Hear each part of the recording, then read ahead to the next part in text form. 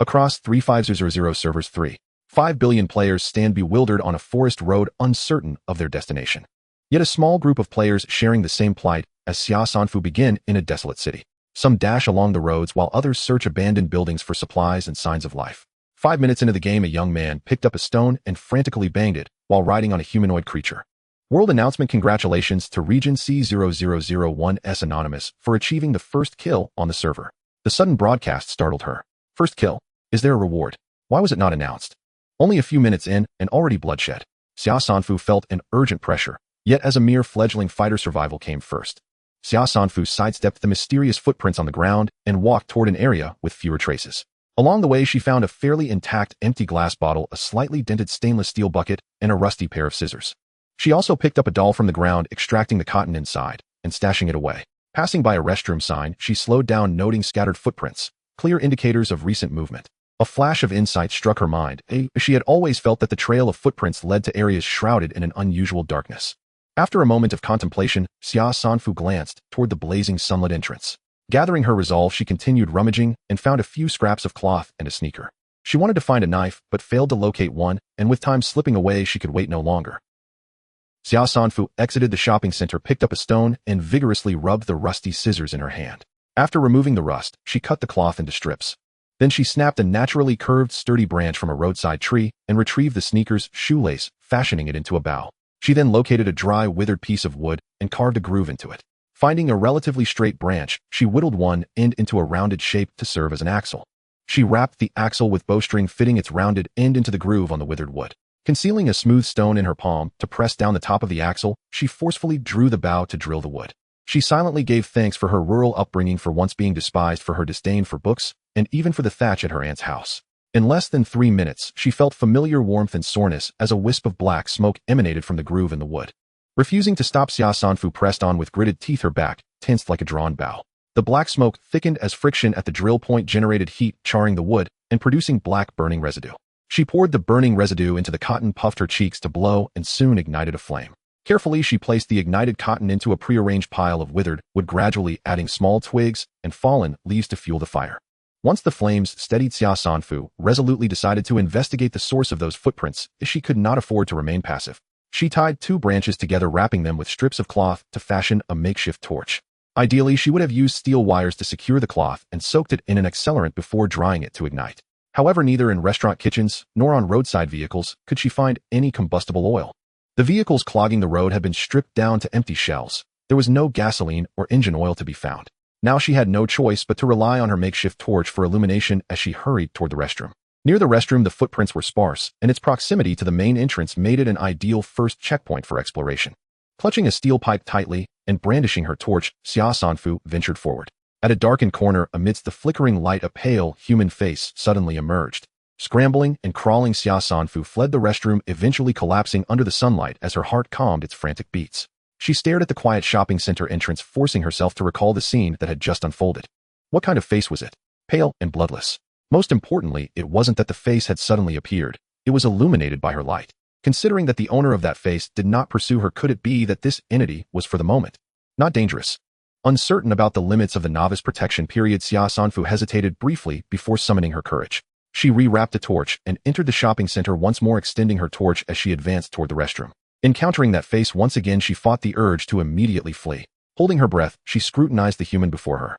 Perhaps it could hardly be called human. Its slack skin, draped over a skeletal frame, resembled a grotesquely pale covering that remained motionless, with a hint of sharp teeth peeking out. Damn this game for lacking an identification function. Xia Sanfu cautiously backed out of the restroom. Halfway back, she gripped the steel pipe, tightly resolved to take a chance, betting that it was a monster, a part of the game, and that it might offer a clue to this survival ordeal. She turned back, igniting a corner of the creature's garment with her torch. Once the flames leaped upward, she immediately retreated 3 meters away, holding the steel pipe across her chest. At the moment the fire intensified, the creature suddenly opened its blood-red eyes, its twisted limbs emitting a hissing roar. Xia Sanfu escaped from the restroom as soon as it opened its eyes, pressing against a wall outside, ready to swing her steel pipe at any sign of pursuit. However, after waiting for 30 seconds and hearing a lingering hissing, it appeared to remain in place and did not pursue.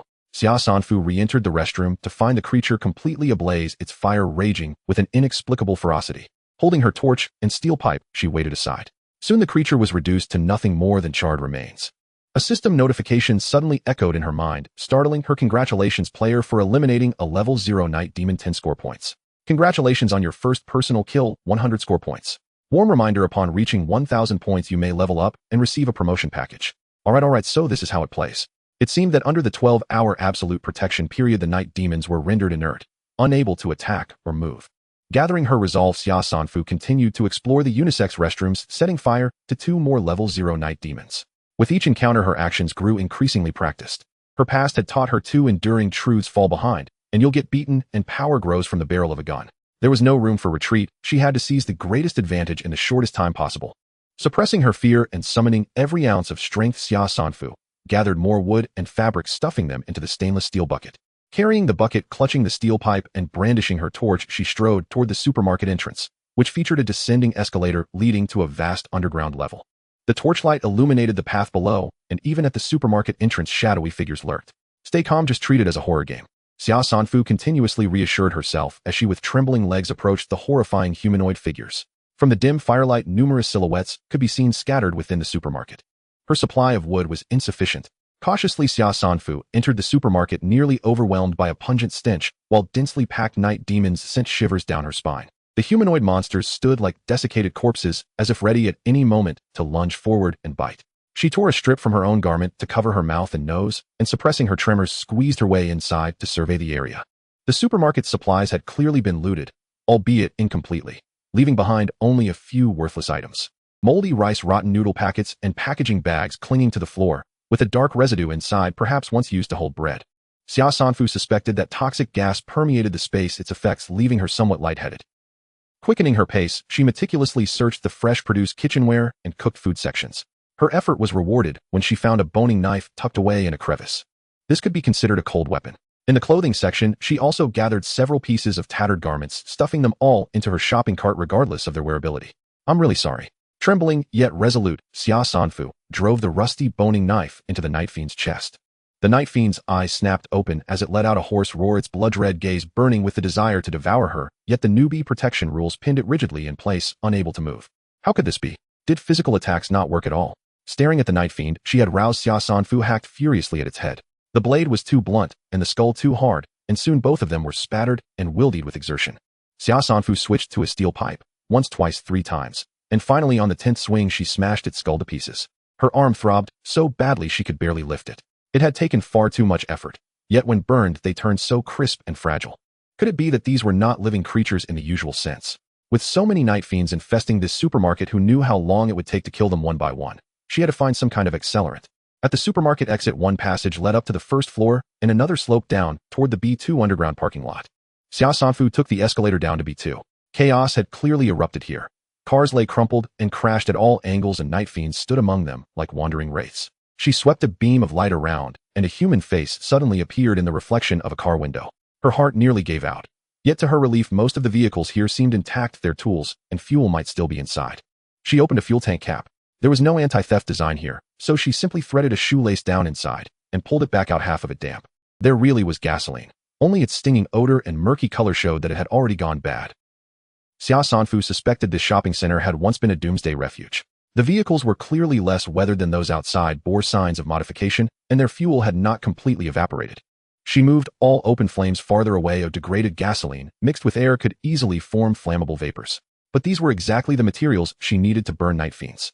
Now all she lacked was a length of soft tubing to siphon the fuel. Her mind turned quickly, and she recalled seeing a broken water dispenser in the staff lounge of a restaurant. Anyone who has ever changed the water bottle knows the dispenser's reservoir is connected to a soft intake tube. She hurried off to retrieve the tube, wiped it down with her clothes, fed one end into a fuel tank, and drew a breath at the other end, pinching the hose and lowering it before the gasoline could reach her mouth. Under the principle of siphoning, gasoline began to stream steadily through the tube. Xia Sanfu bustled back and forth, collecting seat cushions and pillows from the cars and stacking them beneath the tanks so the flowing fuel could soak them through. At the same time, she pushed over one shopping cart after another, cramming the fuel-soaked items inside. After draining a little over 20 fuel tanks, she had prepared 16 carts worth of accelerants. May you all rest in peace. Xia Sanfu set fires everywhere using the accelerants. Blazing light surged outward as the sleeping Night Fiends jolted awake, writhing and twisting in agony.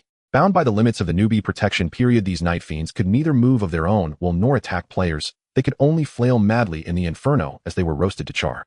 Heat, the stench of scorched flesh, and the supermarket's own heavy foul odor mingled into something stifling and suffocating. After watching for a while, Xia Sanfu retreated into the parking garage. System notifications cascaded in her mind, recording the night fiends she had slain and the battle points she had earned, even noting that a level 1 night fiend had dropped an ordinary treasure chest. Another notice informed her that her battle points had reached 1,000, promoting her to level 1 with a promotion gift pack, and also that her night fiend hatred value had surged, marking her as a priority target among crowds. Before the blaze behind her had even finished burning, Xia Sanfu was already deftly descending to B2 again, setting fires as she moved upward from the B1 exit back to the surface, then sweeping through all 4 ground levels to ignite them as well. In this building, night fiends were concentrated mainly in the supermarket, with relatively few elsewhere.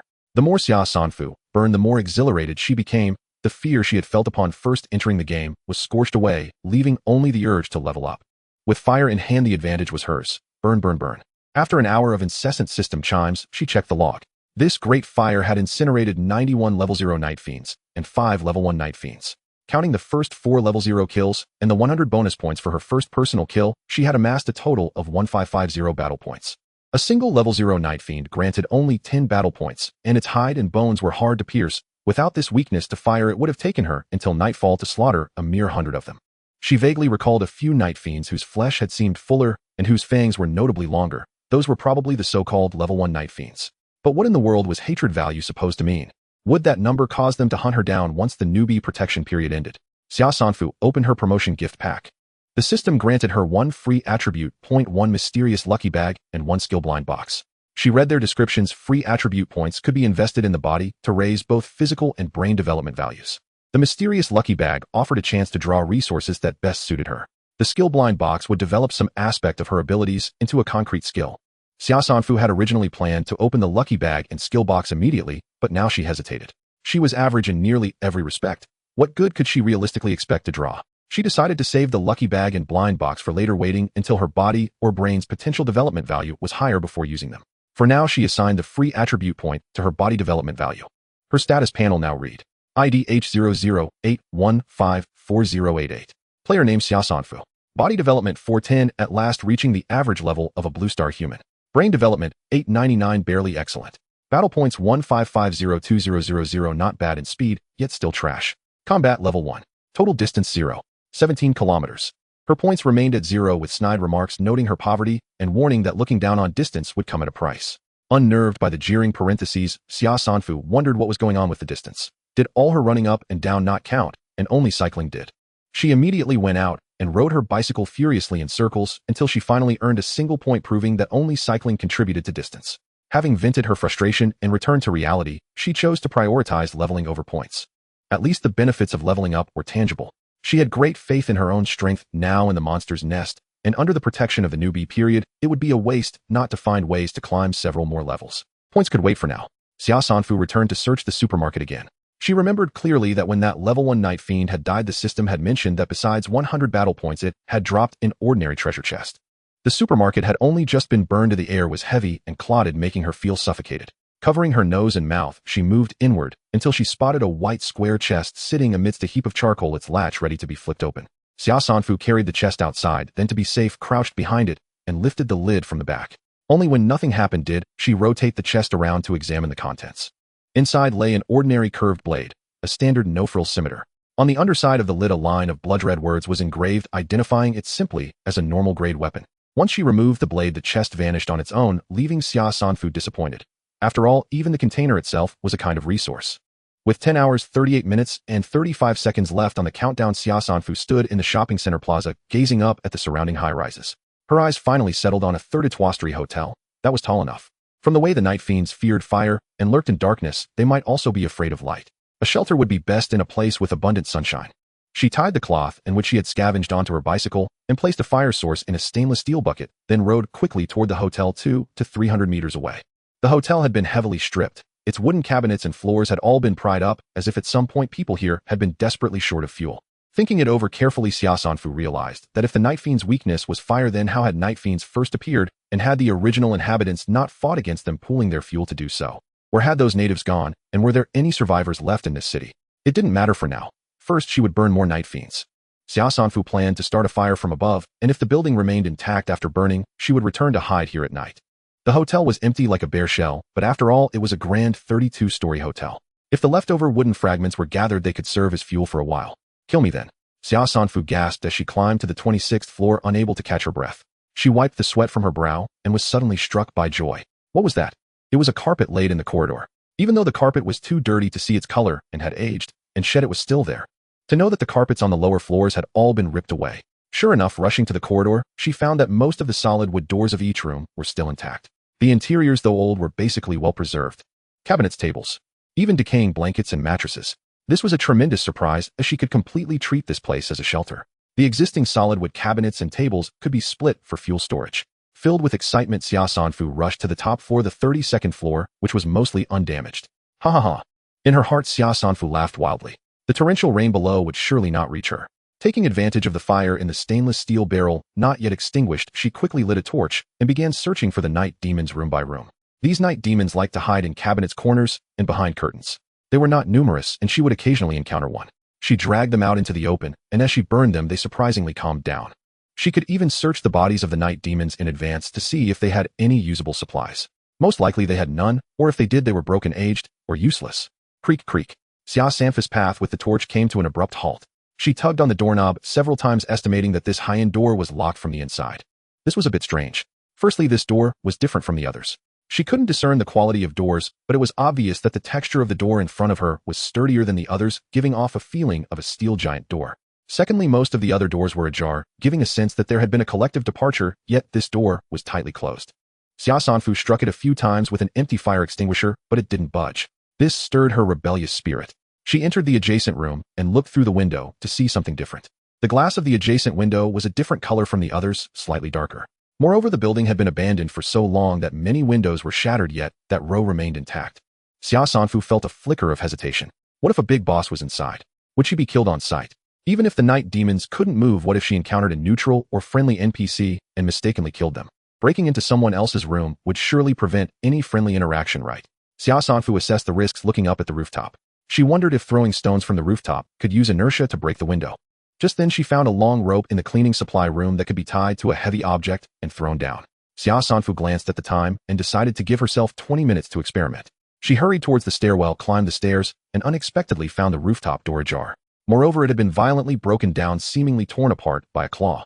This was the first time she had seen such destructive power. Xia Sanfu cautiously stepped onto the rooftop and was immediately struck with awe. What kind of power and wealth could transform the entire rooftop into a glass house resembling a botanical garden? Was it not illegal? Would it not be condemned online?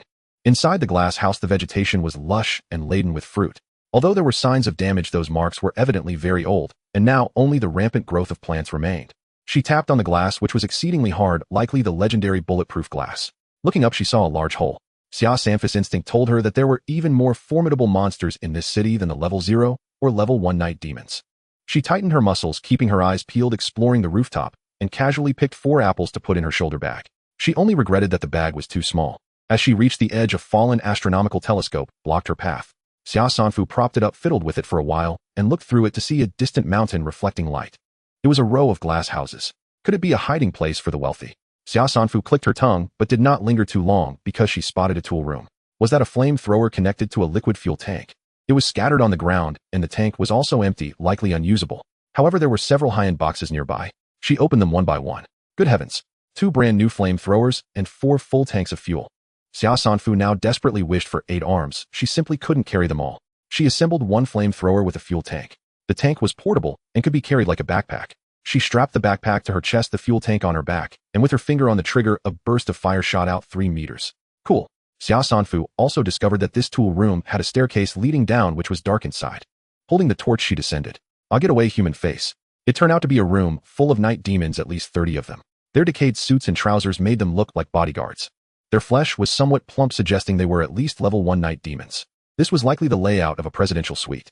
Descending the stairs led to a living room, study, master bedroom, guest bedroom, conference room, gym, dining room, indoor swimming pool, etc. Beyond a small door on the west side was a similar layout, indicating that 2 presidential suites had been combined. The western presidential suite appeared to be used as a storeroom, filled with clothes, daily necessities, weapons, and sealed food. Xia Sanfu drew back the curtains she had been pulling, letting in light that reduced the oppressive and terrifying atmosphere by half. Unfortunately, most of it had decayed and molded. She opened a can, and a foul smell wafted out. The shelf life of this can was 5 years, indicating it had surpassed its expiration date. The clothes packed in sealed bags were somewhat moldy, and the compressed biscuits had also swelled.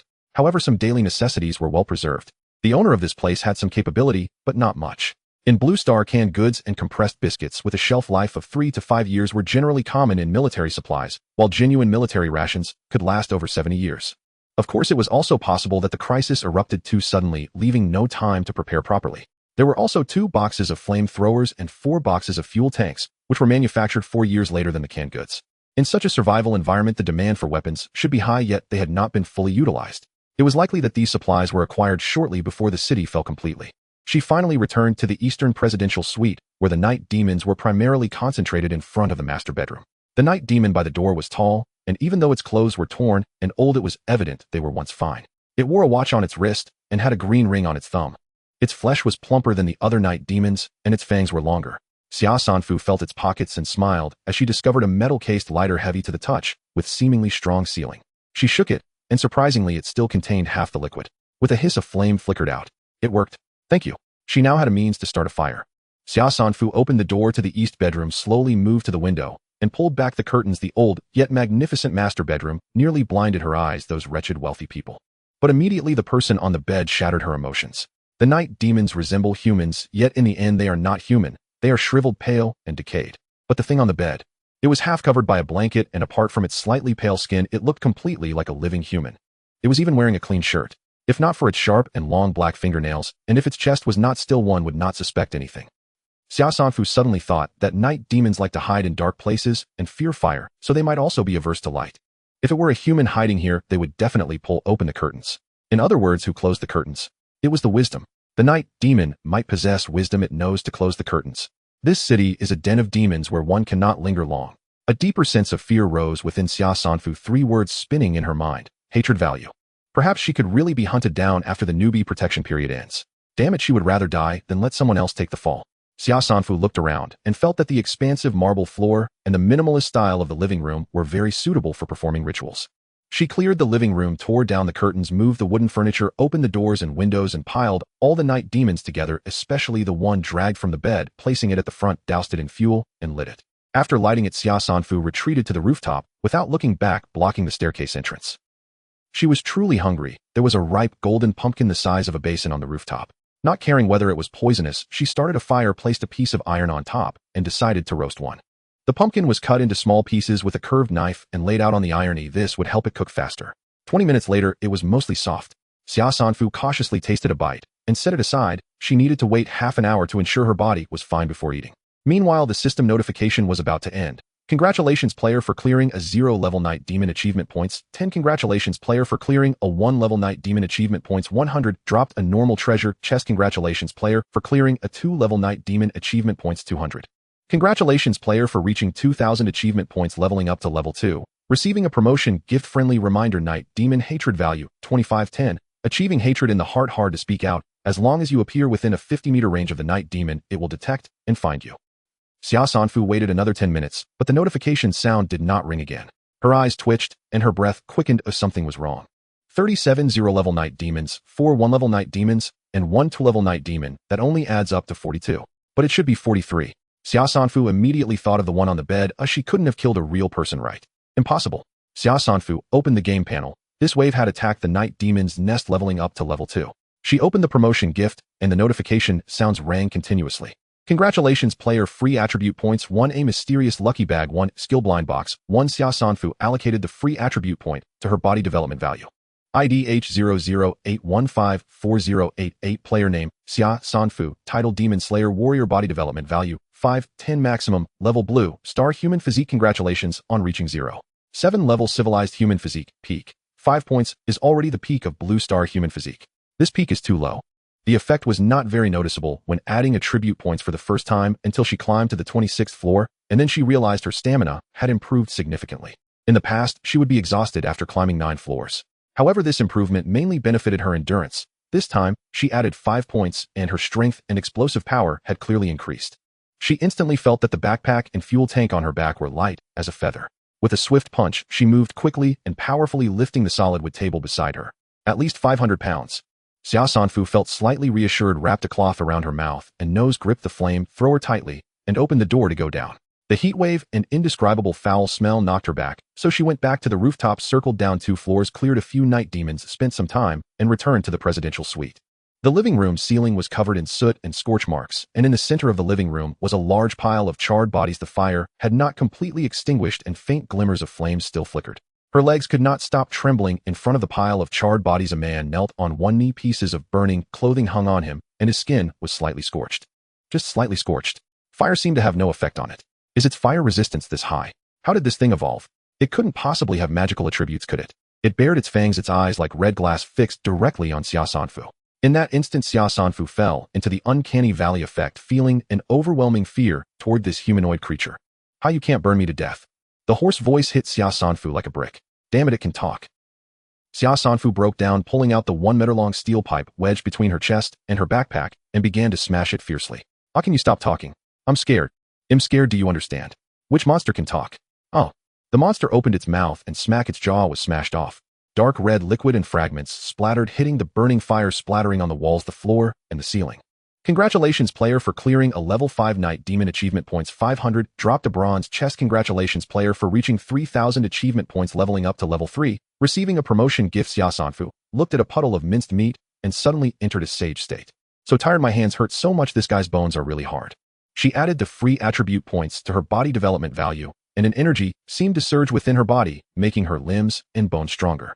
She shook the bent steel pipe and threw it aside, drew out the curved knife from the previous treasure chest, and approached the treasure chest. Clicked the latch, opened, lifting the lid. There was one item. Bronze level night vision goggles. After wearing, you can observe conditions within 100 meters in dark environments without obstruction, limited to 3 uses each, lasting 1 hour. On the bright side, she gained 3 extra hours of nighttime activity time. There were 5 ordinary treasure chests in the pile of corpses, and she pulled them out and opened them all. Bright flashlight, 1 autumn long sleeve and long pants set, 1 gas mask, 1 flint, 1. The ordinary treasures from the treasure chests were all common items, but for her current situation, they were invaluable. The last treasure chest yielded a useless gemstone ring. Xia Sanfu held the green ring in her hand, questioning her life. The items from these treasure chests couldn't possibly be a restoration of the night demon's possessions or abilities, could they? She mumbled while changing into long sleeves and long pants, putting on her helmet, knee pads, fingerless gloves, and clipping the red-tinted night vision goggles to her collar. This outfit was workwear style, advantageous for its many pockets. She put on the urgently needed gas mask and stowed the bright flashlight, flint, the sheath, curved knife, and the kerosene lighter she found earlier into her pockets. Her cycling backpack contained a pump, windbreak glasses, rusty scissors, a boning knife, and 4 apples. Now that she had strength, she was no longer afraid of carrying a backpack. While rummaging through the presidential store, she found some still relatively intact supplies and moved usable clothing and blankets to the rooftop to air out. Most importantly, there were unopened tents and sleeping bags here. Ignoring their musty smell, they could still be used. Xia Sanfu planned to use the 32nd floor as a temporary shelter, gathering all usable supplies and stacking them aside. She would later clear the night demons from the lower floors and surrounding buildings, collecting wood for fuel just as darkness was about to fall. The game panel displayed a countdown of 8 hours, 55 minutes, and 15 seconds, indicating that it took about an hour to clear this floor. She pondered her next plan while swiftly flipping through the notebook she found in the study.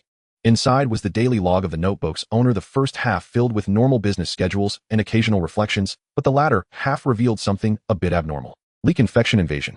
A few key phrases pieced together the gist of events, suggesting that a local research institute had a virus leak, causing infected individuals to display symptoms like photophobia, agitation, and bloodlust, turning them into monsters that fed on human blood.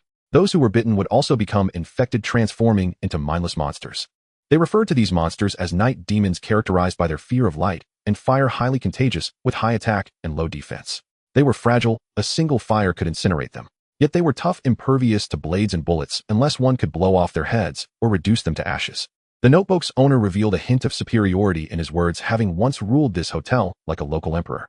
Later, with the establishment of the Fushan base and the relocation of many survivors, he chose to stay behind, confident in his self-sustaining setup and the security of his doors and windows. He mentioned that the walls of the entire room had steel plates inserted early on, making it as solid as a fortress. The wall materials were of laboratory grade, ensuring basic fireproofing and insulation. But then he became anxious. The night demons would grow stronger. After level 3, their weaknesses to light and fire would diminish. By level 5, they would gain self-awareness and evolve into abilities centered around blood energy, their strength comparable to humanoid cranes, and they would also utilize tools. Then the entries ended abruptly, likely due to a humanoid crane dismantling his home. This notebook revealed much important information such as the gathering places of night demons, the distribution of urban resources, and the emergence of the level 10 Night Demon King.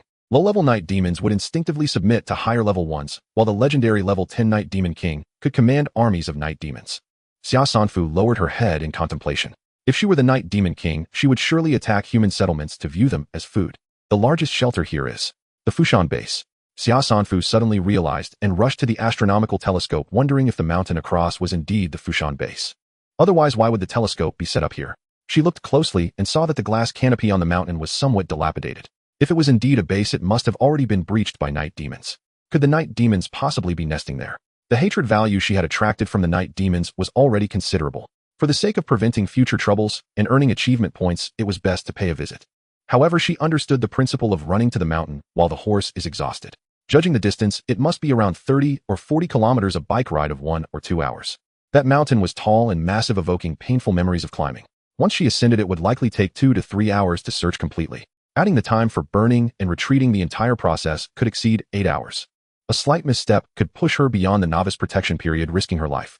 The safest option was to escape the city now as far away as possible, so that once she exited the protection period, she wouldn't have to face the wrath of the night demons. But who knew what dangers lay ahead?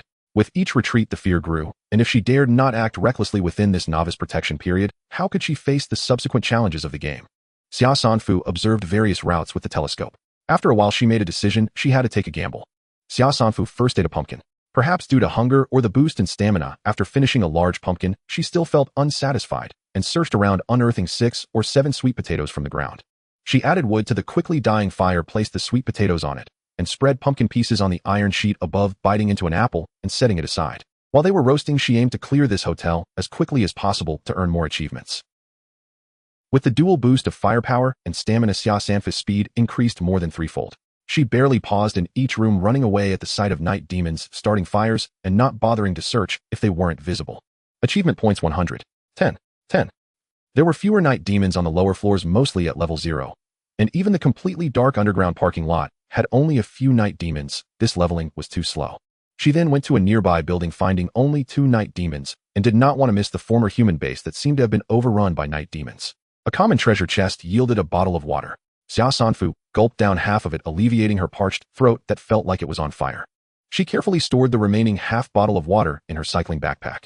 Returning to the rooftop, she began to pack away the items that were drying. 3 large-capacity travel backpacks, 2 raincoats, a sleeping bag, a tent, a small pot, and a thermos. The sleeping bag and tent were rolled into a cylindrical storage bag the length of her arm, which could fit in the same travel backpack as the raincoats and pot. The second travel backpack contained 3 canisters of fuel with a flamethrower inserted upright. The third travel backpack was stuffed with roasted sweet potatoes, raw sweet potatoes, apples, and a thermos filled with pumpkin pieces. There were still some pumpkin pieces left on the iron sheet that couldn't fit, so she ate them directly. She wanted to take the astronomical telescope with her, but sadly it wouldn't fit. With a determined heart, she simply smashed it down to the floor below. She couldn't let anyone use it to track her whereabouts. Countdown: 7 hours, 05 minutes, 03 seconds. This bicycle had no rear seat, so she could only hang 2 travel bags on the crossbar, securing them with ropes, while carrying a cycling backpack and one filled with fuel on her back. With a push of her legs, the bicycle shot forward swiftly. The streets of the ruined city were almost impassable, littered with abandoned vehicles and chaotic debris. Luckily, she was accustomed to riding a bicycle, so she charged ahead once she found her direction, propelling the bike with the vigor of a motorcycle. Hey! A sudden shout startled her, causing her bicycle tire to veer slightly. Xia Sanfu quickly steadied herself and glanced at the 4 people running towards her from an oblique angle. Who are they? Are they players or NPCs?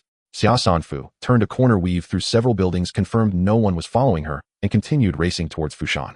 She had little time left and couldn't afford to stop and chat.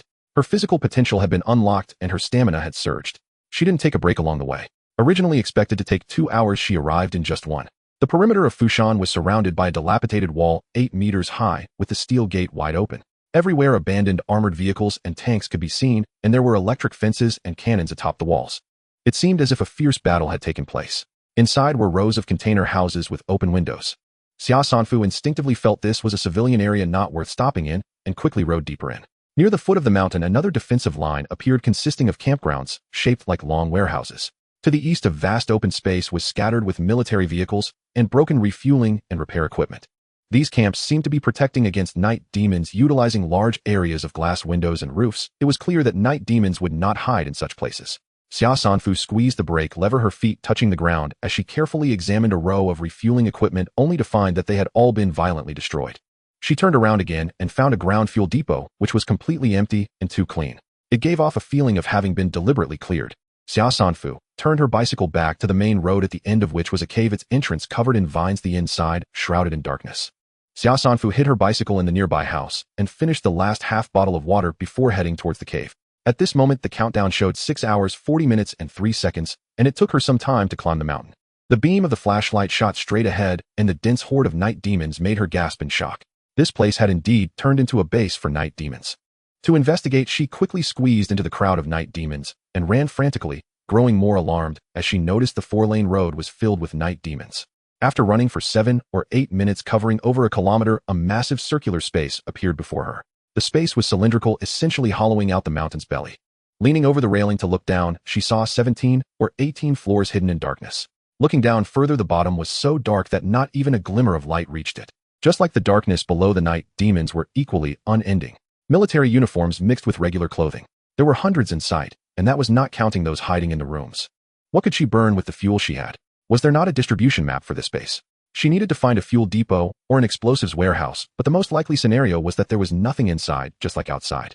If the high-level night demons had self-awareness, they would undoubtedly eliminate any threats. Xia Sanfu put away her flashlight and donned her night vision goggles to free her hands. Once she put them on, she was pleasantly surprised. The bronze-tier night vision goggles allowed unobstructed observation of conditions within 100 meters in the dark environment, limited to 3 uses, 1 hour each. The unobstructed observation they mentioned turned out to be X-ray vision. Xia Sanfu gained an intuitive understanding of the vastness of this base, and under the night vision goggles, she saw that most of the upper floors were dormitories and offices, while the top few floors were aircraft hangars. The next 6 floors were also dormitories. Further down were various warehouses, laboratories, and energy supply levels. Xia Sanfu quickly identified the locations of the high-level night demons, as they were generally surrounded by numerous low-level night demons. Within just 100 meters from top to bottom, there were signs of 2 or 3 high-level night demons. The place was too large, and running down the stairs was inefficient. She noticed a steel cable hanging by the railing, which was likely used for lifting materials, extending from the top floor to the bottom. She gripped it tightly. The cable clanged, but was sturdy enough. Relying on her current physical strength, Xia Sanfu grabbed the cable and climbed down, landing on the 17th floor. Here, countless barrels of water were stored, and she even spotted a well connecting to an underground river behind a large door. A high-level night demon with disheveled hair stood by the well, wearing a white dress, and its pale skin was wrapped in bandages, resembling a ghost that had crawled up from the well. Xia Sanfu swung the newly found steel pipe to strike it off the edge of the well, then relentlessly smashed its head. This creature was definitely stronger than the high-level one at the hotel. It felt like hitting an iron lump. She bent the steel pipe before finally cracking its skull. As it convulsed and tried to prop itself up, Xia Sanfu quickly smashed its head to pieces. Congratulations, player, you have eliminated an 8-level night demon, earning 800 achievement points and dropping a bronze treasure chest. Congratulations, player, your achievement points have reached 4,000, and you have been promoted to level 4, receiving a promotion gift pack. The bronze tier night demon helmet provides 5 head defense. The promotion gift pack contained the usual 3 items: free attribute points, a mysterious lucky bag, and a skill blind box. She equipped the helmet and, as usual, allocated the attribute points to her physical development value before heading to the 16th floor. Unlike the 17th floor, which had only a single night demon, the 16th floor was the energy supply layer with generators, combustion furnaces, and fuel zones. Shadows of night demons were hidden among various machines. With limited time, Xia Sanfu focused on eliminating high-level night demons, gaining 700 and 800 achievement points. Nearby low-level night demons casually sprayed flames from their flamethrowers. Whether they hit or not depended on their luck. She wouldn't specifically stop to wait for them to drop treasure chests. She ran wildly, and the notification sounds echoed in her ears: 500, 700, 600. Congratulations, player, your achievement points have reached 5,000, and you have been promoted to level 5, or receiving a promotion gift pack. Congratulations, player, your achievement points have reached 6,000, and you have been promoted to level 6, or receiving a promotion gift pack. Congratulations, player, your achievement points have reached 7,000, and you have been promoted to level 7, receiving a promotion gift pack. As usual, Xia Sanfu allocated her free attribute points to her physical development value. Congratulations, player, your physical potential has been fully tapped, awakening 1-star physical ability. Xia Sanfu carefully looked at her personal information panel. Physical development value 1010. The potential of blue star humans has been fully tapped. No further free attribute points can be added. An additional line appeared: physical ability 1-star 10010000. Xia Sanfu was puzzled. Had her physical potential been completely developed, how would she improve her strength in the future? Continue to kill. Congratulations player, your achievement points have reached 8,000 and you have been promoted to level 8, receiving a promotion gift pack. However, adding to physical development value and free attribute points failed, and she could not add free attribute points to her physical ability either. Could there be other ways to enhance her physical ability? She could only add her attribute points to her brain domain development value, raising it to 9 points. From the 20th minute of the game, Xia Sanfu ignited a torch in the shopping plaza and had not stopped killing since. Every time she leveled up, she not only didn't rest, but bit her teeth and killed even faster and more fiercely. Even though her physical potential was fully developed, killing low-level night demons felt like chopping watermelons, yet she dared not let her guard down for a moment. There must be people in this world who are smarter with better innate physiques and stronger combat abilities than her, but she believed that as long as she didn't waste a single moment and kept killing efficiently, she would have a chance to gain more survival capital. Countdown 3 hours 12 minutes 33 seconds. Friendly reminder, accumulated hatred value from night demons is 10150. Upon reaching no rest for the wicked, you will be pursued by the Night Demon King. Congratulations player, you are the first in the entire server to reach level 10, rewarded with a bronze equipment Wolf Fawn Club, a half-price card valid across the service area, and a bronze level repair station can be upgraded. A world announcement will be made soon. Would you like to reveal the player's name? Xia Sanfu casually replied yes. She was a bit dazed by her killing spree. Had she really amassed 10,000 achievement points? Was she the first to reach level 10? World announcement, congratulations to Xia Sanfu from District H0081 for becoming the first level 10 player in the entire server. World announcement, a player has reached level 10, opening the server-wide battle level leaderboard, which updates in real time. At the end of each round of maps, the top 100 will receive corresponding rewards. Detected that the player qualifies for the leaderboard, would you like to reveal it? Xia Sanfu paused her actions against the night demons and replied yes. She didn't think too much about it, as she just wanted to see what kind of surprises this game could produce. Congratulations player, you are the first to trigger the prestige system, rewarded with a 1 golden forum creation order. Note, prestige is derived from the admiration of the masses. When the system detects public admiration towards you, it will be converted into prestige points. Similarly, when the admiration disappears, prestige points will drop. World announcement, the server-wide prestige leaderboard has been opened, updating in real time. At the end of each round of maps, the top 100 will receive corresponding rewards. Fortunately, the world announcement did not reveal the reward she received. Just when Xia Sanfu thought the system prompts were over, she heard 2 more notifications. Detected that the player has accumulated 10 mysterious lucky bags. Would you like to exchange for a mysterious grand prize? Detected that the player has accumulated 10 skill blind boxes. Would you like to exchange for a skill manual box? Can this thing be exchanged? Xia Sanfu smashed the last night demon in this room and took out a flattened sweet potato from her pocket to eat while checking her personal information. Physical development value 1010. Physical ability 1001000. Brain domain development value 1199. Achievement points 10150200000. Combat level 10. After level 10, each subsequent promotion requires 10,000 achievement points, increasing the difficulty. Xia Sanfu received the Wolf Fawn Club, which weighed about 70 to 80 pounds. It was entirely forged from solid iron, the handle over a meter long, and the head about 70 centimeters, resembling both a jujube seed and an oval-shaped mace covered in spikes with a protruding tip that could be used to strike enemies or be planted in the ground. Previously, lifting something weighing a dozen or 20 pounds would leave her arms aching, but now holding this Wolf Fawn Club felt only slightly heavy. With her current strength and this club, she could smash the skull of an 8-level night demon like a watermelon. She always remembered that the mysterious lucky bag and skill blind box might yield resources directly related to her. Thus, she had been holding off on these 2 items, planning to wait until she excelled in a certain aspect to see if she could open corresponding resources. The mysterious grand prize and the skill manual box were advanced versions of the mysterious lucky bag and skill blind box. Currently, her physical development value could not be increased, and she didn't know how to enhance her physical ability. Only the brain domain development value could still increase attribute points.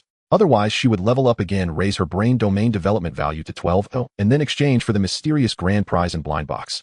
After all, the stronger she was, the more suitable the items she would obtain, right? Xia Sanfu had made up her mind and hurried off to find the next high-level night demon. She had already slain 18 elite night demons of level 5 or higher, along with numerous lower-tier ones, securing 14 common treasure chests and 4 bronze-tier chests. She had assembled the complete bronze-tier night demon set: cloak, helmet, soft armor, and boots.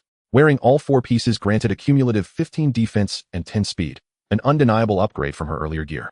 She shoved several surplus supplies, unneeded for now, into her pack without inspecting them closely. With 1 hour 9 minutes and 16 seconds remaining on the countdown, she reached the northwestern edge of floor 16 when unexpectedly she spotted a narrow passage extending from the northwestern sector of sublevel 13 into another mountain massif. Sublevel 13 was designated as the experimental layer. Observing night demon distribution revealed that those below level 5 acted purely on instinct. They never voluntarily entered sealed empty rooms. Night demons above level 5 behaved less predictably. Some appeared to select personal lairs.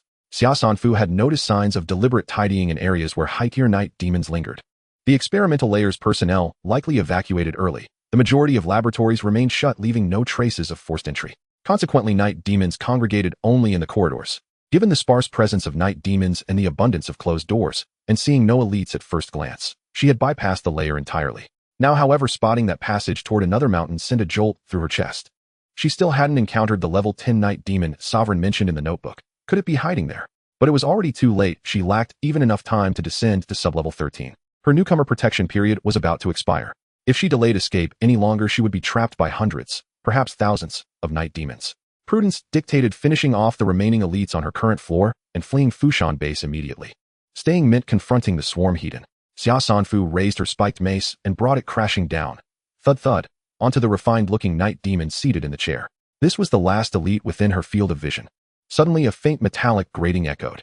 10 minutes earlier, 6 hesitant figures had peered into the cavern entrance. Holy hell, Brother Ben. We found the night demon nest. Damn it. We sought shelter and stumbled straight into this. What do we do? Our protection period ends any second. We can't outrun them. Brother Ben, there's a manual door mechanism here. Just turn this wheel, but it's rusted solid. We'll need several people to help. Said Brother Ben, rubbing his bald head. We rarely get to see so many monsters in one place. Let's not leave empty-handed. 10 minutes to hunt, then seal the gate and retreat. Agreed. Some brandished cleavers, others gripped clubs. Brother Ben alone displayed real skill, pulling out a homemade incendiary bottle and hurling it with force, igniting sharp bursts of flame and sparks. Time's up. Heave-a-ho. Heave-a-ho. The wheel groaned, and the colossal steel gate concealed above the entrance began its slow descent. Clang, clang, clang. Urgent knocking reverberated from deep within the cavern. The 6 froze, ears pricked. One hesitated. Could someone be inside? Brother Ben's eyes flickered. The rhythm, 3 short, 3 long, 3 short, was unmistakable, an SOS signal. Might be a monster awakening. We must move faster. They exchanged glances, some silent, others nodding in agreement, and redoubled their efforts, turning the wheel. Once the gate descended halfway, gravity took over, accelerating its fall. They ducked low and fled outside. Meanwhile, Xia Sanfu vaulted over the railing and landed lightly, watching the distant end of the kilometer-long corridor shrink, its sliver of daylight narrowing rapidly. She sprinted full force, snatching night demons mid-run and hurling them toward the entrance. Some flew clear beyond the threshold, others tumbled beneath the descending gate. Though the steel gate appeared sluggish, its descent was deceptively swift, crunching the piled night demons into pulp. With only 2 fists width left before sealing, Xia Sanfu hurled her spiked mace. It pierced the writhing mass and jammed, firmly wedged between gate and floor. Too late. Gritting her teeth, she strained upward against the gate, neck veins bulging. Even with her body's potential unlocked to level 10, peak human strength, she managed only a few millimeters of lift. Even the barbed spikes on her bronze-tier mace bent and snapped under the gate's crushing weight. Spotting the nearby wheel mechanism, she rushed over, only to yank the entire wheel clean off its axle. It wasn't her strength, it was corrosion. Only then did she catch the acrid biting stench in the air. On the main road leading outward from Fushan base, a minivan roared forward. Inside, faces glowed with the relief of narrow escape. Brother Ben thought ahead. Corroding the wheel ensures even an intelligent foe can't reopen it. No wonder he drew a car right at the start. He's got serious luck. My rickshaw makes me want to cry. Don't forget, he's a level 4 veteran ranked on the combat leaderboard. As long as the game keeps us together, I'm sticking with Brother Ben. Countdown 56 minutes, 21 seconds. Xia Sanfu steadied her breath. She wedged the broken wheel into the gap between gate and floor, added 2 metal shims, then planted 1 foot atop the mace, and pushed upward with every ounce of strength. The instant the gate loosened, she jerked her foot backward, yanking the mace free. Clunk. The gate dropped again, instantly flattening the wheel and shims. Fortunately, a narrow gap remained, just enough for air to seep through. Calm despite peril, Xia Sanfu recalled noticing emergency stairwells during her elite clearing sweep. These ran vertically through every floor, terminating at the mountaintop. The emergency exit for this level lay beside the corridor, a standard 1.5-meter-wide blast door. It stood wide open, as did most emergency safety doors across all floors, suggesting a hasty large-scale evacuation. That openness had drawn night demons into the stairwell. She advanced, mace swinging, 1 strike per demon, until 2 arched doorways appeared, one to the south, one to the north. The southern doorway opened into a vast aircraft hangar. Gale force winds blasted in from the massive aircraft bay entrance, whipping her hair into frenzied chaos. Bracing against the gale, she approached the opening and froze. Beyond stretched sheer cliffs and endless mountains. The bay mouth was carved directly into vertical rock face. Climbing down was impossible, especially at night. She hurried northward down the corridor, then cursed aloud. Collapsed. This doorway led to the rooftop helipad. Whether nature or sabotage caused the collapse remained unclear. Her night vision goggles had exhausted all 3 uses. Now one hand held a flashlight, the other gripped her mace. How could she fight reawakened night demons like this? A chill seized Xia Sanfu. She scrambled, flashlight beam bouncing wildly, as she slammed shut every emergency safety door across the floors. When hinges failed, she tore doors from other levels and dragged heavy objects to barricade breaches. 16 floors up, 17 floors down, 33 stories total. Sweat streamed off her as she raced. Countdown 10 seconds. She slammed the final door shut and slumped against the wall, gasping. 10, 9, 8, 7, 6, 5, 4, 3, 2, 1. Worldwide announcement: newcomer protection period has ended. Communication channels activated. Minimap activated. Server network activated. Dungeons activated. Rainforest storm map activated. Day 1 of the Rainforest storm begins at 000. Wishing all players an exhilarating experience. Xia Sanfu opened the communication channel. It split into 2 tabs, one for region H0081, displaying online users 998781000. Wait, what? How did over 100 players die during absolute protection? The second tab showed the global channel, online users 5 billion. The server hosted 35,000 zones, each capped at 100,000 players. Regional chat allowed unlimited messages, but each was restricted to 50 characters. Global chat required purchasing a megaphone before posting, and messages were capped at 300 characters. A copper megaphone cost 100 points, single use. A silver megaphone cost 500 points, 10 uses. A gold megaphone cost 1000 points, 12 uses, auto-pinned, and unrestricted in length. Not affordable, not even close. Xia Sanfu returned to her interface. A new map icon glowed in the upper left corner. Just as she reached to tap it, a cascade of system chimes rang in her ears. Detected that the player is currently inside the large single-player dungeon City of Night Demons. The dungeon has been activated and the entrance is sealed. One must either clear the dungeon or abandon it to leave. Notably, multiple players have intruded into the dungeon, increasing the difficulty, and the night demons have gone berserk by 50. Please note, first, the dungeon has officially commenced and the use of mini-maps, communication channels, and other public sections is prohibited. Second, except for treasure chest items, all other dungeon items cannot be taken out and task rewards will be calculated after the dungeon ends. Main quest triggered: survive for 3 days, reward 3,000 points. Side quest 1 triggered: explore the Fushan base and find the night demon antibody reagent, reward random card. Side quest 2 triggered: eliminate the night demon king, reward bronze level physical enhancement agent. Xia Sanfu looked at the chaotic positioning on the minimap, realizing she had STA. The entire city is the boundary of the dungeon. What does the dungeon marker mean, and what is a bronze level dungeon accessible to players level 10 or above? She just happened to be stuck at level 10. Why wasn't she expelled right from the start? Bang! A loud noise echoed and a bulge appeared on the emergency safety door beside her. Xia Sanfu was suddenly alarmed. This was the 17th underground level used for storing water. There had been a high-level night demon above the well that she had already dealt with. How could there still be monsters around? Bang! The main door trembled, almost ready to fall off. The hallway was narrow, and it was impossible to swing her mace. Xia Sanfu immediately opened the safety door to the north corridor and ran out into the circular mountain belly space. She turned and opened a large door leading to the mountain belly space, entering the area with the well. When the flashlight beam illuminated, she saw a large slick rat as big as a calf crashing against the door. But now it turned and charged at her, its blood-red eyes gleaming eerily under the light with a human-like bloodthirst. Xia Sanfu casually wedged her powerful flashlight into the gap between the stacked water barrels, raising her mace to swing at the rapidly charging fat rat. I am an amateur badminton player at level 10, and there's no ball I can't handle. Bang! The fat rat crashed through a wall of water barrels, water splashing everywhere. Squeak! The explosive sound pierced her ears, making her head spin. Just as she was dazed, those blood-red eyes were close at hand, and she hurriedly sidestepped to avoid the incoming figure, swinging her mace to create distance. This damn rat seems to have some skills. Its cries are disturbing her mind. Xia Sanfu gritted her teeth, knowing she couldn't engage in a prolonged battle. As it lunged at her with its sharp teeth again, she swung her mace upward, tossing it into the air, then swung down to smash it into the wall, like a cannonball. Taking advantage of its momentary suspension, Xia Sanfu rushed forward, swinging her mace in a blur, striking repeatedly, until she stopped only when she heard the sound of its skull shattering. Congratulations. Player has eliminated a level 10 Night Demon, achievement points 1000, and a bronze treasure chest dropped. Level 10 Night Demon. Wait a minute. Why is it not the Night Demon King? Could it be that she had jumped to conclusions? The hotel notebook stated that the level 10 Night Demon King could command the Night Demon army, and she assumed that the Night Demon King was level 10. But she shouldn't forget that the notebook recorded events from many years ago. According to the rules that allow entry into a bronze level dungeon for players level 10 and above, the danger level of this dungeon is at least targeted at players above level 10. This means that level 10 and above night demons could appear. This is unplayable. Xia Sanfu quickly summoned the game panel to find the dungeon exit button, only to be notified that exiting the dungeon requires purchasing an exit card, and all items obtained within the dungeon would be confiscated. Who knows where to buy an exit card? Even if she knew, what could she buy with her 32 points? Xia Sanfu had previously felt exhilarated from harvesting, yet now she wished she could bang her head against a wall. Indeed, the gifts of fate have their hidden prices. This is a damn deadlock. Xia Sanfu opened the bronze treasure chest only to be greatly disappointed. It contained a 1 underwater breathing pearl, not an attack item. She pocketed the breathing pearl and leaned over the well to take a look. The appearance of the breathing pearl led her to speculate that this rat had come through the waterway. In this room, the well was the only breakthrough point. But she wasn't considering risking a plunge into the well for now, if the situation below was unknown and wasn't a good choice. Suddenly, a heavy thud echoed from outside.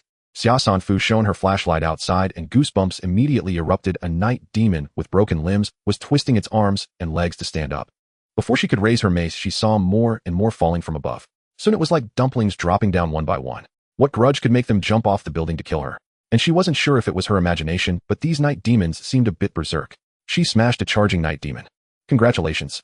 Player has eliminated a level 0 night demon pseudo-level 5 achievement points double 20. System notification hate value exceeds 100. The night demon swarm has gone berserk. Each night demon increases by 5 levels, and the night demon king receives a clan buff, increasing its level to the dungeon's upper limit of 20. Oh my god, 20 levels, 20 levels, 20 levels. Xia Sanfu felt darkness creeping in front of her eyes and slammed the main door shut. Calm down, there's still a chance.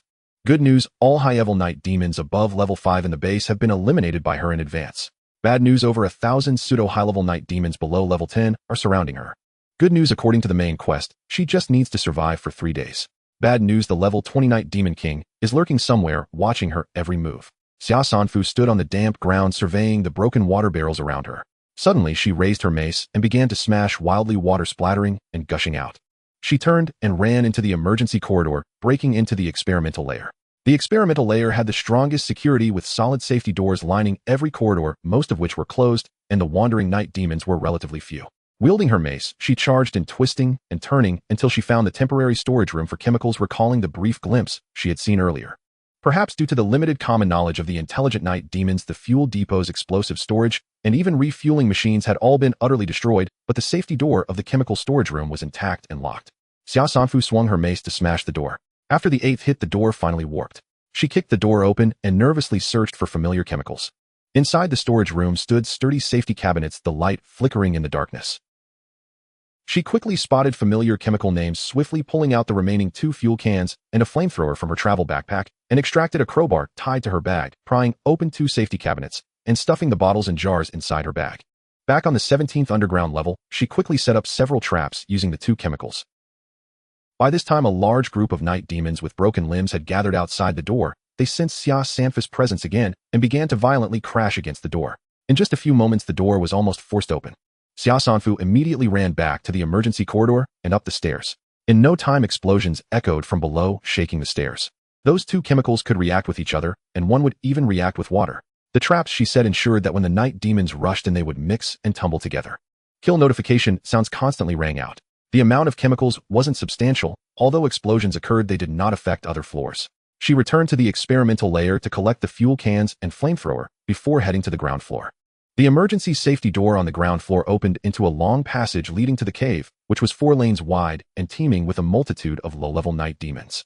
Most of those who had just jumped off came from the ground floor. As they all surged towards the inner side of the circular mountain, she opened the door to find it completely empty. But soon the night demons caught her scent and turned to charge at her. Xia Sanfu pulled 3 white glass bottles from her backpack and hurled them at the approaching swarm of night demons, then immediately took out 3 brown bottles and threw them at the spots where the white glass bottles shattered, resulting in 3 explosive blasts. The shock of heat tousled her hair, but the burning sensation was blocked by the night demon suit she wore. Without hesitation, she pulled the trigger, adding fuel to the fire, unleashing a torrent of flames towards the site of the explosions. The violent reaction ignited a massive fireball as hundreds of night demons crowded together, the flames quickly spreading. Xia Sanfu did not look back, discarded the empty fuel canister, and turned to close the door, retreating back into the emergency corridor to the 9th floor. From her previous memories, the 9th floor was the indoor training area, which was open without any partitions, filled with various training equipment that could cause some obstruction. Most importantly, there were relatively few night demons inside, probably around 20 to 30. She estimated that the night demons she had burned to death on the 17th underground floor and the ground floor combined with these 20 to 30 would be enough for her to advance to level 11. After leveling up and gaining free attribute points, she would exchange them for a mysterious grand prize and skill blind boxes. Dealing with a level 20 night demon king seemed utterly impossible. She could only place her hopes on her game skills. As soon as she entered the 9th floor, the wandering night demons rushed at her from all directions like sharks sensing blood. Xia Sanfu held a flashlight in her mouth, maneuvering around the training machines, engaging in positioning battles with them. She approached one to strike, and if more than 3 were within a 2-meter range, she would flee. Congratulations, player, for eliminating a level 1 night demon pseudo. Level 6 battle points doubled 200. Congratulations, player, for eliminating a level 0 night demon pseudo. Level 5 battle points doubled 20. Xia Sanfu staggered, looking down to realize she had stumbled into the barbell area, tripping over a barbell. She picked up a barbell and swung it around, sending it flying, knocking down a cluster of night demons. If I can't kill you, then I lose. Several barbells flew out in succession, with the sound of collisions echoing. Suddenly, Xia Sanfu felt a chill at her neck, her shoulder weighed down heavily, and a foul stench invaded her nostrils. She quickly reached back and grabbed a decayed arm, yanking it off and flinging that guy to the ground, crushing it with a single blow. The night demon suit she wore had already shown signs of damage. She feared that she would either be eaten or transformed into a night demon, so she hurriedly circled to create distance, targeting the isolated ones to kill. With the number of night demons in the 9th floor dwindling finally. Congratulations, player, your battle points have reached 2-0, advancing to level 11, and receiving a promotion gift pack. Xia Sanfu dodged the last 2 or 3 night demons while multitasking to open the gift pack. Gift pack resources: free attribute, 0.1 is source stone fragments, 1.110. Source stone fragments, purple hexagonal pieces that can be exchanged for secrets in the service area. Why is there no mysterious lucky bag or skill blind box this time? She didn't have time to ponder, quickly allocating the attribute point to brain domain development, and her personal information changed. ID H0081540888. Player name, Xia Sanfu. Title, Demon Slayer. Body development value, 1010. Physical potential has been fully tapped out. Stamina 1 star 1. Brain domain development value, 1299. Not bad. Battle points, 2. Combat level 11. Cumulative distance 32.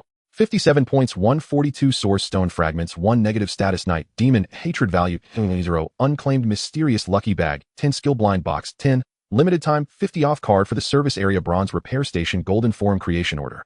Xia Sanfu chose to use 10 mysterious lucky bags to exchange for a mysterious grand prize, and a burst of colorful light flashed on the game panel, producing a golden lucky bag. Under normal circumstances, she would carefully appreciate it, wash her hands, and sincerely open it. Now she was too busy dealing with the night demons and felt that this thing was too flashy. Without thinking, she directly opened the golden lucky bag. Congratulations, player, for obtaining the epic equipment Hand of God, which can enhance item quality and has a chance to upgrade item performance.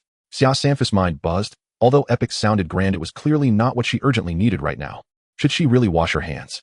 She kicked away the grinning night demon, slid into a kneel, and recited blessings from the limitless Tiantian Namo Umitba. Hallelujah. Xia Sanfu of the Blue Star Alliance, District 15, Gaoheng City, Feiyan Street No. 18, now seeking survival. Game ID H0081540888. May the great gods bless me with an extraordinary secret manual and help me avoid this calamity. Then she braced herself, spinning to kick away the night demon that tried to ambush her, and exchanged 10 skill blind boxes for a secret manual blind box, immediately clicking to open it. Learn. But then what? Why wasn't there a one-click learning option? Why hadn't it automatically been stuffed into her brain? Suddenly, the icon symbolizing the Great Void visualization transformed into specks of golden light that flew into her brow. Bang! Her head felt like it had been struck hard, and in an instant, everything went blank.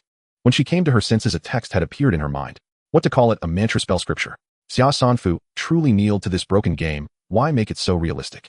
Learning a secret manual still required her to comprehend it herself. Xia Sanfu struggled to calm herself, attempting to decipher the Great Void visualization in her mind. After 5 minutes, she cursed and gave up. It was utterly incomprehensible, and she had no intention of trying to understand. She still needed to find a way to level up and gain attribute points. The flashlight's light dimmed a bit, and Xia Sanfu's heart tightened as she suddenly remembered there was a bronze repair station among the prizes. She had not claimed it because once claimed, she couldn't carry it, and this broken game didn't even have a storage space. Additionally, using the repair station required points. She only had 32 points before. Now that she had gained 110 points, and given the urgency of her life, she couldn't care less. Xia Sanfu claimed the repair station, which was silver-white cubic, about 26 inches on each side, with a round button in the middle of the front. She opened the top lid, revealing a storage space of around 2 to 3 liters. She placed her night vision goggles inside, and a mechanical voice abruptly sounded. Bronze equipment night vision goggles value 1500 points, completely scrapped, requiring 100 of the original price for repair, totaling 1500 points. Normal equipment flashlight value 75 points, degree of damage 10, minor damage, requiring 10 of the original price for repair, totaling 7. 5 points, rounded to 8 points. Shocked, oh my world, you even round down. Repair. After a series of inexplicable clanking sounds, the flashlight emerged fresh and bright, its light restored to normal. Xia Sanfu casually obtained the epic grade equipment Hand of God. The hand of God was a golden glove as thin as a cicada's wing. Once she donned it on her left hand, the equipment mysteriously melded into her skin, leaving no trace of its existence. At the same time, she also saw the information about the hand of God. Using the hand of God did not require points, but it would consume her life energy. It didn't sound very promising. Xia Sanfu switched the flashlight to her left hand and silently chanted to enhance its quality. Instantly, her left hand radiated golden light, enveloping the flashlight, and after a minute the glow faded. System notification: the ordinary flashlight has been upgraded to bronze equipment, triggering a modification probability. The laser green line has been transformed into a high-energy laser net, which can only be used for 30 minutes. The originally palm-sized flashlight has now grown longer with several additional settings. Long-range, short-range strobe laser net. Xia Sanfu activated the long-range mode, and the entire space lit up like daylight. The short-range mode provided light similar to that of a normal flashlight. As soon as the strobe mode was activated, she felt as if her eyes would go blind and hurriedly put on her night vision goggles. Although the night vision goggles were no longer effective, their lenses were light red, which could serve as sunglasses. Next to the settings was a sliding gear that could control the range of light. A thought gradually formed in Xia Sanfu's mind, but she suddenly felt a wave of weakness wash over her. She could not distinguish whether it was due to her exhausting day or the so-called life energy depletion. She hadn't planned to stay at the Fushan base for long, leaving most of her food outside. Now she only had a cooked sweet potato and an apple left. Xia Sanfu felt regret. Had she known this was a dungeon and that she couldn't leave, she would have brought everything with her. Her throat was dry, making it hard to swallow, so she bit half an apple to moisten her throat before eating the sweet potato. Though she was the only living person, the entire base seemed to come alive, filled with sounds of footsteps and running, and occasionally roars echoed, getting closer. Xia Sanfu dared not rest, even lacking the time to collect fallen treasure chests, and directly ran to the circular corridor on the current level. Surprisingly, the flashlight's long-range mode could illuminate the very bottom level. The power of the low-level night demons had increased by 5 levels, while their intelligence remained unchanged, still relying on instinct as monsters. As soon as she appeared in the circular corridor, night demons from each level surged towards her, clawing and baring their teeth. Especially on the ground floor, they were so crowded that some fell off. Bang, bang, bang. Some agile night demons crawled up through the elevator shaft towards her. Xia Sanfu directed the light towards them, causing the night demons to squint and wail in agony. Looking further up, she saw several crane arms stretched across the top level with iron chains hanging down. She grabbed a chain that was farther from the corridor and pulled it up about 30 meters. Then she took out her curved knife and made a gesture on her body, ultimately striking her own nose. Blood gushed from her nose. She hurriedly used a cloth to catch it, tying the blood-soaked cloth to the chain. Once she let go, the chain clattered down, snapping taut. The position where the blood-stained cloth was tied happened to stop near the ground floor. The night demons seemed even more excited, with some leaping over the railing to grab the cloth. Seeing that they were indeed attracted by the blood, Xia Sanfu quickly swallowed a mouthful of backflowing blood and stuffed cotton from her fire starter into her nostrils as she sprinted towards the ground floor through the emergency passage. The cave passage was littered with charred bones, and there were a few treasure chests. However, as the main entrance of the base, the number of night demons was astonishing. Even after being burned once by Xia Sanfu, it still looked crowded. Xia Sanfu exited through the emergency safety door on the inner side of the passage, stood in the center of the passage, and activated the flashlight's laser net switch. A column of light formed by a red laser grid pierced through the kilometers-long corridor, obliterating the night demons that were illuminated. Xia Sanfu was stunned. The high-energy laser net was indeed impressive.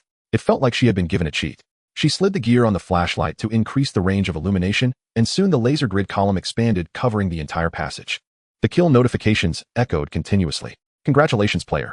Your achievement points have reached 3000, and you have leveled up to level 12, receiving a leveling up gift package.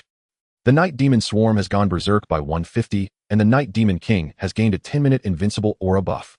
In the dark, desolate base, the Night Demon's agitation suddenly surged to another level, and she could even hear the sound of doors being slammed in the corridor. Oh dear, this dungeon is determined to achieve a no-survivor ending, isn't it? Xia Sanfu tried hard to shake off distracting thoughts. At this moment, hundreds of night demons in the entire passage had been reduced to fragments, and the flashlight was almost too hot to hold. The laser net of this flashlight could only be used for 30 minutes, which meant she had 15 minutes left for use. The leveling up gift package contained 3 items: free attribute points, source stone fragments, and points. Surprisingly, there were again no mysterious lucky bags or skill blind boxes. Did these only appear during the novice protection period? Xia Sanfu suppressed her doubts and allocated the free attribute points to her brain domain development, raising it to 13 points. By this point, Xia Sanfu realized that something was off. With each level up, she gained 1 attribute point, which she then added to her physical development value. Her physical strength, endurance, agility, and even her senses were excavated and unleashed repeatedly. Thus, she had the illusion that each promotion made her slightly stronger, allowing her to contend with night demons of corresponding levels. However, it now told her that once her physical development value reached 10 points, and she developed physical fitness, no more attribute points could be added. So how should her strength be enhanced? Another overlooked point became clear. In her personal information, her level was based on the combat level accumulated from achievement points. The level exhibited by the night demons represented their true strength level. While the enhancement of combat level could indirectly affect personal strength through attribute points, it ultimately did not equate to strength level. It was like when she added 5 points to her brain domain development value, she did not feel any substantial change at all. In other words, even if she raised her combat level to level 20, she might still be unable to deal with a Night Demon King with a strength level of 20. Xia Sanfu was so angry that she pounded the walls. This broken game is full of pitfalls.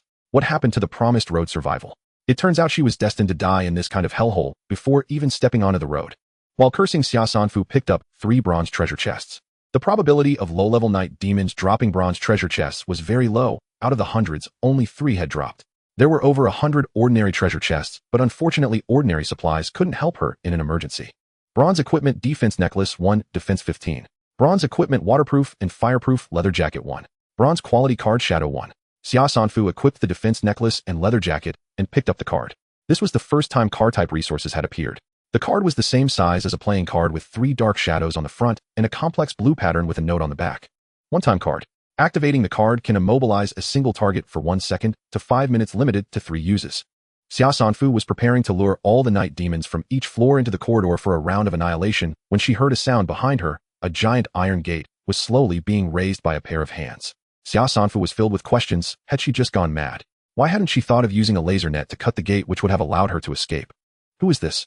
Xia Sanfu aimed the laser net at the exposed ankles of the figure, but nothing happened.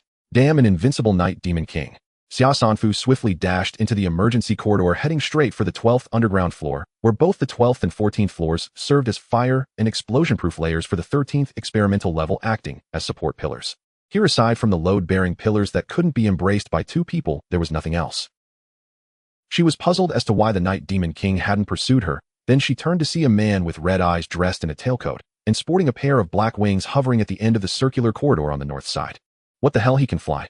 In a flash, the monster flew in, and Xia Sanfu had no intention of confronting it. She exploded with all her strength, maneuvering around the pillars to play parkour with it. Debris occasionally grazed her. Those wings could easily slice through the stone pillars. In front of it, she felt as fragile as a radish. Your blood is delicious. If you behave, I can spare your life and help you transform into a night demon. Xia Sanfu was covered in goosebumps. Damn, it can talk. And it speaks like a domineering CEO. Xia Sanfu was too scared to respond, fearing that, like in the story, speaking would lead to her essence being sucked away. But this seemed to anger the Night Demon King. Its wings flapped low and twisted, shattering 7 or 8 pillars at once. A stone struck Xia Sanfu, causing her to stumble. A sense of crisis washed over her, and without a second thought, she rolled to dodge the claws coming from behind and got up to run. This layer was filled with pillars with no walls to block the view, and it felt endless. There were at least 7 or 8 playgrounds worth of space, and as Xia Sanfu zigzagged, the Night Demon King wreaked havoc. 10 minutes felt interminably despairing. If it weren't for the Night Demon suit's acceleration effect, she wouldn't have been able to outrun it. Suddenly, the Night Demon King howled, and countless footsteps came in a synchronized cadence, causing the ground to tremble slightly. What kind of storyline is this? The return of the war god with 100,000 troops kneeling in welcome. Oh no, a horde of instinct-driven soldiers is about to turn into efficient weapons. Bang! Xia Sanfu was kicked 10 meters away by the Night Demon King, which suddenly appeared before her, crashing into a reinforced concrete pillar. For the first time, she clearly realized that her body was remarkably sturdy, able to clash with the pillar. She also became acutely aware of the Night Demon King's immense strength. That kick left her momentarily stunned, as if she had seen her great-grandmother. Even with the Night Demon suit and a defensive necklace, her 30 points of defense were insufficient. The cloak was utterly ruined. In an instant, Xia Sanfu coughed up blood as she leapt, catching the iron chain and clinging to the railing of the circular corridor on the 13th underground floor. Almost simultaneously, the chain snapped, and the Night Demon King dove down with its wings spread. She leapt into the 13th floor, fleeing desperately. The security doors in the internal corridor slamming shut behind her. In front of the Night Demon King, the security door was like a large block of tofu, easily crushed. Xia Sanfu twisted and turned, desperately avoiding it, but she finally reached a dead end. The tightly shut laboratory door blocked her path like a wall. She pressed against the door to avoid a claw strike, which punctured through it and withdrew, leaving a 20-centimeter wide hole. Within moments, there were 7 or 8 holes in the door. The confined space limited the Night Demon King's wings, but also left Xia Sanfu exhausted from dodging. In a moment of carelessness, her defensive helmet was shattered. At this moment, she was uncomfortably close to the Night Demon King. She exchanged injury for injury, shooting a beam of laser directly at its eyes. Oh, This time it was a miserable scream. The invincible aura lasted for 10 minutes, and then ended. Xia Sanfu also paid the price, her hand broken by the Night Demon King's reflexive strike, the flashlight flying out and bouncing off the wall. She couldn't afford to think about it. The moment after launching the laser net, she activated the Shadow Phantom card, binding the Night Demon King with 3 shadows. At the moment it froze, Xia Sanfu rolled on the ground, grabbed the flashlight, and aimed it at its other eye. The Night Demon King's flesh and bones were extraordinarily strong. Even though it was hit, it did not suffer significant damage, merely panting and oozing black-red acidic blood. Those 2 eyes were indeed pierced. Just as Xia Sanfu was about to breathe a sigh of relief, she heard a squelching sound, and a bird's head covered in tentacles was pulled out from the back of the Night Demon King's head, its long neck and spine separating, unfurling its wings. Xia Sanfu's mind erupted with a sharp sound, her sanity plummeting, nearly driving her to madness as she quickly moved the laser beam. However, the immobilization from the Shadow Phantom did not affect the newly separated monster. It simply closed its wings like a shield, easily blocking the laser net. Xia Sanfu switched to high beam and ran while that thing seemed to have no legs, chasing her with its wings flapping. The ground trembled more and more as the Night Demon army, summoned by the Night Demon King, surged into the experimental lair. In the light, the thick swarm of night demons surged towards her like a tide. She turned sharply into another path, clutching the flashlight, and pulled out items from the safe to throw at the winged monster behind her. Whatever concentrated sulfuric acid or concentrated hydrochloric acid, she just threw it without hesitation. That monster's body was thin and long, no bigger than an arm, and its head was the size of a fist, dragging wings that spanned 3 meters, extremely mismatched, and it seemed unable to fly, using its wings like feet to flap along the ground. The corrosive liquid didn't seem to do much to its wings, but being a flowing liquid, it inevitably splashed onto its body, each drop creating a wound. Xia Sanfu realized its body was fragile. Ignoring the danger, she pushed over a safe and smashed it onto the creature, taking advantage of its struggle to hold up its wings, and leapt onto it, pouring concentrated sulfuric acid over its head. The sharp explosion pierced Xia Sanfu's head, shattering her eardrum and causing blood to flow. In her daze, she saw the swarm of night demons rushing in through the door. Everything went silent. Xia Sanfu struggled to get up, grabbed the flashlight, and switched to laser net mode, expanding it to the maximum as she shouted and charged towards them. She stepped over the corpses of the night demons, pushing forward with the laser beam, driving them out of the room, out of one corridor, and into another. With each meter she advanced, the number of corpses on the ground increased, and the bodies covered her path, filling the route she had traversed.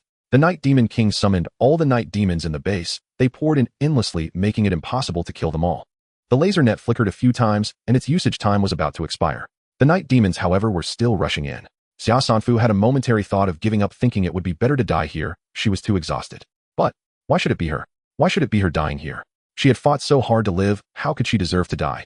Congratulations to the player for continuously eliminating 1,000 night demons within 24 hours, earning the title of Butcher. Wearing this title increases damage dealt to night demons by 10 and intimidation against all creatures below one's level by 5. Congratulations to the player for eliminating a level 15 Night Demon King pseudo, level 20, earning double battle points 3,000 and dropping a silver treasure chest. Congratulations on completing side quest 2. Eliminate the Night Demon King. Rewards for the quest will be issued after the dungeon ends. Xia Sanfu does not wish to die. Even in death, she aims to use up all the good items, having increased her brain domain development value to 15 points through 2 promotions. In the last minute of the laser net's usage time, Xia Sanfu killed the Night Demon group in the experimental layer's hall and rushed towards the northern circular corridor, grabbing onto an iron chain. Her right hand was broken by the Night Demon King, leaving it completely immobile. But now there was no way out. Once trapped by such a massive group in a confined space, there was only one path: death. With the flashlight in her mouth and the iron chain clamped under her right arm, she used her undamaged left hand to climb. The exhaustion was immense. Every limb ached as if they would fall apart any second. Yet the fire in her heart burned fiercely, forcing that flame to ignite. Past experiences taught her that in the face of despair, anger and hatred were her only sources of strength. Why should it be? She cast aside all distractions. Why should those above her? Her heartbeat accelerated and her entire body felt ablaze. Why should the so-called Galactic Empire? Her fury found a target. They could easily crush her entire life. She did not wish to die. If she wanted to live long and well. No one had the right to take her life. Xia Sanfu's eyes sparkled with brightness as adrenaline surged through her veins. She dove into the 12th underground level, the very pillar layer where she had fought with the Night Demon King. She picked up a spiked club left by the railing. In her rush down to the experimental layer, she had no place to store it and had discarded it. Just as she grasped the club, night demons rushed out from the emergency staircase. This time she did not retreat. The fully open state of the pillar layer had a low probability of being blocked, making it the most suitable combat area for her. She turned the flashlight to its maximum range and placed it on the railing. Her gaze swept across the area, mentally positioning every movement ahead of time, treating it like a chess match. She weighed the spiked club in her hand. No problem, it was bronze grade. Hitting the heads of these low-level night demons was like smashing watermelons. Smash, chop, slice, swing. Xia Sanfu poured her entire being into this struggle for survival, swinging the spiked club with one hand lost in a blood-red frenzy, unaware of her exhaustion. Kill! Kill! Kill! The roars from deep within her were filled with rage, each louder than the last. In that moment, she no longer feared death, she only feared that she had not killed enough. An overwhelming fury and killing intent filled her with strength. The dark red blood gradually clouded her vision, and the corpses began to pile up on the ground. She swung the spiked club several hundred, or even thousands of times until her arms lost feeling. Yet she continued to move as if her body were a weapon controlled by sheer will, solely focused on carving a path to survive. Her night demon armor was making its last contributions, constantly blocking damage and getting torn apart until it became ragged. She surrendered her body to anger with only her reason left to plan each killing route. Eventually, even her reason burned away. Time passed without her knowledge. In the dimly lit, damaged vast floor, a mountain of corpses and a sea of blood filled the air with a heavy stench that could suffocate a person. Suddenly something moved. A figure drenched in blood and shredded flesh crawled up from the graveyard of bodies, leaning against a pile of corpses behind her, gasping like a broken bellows, as if it could shatter at any moment. But she was still breathing and slowly calming down. Xia Sanfu had emptied her mind for a long time, and her senses gradually returned to her. A tremendous weariness accompanied by pain overwhelmed her, yet her body and mind seemed to have split apart. Her body trembled from the pain, but her heart remained unshaken. She shakily reached into her pocket and pulled out the half-eaten apple, biting into it expressionlessly. Her forehead felt hot, and her vision seemed to be veiled in red. Perhaps she had been infected by the night demons. Would she become one of those things? Having come this far, she had no reason to give up. Xia Sanfu propped herself up with the spiked club and stood up, dragging her feet like a wandering soul entering the experimental lair. Along the way, she opened several treasure chests on the ground, but found nothing useful for her current situation. She turned into the temporary storage room for chemicals, where a two-winged monster lay dead. Its bird-like head was unrecognizable beneath the concentrated sulfuric acid. It was evident that it had struggled for a long time before dying, leaving the entire storage room in a mess. Beside it was a silver treasure chest. Silver equipment, Iron Wings 1. Silver quality card, Parasitism 1. Special potion, Night Demon Virus 1. This treasure chest was quite generous, offering 3 items, whereas previous chests had only contained 1. Seeing the Parasitism card confirmed Xia Sanfu's suspicion the two-winged monster was indeed the Night Demon King's true form. What did the Night Demon Virus mean for her? To turn her into a night demon and create an opponent. The Iron Wings were a wing pendant that possessed 3 skills: Flight, Defense, and Windblade, but required the user to have spiritual power. Spiritual power. Does spiritual power relate to brain domain? Xia Sanfu added the free attribute points from the level 14 gift pack to her brain domain, and a system prompt followed. Congratulations to the player for awakening a special power, spiritual power. Her personal information panel changed. ID H0081544088. Player name Xia Sanfu. Title Butcher. Body development value 1010. Physical ability 1 star 1 2. Note: physical ability is the comprehensive ability displayed by the body in adapting to the environment, including physical movement ability, adaptability, bodily function status, and various physical qualities. The initial physical ability at 1 star is 100 points. When it reaches 0, it indicates irreversible exhaustion, and life and physical potential will suffer irreparable loss. Brain domain development value 1599. Spiritual power 1 star 5100. Note: spiritual power is an invisible force released by the brain. The initial spiritual power at 1 star is 100 points. When it reaches 0, it indicates irreversible brain injury with risks of dementia and madness. Willpower 1 star. Battle points 5810060000. Combat level 14. Total mileage 32. 57. Points 524. Source stone fragments 4. Negative status night demon infection. Self-awareness skill unnamed. Unclaimed limited time 50 off card for the entire service area. Golden forum creation order bronze quality card storage. Her physical ability and spiritual power were both nearing the breaking point, and her body and brain were about to suffer irreversible damage. Spiritual power emerged after her brain domain development value reached 15. She clicked on spiritual power, revealing the condition for promotion to 2 stars, reaching 1,000 points for 2 stars and 20,000 points for a complete 2 stars. However, clicking on physical ability yielded no response. Could it be that the highest level for physical ability is just 1 star? Looking further, the night demon hatred value in the negative states changed to infection, which was understandable. The card storage was a reward for the self-awareness skill. But when did this willpower and self-awareness skill appear? Xia Sanfu flipped through the historical records and found the information. Congratulations to the player for awakening a special power, willpower. It appeared during her frenzy of killing. The explanation for the newly appeared self-awareness skill was the fire of will that blooms in anger, possessing the potential to break through all obstacles. Currently, she still did not know its use. She casually named it. Since it was the fire of will, it shall be called Will of Fire. Xia Sanfu attempted to use the iron wings, but was informed that her mental state was poor and her spiritual power was weak, making it unusable. She could only remove the previously discarded defensive necklace and put it around her neck. She arrived at a hidden corridor in the northwest corner. At the end of the corridor was the place where she had previously fought the Night Demon King. The laboratory door, 20 centimeters thick, had been smashed by the Night Demon King, leaving several holes. This was also the location she had observed with night vision goggles just before her beginner protection period ended. This laboratory had a door and a passage leading to another mountain. The security level of the door was so tight that she could not break it open with her spiked club, which was also the reason she chose to level up first after her beginner protection period ended. It was only after leveling up without being able to increase her strength that she came up with a bold idea to lure the Night Demon King here and use its strength to break open the door. Now this door had already been severely damaged. Xia Sanfu bit down on her teeth and swung the spiked club fiercely. Looking over the entire base, this was the most heavily guarded area. The exploration of the Fushan base and the side quest to find the Night Demon antibody reagent could only be done here. The large door was finally broken open. Xia Sanfu bent down and entered the light of the flashlight illuminating the laboratory. The floor of the laboratory was cluttered with papers and the instruments were covered in dust.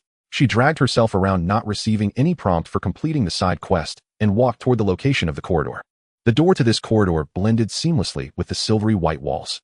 Had she not remembered this spot through her night vision goggles, who would have thought it had a door? After another round of fierce banging, fortunately the door was not too thick, and it was smashed open after a dozen hits, revealing a winding passage. Xia Sanfu entered, dragging her Wolfang club. 10 minutes, 20 minutes, 30 minutes. Just as Xia Sanfu's vision began to blur, a silver-arched door appeared. She swung her club and smashed it. This door must be very solid, as it took her dozens of hits to create a shallow dent.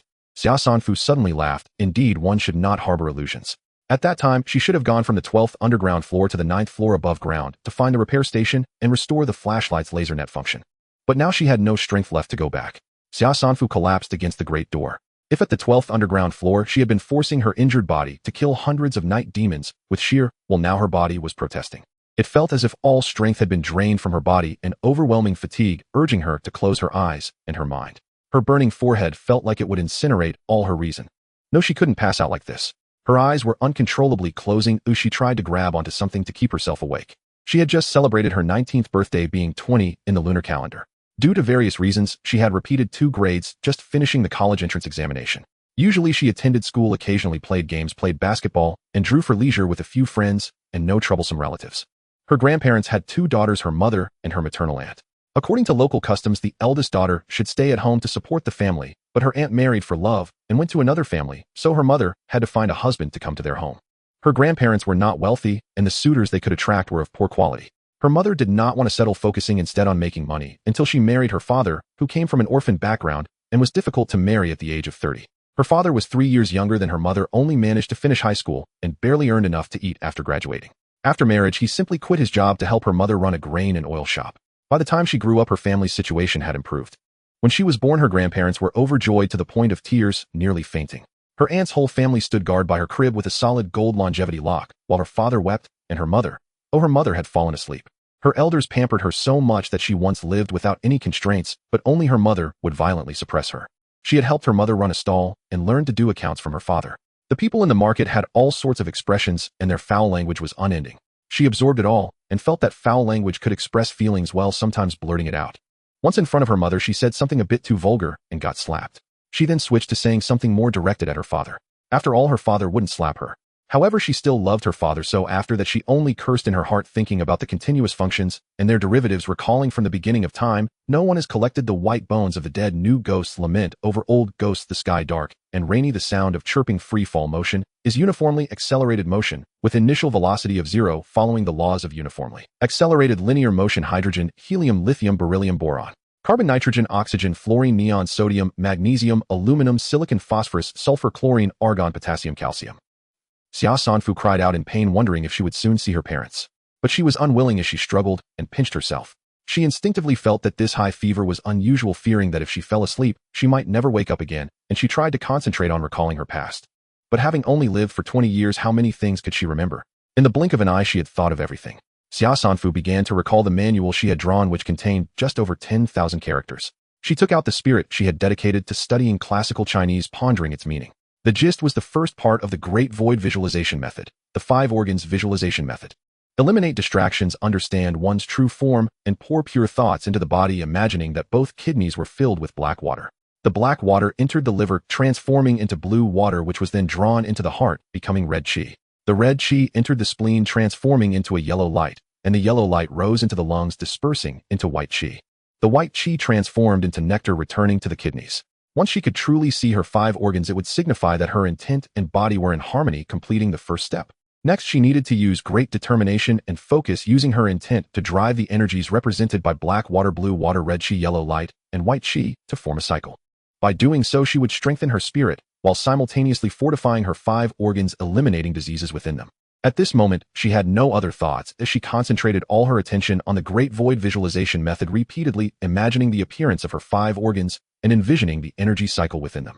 She did not know how many times she had thought of it, but her consciousness sank, and she truly saw her 5 organs within her body. She didn't know whether this was a bizarre lucid dream or some wondrous divine ability. The 5 organs appeared unhealthy, with gray spots spreading and occupying space. Then what should she do to lead the energy of the 5 organs into a cycle? Black water turned into blue water transformed into red qi became yellow light, changed into white qi, and white qi returned to black water. Kidney, liver, heart, spleen, lung, kidney. Starting from the kidneys and ending at the kidneys. Xia Sanfu seemed to truly sense the existence of the 5 organs' energies. She groped to guide them in transforming cycles again and again. Bang! The tremendous impact of her head hitting the ground jolted Xia Sanfu awake, and she felt disoriented, wondering what day it was. She touched her head. The fever had subsided, but the pain from the various wounds on her body swept over her again, and her vision was still veiled in a layer of red. The infection from the night demons was still present, but she felt her spirit had improved significantly. Physical strength 1 star, 45110, mental strength 1 star, 3820, both were still very poor, not having recovered to the normal state of 100 points. She glanced at the instance countdown and was startled to realize it was already the 3rd night, with only 3 hours left before the instance would end. She had only one side quest left to find the night demon antibody potion. Xia Sanfu concentrated her mind and looked at her body. She successfully performed internal vision and truly saw her organs. What had happened before was not a dream. The gray spots on her 5 organs had mostly disappeared, indicating that this visualization method could indeed strengthen the 5 organs. Its effectiveness in training the mind should not be mere words. Xia Sanfu was filled with a sense of relief after surviving a disaster. Thankfully, her learning ability had not faltered at a critical moment. This girl had no other strengths, just a quick learning ability, but her weakness was forgetting quickly. However, her memory had improved significantly now, so she should not easily forget the 5 organs visualization method. Xia Sanfu took out the iron wings, and this time she equipped them successfully. The iron wings expanded and flew to her back, and she immediately felt a connection with them, as if an unfamiliar limb had been added to her body. The wings flapped wildly and even tripped her. After adapting for a while, she managed to control them a bit. With a slight flap of the wings, her feet lifted slightly off the ground, and she silently chanted Wind Blade, triggering the iron wings' built-in skill. The wings flapped sharply to the left and right, sending 2 wind blades slicing into the arched door before her. Seeing that it was effective, Xia Sanfu launched 6 wind blades in succession from her original position. Just as she was about to unleash the 7th, a sharp pain struck her head, and the wings fell off, turning back into a pendant. It felt like the mental fatigue after an all-nighter. It seemed that using the iron wings not only required connecting mental strength, but also greatly consumed it. However, the door had been damaged almost completely. She raised her wolf fawn club and struck, creating a hole big enough for a person to pass through. As soon as she entered, the lights in the laboratory automatically turned on, startling Xia Sanfu, who stood frozen for several minutes, before confirming that there were no other sounds before approaching. The laboratory was vast, divided into 2 levels. The upper level appeared to be the office area, while the lower level contained several experimental zones. She even saw rows of transparent glass cylinders filled with blue liquid, housing both humans and animals. The base of the cylinders emitted the sound of machinery, as if the creatures inside were merely in a drug-induced slumber. This place was impeccably clean, giving her a distinct feeling, as if someone had been managing it all along, though unfortunately, they were not present at that moment. Xia Sanfu dared not linger, and after feeling her way to the drug research room, she forcefully broke the door open. Inside were instruments she could not comprehend, but she did recognize rows of test tubes filled with liquids on the operating table. She picked them up one by one, but no completion prompt sounded. Damn, did she go to the wrong place? Xia Sanfu had no choice but to search each room from bottom to top, until she discovered a safe on a desk in an office. The safe was unlocked, containing a bottle of ghostly blue potion with an unused syringe beside it. Congratulations, player, you have completed side quest 1. Explore the Fushan base, find the Night Demon antibody reagent. Rewards will be distributed after the dungeon ends. Xia Sanfu opened a vial of the potion and awkwardly drew it into a syringe. Was this for intravenous injection or intramuscular injection? Xia Sanfu hesitated for a moment before administering the injection into her own buttocks, as she did not know how to find a vein. After the injection, a sharp pain lingered, and based on her previous vaccination experience, she decided to wait for half an hour to observe for any adverse reactions. She surveyed the office in front of her. Opposite the desk was a set of sofas. Behind the desk was a row of bookshelves. Beside the bookshelves was a sink, and on the wall next to the sink hung a row of hooks with a lab coat and a towel. Xia Sanfu turned on the faucet, surprised to find that the water was clean, and below the sink there was a medical kit in the storage cabinet. Having already been infected by the night demon poison, she had little to fear. Xia Sanfu stripped off her tattered clothes and scooped water to wash her wounds. She was startled by what she found. She touched her head and found blood on her hand with a slight indentation likely caused by the Night Demon King smashing her defensive helmet. Her face, arms, abdomen, and thighs bore bruises and abrasions, and her right hand felt like it might be fractured, soft and mushy to the touch, with the back of her hand a bloody mess. Her left hand showed signs of severe acid burns. The outer skin seemingly dissolved, causing intense pain. She noticed soap on the sink, used it with water to wash, which provided some relief. Her chest and abdomen ached continuously, possibly due to broken ribs. She dared not use the medicine in the kit, nor could she manage complex bandaging, so she simply wrapped her open wounds with gauze and bandages. She stabilized her fractured right hand with a splint. In the box, she also found a medical abdominal band, which could be wrapped around her chest and abdomen to provide support, likely helpful for her rib fractures. After all this, 80% of her body was wrapped up. Her previous clothing was no longer wearable, so she took the lab coat from the hook to cover herself. After cleaning herself up, she felt much more refreshed. The best news was that the blood red color in her eyes was fading. The potion was effective. She used a storage card to collect her tattered clothes, used towels, cotton swabs, and soap. This place was too clean, and she inexplicably did not want to leave traces, fearing something might come after her. After cleaning the soiled floor and sink, she left the laboratory without touching anything else. There were resources for the dungeon all around that she could not take. The only thing she could take were the treasure chest resources, and she needed to collect them all. Only 50 minutes remained. She started running, thankful that the previous battles had been concentrated, saving her a lot of time. First, she collected the treasure chests from the experimental level, then moved to the support pillar level, and finally went directly to the 9th floor to retrieve the repair station before returning to the 1st floor to collect treasure chests. Since entering the base, she had killed over 1,000 night demons, obtaining more than 300 ordinary items. Besides the night demon set, leather armor, underwater breathing beads, etc., she had also opened 4 bronze items. Xia Sanfu stuffed everything into her card. This card had a 10 cubic meter space, just barely enough to hold it all. In the last 5 minutes, she rushed out of the cave and found the house where she had hidden her bicycle earlier. In this broken game, there were pitfalls everywhere. She feared that without taking her bicycle, it would be confiscated. In the last 3 minutes, she changed into a set of underwear and a one-piece plush pajamas obtained from an ordinary treasure chest, then burned the lab coat and medical waste together. Congratulations, player, you have completed the main quest, survived for 3 days, and are about to be teleported out of the dungeon. Countdown. Congratulations, player, for achieving the first kill in the Night Demon City dungeon. Additional rewards. Congratulations, player, for becoming the first player in the entire server to clear the dungeon. Additional rewards. World announcement. Congratulations to Xia Sanfu from H0081 district for being the first player in the entire server to clear the dungeon. World announcement. Congratulations to Xia Sanfu from H0081 district for being the first player in the entire server to clear the bronze dungeon. Xia Sanfu had no mood to pay attention to what it reported, as the moment the countdown ended, a flash of white light passed before her eyes, and she was drenched in a downpour. Looking around, she saw continuous mountains with a road beneath her feet. The sky was entirely dark, and the torrential rain soaked her to the bone within seconds. All the travel backpacks collected in the dungeon hotel, including the tent, clothing, and sweet potatoes, had vanished. Even the bandages, splints, and medical abdominal band she used to wrap herself had completely disappeared. It turned out that dungeon resources could not be taken out. With no village in sight ahead and no shop behind, Xia Sanfu was going crazy, as she would have been better off inside the dungeon. Fortunately, she had harvested over 300 treasure chests, so there must be useful resources.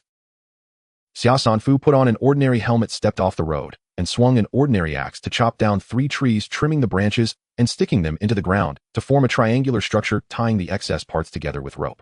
In her storage card, there was also a waterproof cloth measuring 6 by 8 meters, which was just right for covering the triangular frame, secured with extra branches and sticks. Xia Sanfu crawled into the makeshift triangular shelter, unfolded a folding army bed, removed her heavy plush pajamas, and sat on the bed to tend to her wounds again.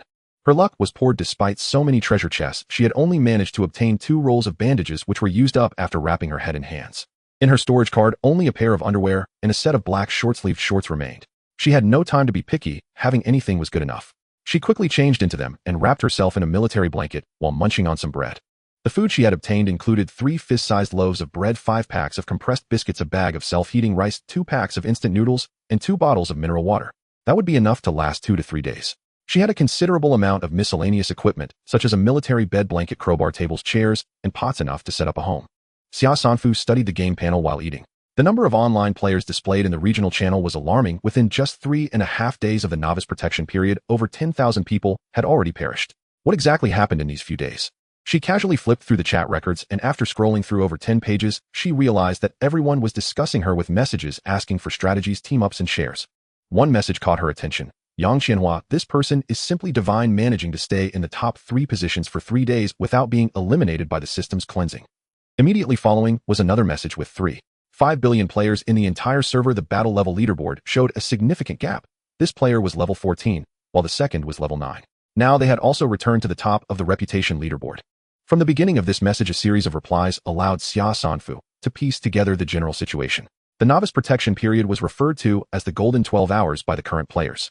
During this period, wild monsters would not attack players, and opening roadside treasure chests posed no danger, making it the best time to gather resources.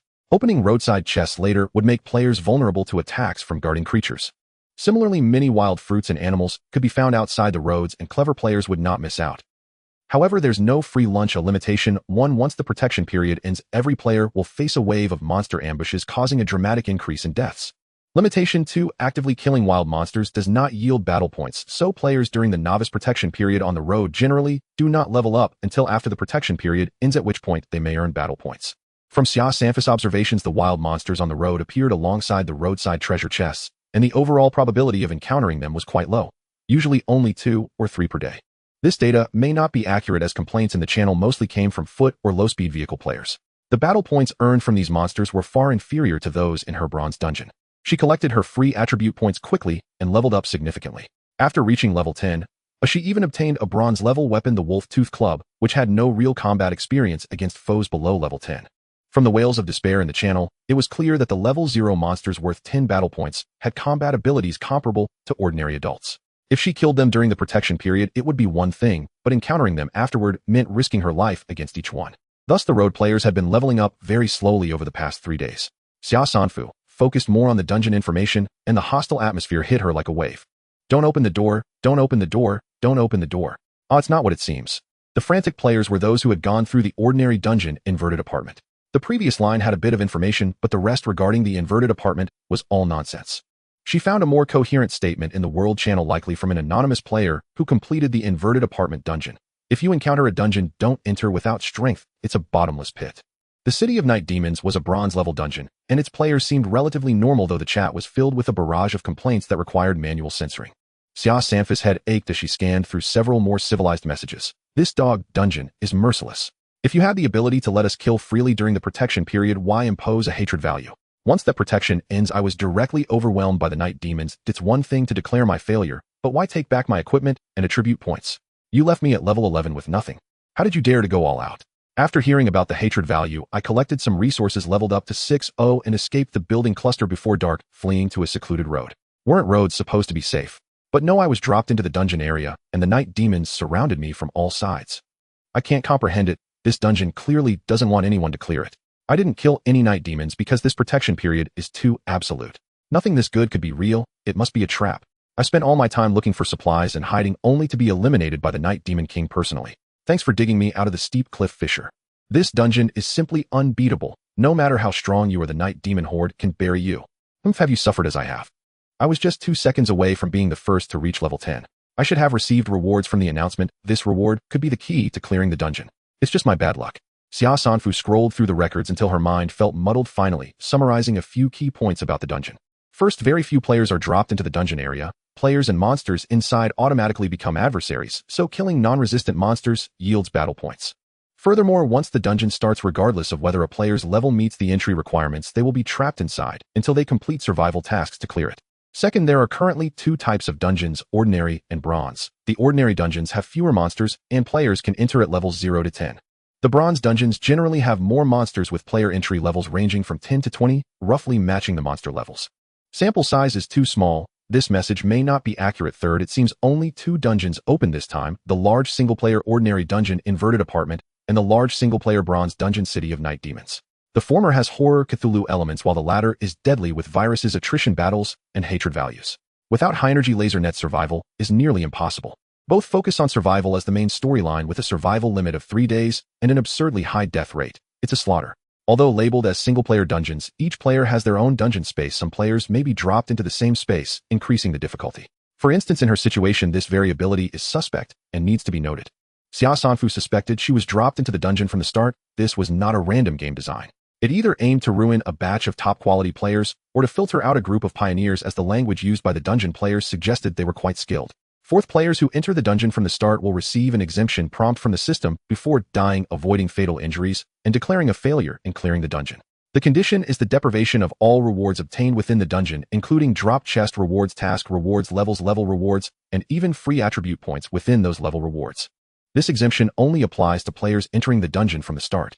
Although it avoids fatal injuries if other injuries are not treated promptly, it merely delays death by a few minutes. This might explain the system's bloodbath on the level leaderboard that players observed.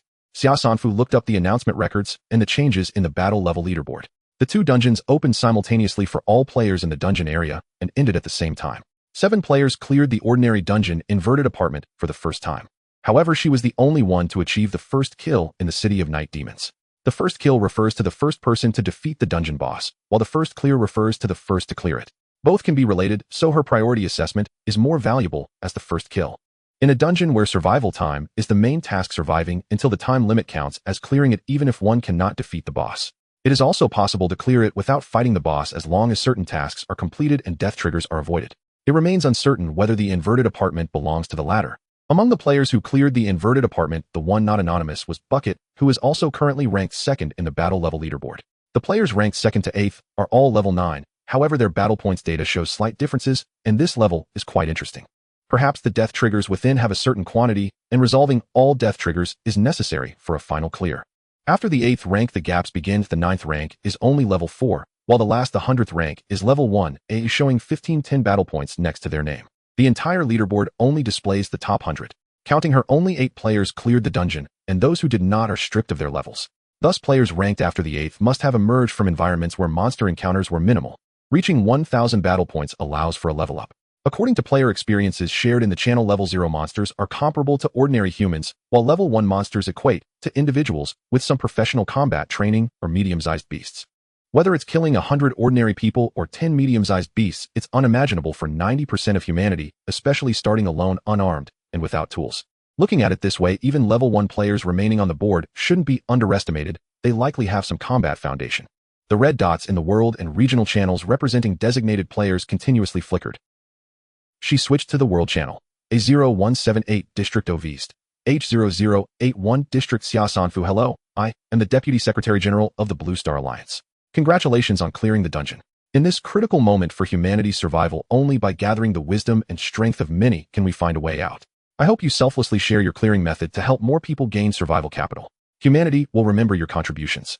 With your deeds as a precedent, more will be willing to share their experiences aiding Blue Star humanity towards final victory. Before she entered the game, it was the year 2140 in Blue Star time. Looking back 70 years, the Fourth World War affected the entire globe, consuming vast planetary resources and annihilating countless small nations.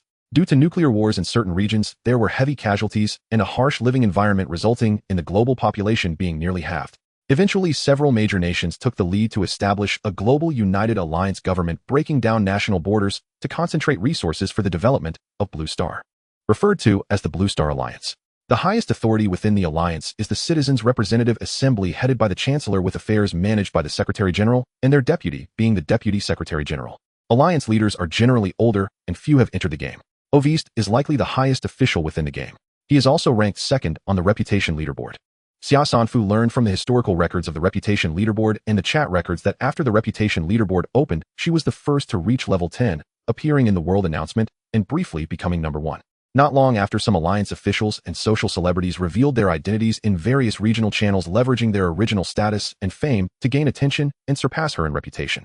However, in such circumstances, everyone is looking out for themselves. Who cares who you are? If you attempt to play the pacifier, you might become the target for others' frustrations. In her regional channel, an official who popped up was scolded for over 30 pages with more than 30,000 records. People attributed entering this game to the Alliance's faults. Why should we pay for the Alliance's foolishness? Why did the 7-star civilization declare war on us? You should clarify. Why must I, who has done good deeds all my life, encounter such a thing? Find common prosperity has nothing to do with me. The world ends, and I am next. Some even bought 100 points per use loudspeaker to question the Alliance in the World Channel, asking whether they understood the game, the Galactic Empire, and the Cosmic Court, and if there was a way to leave the game. It was during this moment that Ovist stood up. Observing his speech in the World Channel, it was heartfelt and passionate. Xia Sanfu was reminded of scenes in school before college entrance exams where renowned teachers were invited to speak, passionately delivering their messages, while students listened with tears in their eyes, eager to pay their respects and charge into the exam room. But afterward, they completely forgot what was said. Ovist's speech was similar. In essence, he admitted mistakes, ignorance, and difficulty, stating, "I worked hard to gather 100 points just to buy a loudspeaker to soothe you all," in the World Channel. Though everything seems bleak, now we must unite. Ovist's influence was significant as he occupied the top spot on the reputation leaderboard with just a few hundred words. If it weren't for her having appeared in the world announcement multiple times, attracting great attention, perhaps no one could have pushed him down from first place. Moreover, his influence extended beyond that. After Ovist tagged her, a stream of self-proclaimed officials followed suit, tagging her. Different regions cannot chat privately or add friends, indicating they all voluntarily spent points to buy loudspeakers to support Ovist in the World Channel. Of course, it's also possible they wanted to gain her strategy for free. Setting aside sentiments and ideals, the water that bears the boat can also capsize it. If she remains indifferent, this reputation board will surely falter. If she responds, it would only enhance Ovist's prestige, allowing him to surpass her in the reputation leaderboard. After global unification, various ideologies collided, and coupled with the threat of resource depletion, the wealth gap became extreme, with ordinary people facing numerous restrictions. The most common actions of the lower class are protests demanding rights, and to some extent human rights are quite open. It's rare for protests to be violently suppressed. The main idea is that we insult our own while you manage your own. Once outside the protest environment, they respect each other as ice. Thus, for Xia Sanfu, who participated in protests multiple times during her student years, she truly does not hold the Alliance personnel in high regard. Moreover, she lived in the Central Plains, the core area of the Alliance and the birthplace of its founders, where the atmosphere is relatively open. She was born confident and steadfast, unwilling to abandon her own thoughts or blindly obey because of someone's status. At least now she does not see Ovist's value. Not having grasped the game's mechanics, she will not hastily voice her opinions. It would be disingenuous to say she feels no resentment. It's hard to claim the Alliance is innocent, especially since contacting extraterrestrial civilizations has led to war. However, having faced life and death battles, she understands that her resentment and anger stem from her own insignificance. She cannot control her own life and death. To survive, to live freely, she must be stronger than everyone else in all aspects. She needs levels, points, reputation, and information. I sincerely apologize for the delayed response. I just emerged from the dungeon. My limbs are crippled, my head is battered, and misfortune struck as I failed to acquire any medicinal supplies. The rain was too heavy and I could hardly move. It's a pity to have come to this game. Perhaps the future victors can bring me back to the human realm. In the Bronze Dungeon, Night Demon City, the only way to clear it is to keep killing while also striving to level up, which helps enhance one's personal strength. As soon as the information hit the World Channel, all regional channels erupted. I know you're about to die, but hold on, clarify things first. This damned world has ruined countless lives.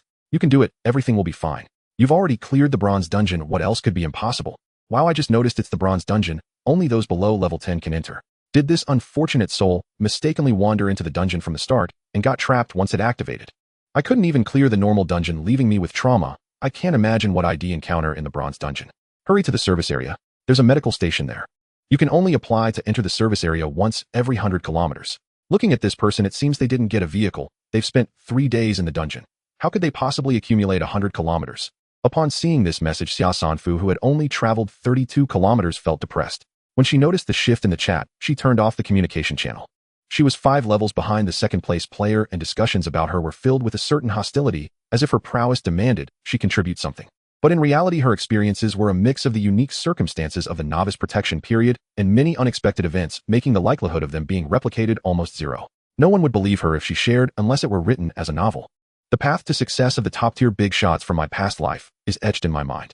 In this life, I, the Dragon King, have not only mastered the skill of igniting fire with bare hands ahead of time, but also created a vast expanse of brilliance within the first 20 minutes and acquired 2 secrets, the first being that gathering 10 fortune bags and blind boxes can summon a divine dragon, and the second is the location of the Night Demon's lair.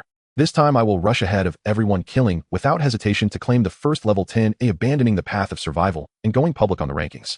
Only in this way can I be the first to trigger the prestige list and receive the rare golden forum creation order. In this life, who can stop me, the Dragon King? Xia Sanfu shook off her ridiculous thoughts. After all, this is the Bronze Dungeon, and only those above level 10 can enter. They are still far from that. They merely seek a target to vent their frustrations or hope for someone to help them. Once she played the victim, everyone felt at ease. However, she was genuinely unfortunate. If her injuries continued to linger, she might suffer lifelong disabilities. She couldn't find her parents' names in the area, so she'd take the absence of news as the best news. She didn't want to search for others as her abilities were limited, and she couldn't take care of everyone. Lying on the army cot, Xia Sanfu reviewed her experiences over the past 4 days and had to admit that her success in clearing the dungeon was largely due to chance. If she hadn't entered the territory of the Bronze Dungeon, she might not have encountered so many monsters. If she hadn't ignited fire, she might not have had the courage to venture into those dark places. If she hadn't been so keen on leveling up, she would have been insane to kill so many humanoid monsters. If she hadn't first dealt with the high-level Night Demon, she wouldn't have boosted her attributes and would have been unable to resist the Berserk Night Demon swarm. If she hadn't been particularly concerned about the chance of obtaining hints that matched her resources from the mysterious fortune bags and skill blind boxes, she wouldn't have kept them unopened just waiting for her development value to rise. Thus, it was impossible for her to acquire the Divine Hand and the Void Visualization. These two were essential for her survival. She didn't know if other players had drawn mysterious grand prizes and skill blind boxes, but even if they had, they were probably different from hers. Furthermore, skills couldn't be used on the spot. She could only pray that the mysterious grand prize would lend her some strength. From the results of her clearance, it seemed she hadn't received enough. On the other hand, the Divine Hand she received consumed life energy. If she hadn't prioritized allocating all her free attribute points to physical development and achieved 1-star fitness, she wouldn't have been able to use this equipment and wouldn't have lasted until the Night Demon King appeared. Xia Sanfu acknowledged that there were elements of chance involved, but she did not deny her judgment, insight, and cognitive abilities. The most uncontrollable factor was her combat power. After battling the Night Demon King, her body was drained to the limit, and being able to withstand the subsequent Night Demon Tide was beyond her expectations. Xia Sanfu's mind was swirling with the words brain domain and willpower. If one were to insist, it could only be that she had unleashed a remarkably strong will at that moment, strong enough to defeat over 100 frenzied night demons with just one hand and a wolf-tooth club. But what kind of will could bring about such a miracle? She felt that it was will that had transcended conceptual significance during her desperate struggle, gaining tangible power, which was what the system prompt referred to as awakening special power willpower. Xia Sanfu couldn't describe its existence. She speculated that on several occasions when she almost fainted or fell asleep, she managed to hold on, which was a manifestation of willpower. But why would this power awaken? There are certainly people in reality who refuse to submit to death. Why haven't they reported any awakenings? The changes in her body were one aspect of physical development, and the other was the development of her brain domain. The brain is the advanced neural center that controls movement, generates sensations, and achieves higher brain functions. Physical movement, thought, will, consciousness, and spirit are all intricately linked to it. Her original brain domain development value was 8A, rated as barely excellent by the system, which rose to 15 during the battle against the Night Demon Tide. Does this mean that after reaching a brain domain development value of 15, the power of the brain has a chance to tangibly affect the body? Moreover, reflecting on it now, her memory, reflexes, and perception seem to be gradually improving. Especially after reaching 15 points, many of her forgotten memories became clearer. On several occasions of daring evasions, she couldn't believe she was capable of such feats. The more Xia Sanfu pondered, the more she felt her knowledge was limited. There were too many things she couldn't comprehend, and no one was there to provide her with references. She searched through the chat records for a long time and found that even mentions of mysterious fortune bags were scarce, let alone discussions about willpower and spirit. She didn't know if they had perished or were simply withholding information. The skill blind boxes were frequently criticized by dungeon players. Once obtained, they still needed to be learned. Who has the time and mood to learn during life and death situations? In the face of this game, everyone is blind, but if the experiences of each blind person are integrated, it forms a massive flow of information. Having done business with her mother since childhood, she understood a principle early on: a well-utilized information gap is a trump card. I know the information, you don't, which gives me the capital to take the lead. How can one acquire more information? If you want to get the blind to speak, you must provide them with a sense of security, benefits, and faith. And in her hands, she just happened to possess a forum creation order enabling information transactions. However, now is not the time to use it. Firstly, she knows very little about this game, and further exploration is needed. Secondly, this group of people has just entered the game, their mindset hasn't shifted, and their engagement is shallow. The information they could provide is likely not valuable. Most importantly, she must prioritize her own survival. The more Xia Sanfu contemplated, the clearer her mind became. She couldn't sleep at all, and decided to organize her supplies. The 4 bronze treasure chests dropped yielded for items. Card hunting net capable of ensnaring creatures below level 15, adjustable in size, of solid quality, limited to 3 uses every 24 hours. Card scent tracking amplifies the sense of smell for a short duration, facilitating the pursuit of prey. Lasts for 10 minutes with a cooldown of 24 hours. Fiery sun oil lamp. The light it emits will scorch abyssal species below level 15 and requires lamp oil. Fiery sun lamp oil, 1 liter, expected to burn for 12 hours. The term abyssal species startled her. Does that mean the night demons belong to that category? Will there be other abyssal species appearing in the future? Looking at other supplies, Night Demon City Task rewards points 3000, Random Card 1, Bronze Level Physical Enhancement Agent 1. First kill in the Night Demon City Dungeon, additional reward points 1000, a Silver Quality Card Berserk 1, Bronze Quality Card Night Vision 1. First to clear the Bronze Dungeon in the entire server, additional reward Lucky Spin. The Lucky Spin features 9 segments, Ecological Bottle, Bronze, Silver, and Gold Quality Enhancement Cards, Mysterious Fortune Bag, Supply Boxes, First Aid Kits, Guild Creation Orders, Skill Blind Boxes. The Mysterious Fortune Bags and Skill Blind Boxes, which disappeared from the leveling rewards, unexpectedly appeared on the Lucky Spin. Additionally, the Guild Creation Order indicates that group battles may emerge. Xia Sanfu pretended to be indifferent and quickly tapped on the Lucky Spin when no one was paying attention. The pointer gradually stopped at the Gold Quality Enhancement card, which can elevate any equipment card to gold level. Xia Sanfu was somewhat satisfied and continued to look at the next reward. First to clear the dungeon in the entire server, additional reward Gold Quality Card Book of Answers. Xia Sanfu, in a state of illness, sat up suddenly in shock and promptly claimed the reward for the first clearance in the entire server. Can this Book of Answers truly answer anything? The metallic card slipped into her hand, the front depicting a closed book, while the back boasted intricate golden patterns with a note, single-use card limited to 3 questions. Xia Sanfu activated the card. If Blue Star humans clear the game, can the deceased truly be resurrected? Insufficient permissions, no answer provided. Xia Sanfu, undeterred, asked, what does the Galactic Empire see in Blue Star? Please ask a game-related question. Xia Sanfu steadied her breathing. How can one clear the game? Extraordinary. Xia Sanfu was filled with questions. What does just 2 words mean? How can one be extraordinary? Immortal. What a guy, being immortal certainly allows one to clear the game. Are you just beating around the bush? This bizarre style truly resembles the Book of Answers. One final question remained. Something practical. Physical stamina. Cerebral capacity. Spiritual energy. Willpower. No. Given its nature, it would only offer vague answers, never concrete methods. She would ask only what could be achieved. The Tai Su contemplation method appeared capable of enhancing both mind and body, a high-efficiency technique, yet only a fragment survived. She decided to ask about it. How may I obtain the complete Tai Su contemplation method? After several seconds, 3 characters materialized on the card Inheritance Island. Xia Sanfu collapsed onto the bed, gripped by an uncanny sense of emptiness. The answer seemed to say everything yet nothing at all. The miniature map bore no marker for the Inheritance Island. Was it perhaps a special dungeon? Studying the map more closely, she noticed its path formed a 3-dimensional figure 8, a shape eerily familiar, resembling the rare Klein bottle. A Klein bottle can only be fully realized in 4-dimensional space. It possesses no boundary, no orientation. Its surface twists continuously, rendering distinctions between inside and outside meaningless. Xia Sanfu suddenly recalled fragments from her chat logs. No one encountered the road. Seems endless. Only after applying for service access does the path to the service zone appear. What on earth did this wretched highway game mean? She slapped herself for not studying harder. With a disaster striking every 30 days, and who knew what awaited beyond the torrential rains, she had no choice but to reach the service zone and gather intelligence. Xia Sanfu shifted position and began contemplating her 5 vital organs.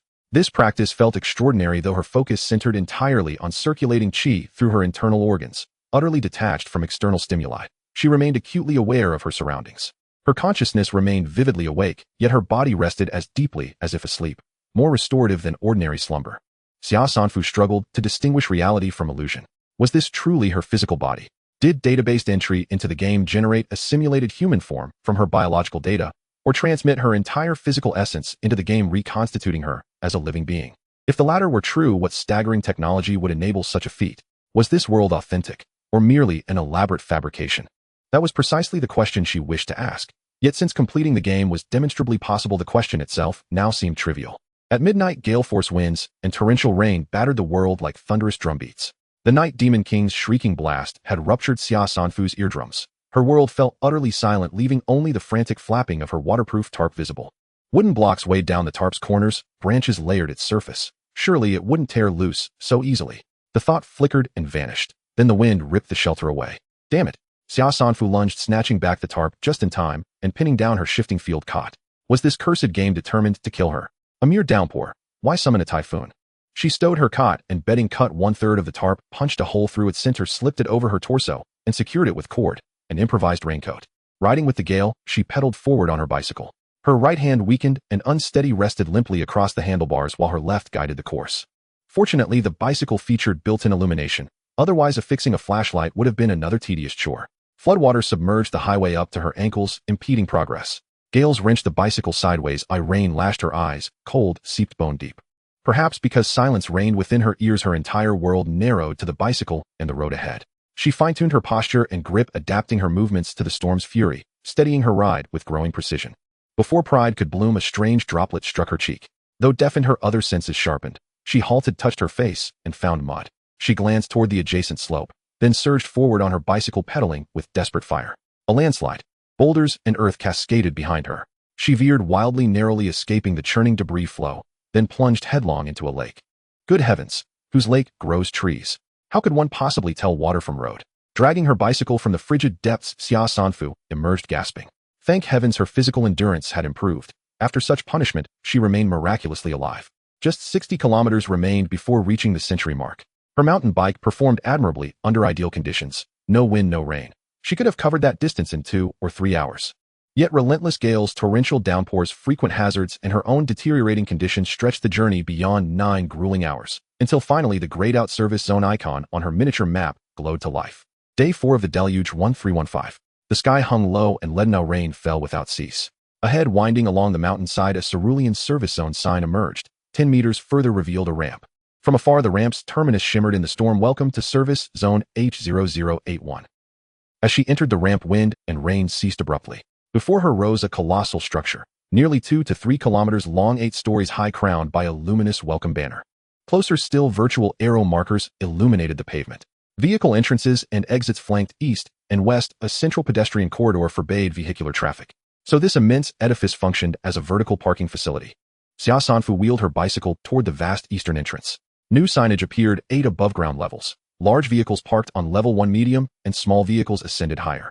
3 subterranean levels accommodated bicycles, tricycles, motorcycles, and other 2 or 3-wheeled conveyances. An entrance screen displayed real-time occupancy, 10,000 total spaces. Over 1,000 occupied above ground, more than 5,000 underground. Apparently few players began the game possessing automobiles. Only on the 3rd subterranean level did Xia Sanfu locate an available spot. As she positioned her bicycle, a light barrier rose along the white lines. Confirm parking space lock. Locking restricts vehicle movement to the registered user only. Costs 1 point per 10 minutes. So leaving it unlocked invited theft, or worse. Having come this far, she might as well lock it. Yes, lock the space. Instantly the light barrier transformed into a scanning lens, capturing her image, securing your parking space. Lock confirmed. The lens dissolved into an icon of a closed padlock. Ascending to the main entrance on the 1st floor, Xia Sanfu observed numerous vehicles haphazardly wedged into vacant spots, not aligned with designated bays. Were they banking on their vehicle's worthlessness, or simply lacking points? She recalled historical chat logs filled with anguished cries, players reporting stolen or vandalized bicycles inside the service zone. Currently, mileage constituted the primary source of points, and vehicles proved indispensable. According to past records, only mileage accrued while operating a vehicle counted toward the total. Only if no vehicle had been acquired, or if one had been destroyed, would pedestrian mileage qualify. For an average person, walking 5 kilometers on flat ground in an hour is considered quite good. If we assume they walk for 8 hours a day, that's merely 40 kilometers. Riding a bicycle at 20 kilometers per hour, one can easily exceed 100 kilometers in a day. A car at a highway speed of 100 kilometers per hour covers over 800 kilometers in 8 hours. Of course, these figures are in ideal conditions. In reality, physical condition and road or weather conditions can severely affect such activities. For instance, last night's torrential rain made it difficult for many to move an inch. The human heart is inherently complex. If I walk, why should you ride a bicycle? If I ride a bicycle, why should you drive? With a flicker of anger, anything from theft to vandalism could occur.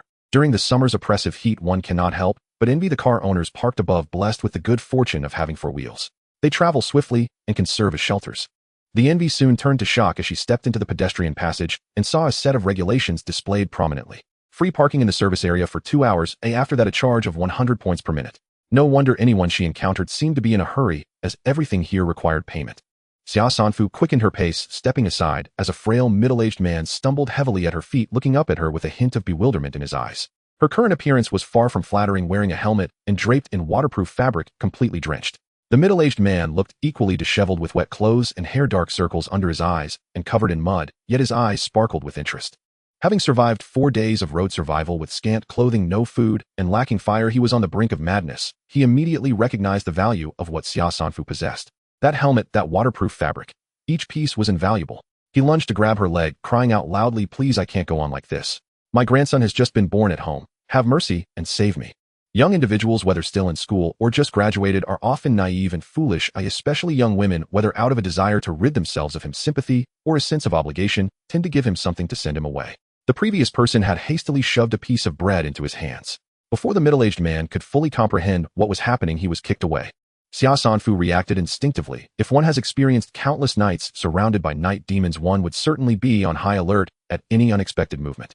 When the man first fell at her feet, she nearly pulled out the wolf-tooth club from her storage card to smash him. Thankfully, she had mentally prepared herself before entering, constantly reminding herself not to kill, which helped her restrain her impulse. The middle-aged man was knocked down by her kick and took a long time to get back up, but she felt no guilt.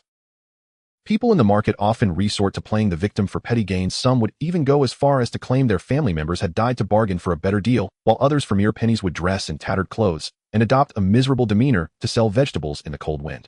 She initially thought that the market existed in fields and vegetable markets and among neighbors, but later realized it also thrived in schools and high-rise buildings. Even the world's richest would lament the pressures of business, sleepless nights, and reliance on medication. In this world, the market is everywhere, and so are the petty individuals. Just ask anyone you find, and you're sure to hear various tales of woe. If not, it's likely because you don't possess what they desire. Even if it is genuine suffering, helping is a matter of kindness, not helping is a matter of obligation. In this situation, someone who approaches asking to cling to others and cry is undoubtedly engaging in a form of soft robbery, not worthy of sympathy.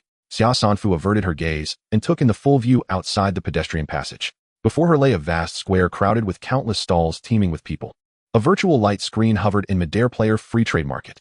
In each of the white-lined squares squatted sellers displaying their wares, mostly items like wood utensils and scraps of cloth, once inconspicuous, but now essential. From the historical chat records, she discovered that resource chests appearing along the roadside mostly contained food, seasonings, drinking water, clothing, and basic necessities, along with tools and cards related to vehicles. In contrast, the chests she took down in the Night Demon City primarily contained various types of equipment. Suddenly chaos erupted to the east. Xia Sanfu saw one person running while another pursued, unclear of the backstory. In the blink of an eye, she saw someone kneeling on the ground grappling with a vendor over a package the size of a brick. With a ripping sound, rice spilled everywhere, prompting a rush of over a dozen people to grab at it, creating a human mountain. Looking away, she witnessed a flash of blood. A man with a gleeful expression was randomly attacking others. In less than a minute, he was overwhelmed and brutally beaten to the ground by the unfortunate Blue Star people who had long been suppressed, while they looted all his belongings, including his clothes. His pale body, stained with blood, lay amidst the throngs. Someone gulped nervously and stealthily helped carry him away. Xia Sanfu was stunned. Had the world gone mad in just 4 days? Were the bad people unmasked, or had the good ones abandoned their morals? The scene in the square resembled a large-scale horror silent drama. Currently, the most sought-after resources are food, medicine, fire sources, rain gear, and dry clothing. Time was of the essence as she hurried towards the comprehensive service building across the square, searching for nearby stalls selling medicine, but unfortunately luck was not on her side. She looked up at the service building. The entire structure was arc-shaped with glass walls and glass corridors extending from each floor, connecting to the multi-level parking lot ahead, making it seem as if 2 buildings were cradling the square. Upon entering the building, a light screen immediately appeared, fighting loud noises, and littering are prohibited inside any building. Violators will face fines or lifetime expulsion. Xia Sanfu quickly spotted a large rabbit about the height of an adult standing behind the consultation desk in the service hall. It was dressed in a black uniform, seemingly a staff member. Next to the consultation desk was a virtual light screen displaying the layout of the building, including a medical station, card shop, equipment shop, daily necessities shop, vehicle purchase center, vehicle maintenance shop, training base, and underground food street. Oh, a food street. Her stomach let out an untimely growl. Xia Sanfu took a deep breath and turned to look for the medical station. The medical station was located on the eastern side of the service hall. Passing through the corridor led to the medical hall, which was filled with people, all looking pale, coughing, sneezing, and shivering. Several individuals attempted to grab her, but she quickly dodged them. The pristine medical hall was equipped with numerous self-service number-taking machines, with a large screen scrolling numbers, and consultation rooms. Before the corridor leading to the consultation room stood an information desk manned by a large white duck dressed in a pink nurse's outfit. Xia Sanfu curiously glanced at it for a moment before focusing on the self-service number-taking machine. This device was idiot-proof. Just scan your face, pay, and collect your number. The consultation fee was a bit steep, costing 10 points. Despite the crowd outside, very few were actually seeking consultations. In just a minute or two, her number appeared on the large screen. Following the directional signs, Xia Sanfu entered the corresponding consultation room, which contained 2 pieces of equipment, one resembling a space capsule and the other a self-service ATM. A nearby light screen kindly informed her of the names, functions, and usage instructions for the 2 devices. In simple terms, one was a medical pod, and the other was a dispensing machine. The dispensing machine also served as a self-service medication machine. By verbally describing her symptoms, it could recommend medications or medical tools. However, it certainly wasn't as professional as the medical pod. Xia Sanfu lay down in the medical pod, the door automatically closing behind her. Beams of red and blue light visibly swept across her body, and apart from that, she felt nothing else. After a few minutes, a diagnostic report appeared on the transparent door. Fractures, bruises, strains, internal injuries, a whole list of issues. At the bottom left of the report was a section labeled Treatment Plan. She clicked on it and exclaimed in surprise. The first option, full-body deep treatment by the medical pod, expected to heal in 45 minutes, costing 4,500 points. The second option, localized deep treatment by the medical pod, depending on specific circumstances. The third option, standard treatment, expected to take around 60 days, costing 2050 points. The fourth option, normal localized treatment, depending on specific circumstances. 60 days. Wouldn't that leave her in deep debt? She only had 4,414 points, mostly from leveling up and completing missions. Not enough to cover the treatment costs. This game is treacherous, too treacherous. Xia Sanfu clicked on the second option, which listed her various injuries along with their costs. The most expensive were her right hand's comminuted fracture, skull fissure fracture, multiple rib fractures, mild organ damage, and auditory nerve deafness. Especially concerning were the open wounds on her hand and head, which had already shown signs of infection. Moreover, as a novice, it was her first time in a brawl, and she had varying degrees of muscle strains in her arms, back, and thighs, making her walk somewhat unsteady. If not dealt with promptly, these injuries would leave hidden ailments. Unfortunately, her funds were insufficient. Xia Sanfu selected the treatments for her right hand, head, and hearing loss, prioritizing these three, and she would think of a way to address the rest later. Once she left the medical station, she planned to check if the store had any items or cards related to treatment, or if she could trade supplies with other players. Once her body felt better, she could continue challenging dungeons. Although dungeons were dangerous, they still had advantages in terms of leveling up, accumulating equipment, and points. After confirming her choice, the page switched to payment. You have an unused limited time 50 off card for the service area. Would you like to use it? Xia Sanfu's spirit lifted. Could this card be used for medical treatment too? She thought it was only usable in shops. Of course, she had to use it. Her health was her capital for survival. Moreover, the card was only valid for 7 days, and today was already the 4th day of torrential rain. It would expire in 3 days. With it, she could afford the full-body deep treatment, which would cost 2,250 points after the discount. Xia Sanfu immediately selected the first treatment option and chose to pay 2,250 points. After the payment was completed, the card disappeared, indicating it could only be used once. A plume of white mist erupted from the pod, and in less than 2 seconds, she lost consciousness. 45 minutes later, Xia Sanfu slowly awakened, feeling refreshed both inside and out. Her head no longer hurt, her hand was fine, she could hear again, and she felt full of energy. Her physical and mental energy had both been restored to 100 points. Aside from the drastic depletion of her savings, everything else was great. Xia Sanfu decided to spend all her points. Who knew how long she would live? It was wise to exchange them for something of value to keep her safe. She exited the medical pod and went straight to the nearby medicine dispenser. For external injuries, excessive blood loss, what medicines do you need? For extreme fatigue, decreased attention, what medicines do you need? For external injury, infection, what medicines do you need? What are the commonly used medical supplies? Standard effective hemostatic ointments, bruise ointments, bandages, and gauze were all priced below 100 points, but there were also many miraculous medicines that could heal in seconds. These medicines often had the character magic in their names and were priced ridiculously high, all costing several hundred to thousands of points. Naturally, they were unaffordable. She looked at other medicines and medical supplies. Hemostatic adhesive patches, similar in size, shape, and function to band-aids, needed to be replaced frequently, yet they cost 50 points each.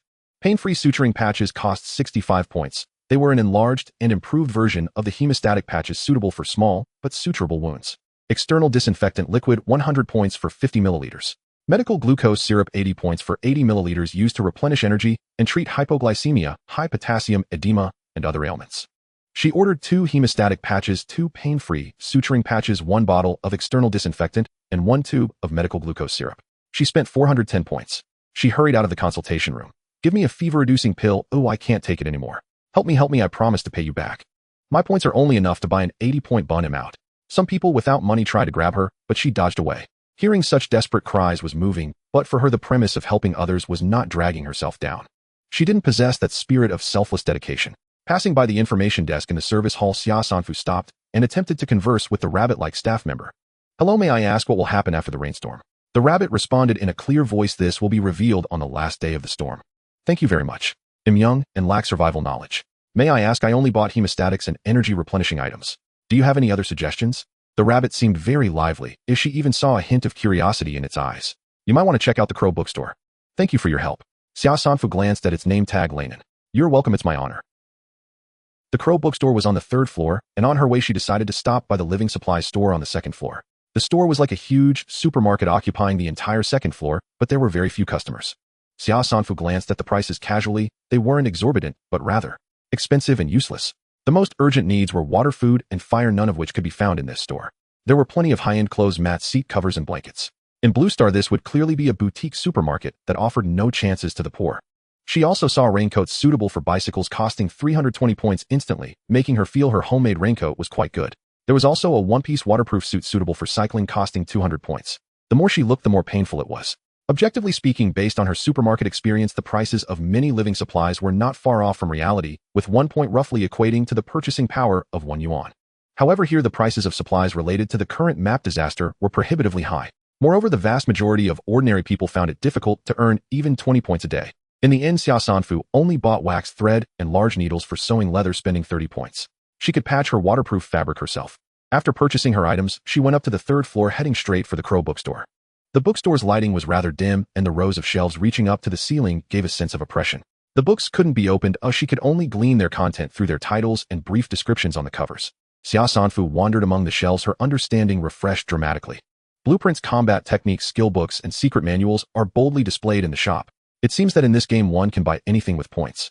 After examining for a while, her excitement was doused by a splash of cold water, for the blueprints were merely plain sheets of paper. To create something, one must prepare the raw materials and craft it themselves.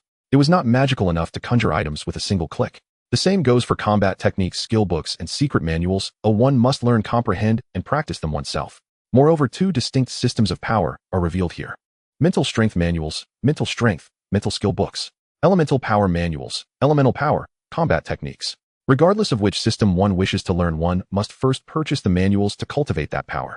Especially elemental power manuals and mental strength manuals can only be exchanged with source stone fragments. 3 fragments can be exchanged for an elemental power manual. A mental strength manual requires at least 5 fragments, and she only had 4. The Taishu visualization method can train mental strength, but it focuses more on refining the internal organs and does not mention how to use mental strength. Thus, purchasing the mental strength manual is still necessary. Xia Sanfu felt a pang of heartache, especially when she encountered books she couldn't afford at her most helpless moment.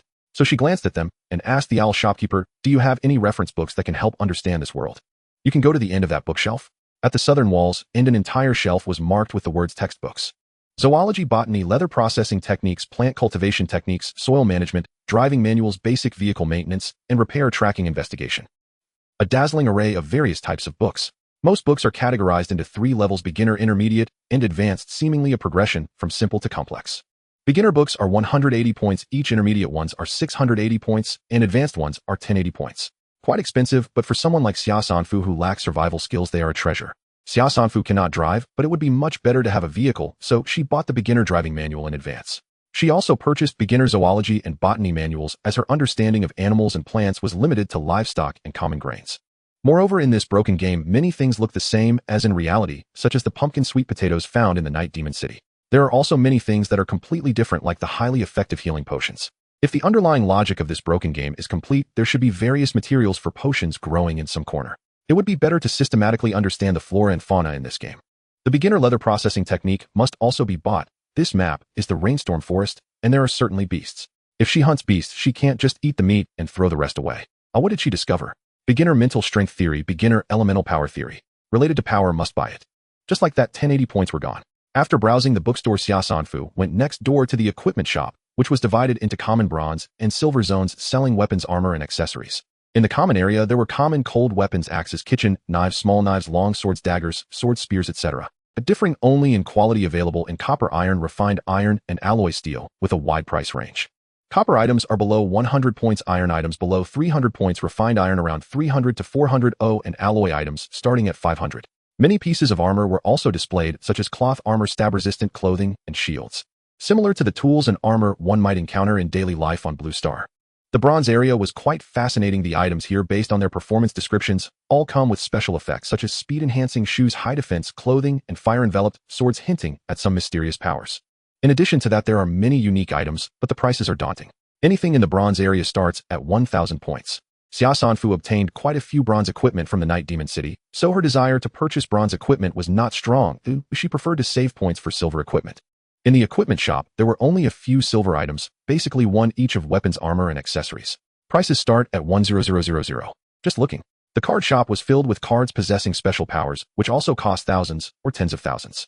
With only 35 minutes left of free stay in the service area, she needed to grasp the general situation here before coming back to exchange for useful resources next time. Xia Sanfu quickly ran up to the 4th floor. Floors 4, 5, 6, and 7 were all vehicle-related shops, while the 8th floor was a training base. On the 4th floor, Xia Sanfu simply inquired and learned that the cheapest four-wheeled vehicle costs 2,000 points. Having a baseline, she turned and re-entered the living supplies store. Since she couldn't afford skills equipment cards or vehicles for now, she decided to stock up on essentials. A person can go without food for days, but cannot go without water. Xia Sanfu quickly spent 380 points to buy a simple water quality tester, and also bought a portable ultra-filtration purifier for 250 points, the size of a thermos, with a filtration accuracy of 0.01 microns, capable of removing bacteria and protozoa, with a filtration life of 1,000 liters. That was enough for one person. After buying the items, she hurried to the parking lot. The path was quite long, going through the square and down 7 underground levels around 1 or 2,000 meters, taking over 10 minutes to walk, hence players could be seen rushing past frequently. Exceeding 1 minute costs 100 points. Who dares to be slow? Fortunately, Xia Sanfu is physically strong, managing to complete her selection of living supplies and running up and down within 20 minutes, arriving at her parking spot 15 minutes early. Hello, you have used the car locking service for 105 minutes, costing 1 point per 10 minutes. Please pay 11 points. Here we go again with the rounding. Even Joe Pipey would call you ancestor. Xia Sanfu scanned her face to pay the points. After this round of expenses, she was left with only 3 points. She rode her bicycle out of the ramp, facing the strong winds and heavy rain. At least the sky was bright now, better than riding in the dark. She steeled her heart and hit the road in the rain. Riding a bicycle is monotonous and requires focus as well as physical strength, patience, perseverance, and here one must also have keen eyesight. Xia Sanfu suddenly slammed the brakes, sliding 2 meters on her feet, pulled out a wolf-tooth club to push aside the grass by the roadside, and indeed spotted a white ordinary treasure chest crouching inside. Indeed a bit exciting. After riding for half the night and most of the day, she finally encountered a roadside treasure chest. 50 grams of salt 1, 100 grams of laundry detergent 1. Not bad, as she had yet to find salt. Around 5 p.m. she encountered another treasure chest, which yielded a pair of sneakers, albeit looking somewhat low quality. Xia Sanfu stored the supplies and looked around. This place had green mountains in the distance and misty waters nearby. Even in the pouring rain, it was a picturesque scene suitable for camping overnight. This stretch of road happened to curve slightly, embracing a large lake and backed by mountains. If it were a sunny day, camping by the lake would be romantic. Unfortunately, the weather was dreadful now, and the lake's water was nearly overflowing onto the shore. She was afraid of being submerged if she wasn't careful. Xia Sanfu walked up the mountain for a while and found a flat area halfway up from where she could still gaze at the lake below. In light of the lesson learned from the triangular tent being blown away last night, she had different ideas today. She couldn't set up a tent every day, that would waste too much time. Instead, she would focus on building a wooden house that could store her cards so she could take it out whenever she wanted to rest. With a card space of 10 cubic meters, she planned to make a wooden house with an internal space of about 2 meters in length, width, and height. Xia Sanfu first took out 2 large iron pots to collect rainwater, then chopped down 2 trees to clear a space, placed the waterproof cloth, tied its 4 corners to 4 trees, and dug a 1-meter deep hole in the center of the cleared area, erecting a tree trunk to support the waterproof cloth for rainwater to slide off. This is a simple work shed. She then dug a shallow pit 1 meter long under the shed, gathered some stones to form a circle, creating a fire pit. With heavy rain pouring down, everything was wet, and the dead wood on the mountain was not easy to ignite. She took out an office desk obtained from a treasure chest in the Night Demon City and chopped it for firewood. Her only fire-starting tool was a flint, which was sufficient. She ripped open a newly acquired cotton glove, cut the glove material into strips, then rolled a ball of cotton and struck it with the flint. Soon sparks fell onto the cotton, igniting it. She quickly placed the cotton on the fabric strips. Once the fire grew larger, she added small wooden blocks, igniting the assembled pile of wood. When the entire 1-meter-long fire pit was fully ablaze, she dashed into the rain, brought over a dead tree, chopped it into pieces, and placed the wood on the stone circle of the fire pit to dry out. As the sky gradually darkened, she dared not delay for a moment, pulling out the underwear, short sleeves, short pants, long sleeves, long pants, soft armor, leather jacket, cloak, helmet, and gloves she wore in the Night Demon City, and tossed them into one of the pots filled with water, adding laundry detergent to wash. These clothes were either soaked in blood and bits of flesh or damaged, making them temporarily unwearable. However, with a repair station, they could be mended in the future. Xia Sanfu poured out the dirty water, added water from the other pot, and put in the clothes she had washed once for another round of washing with laundry detergent. After repeating this 3 times and rinsing with clean water 4 times, she felt they were clean. She used a tree branch to make a drying rack, propped it up next to the fire pit to dry the clothes, and then hurried off to chop trees for the wooden house. The Night Demon City had produced over 300 ordinary treasure chests, providing ample tools such as shovels, axes, handheld saws, and hammers, but lacked items like nails for fixing, so she could only utilize mortise and tenon joints. Regarding the mortise and tenon structure, Xia Sanfu wasn't very familiar with it, but it merely involved a focus on fitting. While riding her bicycle, she pondered the design of the wooden house, contemplating how to create each joint. Fortunately, it was just a simple wooden house, requiring no complex construction, which wasn't too difficult for her spatial imagination. Xia Sanfu chopped down many trees of varying thickness, removing branches and performing simple processing. Lacking the tools to cut the trunks into planks, she simply used logs with bark still attached. Sawing to length, digging grooves, chiseling out blocks. If she made a mistake, she would redo it. She worked diligently until 2 in the morning and finally completed the preparatory work, leaving only assembly. Cold and hungry, she paused to set a small pot over the fire, poured in the last bottle of mineral water, and after it boiled, added 2 packs of instant noodles. The enhancement of her physical abilities had clearly increased her appetite, and after a whole day of physical exertion, the food was consumed quickly. The food obtained from the treasure chest in the Night Demon City was thought to last 2 or 3 days. However, after just 1 day's work, only a loaf of bread and 2 packs of compressed biscuits remained. Food was about to become a significant issue. She planned to search for small animals to eat after dawn. There was a food street at the service area, but she heard that everything inside was extremely expensive, so it was not worth considering. After finishing her steaming hot noodles, Xia Sanfu brought in another large pot that had not been used outside, placed it over the fire to boil rainwater, and continued to assemble the wooden house. The wooden house wasn't large, it had a simple single-pitched roof. Viewed from the side, it resembled a trapezoid with 2 right angles. She only had a waterproof cloth measuring 6 by 8 feet, and a piece had been cut to make a raincoat. To use the waterproof cloth, she needed to take down the current makeshift shed. She stored her half-dried clothes and dry wood into her card, removed the simple raincoat she was wearing, set up a small tent to shield the fire pit, and then hurriedly detached the waterproof cloth to cover the roof frame. She tightly fitted the half-round logs, sandwiching the waterproof cloth to form a sloped roof. The wooden house was mostly completed. It had a small window and a small door, and she trimmed the excess waterproof cloth from the roof for temporary coverage. She picked up the iron pot she had used for washing clothes, moved the fire into the pot, and carried it into the wooden house. The walls, made of stacked tree trunks, weren't perfectly sealed. The wind could still come in, so there was no worry about carbon monoxide poisoning. Moreover, the small house warmed up quickly. She took out a crowbar, bent it into a U-shape, set it over the newly made fire pit, found a stainless steel kettle, filled it with rainwater, and placed it on top to simmer. She also took out her still damp clothes and dry wood to dry them out. After finishing these tasks, Xia Sanfu began to modify her simple raincoat by the firelight. This homemade raincoat was essentially just a large piece of waterproof cloth with a hole cut in the middle. It allowed wind and rain to pour in, providing limited coverage. She planned to change it into a separable waterproof jacket and pants. Xia Sanfu had never made clothes before, but she was daring enough to give it a try. She carefully observed the clothes and pants, drying, mentally deconstructing them to visualize their unsewn form. Grabbing scissors, she began cutting her raincoat, realizing she needed more material, and went outside to collect some scrap edges of the waterproof cloth. The firelight illuminated her face, her damp hair still dripping, yet there was no impatience in her eyes as she focused intently and quickly sewed the stiff fabric in her hands. The stitches were uneven and sparse, so she had to sew over them again for reinforcement. Fortunately, the wax thread she bought was sufficient for her work. After more than half an hour, the product took shape. Upon unfolding it, she noticed that the sleeves were of different lengths and the pant legs uneven. No rush, a little trimming would suffice. Xia Sanfu eagerly tried it on, and surprisingly it fit quite well regardless of comfort. The only drawback was that the collar was a bit low, allowing rainwater to flow in. With the remaining cloth, she couldn't make a full hood, but could add a high collar. After sewing on the collar, Xia Sanfu hung the waterproof outfit by the fire pit to dry. She checked her underwear, which was already dry, and immediately stripped off her damp clothes, washing from head to toe. The water was from the large pot that had been over the fire. It was now a bit cool, so she added a pot of hot water using the short-sleeved shirt she had just changed out of as a towel. She washed her hair and body, constrained by limited conditions, so she couldn't be too particular. After changing into dry underwear, she placed the clothes soaked in rain yesterday, along with the ones she had changed out of today, into the large pot for washing. Now that she counted, she had 3 pairs of underwear, 2 tops, 2 sets of short-sleeve shirts, 1 set of long-sleeve pants, and 1 plush pajama. If she dried them by the fire each night, she could make do. On the 5th day of heavy rain, at 4:05 a.m., Xia Sanfu propped her waterlogged boots with a stick, placing them beside the fire pit to dry. These boots were the acceleration boots from the Night Demon set, the only item in the set that remained undamaged. She hoped they would hold up, or after all, they were one of her only 2 pairs of shoes. Xia Sanfu tidied up the wooden house, pushing her belongings aside, unfolded a folding camp bed, and snuggled up with a blanket. The small wooden house was packed to the brim. Turning over too much could result in falling into the fire pit, but at least she could finally rest.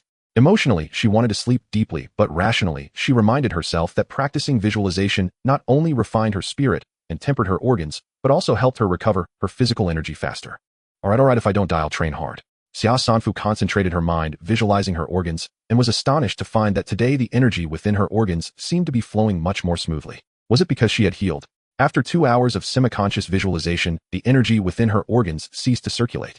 The operation of the organs essentially involved the essence within the kidneys transforming and merging the food essence from the spleen and stomach and the breath from the heart and lungs, ultimately converting it into pure energy stored in the kidneys.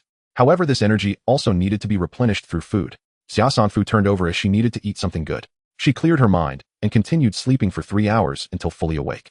At 1220 p.m. Xia Sanfu sneezed. Her blanket had become a bit damp and the fire in the pit had gone out. She rekindled the fire, put on long sleeves and pants, and took out the bronze-level physical enhancement agent from her rewards.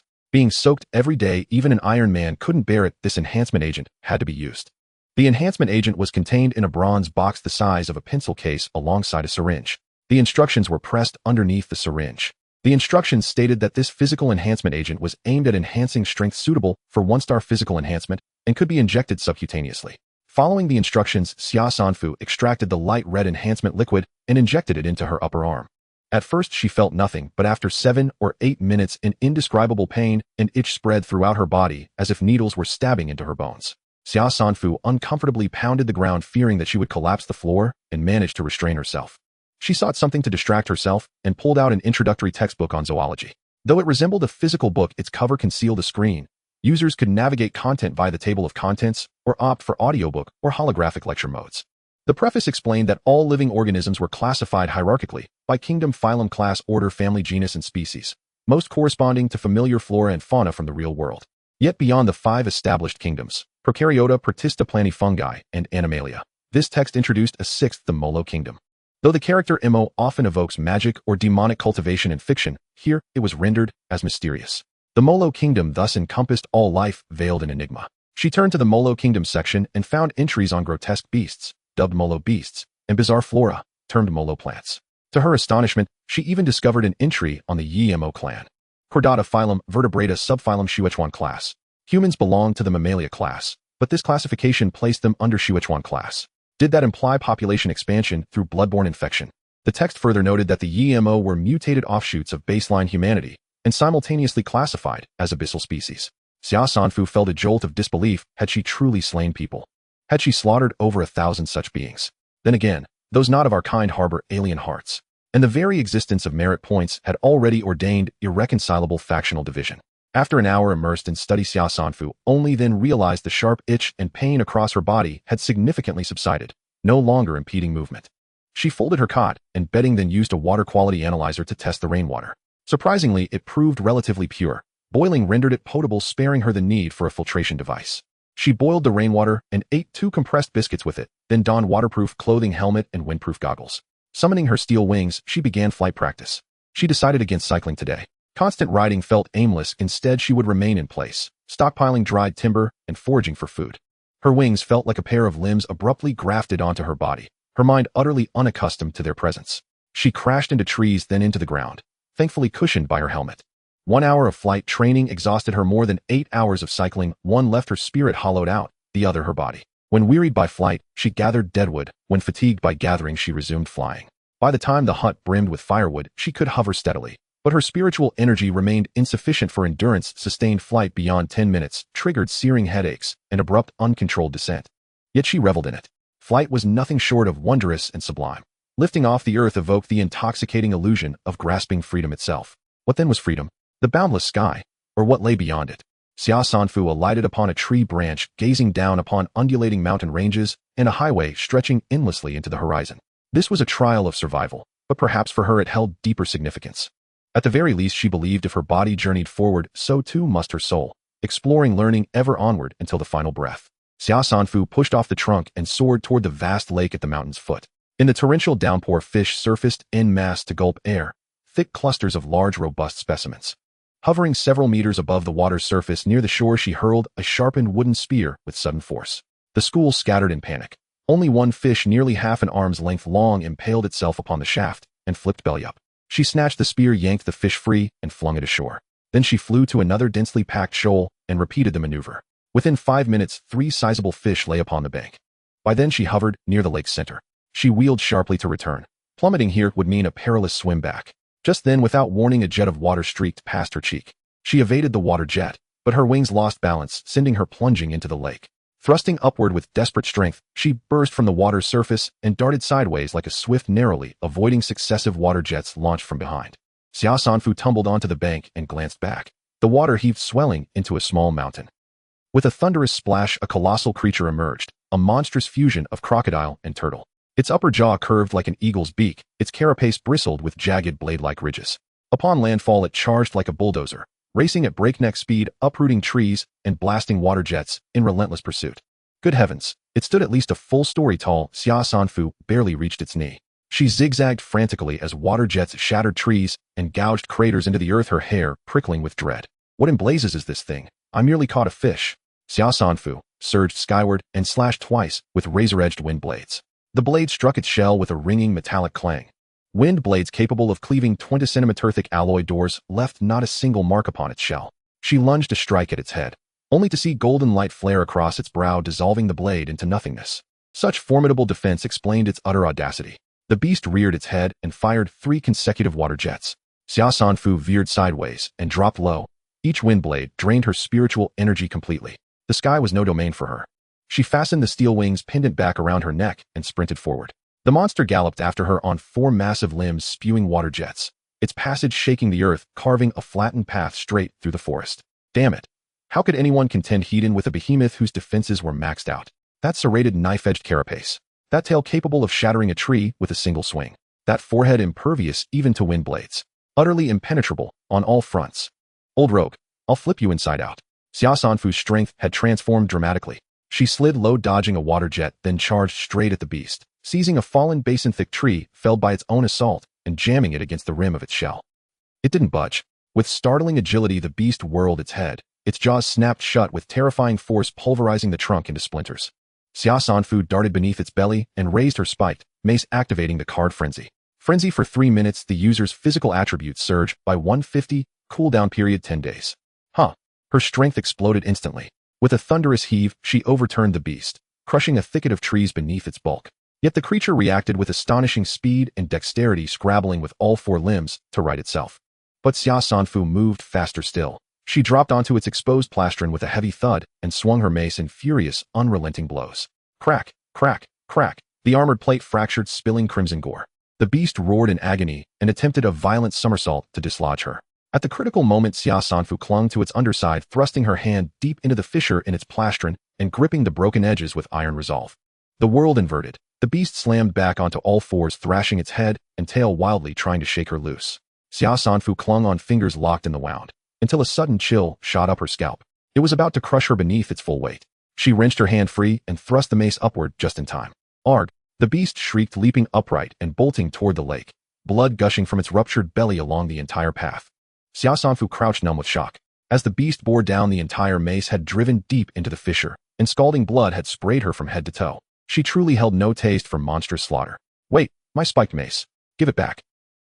Xia Sanfu sprinted in pursuit, snatching up a 20-meter-long tree trunk, unfurling her steel wings mid-stride, and intercepting the beast before the lakeshore, delivering a devastating hammer blow that sent it staggering backward several meters. Its earlier ferocity had vanished. It now twisted sharply, desperate to plunge into the lake. Damn it.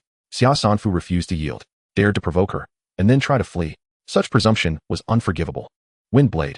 Invisible gusts of wind pierced into the monster's left eye like 2 sharp blades, and blood erupted forth. Xia Sanfu was certain in his heart that its weakness lay in its eyes. With the power of thunder, shatter the darkness. In the last second before his frenzy ended, Xia Sanfu spread his wings, transforming into a sharp arrow, using the immense force of his dive to drive a 20-meter-long steel bar entirely into its right eye. Thud! The monster plunged headfirst into the water without a care. The lake water engulfed Xia Sanfu's head as she clutched the steel bar, tightly swaying like a water plant. Xia Sanfu quickly stuffed the underwater breathing pearl contributed by the fat rat of the night demon city into her mouth, activating the card Night Vision. Her breathing and vision were instantly restored. In the dim lake, large pools of blood spread, and the fish were thrown into a panic. Xia Sanfu gripped the steel bar, straightened her back, and stood atop the monster's head in a half-horse stance.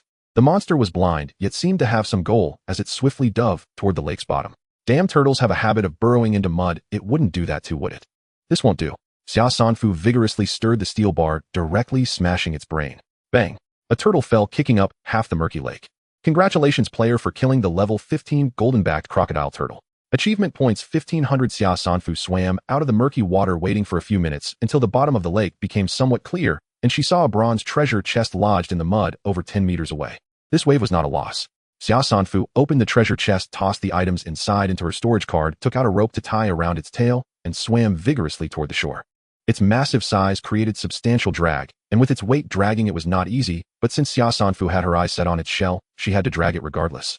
Xia Sanfu strained against the lake water, exerting all her effort to pull it ashore. Xia Sanfu lay limp in the rain, unwilling to move. After using the frenzy card, there were some after effects that were particularly evident mentally, as she felt as if she had drunk 3 cups of coffee and stayed up all night. Excited yet empty, Xia Sanfu closed her eyes to calm down, opened the bronze treasure chest, and inside lay a coin the size of her palm. She specifically checked the inside of the treasure chest lid and found that after the 12-hour beginner period, the treasure chest would no longer provide hints about the items. She picked up the coin and weighed it. The front had the word luck inscribed, while the back had a few lines of text carved so small they were smaller than an ant. Wearing it grants a chance to encounter a mysterious traveling merchant who possesses many rare items provided you have enough points. It seems some items like cards indicate their effects on the items themselves. But this treasure chest seems a bit off. In the dungeon, monsters drop treasure chests after being killed, and the supplies inside the chests are largely related to the monsters. For example, after killing the Night Demon King, the treasure chest contains steel wings, the card parasite, and the Night Demon virus. But after just defeating this golden-backed crocodile turtle, she didn't feel any treasure chests dropping, nor was there any system notification. So this treasure chest was originally at the bottom of the lake. The communication channel also mentioned that treasure chests would be guarded by wild monsters, but it didn't say that killing them would drop treasure chests. Does this imply there are 2 sets of rules about treasure chests inside and outside the dungeon? Why did the golden-backed crocodile turtle rush down to the lake bottom? Was it thinking about guarding the treasure chest now? Shouldn't it have tried to lead her away instead? Let's think differently. If I were injured, what would I do? Of course I would prioritize my survival. Did it think it could find safety in the lake, or was there something at the bottom that could help it? Xia Sanfu drank a tube of medical glucose syrup, soothing her hungry stomach and providing her body with some warmth. Feeling a bit invigorated, she removed her troublesome helmet and waterproof clothing, diving into the lake. The lake bottom was densely covered with aquatic plants resembling a vast underwater forest. Xia Sanfu looked around in confusion. After searching for a long time, all she found were mud water plants and stones with nothing particularly special. Was she overthinking it? Xia Sanfu surfaced and was startled to see 3 wolves gnawing at the corpse of the golden-backed crocodile turtle, instantly infuriated. Well, are they here to steal food? As soon as she stepped onto the shore, the 3 wolves turned to look at her and fled with howls. Where's your wild beast pride? Learn from the golden-backed crocodile turtle. Xia Sanfu suddenly remembered that she bore the title Butcher. It grants 10 damage against night demons and 5 intimidation against all creatures lower than her level. No wonder others in the communication channel were crying out for help, either bitten by wild beasts or chased by monsters. She hadn't encountered a single one, was it because they were all scared off? Xia Sanfu summoned the game panel and studied it for a while, but couldn't find an option to hide or remove the title. Forget it. Xia Sanfu approached to examine the turtle's body, finding no bite marks on it. It seemed that the 3 wolves indeed had low levels and couldn't even pierce its skin. But did the actions of the 3 wolves indicate that it was edible? The golden-backed crocodile turtle, to be precise, was a creature with mysterious powers in the demon realm, commonly referred to as a magical beast. Players still did not know this information about the demon realm, so they referred to the wild creatures as wild monsters. Xia Sanfu flipped through zoology, searching for information on turtle species, and indeed found that their shells are hard, their skins thick, and their flesh abundant. Their blood, flesh, and bones all possess medicinal value. They have long lifespans, are amphibious, and are attuned to water elemental energy. Some high-level ones can evolve into intelligent species. The content was quite brief, but it all matched. This golden-backed crocodile turtle hadn't spoken and looked rather dull, so it should not be an intelligent species. She wasn't ready to eat an intelligent species yet. Discarding her concerns, all Xia Sanfu saw in her mind were 6 words: possesses medicinal value. That means it can be eaten. Unbelievable. If such a large turtle is edible, she would become such a lively and cheerful girl.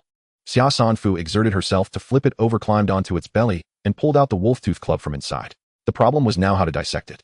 Xia Sanfu tried an axe, a saw, and a curved knife, but couldn't break its skin and instead damaged the blades. Surely she couldn't just scoop out the meat from its split abdomen, could she? It seems that might not be impossible. Before that, figuring out how to take it with her is also an issue. The book mentioned that its blood has medicinal value. She looked at the blood spreading on the ground and felt heartbroken. Xia Sanfu took out the golden quality upgrade card she had drawn. It could elevate any card or equipment to golden quality in one leap. There were many things she wanted to upgrade. The bronze grade repair station, if it could be upgraded to silver grade, the repair cost would be discounted and it could repair more items.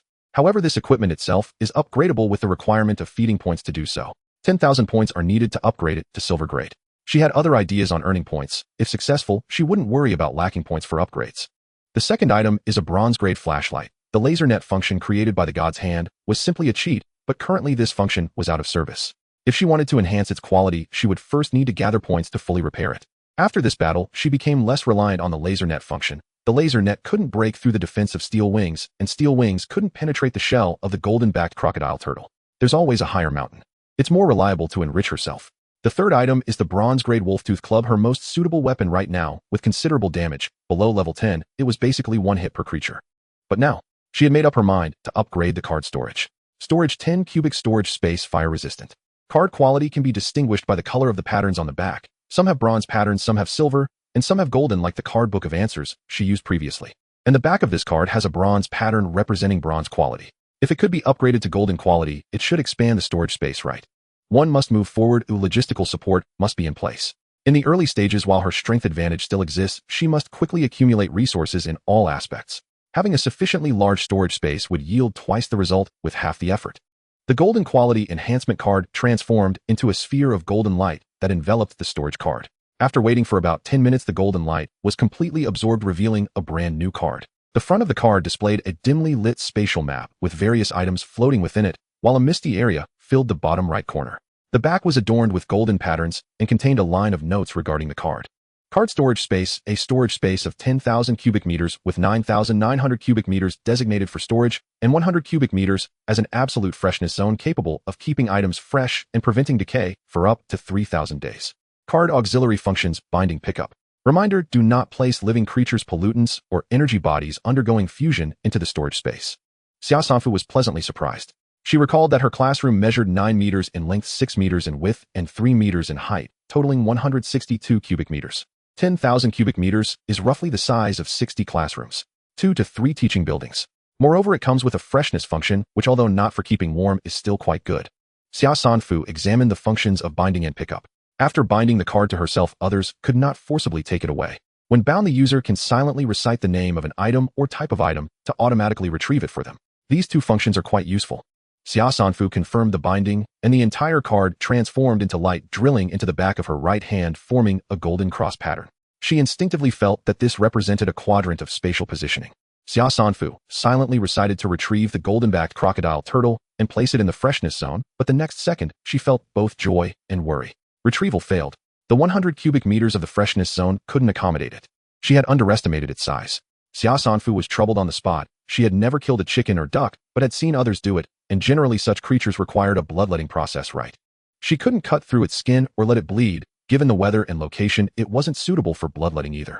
A bronze-level Wolftooth Club should be useful, especially since it could break through its carapace with her enhanced strength of 150.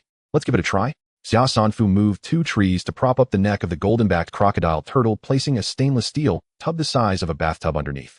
This was the largest item she had opened from an ordinary treasure chest in the Night Demon City. She used the Wolftooth Club like a saw, grinding away. The points of the club were nearly ground down, but she finally sawed through its neck. Blood gushed out, splattering onto her hands while still warm. She didn't expect it to bleed so much, but could still fill a large tub. After filling the stainless steel tub, a small amount of blood still flowed out. She generously left it behind, mainly because she had no other container. The pot and kettle were still in the wooden house. However, she couldn't waste the blood on the ground. She stuck some branches with leaves into the ground to prevent the blood from being washed away by the rain. This could be saved as bait. She stored the tub in the freshness zone and rolled up her sleeves to tackle the next big project, sawing off the neck, cutting off the limbs, sawing the tail, breaking the carapace, and extracting the internal organs. She had gotten used to the flying bits of flesh until she nearly drowned in its slippery, bloody cavity. Xia Sanfu ran to a tree and dry heaved for a long time, her face pale, as she pulled out all the internal organs which piled up higher than herself. Not knowing if they were edible, she decided to store them in the freshness zone for now. The combined weight of the bones, flesh, and internal organs was around 5 to 6 tons. If they were edible, she wouldn't have to worry about food. By the time she finished cleaning up until dark, Xia Sanfu finally got the carapace cleaned. The carapace resembled a small hill with its bottom edge appearing like sharp knife tips protruding outward, and 3 longitudinal and 3 transverse ridges resembling knife peaks. It would definitely serve well as a defensive wall in the future. She placed the cleaned carapace in the storage zone. Without the carapace taking up space, the freshness zone was sufficient to accommodate the other parts of the golden-backed crocodile turtle. Xia Sanfu dug a 5-meter-deep pit on the spot, shoveling in some scraps, blood, and the soil soaked with blood, then sharpened some wood, and placed it inside, covering the pit with branches. Alright, let those willing enter the pit. Xia Sanfu stored the 30 or so trees that the golden-backed crocodile turtle had knocked down into the storage zone. She always believed that human survival depended on water, food, and fuel, and the only fuel available now was trees, even if they were wet. Xia Sanfu took a bath by the lake and casually scrubbed her clothes before returning to the wooden house. Back in the wooden house, she took a hot shower and changed into dry clothes. She cut a palm-sized piece of meat into small chunks, boiled them in cool water, and added a bit of salt. Xia Sanfu didn't know how to cook, and lacking other ingredients, just getting it cooked was a significant improvement for her. The only thing she remembered was that turtle soup was nutritious, so once the soup started boiling, she deliberately moved the small pot to the side to let it simmer on low heat. During the waiting time, she didn't remain idle, clutching her introductory botany book and comparing aquatic plants one by one with those she had seen at the bottom of the lake. Suddenly, she slapped her thigh. The golden-backed crocodile turtle must have a regular nest, and she should focus on finding that nest. Xia Sanfu poked the meat in the pot. It had been stewing for 3 hours, so it was probably about done. She picked up a piece of meat with her self-made wooden chopsticks and put it in her mouth. How should she put it? It had a very chewy texture, making her think she was chewing on a tire, but it also had a unique freshness. After waiting for half an hour and confirming there were no adverse reactions, she began to eat the rest. To be honest, the feeling of fullness was exceptionally strong. For the first time in days, she felt she had eaten her fill with a warm sensation in her stomach. Xia Sanfu internally examined her organs, operating the energy within them. Indeed, when she focused on her stomach, she felt an increase in energy. Once the energy converted through her organs and returned to her kidneys, she immediately felt warmth in her lower abdomen, feeling much more energized. This small piece of crocodile meat was equivalent to half a pound of biscuits. Xia Sanfu could now break a minute into 2 minutes. She immediately activated the night vision card, holding the breath-holding bead, and re-entered the lake. The lake water was much colder at night than during the day. She relied on her resolve to swim underwater. She searched along the path the golden-backed crocodile turtle had escaped. The aquatic plants at the bottom of the lake were extremely abundant, resembling an underwater forest. However, there was one area devoid of any vegetation. This area was large enough. She had previously suspected it to be the golden-backed crocodile turtle's nest.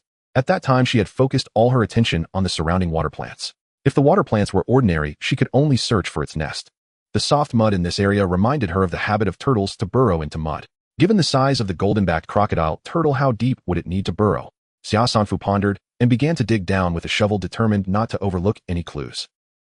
The golden-backed crocodile turtle measured approximately 10 meters from head to tail, so she dug 20 meters deep. After reaching 20 meters without finding anything, she swiftly turned the page on that chapter. To her surprise, when she used the steel wings again, it was to block the mud. Thanks for the invitation. She was already in the pit and mud was flowing down. Thankfully, she still had her wings. Xia Sanfu dug with all her might. When she reached 4 to 5 meters down, the feeling of something being off hit her immediately. The mud below was almost semi-solid. When she reached in to touch it, it was surprisingly warm. Is this truly extraordinary? Xia Sanfu alternated between digging down and sideways, sensing the changes in temperature, confirming that there must be a heat source inside. Searching for a needle in the ocean was no different. She dug for over 4 hours, rested 3 times on shore, and even yelled at a tiger that had stepped on a trap but didn't fall in. Finally, she found the heat source. The heat source is a grayish sludge about the size of a basketball with an irregular shape, yet strangely, it does not fall apart. Holding it feels like grasping a mass of jelly that can deform and flow. It is hot, but not scalding to the touch. What a strange object. This time, Xia Sanfu brought a large iron pot for boiling bath water. She placed the grayish sludge into the pot, and to be safe, she also dug up some surrounding heated mud along with the lake water, trying to maintain its original environment. This pot of material was stuffed into the preservation area. She felt that the remaining heated sludge was also a valuable resource. At this moment, Xia Sanfu's mindset was completely one of plucking the feathers from a passing goose. The storage space cannot directly accommodate flowing liquids, but it can hold semi-solids. The heated sludge is semi-solid, and she dug up enough to fill half a classroom, storing it in the storage area before happily returning to the shore. It is now 3:11 p.m. Having accidentally stayed up all night, Xia Sanfu thought that since she was already soaked, she might as well catch some fish. Grass carp, and silver carp. The preservation area has limited space, so she caught 36 fish before stopping. She scaled them, removed their entrails, and stored them, then returned to the wooden cabin to rest as quickly as possible. On the 6th day of the heavy rain at 10:30 a.m., Xia Sanfu stretched lazily under the covers. Crack! Her hand hit the wooden wall, causing it to tremble. She was momentarily stunned, lifted the blanket, and placed her feet on the ground. What was happening? It seemed her strength had increased. Could this be the effect of the physical enhancement agent? How amazing! Xia Sanfu opened her personal information. After using the enhancement agent, her physical ability increased by 100 points, now at 1 star 20000. Her spiritual power had risen from the initial 1 star 1000 to 1 star 105100. Of course, the increase in spiritual power was not due to the enhancement agent. It almost always improved by 1 or 2 points daily, likely related to her cultivation visualization method and the use of iron wings. Both require concentration and consume mental energy. Conversely, they can also exercise the mind. The data revealed an important piece of information. The 5 organs visualization method can restore and enhance physical and spiritual power. The 1 point from 201 and the 5 points from 105 are both related to the 5 organs visualization method. However, restoration is fast while enhancement is slow. Xia Sanfu carefully pondered the relationships within based on the system prompt. Physical ability is the comprehensive capability exhibited by the body in adapting to the environment, including physical movement ability, adaptability, physical condition, and various physical qualities. Chopping wood all day does not have a significant impact on your body. The most noticeable effects are simply fatigue and hunger, leading to decreased stamina. Eating a meal and getting some sleep will restore stamina. Stamina is a component of physical condition, so usually when physical ability declines, it can be quickly restored through stamina replenishment. On the other hand, stamina is merely a component of physical condition. No matter how full you eat, you can only feel stuffed or even sick. It won't grant you infinite strength. Thus, one cannot rely on stamina replenishment to enhance physical ability. To effectively improve physical ability, a reasonable diet, exercise, and strengthening of the 5 organs are the most effective methods. This requires time to accumulate, so in these 2 days, she had only improved her physical ability by 1 point. Spiritual power feels more like a campfire, with the brain being the fuel. The more you use it, the faster it burns, and the quicker it depletes. However, as long as a small flame remains, you can restore brain activity through sleep and continue to output energy. However, a person's brain state is usually stable, and the spiritual power it releases is also finite and stable. Moreover, spiritual power is constantly being released and consumed, and what is displayed is merely the surplus. Thus, the key is how to ensure that release exceeds consumption. The prompt stated spiritual power is an invisible force released by the brain. Xia Sanfu deduced through visualization and brain development value that enhancing and strengthening the brain is the main way to increase spiritual power. Development is one thing. Her hypothesis about enhancement comes from the introspective effect of the visualization method. Xia Sanfu believes that all things have a root, and the introspective effect likely originates from brain function. In other words, the visualization method temporarily enhanced the brain's ability to see, achieving introspective effects. Simultaneously, this enhancement also released more spiritual power, which is why visualization can enhance spiritual power. Although visualization increased spiritual power, it also consumed it. Thus, the total increase in points is limited. Each night of visualization can only raise it by 1 or 2 points. Xia Sanfu plans to continuously validate these hypotheses in her daily life, such as by enhancing cognition, broadening thinking, brain massage exercise, and other methods, trying to strengthen brain function to see if it can affect spiritual power. Up to this point, Xia Sanfu has developed a vague concept of the enhancement of spiritual power and physical ability. After stretching and moving her body, she ate the slowly stewed alligator tortoise meat from the brazier and opened the communication channel to seek useful information. Xia Sanfu usually does not use social software. She believes in cutting through the chaos quickly. If something needs to be addressed, it should be done face-to-face or over the phone. She has little patience for long, drawn-out conversations. Plus, with so many things happening these past few days, she had almost forgotten about it. Now, upon opening it, the current online count is 87245100000. Did that mean 1,000 people had already died? In the regional channel, messages were flooding in at a rate of 999 per second, making it hard to see. All were cries for help, complaints, and curses. Xia Sanfu scrolled back several pages and saw someone educating others about various wild vegetables and herbs that could treat colds, diarrhea, and fevers. At first, everyone was thanking them, but soon many began demanding that the speaker go to the service area to trade. After being politely declined, they collectively attacked and cursed the speaker into silence. This isn't right. Why is there such heavy hostility? Logically, self-rescue is a human instinct. In such a dire situation, one would expect people to share information, conduct trades, and seek more survival resources rather than venting meaninglessly. Xia Sanfu switched to the world channel, frowning slightly. Indeed, players themselves are a major disaster. B0011 District by Bienting latest discovery: the service area's free trading square is a completely free zone. Players are not prohibited from fighting or killing each other. The points of the killed player will be transferred to the killer. Of course, I did not kill anyone. I simply learned this information. I remember that the victory condition of the game is to clear the levels. Although I don't yet know what counts as clearing, it definitely requires accumulation in various aspects. I have a proposal: since victory in the game will resurrect all the deceased, why not empower a portion of people first? Many do not adapt well to this game and are suffering greatly. It would be better to allocate resources to others. Those who agree with me, please tear off a strip of clothing, stain it with blood, and tie it to your head. This represents our determination to contribute and our piety in accepting contributions. Our faith will unite us as brothers together, resisting hardships. We may not be in the same area and may not be able to contact each other, but we share the same name, the Holy Light will. He spoke so eloquently in plain language. It means let's go together to kill players, loot their gear, and earn points. Moreover, he downplayed survival and emphasized game, which would unconsciously lower players' regard for their own lives. It would also diminish their respect for others' lives. Most importantly, he gave players a reasonable justification for killing. Now there are many who live hand-to-mouth, struggling to survive. Their thoughts may already be teetering on the edge of legality. At this moment, by Bienting's theory, undoubtedly brings them a sense of relief.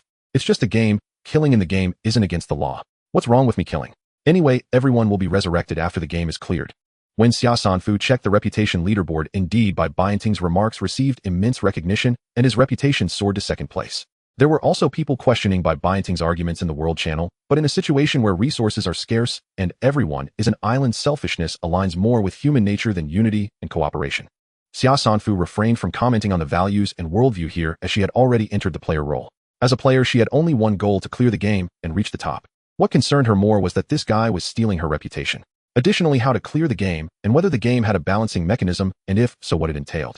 For example, she had once been obsessed with a cultivation-themed online game where different characters could be controlled for battles. One character she developed was so powerful that once the strategy was revealed, everyone became a big shot, leading to an imbalance in gameplay. The developers directly nerfed the character's stats, increasing the game's difficulty. This is also why Xia Sanfu did not publicly share her dungeon experiences right away. She feared being nerfed. The game is called survival. Would it really allow for a wholesome family experience? At the same time, she also noticed that the exploratory potential around the roads was vast, fearing that later on certain advancement or clearance conditions might be hidden throughout the game map. Relying solely on one or a few individuals would make it very difficult to fully explore. A certain number of players must survive. Xia Sanfu has been waiting for the next round of disasters to arrive. After experiencing 2 alternating disasters, she would basically be able to grasp the overall gameplay of this survival game.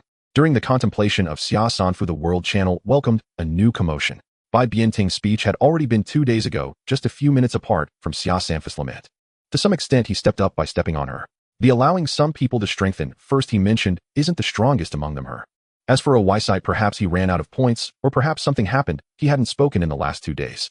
Until just now, he was constrained by the word limit and sent out a 300-word essay telling players to have faith in survival, while also calling for the establishment of a spontaneous relief association seeking doctors, wilderness survival experts, athletes, warriors, and other professionals to impart survival techniques in the communication channel and service area, urging the public to stand up to protect those who carry the torch.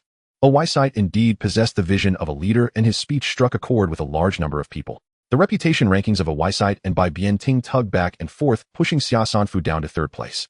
Let them kick her down, as she currently has no advantage other than her level. Although she desires to be first, she must be clear about her self-awareness. Xia Sanfu donned her helmet, wind goggles, riding mask, and waterproof attire, storing her entire wooden house, and entered the rain curtain. After traveling 100 kilometers, she had once applied for entry into the service area. This qualification can be accumulated. The more qualifications accumulated, the more times one can enter the service area, but one can only enter once a day. However, in heavy rain, visibility was too poor, cycling was very strenuous, and even strong physical ability was of little use. Even if she disregarded everything and charged through the downpour, at most, she could cover 10 kilometers in an hour. The physical toll was severe. It was hard to imagine how difficult it must be for other lower-level players. Perhaps due to the heavy rain, points were scarce and hunting in the wild was fraught with difficulties. Many players tried to clear dungeons. Multiple first kill records for ordinary dungeons appeared in the world announcement. Unfortunately, when she tried to apply for a dungeon, she realized that the prerequisite for application was to first trigger the dungeon, and as for how to trigger it, it was quite random, entirely relying on luck, betting on whether one could encounter a dungeon fisher. As for luck, Xia Sanfu never included it in her plans. She set her gaze outside the highway. There was no reason that the vast forests and mountains outside the highway lacked resources. But she also dared not rush in blindly. Therefore, every night she reviewed zoology and botany content to enrich her meager knowledge of flora and fauna, riding in the rain during the day to seek highway treasure chests, and exploring off the highway during noon. In a day, she could find 5 or 6 highway treasure chests, all filled with basic living supplies like small tubes of toothpaste, soap the size of a coin, and biscuits. Speaking of which, one must heavily criticize the basic supplies that came out of the boxes. They were either miniature or of poor quality, almost on par with disposable items found in hotels. Just think about that small tube of toothpaste, barely usable for 2 times. The clothing that came out felt like it would crack after a few wears. The food was all small packaged items with limited nutrition, lacking meat and vegetables, but if she was lucky, she could find pre-prepared meals. Highway supplies truly only provided the most basic living necessities, and they were all turned into short-lived, fast-moving consumer goods. In contrast, the items in the living supply store were all normal items, just lacking food and fuel. I heard that the bronze treasure chests on the highway could yield good items, but she hadn't encountered one yet. On the 10th day of the downpour, as the top survivor, her private messages were flooded with 99 every day. Pleas for help, flattery, curses countless in number. She would check in every few days, afraid to miss useful information, and on this day a private message that flooded the screen caught her attention. Qian Xiaoru, hello, I fortuitously discovered a square special stone in the wild, not sure what use it has, but it was snatched from a wild monster, so it must be good. I only have a bicycle, can't avoid the rain, and am running out of time. I want to exchange it for a raincoat, fire starter, dry tinder, and 3 pounds of food. Not just one of these, but all of them, or 1,000 points. Xia Sanfu quickly distilled the information from her words. According to the prices in the service area, ordinary supplies were basically below 1,000 points, with bronze grade starting at 1,000 and silver grade starting at 10,000. Items above silver wouldn't be sold publicly and could only be obtained through treasure chests. Treasure chest supplies would provide item information, while creatures or materials discovered in the wild had no item information and needed to be appraised in the service area. She wanted a bronze level price right from the start, yet didn't offer appraisal information. Xia Sanfu contemplated and replied, "Are you there?" Boss Yu finally replied, "I'm here. Equipment shop can appraise item information for 20 points. You pay for the appraisal, and if it's indeed a bronze item, it'll reimburse the appraisal fee." This time it took 7 or 8 minutes for a message to pop up. "Boss, it takes me 3 to 4 days to accumulate 100 kilometers. Each time I go to the service area, I have to spend 10 points for consultation fee, 10 points for a fever reducer per pill, 50 points for 3 packs of cold medicine, 25 points for a disposable thermal blanket, and 5 points for locking the bike. If I skimp on anything, I could die from illness or freezing. I'm not unwilling to get it appraised. Ew, I just genuinely have no money. How about we meet at the equipment shop? You take a look at this item, just a touch will let you feel its uniqueness. If you think it's good, we can proceed with the appraisal transaction. Regardless of whether it works out or not, you cover the appraisal fee. If you think it's not worth it, well, abort it to save the appraisal." This is getting interesting. Xia Sanfu set a time to meet at noon the next day at the service area equipment store entrance. There is only one service area in H0081, accommodating 10,000 people at once. Generally, once applied, one can enter, and it's also possible to book a certain time slot in advance. Fearing that by noon tomorrow the service area would suddenly be overwhelmed with people and she wouldn't be able to apply, Xia Sanfu made an early reservation for the time slot between 11 and 13. The little wooden house was ablaze with firelight, and a milky white fish soup was simmering in the pot. Seeing that the time was about right, Xia Sanfu tossed in a handful of shepherd's purse. The energy from the alligator turtle meat was abundant, but if she ate it for every meal, her organs wouldn't have time to absorb the energy, leading to a burden. Thus, she only had one meal of alligator turtle meat daily, while at other times, she mixed it up with fish, wild vegetables, and low-level monster meat. Xia Sanfu also picked up the food she would exchange tomorrow from the preservation area. The preservation area had the most ordinary fish meat along with 2 grouses, a level 1 wild boar, and 2 level 5 cicadere. Over these days, she had confirmed that only the beasts that actively attacked her would grant achievement points upon being killed. If she initiated the attack, no achievement points would be awarded. Another thing is that the energy contained in monster meat is generally stronger than that in ordinary meat. However, it is difficult to encounter monsters, usually requiring deep forays into the forest. The forest harbored many unknown plants carrying unknown dangers. Just the other day, she accidentally got cut on the arm by a leaf, and the wound immediately turned dark blue, leaving her arm stiff and immobile. No amount of hemostatic stickers or disinfectant worked. Fortunately, she had saved up chances to enter the service area, and a single treatment exhausted all the points she had accumulated in these days. Thankfully, it wasn't a deadly poison. Xia Sanfu was not one to be bitten by a snake once and be afraid of the rope for 10 years, but she had become much more cautious. The monster meat was impossible to exchange. Even a single fish should weigh around 3 pounds. To secure 3 pounds of food, she still needed a raincoat, fire starter, and dry tinder. The raincoat in the living supplies store costs 320 points. Fire starters could not be purchased from the service area, only made or obtained from treasure chests. The fire starter is made using a fire stick. A few days ago, she had opened a rough toilet paper, so she chose a piece of dried wood and carved out several hollow wooden tubes. She tightly rolled the toilet paper, stuffed it into the wooden tube, lit it, blew it out, and then sealed the tube with a wooden lid, creating an oxygen-deficient environment inside. This simple fire starter was thus completed. For the next use, just pull off the wooden lid and blow to reignite the rolled paper. The tinder is even simpler, made from shavings scraped off dry wood. As for the blade, she casually picked up a kitchen knife. There were plenty of axes, saws, and knives in the ordinary treasure chest she opened from the City of Night Demons. The raincoat would cost her 320 points, which she had to buy herself. On that day at 11 o'clock, Xia Sanfu deliberately packed her things into a bag and hung it on her bicycle. The bag was a large plastic one, with 2 pieces costing 1 point at the supply store. She wore her cycling backpack and clipped an axe onto her waistband for show, entering the service area right on time. A third of the map's disaster had already passed, and despite the hardships, the players had managed to gather some supplies. Looking at the bicycles, tricycles, and motorcycles in the parking spots, they were all tied with large and small packages.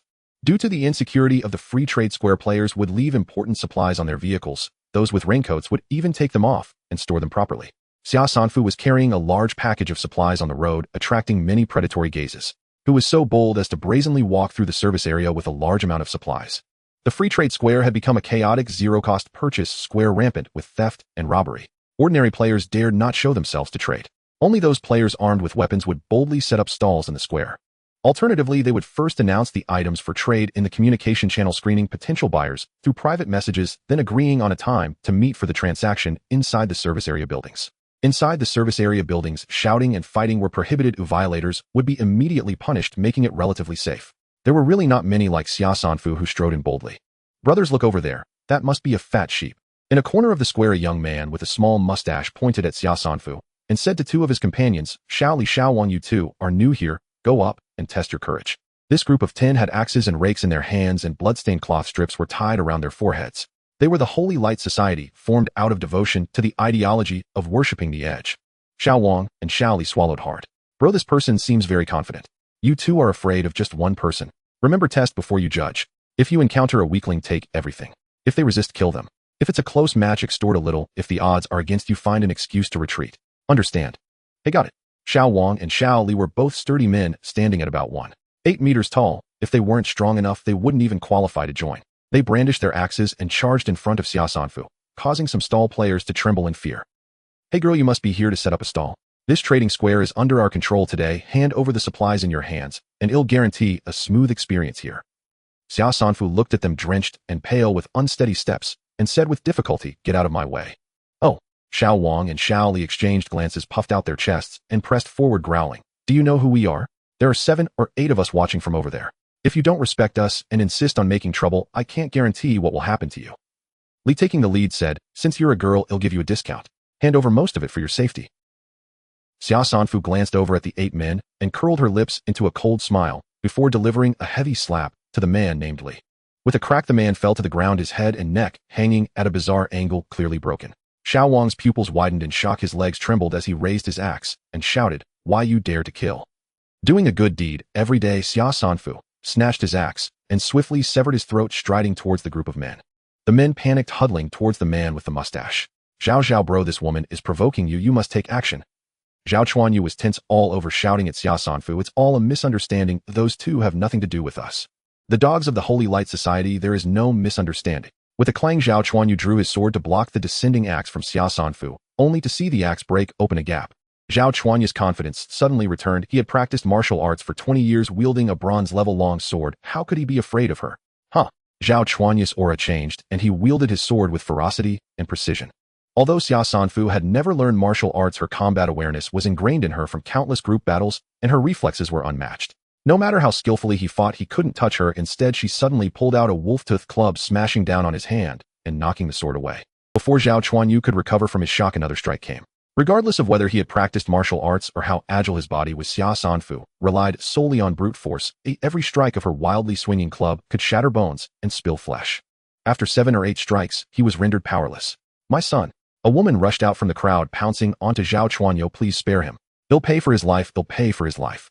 The woman appeared to be in her 50s with a kind face, tears streaming down her cheeks. In a panic, she fumbled from her bosom a square piece of black gold stone, looking at Xia Sanfu in fear, and with a plea, a bronze-level expansion stone capable of expanding 10 cubic meters of storage space. Xia Sanfu casually threw an axe, hitting the back of a fleeing man's head, and shouted, everyone stop. Sister, I only did this because I had no other choice. I'm not familiar with them, and I've never harmed anyone.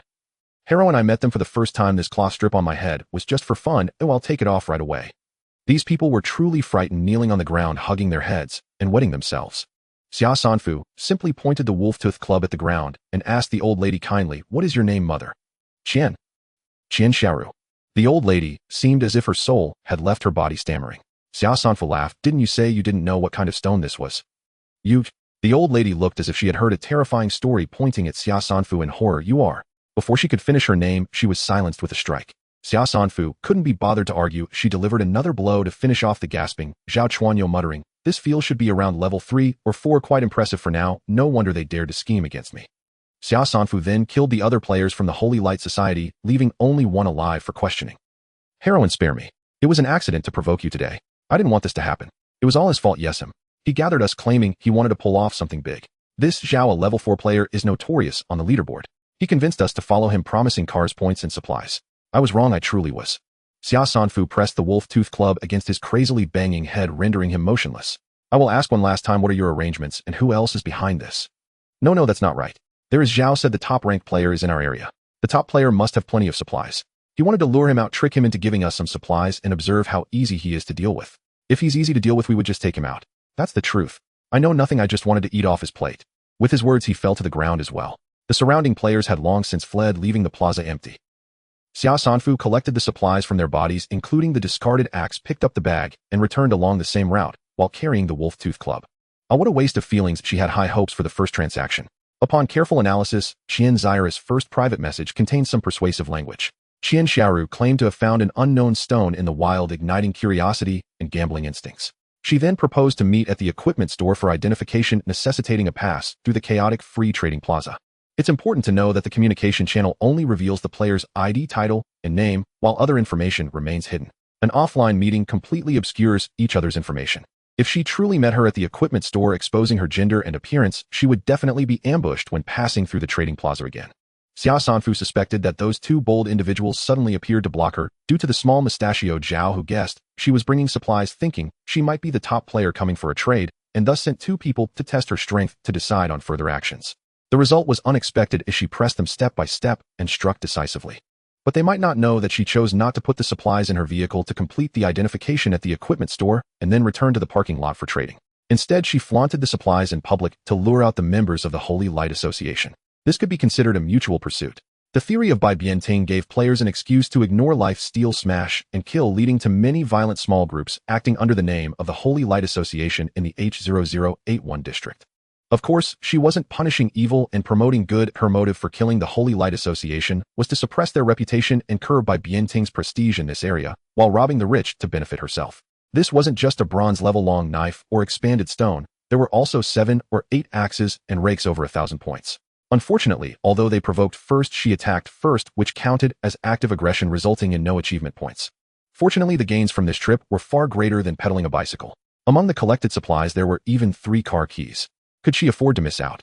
The parking lot was too large, making it difficult to search. Fortunately, there weren't many players currently owning cars, and with the vast area of the parking level, finding a car was straightforward. She rode her bicycle, pressing each car key one by one, and finally heard the beeping sound on the 3rd level. When Xia Sanfu pedaled over, she saw a 4-seat sedan with 2 more cars nearby. Trying the other keys, they all indeed belonged to that group. Once a person dies, the car locking service automatically stops, which is a significant reason the Holy Light Association enjoys robbing and killing. Spending thousands of points to buy a car is less appealing than stealing one. Seeing no one around, she wanted to stash all 3 cars into her space, but found it impossible to do so. She had tried to store her bicycle before without success, thinking it was an accident. Could it be that vehicles cannot be stored? Xia Sanfu was heartbroken, feeling she was about to miss out on a fortune. You can park for free in the service area for 2 hours. Beyond that, you will be charged 100 points per minute. This rule applied not only to players, but also to vehicles. They must have been parked here for a while.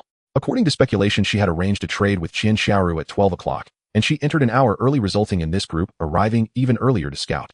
If they planned to leave time to rob her, they likely came in after 1030, or perhaps more than one group did. Just considering these individuals, it was already 1140, and by 1230, they would exceed the time limit.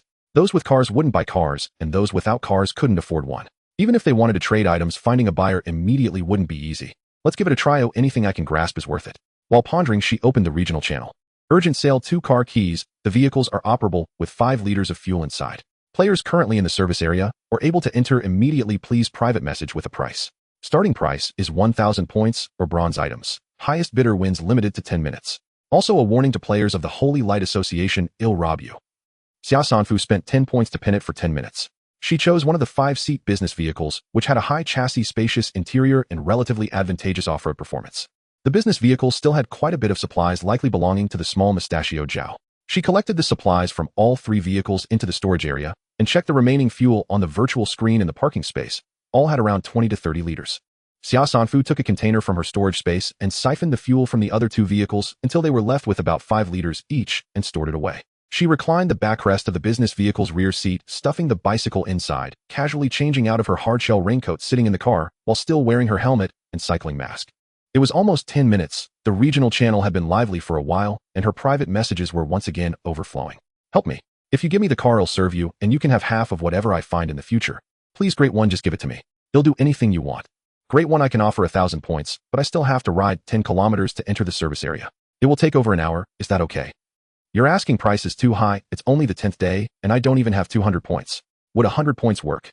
Great One, I can offer bronze items, but they must be found in a bronze treasure chest, which is guarded by monsters level 10 or above. Anyone who dares approach has likely died. I caught a wild chicken. Can I trade that plus an extra 50 points? Great One, please give it to me on credit. I promise to return it. Xia Sanfu gained a new understanding of the player's poverty. A car worth over 20,000 could not be sold for even 1,000 points. Indeed, just those Holy Light players gathered barely exceeded 1,000 points.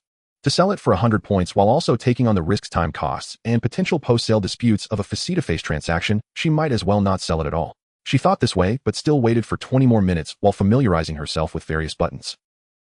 Just as she was about to leave, she noticed a person in a dark raincoat exuding a strong sense of stealth moving around furtively and looking around, surprisingly locking onto her direction and walking towards her. This person bowed at the front of the car, raised both hands, moved to the window of the driver's seat, and cautiously tapped on the glass. Xia Sanfu lowered the window slightly. What is it? Are you the top player? Is your car still for sale? Yang Xiaoyan had actually witnessed that one-sided massacre, and she was still trembling in fear. However, as the saying goes, the timid starve and the bold thrive. Noticing that the top player was suddenly selling a car and warning the Holy Light Association, she realized that the one who had just killed might very well be the top player. I only have 500 points, but I have 2 pieces of information about the dungeons that no one has shared in the channel. I want to exchange that information for the car. Since it's a no-cost deal, Xia Sanfu couldn't possibly reject those 500 points. 500 points plus your information, but I need to ask you some questions about the game. Yang Xiaoyan's eyes lit up, and she hurriedly nodded, asking away. After all, that was a car. She was fed up with her motorcycle. If she kept riding it, she would end up crippled. You first tell me your information. Okay. There are 2 ways to enter a dungeon: through randomly appearing dungeon cracks or by using dungeon summoning tickets, which can be obtained by opening bronze treasure chests. This is what a player I know told me. Yang Xiaoyan glanced at her cautiously, as this information was actually not very significant. The chances of opening a chest were uncertain. Xia Sanfu asked, does your friend sell it? Yang Xiaoyan shook her head. He has already used it. To be able to open a bronze treasure chest, one must either be powerful or well-equipped. There are indeed capable players in the H0081 area. What about the second piece of information? Someone opened a dungeon party card that allows entry into the same multiplayer dungeon. Is there information about a road group card? I haven't heard of that. Xia Sanfu was not particularly interested in forming parties. I need to understand whether players' main experiences in the game are similar. Tell me about your experience and level since entering the game. Yang Xiaoyan felt her experience was rather ordinary, so she spoke honestly. I regained consciousness on a mountain road, found a motorcycle, and since it didn't rain during the newbie protection period, I rode around looking for treasure chests. At first, I didn't realize that the animals near the treasure chests were guarding monsters. They didn't attack me, and I didn't think to kill them until I opened 3 treasure chests without finding any food. I got anxious and killed one for reserves. During the 12-hour protection period, I only killed that one. After the protection period ended, I was chased by a wild monster all the way. Fortunately, I managed to run it over. Later, it was just traveling, snatching treasure chests, and trying to survive. Oh, by the way, I just reached level 1. On the 10th day of the rain, level 1 players are rare in the region. To gather enough achievement points at level 1, it's not enough to rely on guarding monsters, which makes one daring enough to enter the wild to search for supplies and kill monsters. Xia Sanfu asked, do you know any players who failed to pass the initial dungeon? There is one. Or what do you want to know? The leveling rewards during the initial dungeon period. The messages in the channel are a mix of truth and lies, difficult to sort out and identify. It's a mutually beneficial situation when encountering a big player to verify basic information. Yang Xiaoyan obtained her friend's consent and said, during the newbie protection period, the gift includes free attribute points, a mysterious lucky bag, and a skill blind box.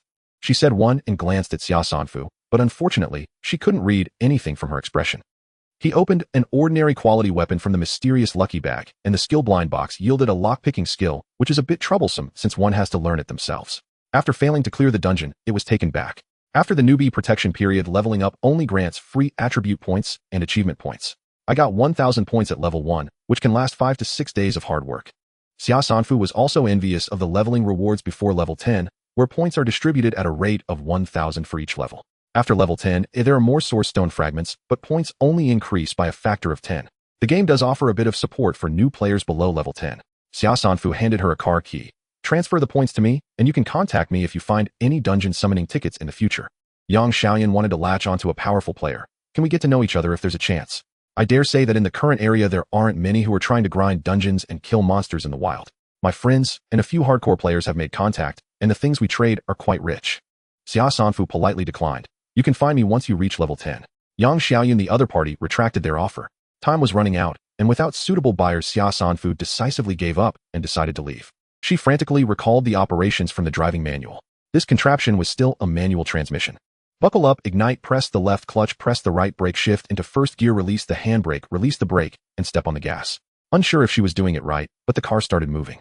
Fortunately, this level was spacious enough, she didn't reverse, but directly rolled over each parking space and clumsily rushed down the ramp exit. Once she drove out of the parking building, she was drenched in cold sweat. This was too dangerous. Exiting the service area, the rain poured down, forming a waterfall on the windshield. Even with the wipers frantically working, visibility was poor. Xia Sanfu first used the expansion stone on the storage space, increasing it from 10,000 cubic to 10,010 cubic. Then she drove at a turtle's pace of 20 miles per hour, comforting herself that at least she wouldn't get wet. Players ranked on the leaderboard in the H0081 district are as rare as phoenix feathers and unicorn horns, with Zhao Chuanyu being one, even if he is anonymous. This stirred a little breeze in the regional communication channel. The level 4 player in our district has disappeared from the leaderboard. He must have died. People die every day. Oh, what's so strange about it? Even a level 4 big shot has died, and I haven't died yet. I'm proud of myself for a minute. Life and death are so inconspicuous. On the 15th day of the reign, Xia Sanfu's schedule had undergone multiple adjustments and had basically settled down. From 5:00 to 7:00, get up, wash up, read for an hour and a half, and eat. From 7:00 to 9:00, she would walk down the road hunting or searching for wild vegetables within a 3-kilometer diameter of the road, since animals are more active in the morning and evening, increasing the probability of encounters. From 9:00 to 11:00, drive to accumulate mileage points while searching for treasure chests. From 11:00 to 13:00, cook meat and fish to fill her stomach, read in between, and then rest for an hour. From 13:00 to 15:00, drive to accumulate mileage points while searching for treasure chests, generally driving for an hour and resting for 10 minutes. From 15:00 to 17:00, chop wood, filling as much as the remaining storage space allows. From 17:00 to 19:00, heat the leftover food from lunch and go down the road to hunt. From 19:00 to 21:00, drive to accumulate mileage points while searching for treasure chests.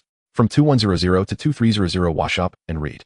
From 23:00 to 3:00, visualize the 5 organs in place of sleep. From 3:00 to 5:00, sleep.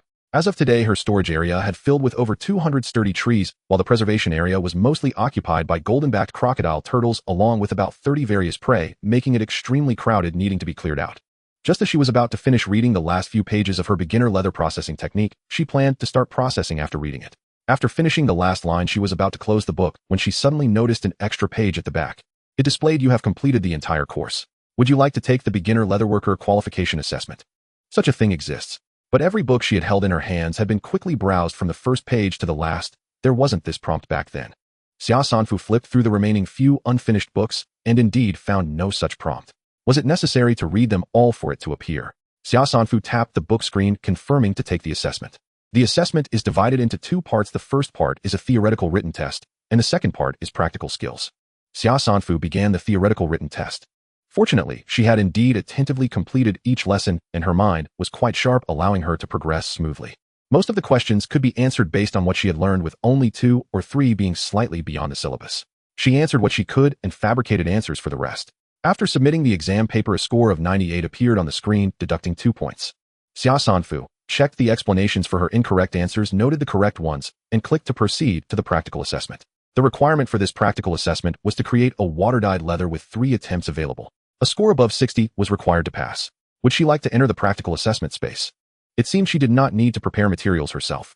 After clicking confirm, the entire book twisted and elongated, transforming into a door. She walked through the door, entering a room resembling a laboratory, which housed a large rectangular production table. It was a leather crafting table. Next to it was a cabinet containing various auxiliary materials needed for leather production. Although the book provided instructions on how to use such a production table, it was her first time handling the physical object, so she felt somewhat unfamiliar. Xia Sanfu spent half an hour familiarizing herself with all the functions of the production table and the auxiliary materials required. Despite the assessment asking only for water-dyed leather, the difficulty was quite high, and the first step was to select the correct materials. She selected a piece of fresh cowhide from the cabinet and placed it in the water pool area on the left side of the production table, adding the appropriate amount of disinfectant solution for soaking and washing. Then she fixed it on the table, proceeding to remove flesh, degrease, depilate, soak in alkali, expand, decolor, soften, acid, soak, and tan. The cowhide was quite thick and she needed to use its top layer, so she had to split it and take out the top layer evenly, then add tanning agents for tanning, neutralizing, dyeing, oiling, filling, drying, waxing, and polishing. In theory, this entire process would take 1 or 2 months to complete. However, the various reagents and materials provided were of high quality, which significantly shortened the processes of soaking, softening, tanning, and fixing the color. Additionally, there were cutting machines and splitting machines on the production table, along with drying and rolling boxes below the table for assistance. If she performed the actions smoothly and controlled the timing and quantities for each process without mistakes, she could shorten the time to around 24 hours.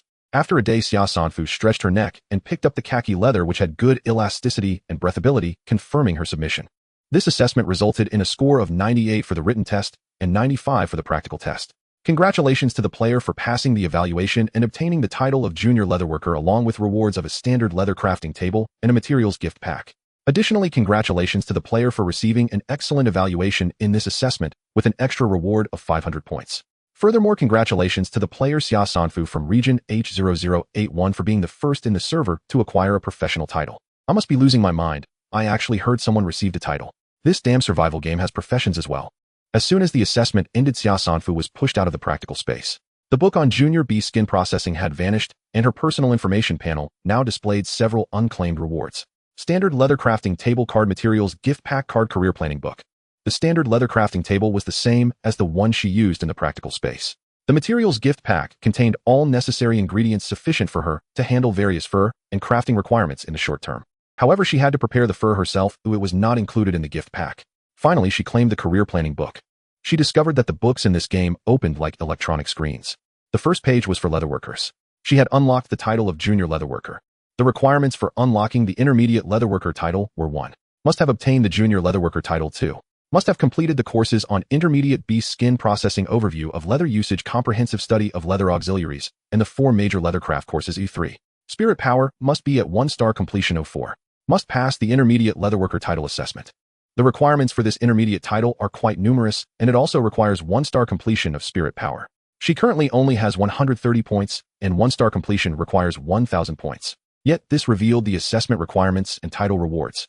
This was undoubtedly a significant opportunity as she could infer the development potential of each profession based on the assessment requirements and title rewards. Leatherworker, tailor, blacksmith, planter, breeder, engineer, cook, alchemist, physician, psychologist, musician, hunter, spirit, manipulation, master, warrior. Moreover, she found that most intermediate titles required 1-star spirit power. This indicated that the professional system leaned towards spirit power. Among all professions, the only one that centers on spirit power and requires continuous exploration of it is the spirit manipulation master. She remembered that the training base in the service area mainly trained players in physical and spiritual powers. Looking at it this way, the spirit manipulation master could be chosen as the main profession and the warrior could be chosen as a secondary profession balancing both mental and physical skills. Professions like leatherworker, tailor, hunter, cook, planter, and alchemist. She could temporarily focus on developing her junior titles because personal survival in the wilderness required Hansen skills which aligned with these professions. The courses these professions needed to study also intersected. For instance, leather requires sewing, cooking, meat requires hunting, and medicinal herbs grow from the earth. Essentially, she would be learning while enhancing her survival skills. However, developing their intermediate titles would consume too much energy, as each intermediate title would require completing several, even dozens of books, making it difficult to find that much time, so she would not consider it for now. Thus, she set her long-term career goal as a spirit manipulation master and her midterm goal as a warrior. If her energy could not keep up, she would pause the warrior profession in the later stages, utilizing it only for physical training. In addition, she needed a long-term auxiliary profession to rely on for sustenance. This auxiliary line was tentatively set as a planter and alchemist, because the rewards for the planter's junior, intermediate, and advanced titles included land. With land, she could grow medicinal herbs herself, developing a long-term supply of medicinal materials. Even knowing just one recipe would be enough for a long time. The course for a junior planter is the introductory botany that she is about to finish. Since there are not many pages left, Xia Sanfu intends to take a short break, and while the iron is hot, complete the remaining content. Before that, she went to the Crow bookstore to purchase a few introductory textbooks she planned to use in the future, including hunting skills, herbal studies, culinary arts, and a manual on clothing pattern cutting. Then she posted a message on the world announcement, Day 15 in the rainforest note at the textbook area of the Crow bookstore. Completing textbooks marked as introductory will trigger a title assessment task, providing a chance to unlock a profession beneficial for survival. Xia Sanfu watched the waves of excitement in the channel for a while and glanced at her rising reputation points, pondering thoughtfully. There are still 15 days, don't let me down. I just happened to be at the Crow bookstore. The introductory textbooks cost 180 points. Too expensive, I still need to save up to buy a vehicle. Damn it, even getting a profession requires points, let it be destroyed. At least there is some hope, though otherwise being stuck in the rain, every day searching for boxes, there would be no glimpse of the future. Can you be more specific? Does the introductory level really unlock professions? And how do I learn it? Damn it, I bought an introductory hunting skills book, but I only skimmed through it, and the content is not useful at all. I can't even go outside the road to track any traces or set traps. I still haven't finished it. Damn it, it almost ended up being me on the world announcement. A few days ago, I spent a lot of money buying a crafting blueprint for cold medicine, but when I tried to use it, it prompted me that I needed the alchemist or physician profession to use it. I barely managed to trigger a profession from the NPC to buy the textbooks, and if it hadn't been for that damn assessment failure, I would have been the first in the profession. Being able to buy blueprints is impressive. A single blueprint costs at least several hundred. You kept this information to yourself, you're not a good person either. Why should I reveal it? The game is all about competing for first place. I'm really frustrated. This is a complete blind spot in thinking. I'm a doctor, I definitely wouldn't buy physician textbooks. I need to learn the hunting knowledge that I currently lack. Xia Sanfu had already started the planter assessment, which consists of 2 parts, a theoretical written exam and a practical operation. She scored 96 in theory and scored full marks in the practical operation by grafting 2 fruit trees in the practical space. The title reward was a 4 square meter fertile field rated excellent, with an additional reward of 500 points. The career planning document only mentioned a 4 square meter field, but what it gave was a 4 square meter fertile field. Does the quality of the field correlate with the score? Having a field is good enough. Xia Sanfu immediately chose to claim it, and an ecological bottle appeared in her hand. The base of the bottle is round and black, feeling a bit like stone and a bit like metal. It is covered by a half-circular transparent dome, and looking inside there is sunlight, cloud threads, and soil. Although small, it forms its own ecosystem. According to the instructions, after scanning her body and completing the binding, both she and the items she brings in can shrink and enter the ecological bottle. Once out of the ecological bottle, they will return to their original size, including the things grown. The only issue is that when a person enters, the ecological bottle remains in place. If an unexpected visitor comes, it could be quite passive. Xia Sanfu entered the ecological bottle where the ground was dark and oily soil surrounded by white mist with a light source hanging high above. The air was fresh, oxygen abundant, and there was an operating screen nearby to control temperature and humidity, but modifying the default temperature required payment of points. Inside there is a time limit, no more than 60 minutes per day. After staying for a while, Xia Sanfu immersed herself in her daily routine, realizing that she was late to discover that introductory textbooks could trigger title assessments. Otherwise, hunting skills, herbal studies, culinary arts, and the manual on clothing pattern cutting could have already been integrated into her daily activities of hunting, cooking, and foraging for wild vegetables. But it's not too late. After all, these books have an audio mode and projection teaching mode, allowing her to listen, watch, learn, and practice simultaneously. She also has 2 courses left, introductory zoology and the beginner's driving manual, which she is close to finishing, aiming to complete the assessments within 3 days. The introductory theory of mental strength and the theory of primordial energy are too lengthy with still unfamiliar knowledge, so she is progressing slowly. On the 25th day, Xia Sanfu finally passed the Junior Beastmaster assessment and the Driver assessment, earning a Beastmaster gift pack and a driving kit. The former is a tool set for calming beasts and preparing beast food, which is not very useful for her at the moment. The latter sounds unremarkable, but is very important for drivers. Driving for extended periods can lead to cervical spondylosis, lumbar disease, kidney stones, gastric ptosis, hemorrhoids, constipation, shoulder periarthritis, bone, hyperplasia sciatica, eye diseases, and other ailments, especially prostatitis, in men and menstrual disorders in women. This driving kit provides some help for driver health. It consists of a massage function driver seat, an eye-protecting eye mask, and a lumbar support posture corrector. The lumbar support posture corrector is very thin and flexible, flesh-colored, resembling a fitted high-neck vest with restraining straps at the neck and waist that correct posture without hindering movement. It can be worn underneath clothing. Xia Sanfu feels more fulfilled than preparing for college entrance exams. Every day, driving has surprisingly become a leisure activity. Today, the scenery along the way continuously changed. Unfortunately, after driving more than 40 kilometers, she finally found a common treasure chest, which yielded a bunch of noodles and 2 eggs, just perfect for making alligator turtle soup. Xia Sanfu took out the wooden house and started a fire on site. There were 2 pieces of meat left in the small pot, with the broth solidifying into a chewy jelly. When the broth melted, she added the noodles and eggs, which were incredibly fragrant without needing any seasoning. While waiting, she checked the communication channel for useful information when suddenly a message popped up. World announcement: a player has accumulated a distance of 100 kilometers, activating the mileage leaderboard for the entire server, updated in real time. At the end of each map, round the top 100 will receive corresponding rewards. Who is this brave warrior? In the heavy rain, the downpour obscured her view of the front windshield, making driving very challenging. The side windows were also covered in rain, and the mountain road was rugged. She had to pay attention to whether there were treasure chests by the roadside. Most of the time, visibility was less than 50 meters. She tried driving and found that she could manage at most 30 kilometers per hour. To drive 100 kilometers would take 333 hours. In heavy rain for 25 days, she would need to drive over 13 hours a day. That's a solid body. Unless she found many treasure chests that could enhance vehicle performance to cope with issues like blurred vision, slippery roads, and rugged terrain. Xia Sanfu opened the mileage leaderboard. The first place was anonymous, while the second to the 100th was all over 900 kilometers, closely contested. It's really competitive. Looking at her accumulated mileage of less than 400, her anxious heart finally settled. Xia Sanfu squatted in the wooden house, eating noodles, listening to the rain, and gazing into the distance. This section of the mountains is mostly cliffs and steep heights shrouded in clouds and mist. She wonders if there are any high-tier mysterious creatures. In terms of level, she still has the advantage. Forget it, she should save her energy to deal with the next round of the map. After finishing her noodles and meat, she was about to gulp down the broth, when suddenly her ears perked up, and she quickly grabbed something that was rushing towards her forehead. Not controlling her strength, while the object exploded in her hand, revealing a red fruit. Unsure if it was poisonous, she quickly shook her hand and rinsed it in the rain, casting her gaze toward the nearby forest. A red-faced monkey hung from a branch with one hand chattering at her. Its arrogant demeanor was hardly friendly. Xia Sanfu did not indulge it, picking up the fruit pit on the ground and throwing it at the monkey. Xia Sanfu's strength was considerable. The small fruit pit whizzed through the air, striking the monkey and knocking it down from the tree. The red-faced monkey covered its head, howling in agony as it disappeared into the forest. Xia Sanfu laughed heartily, stowing away the wooden house and continuing to drive slowly. Not long after she started driving, she heard rustling leaves nearby drawing closer. Upon looking, she was taken aback to see a group of monkeys swinging through the trees with fruits and stones flying toward her like bullets. Thud, thud, thud. Cracks appeared in the back window. Xia Sanfu accelerated in a panic as the monkeys pursued fiercely.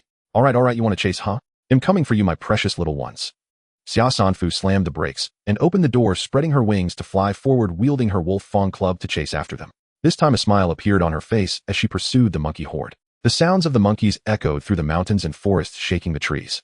This group of unruly monkeys, clearly weaker than her, still dared to provoke her. The monkeys were fast and agile. She swung 2 wind blades, but missed both. Her use of the iron wings was evidently not proficient, lacking in flying skills, wind blade release, and defensive timing.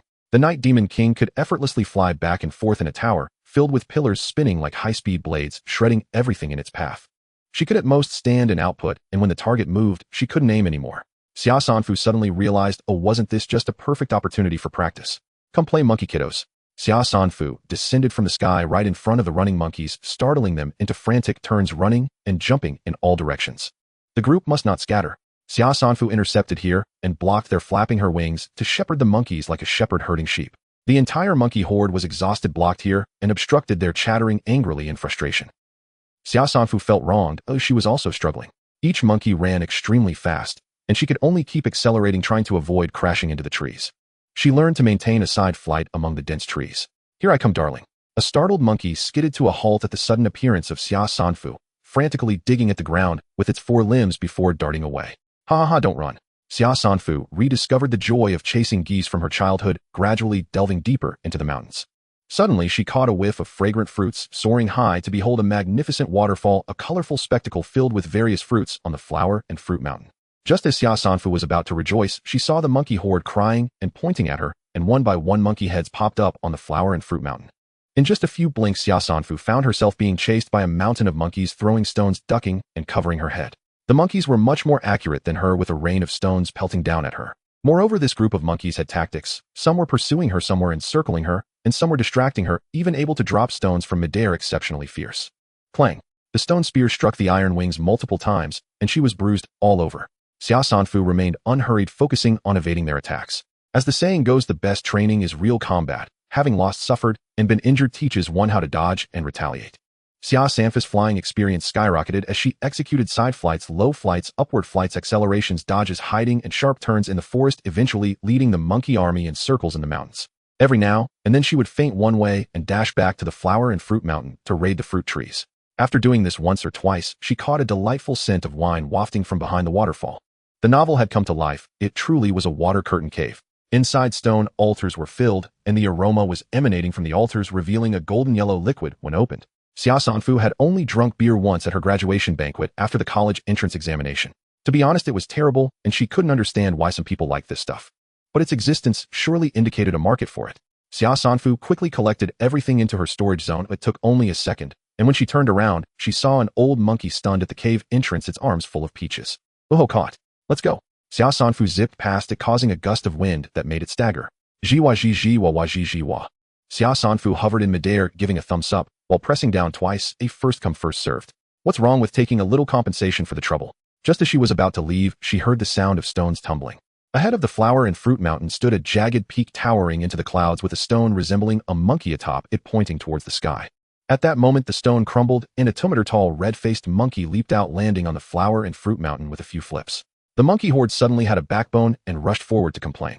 This monkey king was larger than the others, with a tuft of golden hair on its head, and its monkey face bore a human-like dignity. As if hearing something infuriating, it glared fiercely at Xia Sanfu. Xia Sanfu turned and flew away. Out today, she had used the iron wings for too long and was mentally fatigued. She needed to find a place to hide and recover. However, behind her, the monkey king extended its hand, and a magical purple crystal in its palm suddenly burst forth with dazzling light. In an instant, the world was enveloped in purple moonlight, and Xia Sanfu, felt as if she had run into a wall, unable to escape the airspace of the flower and fruit mountain, while the Monkey King charged at her, moving through the air as if it were nothing like an invincible demon. Clang! The stone spear clashed with the Wolf Fang club, and the tremendous impact sent Xia Sanfu crashing against the mountain peak, rolling down with the debris, suffering continuous cuts and bruises. This isn't right. Xia Sanfu had at least survived through mountains of corpses and seas of blood, possessing an instinctual sense of danger ingrained in her bones. Yet she felt no sense of crisis, only a desire to retreat. It was as if some external force was forcefully making her believe that this monkey was unbeatable. Xia Sanfu had encountered spiritual attacks, physical attacks, and elemental attacks, but this was her first time facing such a peculiar situation. Suddenly her scalp tingled, and a strong will to survive prompted her to grasp a stone tightly, using it to spin in midair, swiftly activating her iron wings to ascend. At the same time, she pinched a large sewing needle meant for making raincoats into her fingertip, the sharp pain jolting her back to clarity. Looking again, there was no purple moon, no unbeatable Monkey King, only herself, bewildered by the illusion, crashing into the mountain peak and falling downward. At the base of the mountain, the Monkey King waited with a stone spear for the unsuspecting prey. If she hadn't awakened in time, she would have crashed right onto its sharp blade. The Monkey King's eyes showed shock, its expression shifting a few times before it spoke with admiration. You human female either possess strong spiritual power or a strong will, otherwise you wouldn't be able to break free from the illusion, even at the cost of your life. Xia Sanfu was taken aback. This monkey could actually talk. It wasn't a personified animal from a service area, but a genuine monkey. Having been prepared for encounters with intelligent and mysterious beings, Xia Sanfu remained composed, raising an eyebrow slightly. What do you mean? Ha, strong spiritual power can perceive subtle changes, and strong willpower will not be deceived. The Monkey King scratched its head. We are yin and yang. One creates illusions while the other can break them. We can't reach a conclusion. However, the essence of 100 fruits is an important food source for my clan. If you return half, I will gift you a jar of the essence. Xia Sanfu asked with interest. What's the difference? The difference is vast. The Monkey King leapt onto a rock, gesticulating. The liquid that drips as the 100 fruits ferment is the 100 fruit liquid. It already bears the scent of wine and can wash away fatigue, perfect for my unruly younglings to drink. For you and me, it is little more than water. If one truly wishes to taste it, one must drink the 100 fruit brew. The 100 fruit brew is the essence of the 100 fruit liquid. It can cleanse the sinews and marrow and enhance physical strength. If you doubt me, I will fetch a jar, and we shall drink together. The Monkey King thrust his stone spear into the earth, bounded a few times, and slipped into the Shuilian cave. Before long, he emerged with a jar of wine. He saw Xia Sanfu paused atop a jutting crag on the mountain and, breathless with agitation, snapped at her. I keep my word. If I say I want, strike I want. Why stand so far away? Using the hard shell of a fruit as a bowl, the Monkey King poured a cup and set it on the ground, then stepped back 10 meters. Is this acceptable? I may be competitive, but I revere true masters. He'll drink first. He seized the jar and drank in great gulps, his monkey face suffused with pleasure. Xia Sanfu descended and folded away her steel wings. She picked up the fruit shell bowl. Within gleamed a translucent jade-green liquid whose sweet aroma invigorated the senses. Even the scent alone was enlivening. You Monkey King are so stingy. Only a mouthful for me. Wine is for those who understand it. If you find it unpleasant, pouring it out would be wasteful. Better to taste it first. Xia Sanfu tilted her head and drained the cup. She choked once, coughed twice, wiped her mouth, and relaxed. A fine wine. Even I, who rarely touch alcohol, find it likable. The Monkey King's eyes brightened as if he had met a kindred spirit. Usually only I drink this. Come, another cup. 1 cup opens the mind, 2 make the body comfortable, the 3rd brings true vigor. Xia Sanfu measured him with a look and declined. No, 1 cup and I am drunk. I see your sincerity, King. As you say, I will trade you a jar of the 100 fruit brew. Ah, this brew is made from fruit. How could it make one drunk? Come, the rain is heavy, let us shelter in the cave and talk. If you grant me one favor, I will give you the method to brew the 100 fruit brew. The Monkey King guided her into the Shuilian cave. Inside the cave lay an unexpected expanse with caverns opening into caverns, a one chamber vast as a mountainside, served as the monkey's resting place. Come, another cup. The Monkey King refilled her fruit bowl, clapped his hands, and a troop of monkeys arrived carrying leaves and fruits. In short order, the clearing was strewn with every kind of fruit. Xia Sanfu's cheeks flushed as she smiled. Then I shall make friends with you, great King. Among my people there is an old saying, good wine deserves good meat. By chance I have the flesh of a gold-backed crocodile. A richly nourishing meat I have rarely partaken of. King, do you eat meat? The Monkey King scratched his jaw and grinned occasionally. Can you eat it raw? The rain has put out my fire, yet this meat is still fresh and tender. Xia Sanfu took from her riding pack a stainless lunchbox divided into 2 compartments, each filled with strips of bloody meat. She picked up a strip and chewed it, then offered the box. Try it, King. See if this turtle meat can match your 100 fruit brew. The Monkey King plunged his hand into the compartment, stuffed several strips into his mouth, and a new light flickered in his eyes. Turtle meat has long strengthened the roots and bones. The energy contained in this flesh is especially potent. You have a discerning palate, King. If you like it, it is all yours. Taking your 100 fruit liquid first was my fault. Xia Sanfu thrust the lunchbox into his hands and raised her cup. A bite of meat and a sip of wine makes for greater flavor, do you not agree? She drained her cup, her face flushed. Removing her helmet and raincoat, she pulled another piece of raw meat from her pack, bit into it, and slurred, keep it coming. If I don't eat, it would be rude to refuse the great monkey. I am eating, the Monkey King replied, grabbing a handful of strips with newfound relish. This meat is indeed excellent. Eat freely, today I treat. Xia Sanfu laughed and patted his head. Eat while it is fresh, if the meat sits it will spoil, and once rotten it cannot be eaten, understand. I am eating, I am eating. The Monkey King emptied the box, but still topped off his cup. Another drink. Good, good. I like your frankness, monkey. I'll give you an extra piece. Xia Sanfu dropped a chunk of meat into his box with a clap, swaying with her drink. Eat it, and you must promise to give me another jar of the 100-fruit brew. No, 2 jars. 2 jars. All right, all right. If you refuse to feed me, I will still give you 2 jars. Really? Really? I don't believe you. Give and take, you see. Only when you have eaten my meat will I trust your promise. Free gifts are always false. Xia Sanfu put on a drunken act, smearing a hand streaked with blood across his face and demanding he finish the meat. The Monkey King tore off another bite. Huh, I told you. Promise me one condition, and I will give you the brewing formula. Is there such a thing? Xia Sanfu sank down and patted the empty space beside her. Sit. The Monkey King's eyes glinted. Of course there is. If we two join our strengths and sire offspring, not only will I give you the brewing method, I will be entirely yours. Xia Sanfu pondered. Then our children would be human apes. The Monkey King was momentarily stunned by her reaction. Convinced she was truly drunk, he resumed a ferocious mien and proclaimed to the assembled monkeys, "This is the new queen. She will bear our mightiest heirs." The cave erupted with the monkeys' wild cheers and screeches. The Monkey King straightened and lunged at Xia Sanfu, but she evaded him. Wait, you ruffian. My head is a little dizzy. Are you dizzy? The Monkey King chuckled hoarsely. First time drinking the 100-fruit brew, 1 cup, and you fall. You drank 2, and you stagger. Truly the mother of my children. He too felt the wine sway, blood rush to his face, and a feverish heat rose, though he took it for mere tipsiness. He lunged again, impatient, but Xia Sanfu summoned her steel wings and shot upward with a whoosh, landing on a rock above. She glanced down at the stumbling Monkey King without a word and watched him stagger, clutch his head, and sway. A redness bloomed over his eyes as if a thin veil had settled across them. Wiping turtle blood from her mouth with the back of her hand, Xia Sanfu hefted her spiked club and cleaved downwards. In that instant, the Monkey King's mind felt as if it had been filled with boiling water, his consciousness clouded. Instinctively he dodged, and she shattered his shoulder bone, then drove her club straight through his chest. The monkeys in the cave bared their teeth and attacked. Xia Sanfu bearing the Monkey King, now barely breathing. On her spiked club cut through them in a slaughter, so complete no one lived to tell it. I had hoped for a quaint adventure on Flower Fruit Mountain, but it turns out to be a great macaque of Shu, plundering handsome maidens. Primates truly cannot resist wine and women. Xia Sanfu forcefully swung his wolf fawn club, sending the Monkey King into a pile of corpses. The Monkey King, with its slick and oily fur now stained with blood and flesh, twitched as it struggled to rise, stiffly turning its head, its blood-red eyes devoid of any reason. Before it could exert its strength, Xia Sanfu crushed its skull. The moment the Monkey King fell, it felt as if something shattered in the air. The cave remained the same, yet it was filled with a foul stench piled high with the bones of various animals. The monkeys were still the same monkeys, but each had protruding fangs, utterly grotesque. Congratulations to the player for defeating the level 15 long-armed gibbon. Achievement points 1500, including the monkeys and their offspring. This wave of achievement points totaled 3120, and with the addition of the crocodile turtles 1500, it was enough for promotion.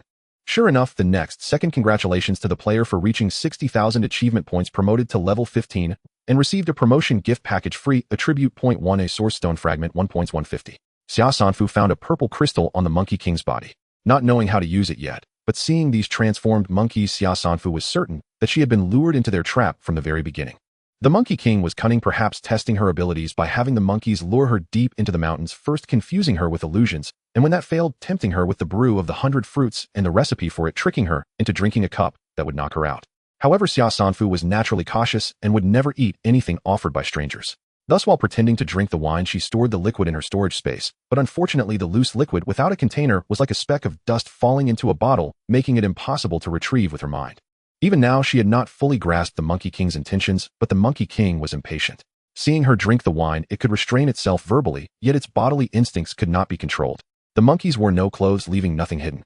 Xia Sanfu's murderous intent rose as she played along and entered the water curtain cave, with it noticing a second point of suspicion. It is known that the lair of beasts is as foul as can be, especially with hundreds of monkeys gathered together. Yet within this communal cave there was not a whiff of odor. This made Xia Sanfu suspect that she was still in an illusion, or that there was some disguise around her. She had no choice but to act and prepared a poison scheme. Her offensive methods were few, so she had to prepare extensively.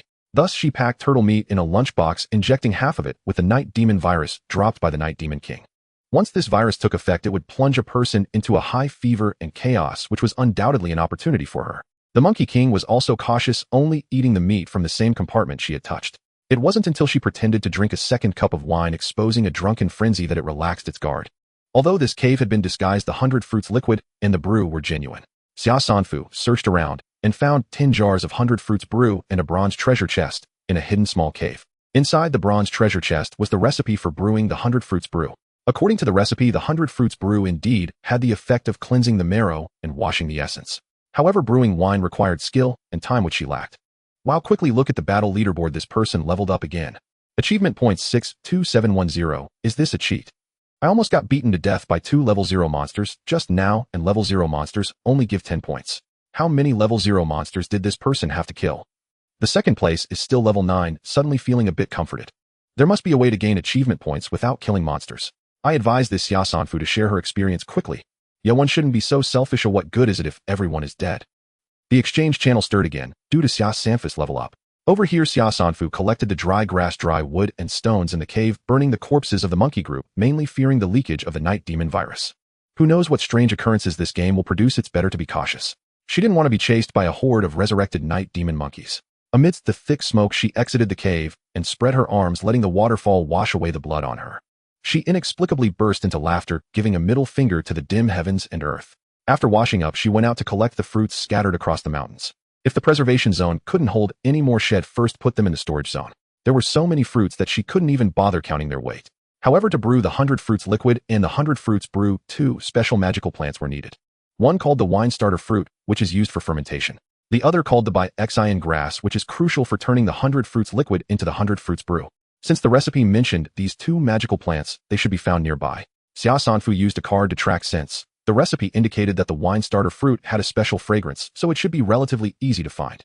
Sure enough, after a short while, she spotted a dwarf tree growing from the cracks in the rubble, resembling a tea tree adorned with clusters of small tomato-like red fruits. There were about 100 of them. Xia Sanfu awkwardly stuffed the wine starter fruit into the preservation zone, then trimmed the branches and leaves of the fruit tree.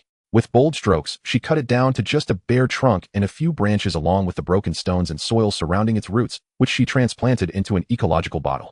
Fictional grass grew in clusters, appearing at first glance like chives, with a refreshing scent that penetrated to the crown of the head. Upon closer inspection, its leaves were relatively broad, a translucent green. There were about 10 mature ones. She left 3 to transplant into the ecological bottle to see if they would continue to grow and seed, while the others were stuffed into the preservation zone. Xia Sanfu also discovered a bamboo grove and began chopping away. Although there was no shortage of water now, it was wise to prepare for potential shortages. Bamboo could be used to make bamboo tubes for water storage, and under certain conditions, could also be made into some daily necessities, overall useful. It was now around the summer-autumn season, and the forest resources were abundant. It just depended on whether one had the ability to collect them. There were still plenty of bamboo shoots in the bamboo grove. Having had enough meat and fish, she had a great fondness for such vegetables. After a thorough scavenging, Xia Sanfu drove to the service area, smoothly backing the car into a parking space. Ding dong, hello, your fuel tank has been detected to be below 5 liters. Would you like to refuel? It had been 15 days since she acquired this vehicle. The petrol in the car, along with the fuel siphoned from the other 2 vehicles, had all been used up. She had already refueled several times herself. In the game, vehicle fuel is not like Blue Star's petrol and diesel, such as 92, 95, or 98 octane, but rather has only one universal fuel type, costing 10 points per liter.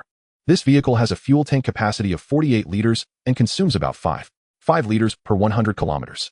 Given her current speed of around 20 to 30, driving for 10 hours a day would only earn her 200 to 300 points, while also consuming over 100 worth of fuel. The fuel prices are truly high. Expensive as it is, it must be purchased. Xia Sanfu added 30 liters of fuel, costing her 300. Then she headed straight to the Raven's bookstore, finding the bookshelf dedicated to mental power. Here, combat skills and individual mental skills can be exchanged with points, but energy manuscripts and mental power manuscripts must be exchanged with source stone fragments. If a skill is a knife, then the manuscript is the method for forging countless knives. After leveling up to level 15, she accumulated 5 source stone fragments, meeting the minimum requirement for exchanging the mental power manuscript. The 5 source stone fragments could be exchanged for 4 manuscripts. Storm and Drain meditation technique, a secret art that enables rapid awareness of one's own spiritual energy by harnessing specific environmental conditions, perfectly suited to her current circumstances. Hypnotic synesthesia, a specialized discipline focusing exclusively on the cultivation and application of spiritual energy for hypnotic purposes. Counterlocked armor technique, a method dedicated solely to cultivating defensive spiritual energy skills. Darkness meditation technique, a foundational, yet superior cultivation method. Like the storm and drain technique, it requires specific environmental conditions, yet yields spiritual energy with markedly greater destructive power and perceptual acuity. Its chief drawback lies in its abysmally low success rate during practice. Buried fears and suppressed emotions surge forth and magnify uncontrollably. Any lapse in focus risks shattering the mind and obliterating cognition.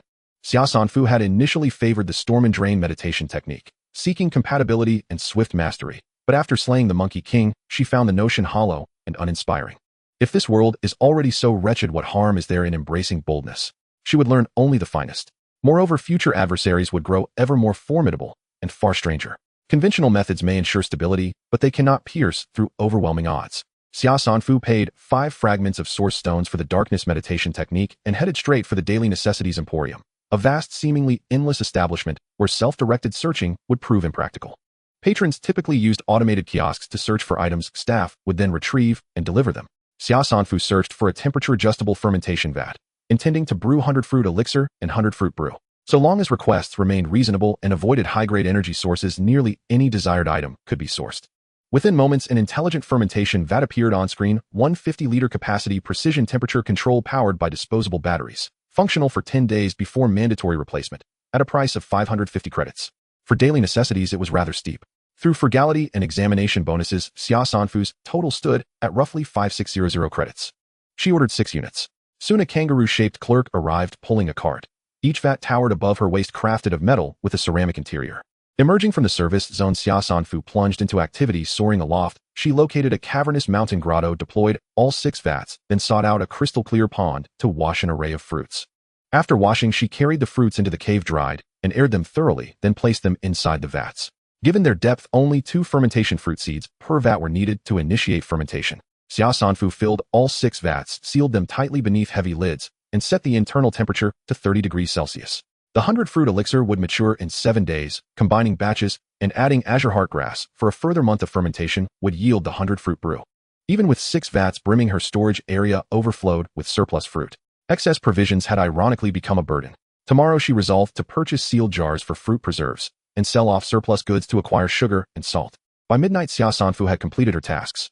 Returning to the highway, she erected a small wooden cabin beside her vehicle and lit a brazier to cook and boil water. Exhausted from a day's exertion, she ate lightly, performed a cursory wash, then unrolled her field cot and settled in.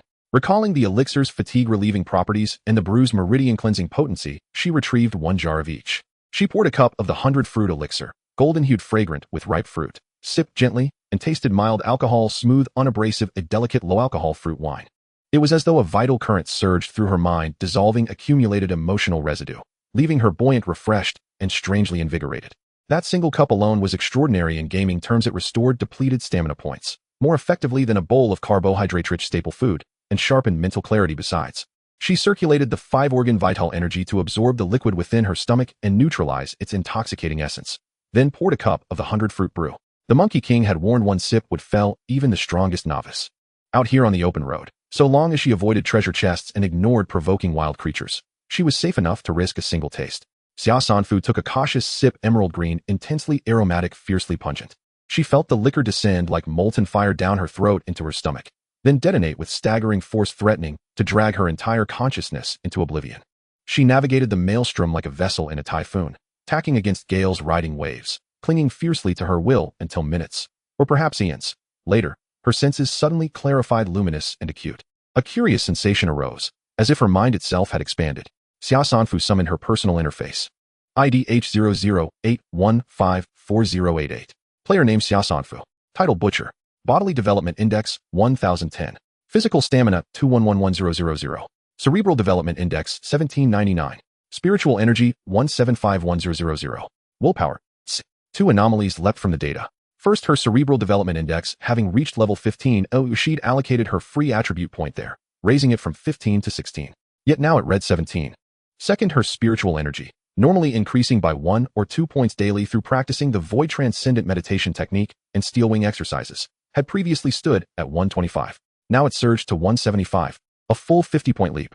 That single sip had unlocked latent cerebral potential and amplified her spiritual energy. Xia Sanfu metabolized the remaining liquor and drained the cup in one bold draft.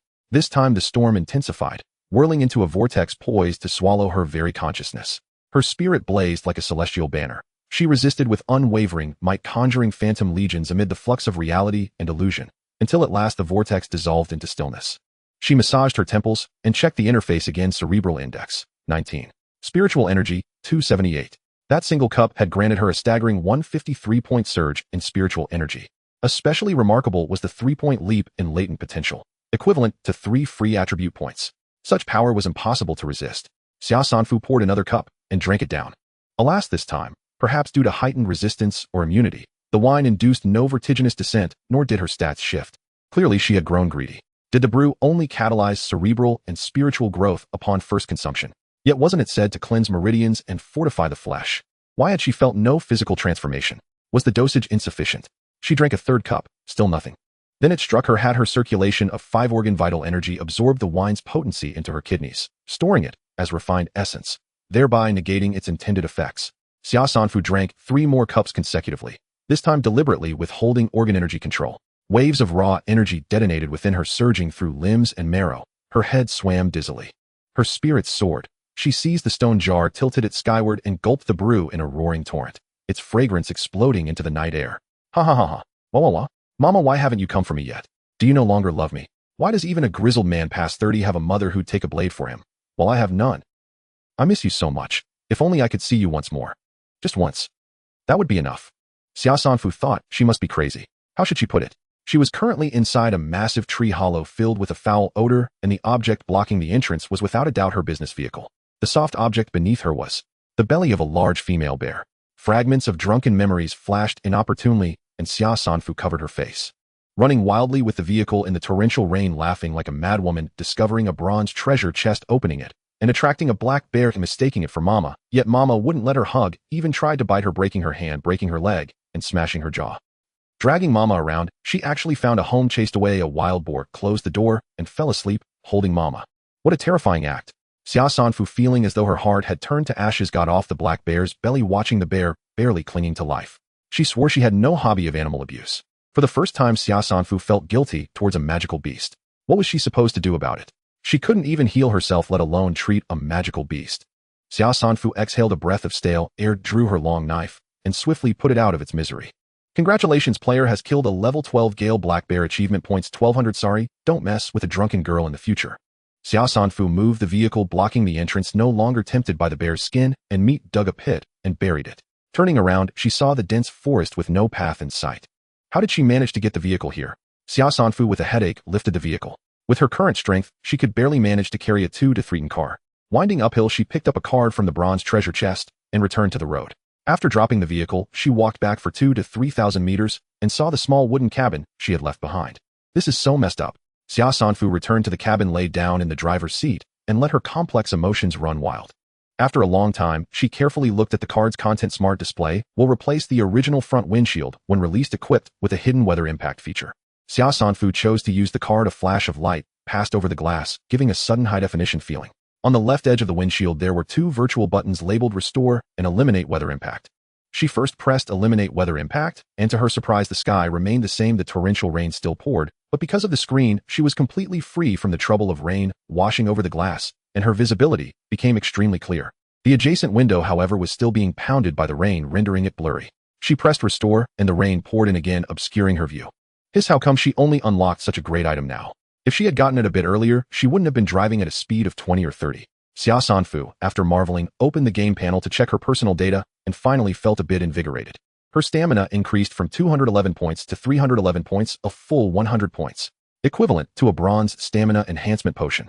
No wonder she felt like shedding a heavy shell and becoming rejuvenated. Suddenly her stomach felt uncomfortable. She got out of the car to relieve herself, and upon seeing the color, it was surprisingly oily and dark. It seemed she had expelled the impurities from her body. What a good wine. However, until she could find a rope to tie herself down, she dared not drink again. Xia Sanfu carefully scrolled through the game panel and was suddenly struck by lightning. What's up with the time on this thing? Day 29 of the torrential rain, 2330. But the day she drank was day 26 of the torrential rain. Did she drink for 3 days? In another half hour, it would be the 30th day. The rabbit at the consultation desk lane and said that on the 30th day, clues about the next disaster would be revealed. So the 30th day was crucial. She had originally planned to stay at the service area before the 30th day arrived to facilitate the procurement of supplies for the next round. It should still be on time. Xia Sanfu hurriedly applied to enter the service area. After successfully applying, she started the engine and soon saw the service area sign. She parked the car and rushed straight to the comprehensive building supply store. Thinking that she was not the only player who received this information from the consultation desk, she noticed several aimless players wandering around the store. She opened the game panel. Looking at the words Day 29 of Torrential Rain 2359, she jumped to Day 30 of Torrential Rain 00. World announcement for the next 24 hours: the roads will no longer be safe. Players will face challenges from abyssal species. Players who successfully survive the 24 hours will receive a treasure chest for dealing with the next map disaster. Abyssal species. What do you mean by abyssal species ghosts? Isn't this essentially an elimination round? Just kill me already, damn it, I can't even withstand physical damage, and now I have to face magical damage. The communication channel erupted once again. Xia Sanfu turned and ran towards the equipment store. In the City of Night Demons, she had obtained a bronze-level solar kerosene lamp that could burn abyssal species below level 15, but it only had 1 liter of kerosene, enough to burn for 12 hours. Do you have any equipment to resist abyssal species? What's so expensive? Customers who do not purchase items will be automatically expelled after 10 minutes in the store. The equipment to resist abyssal species has been placed on the first row of shelves. The voices of players and the store manager intertwined, creating quite a commotion. When Xia Sanfu entered, she saw the first row of shelves being updated, crowded with people, but very few actually making purchases. On the shelves, the most expensive item was a silver-level equipment with defensive and retaliatory effects, the Holy Light Guardian, costing 10,000 points, capable of inflicting some damage on abyssal species below level 20. The cheapest bronze equipment was the Evil Suppression Stone, costing 1,000 points, which had a deterrent effect on abyssal species below level 10, but no damage effect. Generally, ordinary equipment could only inflict some damage on creatures from levels 0 to 10. Bronze was aimed at levels 10 to 20. Silver was aimed at levels 20 to 30. The Holy Light Guardian and Evil Suppression Stone were evidently the most basic items in their respective grades. However, most players were at low levels, and the magical beasts they encountered were also at levels 0 and 1, so they shouldn't run into too strong abyssal species. Choosing the Evil Suppression Stone was sufficient. Unfortunately, the vast majority of players didn't even have 1,000 points. Who can save up that many points? A single fever reducer costs 10 points, and the most disgusting part is that to buy medicine, you have to pay a consultation fee and then exchange for food and drink. Those bastards ask for 60 or 70 points without blinking. I ride a tricycle through the pouring rain, thankful if I can manage 10 kilometers a day. What I earn is barely enough to spend. This is killing us. Are we even alive? Xia Sanfu glanced around and approached the counter. Do you have solar lamp oil? I didn't see solar kerosene lamps and solar lamp oil on the shelves. The Fox store manager nodded. 1 point for 1 milliliter, starting from 100 milliliters. She would at least encounter abyssal species at her level around level 15. Although she had killed a pseudo-level 20 Night Demon King, if she didn't find the antibody potion, she would be dead. She felt that just hearing about abyssal species indicated that they were not strong in brute force, but rather in their sinister nature. Buy. Xia Sanfu paid 1,000 points, and the store manager took out a 1-liter brown bottle for her. With the existing 1 liter of lamp oil, it could burn for 24 hours. The downside of buying things on-site was that everyone could see it. Buying something at this time was very eye-catching. A player with a mole on his face had his pupils shake, as if he had seen a monster. How did you get points to buy equipment? You must have robbed us to get them. Yes, quickly share some with us. It originally belonged to us. I'm different. I feel you must be a good person. Oh, please save me. You have points to buy things. You must be quite powerful. You might be the number 1 in our region. With great power comes great responsibility. You must take care of us. What, the number 1 is here? Hurry, the number 1 wants to buy us things. The first to claim she was the number 1 player was merely trying to exploit someone powerful, hoping to use public opinion to take her things, yet unexpectedly, she truly encountered the real deal. Quicker than Xia Sanfu's reaction was the peacekeeping system inside the building. With a crackle, the ceiling discharged electricity, and those shouting also began to tremble. First warning: electric shock. No loud talking, shoving, or fighting. Repeat offenders will be expelled from the service area. At this moment, Xia Sanfu had already exited the equipment store. Everyone was damp, resembling pale corpses pulled from water. With such a large crowd gathering, Xia Sanfu's fight-or-flight response kicked in, and she quickly slipped into the nearby Raven bookstore. Excuse me, do you have books introducing abyssal species? The owl shopkeeper spoke with a tone laced with sharp sarcasm. The abyssal bestiary, 999 points. The universal bestiary, 19999 points. Xia Sanfu pondered. After the world announcement, every service area was packed, a sea of people rushing towards the equipment and card shops. They all assumed that the 30th day was an elimination round, and that abyssal species were terrifying monsters only special equipment could combat. Faster than the abyssal species was the fear of the people. They knew they couldn't afford equipment, yet they rushed into the store praying for a glimmer of hope. What if prices drop? Players who were clean and dry, clearly having vehicles, became the target of the mob, and some were beaten to death in the square before they even reached the main building. In every region and service area, similar events unfolded, The communication channels were filled with chaos, shouting slogans to attack the rich and divide their points. In the H0081 service area, Xia Sanfu's silence broke many players' defenses. Inside the building and on the communication channel, they made her location known, unleashing countless curses. In other service areas, players were desperately trying to squeeze into the store. In the H0081 service area, players were frantically blocking Xia Sanfu. A momentary rumor suddenly evolved into the belief that the number one would save everyone. Xia Sanfu was in no hurry to leave the Raven bookstore. After all, the bookstore emphasized tranquility, and they could only stare at her inside. Looking out of the bookstore, all she could see were heads. H0081 area communication, channel Wang Dagong, am most disgusted by people like this. Don't you understand that with great power comes great responsibility? In the face of disaster, you only care about saving yourself? Who cares about us?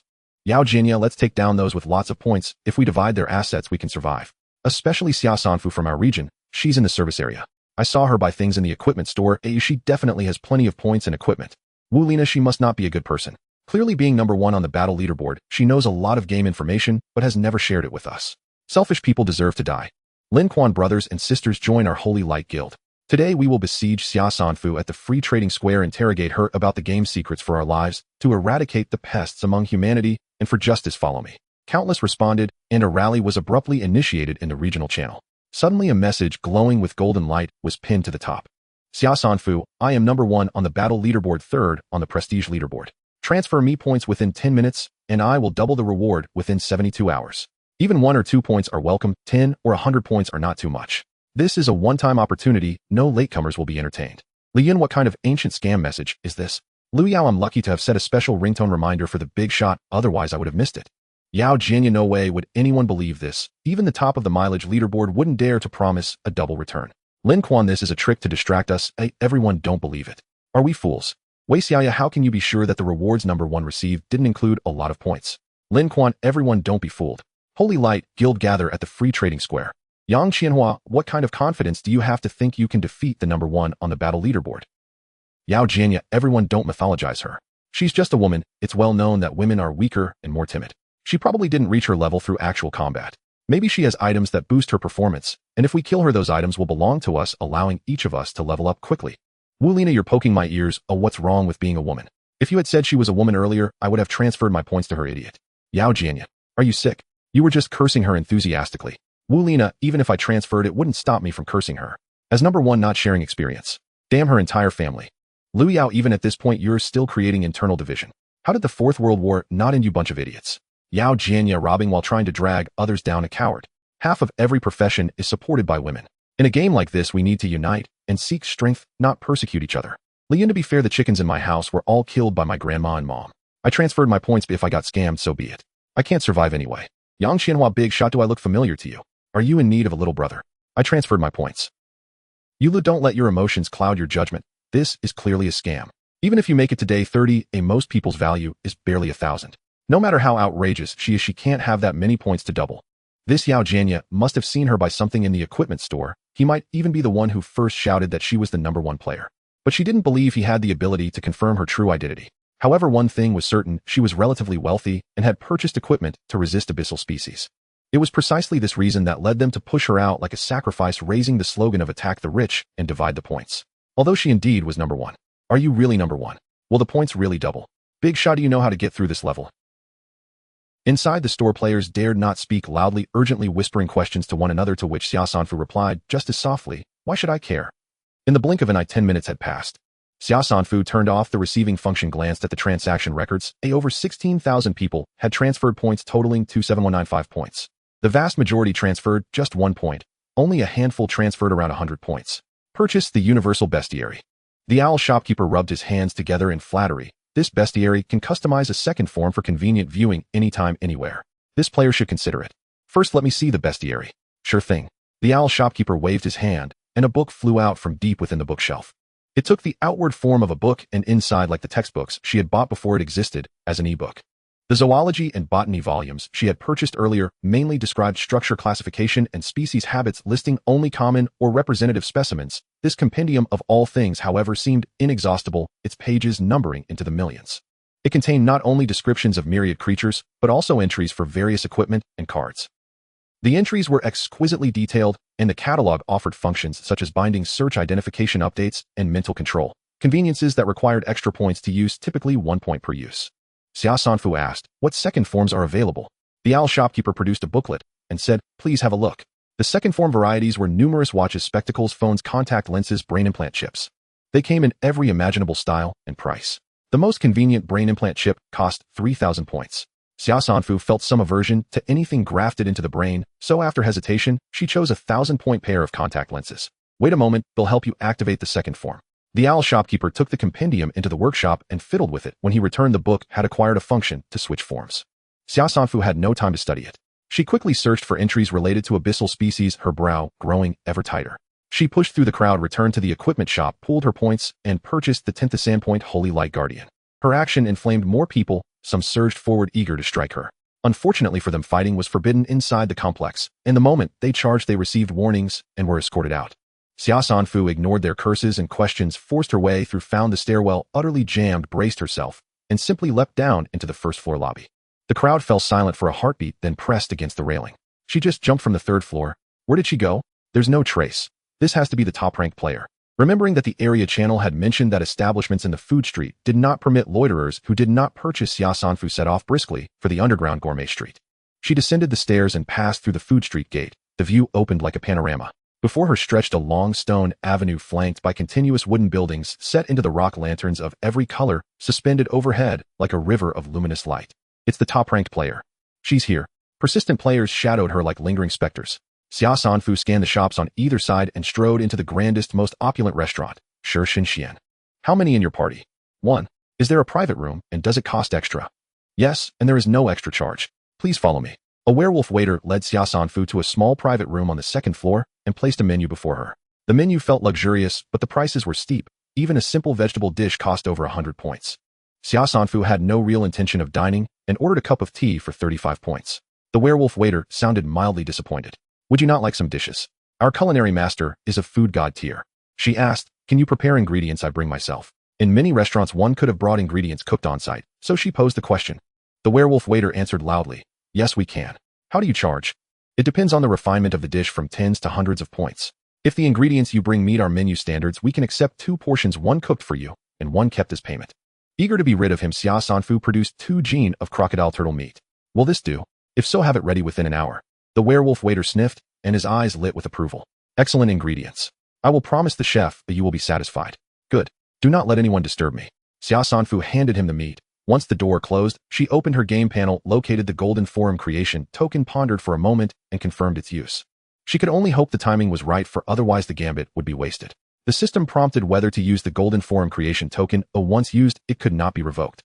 Xia Sanfu confirmed once more. The golden token unfolded into an interface outlining the steps to create a forum. Basic forum functions appeared: register, log in, select a nickname, post, threads, reply, edit, delete, quote, replies like, dislike, log out, anonymous, posting, and blacklist, among others. There were 4 editable base sections, all primarily for posting. She renamed and assigned functions, dividing them into game strategy, entertainment, gossip, scientific news, and members zone. Forums came in 2 classes, ordinary and golden. Ordinary forums offered the aforementioned features, but golden forums enjoyed many privileges, the greatest of which was the ability to create independent core sections. Those could include areas for trading, live streaming, and the like. Her first thought was live streaming.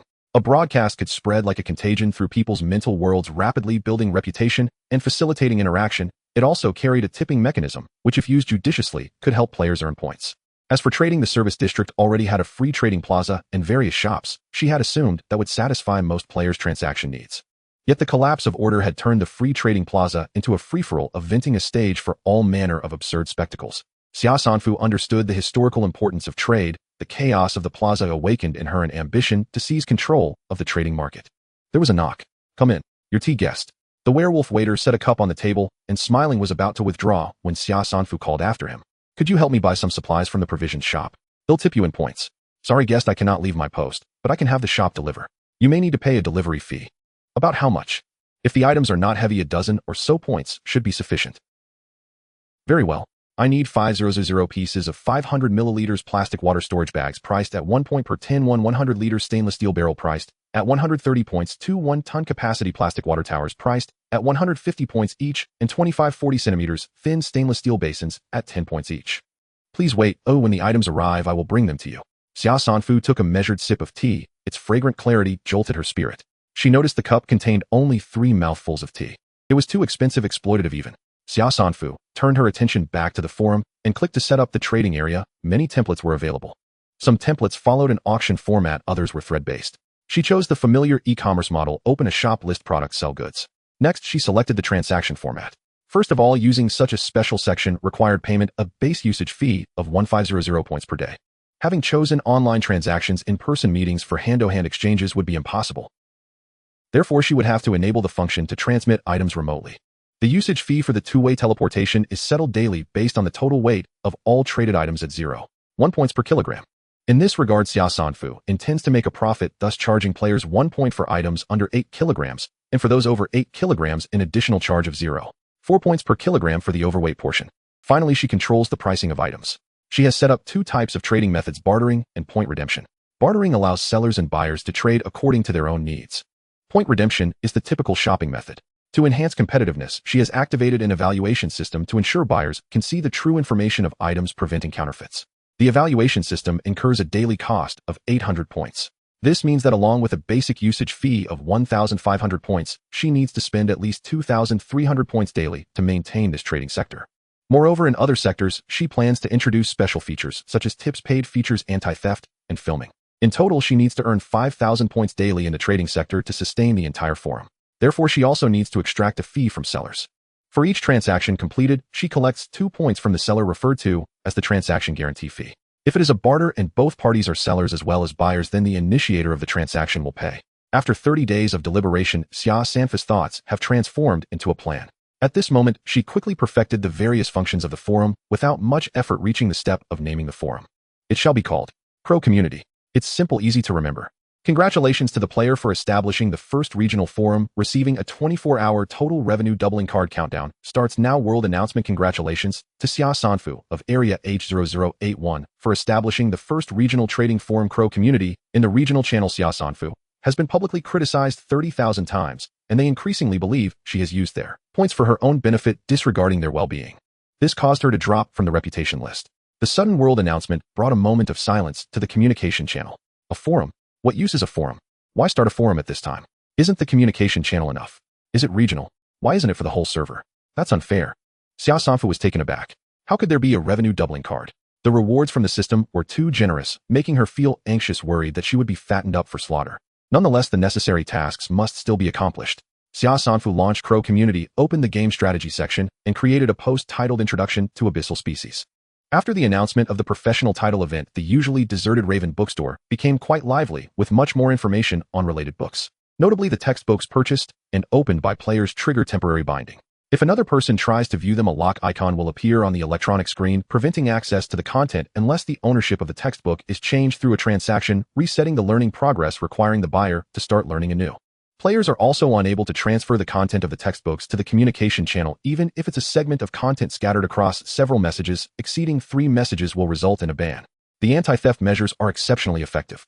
However, if players incorporate their own understanding into the textbook content, merging it into original content, there are no restrictions. Xia Sanfu quickly browsed through the information on abyssal species, summarizing key points, weaving the narrative, and composed a story similar to a horror tale, uploading it. When she clicked publish, a pop-up window appeared listing 3 options: whether to enable the tipping feature for this post, whether to enable the paid feature for this post, whether to enable the anti-theft feature for this post. These 3 features are special functions purchased by Xia Sanfu, costing 300 points, 500 points, and 800 points daily. Xia Sanfu does not provide these features to players for free. Tipping and paid features cannot be enabled simultaneously. Once the poster selects to enable any one of these features, the platform will take 30% of the daily revenue from that post as commission. If the anti-theft feature is enabled, a one-time fee of 100 points will be charged daily. After enabling the anti-theft feature, players who have viewed the post will be unable to publish content in the communication channel that exceeds 10% similarity to the post. This feature does not restrict offline dissemination, but it does have certain benefits in maintaining the uniqueness of information in a short time frame. Xia Sanfu checked the options for paid and anti-theft, setting the purchase price for the full text at 2 points. In the game strategy section, this type of paid reading requires uploading evidence, and through this system review feature she purchased, it ensures relative authenticity before successful publication. The so-called relative authenticity is not absolute truth, it is what I perceive as true. This time, she only needs the system review to scan the bestiary. Returning to the post, the total characteristics of abyssal species are chaotic, abnormal, irrational, or mentally twisted, divided into tangible and intangible categories. The tangible category, such as the night demon, can be harmed by physical attacks. The intangible category includes ghosts and spiritual entities that cannot be harmed by physical attacks. Although the bestiary does not specify the weaknesses of various abyssal species, Xia Sanfu speculated that most low-level abyssal species, whether tangible or intangible, have a certain aversion to energy that emits heat, such as fire and light. The entire horror story reflects the major categories and primary attack methods of abyssal species, concluding with the protagonist's words, "Why not try light and fire?" As for the accuracy, that needs to be verified. Xia Sanfu set up a list in the backend, then sent 2 messages in the H0081 regional channel.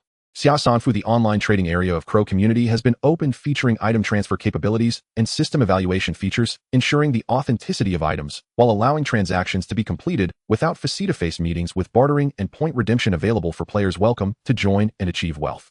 Xia Sanfu, I have opened a post about abyssal species in the game strategy area of Crow community. The 16 players who transferred me 160 points can browse this post for free. The points borrowed will be doubled and returned after 24 hours. Players such as Lin Quan and Yao Jianya, who openly organized forces to attack me, have been blacklisted by the platform. That is all, please be aware. She spent 200 points to pin the 2 messages for 100 minutes each and pressed her aching temples. The H0081 regional communication channel remained silent for 3 full minutes before erupting. Online trading, I finally don't have to brave the free trading square anymore. How accurate is the information about abyssal species? Wow, our area is going to rise. I'm crying, the great man is unparalleled. Lin Quan frantically messaged Yao Jianya. Didn't you say to take advantage of the collapsing morale to launch a single person as the top killer, gather allies' blood, wash the service area, plunder points and resources, and establish our own great power? Is the person you chose really the top killer? Of course not. Think about it. The top of the battle list is definitely a man, and the one I chose is a woman. Stop talking nonsense. Oh, I've already built a force in the service area, and everyone is watching her. She is the sacrificial offering for our Blood Oath Alliance. When our forces come together, what's there to fear from the top killer? If you really fear the top after this storm passes, just give them something to recruit them into our ranks. In the regional channel, Xia Sanfu's reputation underwent a drastic reversal, and her name soared back to the reputation list like a rocket. She saw that the time was about right, drained the last of her tea, and was about to leave when there was a knock at the door. Come in. Guest, your dish is ready. The voice belonged to a werewolf waiter, but the first to enter was a lion dressed in a white chef's uniform, robust in physique. The lion placed a soup bowl barely larger than a teacup on the dining table, doffed his hat in salute, and said, "Thank you for providing the ingredients. Please taste my culinary skills." Xia Sanfu curiously lifted the lid, revealing a milky white soup with a spoonful of shredded meat inside. She nearly overturned the table. After all, she had provided 2 pounds of meat. According to the restaurant's rules, wasn't 1 pound supposed to be made into a dish for her? And they only made such a small bowl of soup. She had such a large chunk of meat. While the game officials are impressive, Xia Sanfu calmly scooped a spoonful and put it in her mouth, and the suddenly explosive, delicious flavor dissipated much of her anger. What a delightful human delicacy. The soup was fragrant and rich, and the shredded meat was tender and flavorful. To be honest, this was the first time in days she had eaten tender turtle meat that didn't require effort to chew. Usually after stewing for 3 hours, the meat wouldn't break down, leading her to believe that the texture of the golden-backed crocodile turtle was inherently tough. Xia Sanfu did not forget to praise the chef's skill, saying, "This bowl of meat soup has allowed me to momentarily forget my hardships. I cannot provide a professional review, but I assure you that I will remember this bowl of soup for a long time. I wonder if I can know your name." The lion grinned widely. "You can call me Feng Lian, as an abundant harvest." Xia Sanfu nodded with a smile. The food was indeed delicious, but it was too much of a ripoff, and she decided not to return. "Dear guest," Feng Lian sniffed, "I guess you have more than just 2 pounds of turtle meat. I can help you make the remaining meat into dishes." "Thank you, but I must decline." Xia Sanfu politely replied, "No need to trouble you. Although your skills are tempting, my food source is limited.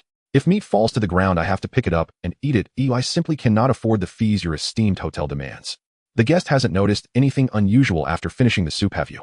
I extracted the essence of a pound of turtle meat to make this soup, ensuring that the guest can absorb all the nutrients without wasting a single drop.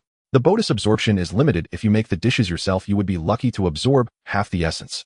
After hearing this, Xia Sanfu carefully sensed the energy contained in the soup, which indeed felt similar to consuming a pound of turtle meat. However, usually she relied on the energy from her organs to fully absorb the essence of turtle meat, which required time and process. Now with this bowl of soup, it was absorbed naturally without needing special transformation. This chef truly had some skill. Xia Sanfu pondered for a moment and replied with a smile. "To be honest, I have an entire turtle, and I am capable of fully digesting it. Your bowl of soup is not enough to make me part with half a turtle. If there's nothing else, I shall take my leave." "Wait a moment," the lion eagerly asked. "Do you really have an entire turtle? Does it have its bones, shell, blood, and head?" "Yes, it does." Feng Lian clapped his hands. "That's great." He tilted his head and pondered for a moment. This type of turtle is a rare treasure. I will take half as payment, but this time I will prepare a medicinal dish for you. Turtle meat relaxes muscles and alleviates fatigue, moistens the lungs, and stops coughing. I will add medicinal herbs to make a nourishing soup that can restore strength in an instant and relieve muscle pain. Turtle shell nourishes yin and subdues yang, has hemostatic effects, and can be made into a strong bone ointment or a blood-stopping cake. Turtle bones are rich in calcium, strengthening the body, and can also be made into a strong bone ointment. Turtle gallbladder clears heat and detoxifies, making it excellent for detoxifying pills. Turtle blood invigorates blood circulation and heals wounds, so it can be made into a drink that nourishes blood and unblocks meridians. Feng Lian elaborated on each point leisurely and confidently, seemingly certain that Xia Sanfu would not refuse. Xia Sanfu indeed found it difficult to refuse, as she could cook the turtle meat, but she was not capable of handling the other materials or combining them with medicinal ingredients. While she was learning about medicinal herbs, there was still a long way to go before she could truly learn to use them. She probably needed to reach an intermediate level. A significant portion of the entire turtle would likely go to waste under her care. However, business requires negotiation. Xia Sanfu pointed to her open compendium of all things. This turtle is called Golden-backed crocodile, turtle level 15, able to utilize water element power, and it took a great effort to kill it. I heard that elements communicate through mental energy. After a creature with mental energy dies, a type of neurotoxin forms in its brain. If you can help me extract this toxin, I can consider your trade terms. Additionally, just to be clear, first, I have other uses for the turtle shell which is not included. Second, the medicinal dish has levels. What level of medicinal dish can you guarantee to produce? This player is really quick-witted. Feng Lian's gaze deepened and his tone became more serious. If I cannot make a bronze-level medicinal dish from level 15 materials, I will give up my title as a food deity. It's rare to encounter such appealing materials, so I'll take a hit for this once and agree to your terms. Then should we sign a binding contract? Feng Lian had the waiter bring a transaction scroll and casually praised it. I can help you remove the black skin from the turtle, and you can keep it to make a waterproof, temperature-regulating garment. Xia Sanfu asked, what is the black skin? Is it the membrane on its skin? Yes, the black skin of turtle-like creatures generally has waterproof, temperature-regulating, and defensive properties. The downside is that it is heat-sensitive. If placed in hot water, it will peel off easily. Of course, with a turtle of this level, it would take 1,000 degrees to burn it. Master Feng Lian is very knowledgeable. Please help me preserve this layer of black skin. It's no trouble at all. Remember to seek me out next time you have good materials. Absolutely. Xia Sanfu examined the transaction contract carefully for the first time. The content was fine, essentially outlining how Party A would process the ingredients as per Party B's requirements, and what compensation would be given if the requirements were not met. But is the order here really effective? Xia Sanfu asked. Is there a supervisory body? Feng Lian pointed to the circular pattern on the transaction contract. Recognize this mark. Contracts, agreements, and treaties bearing this mark will be automatically uploaded to the system after signing. You can find the electronic version in the system information. If we breach the contract, we can apply for system sanctions. Xia Sanfu pinched the contract, which felt like paper but had a metallic quality, and signed her ID and name. After Feng Lian signed as well, Xia Sanfu indeed received the electronic version of the contract, which also had buttons for confirm completion and request arbitration. Quite comprehensive. Xia Sanfu had Feng Lian lead her to a spacious area to release the ingredients, agreeing to come back the next day to collect the finished product. The water storage bags, oversized stainless steel barrels, and plastic water towers delivered by the Life Materials store also arrived. She paid 1180 points plus 15 points for delivery. After completing everything, she hurriedly left the underground food street. Only 10 minutes remained before the 2-hour free stay limit expired. She is out. That's right, it's her. The free trading square was brightly lit. As soon as Xia Sanfu walked out of the complex building, she was surrounded by players emerging from all directions. These players were not much different from others, all disheveled and ragged, some draped in leaves, others sporting plastic bags, each looking like a refugee.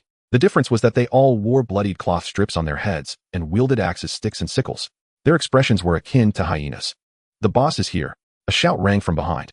The crowd parted to make way for 6 or 7 people who seemed relatively dry and carried knives and axes. The middle-aged man at the forefront was not particularly burly, but exuded a sinister aura from his ordinary face.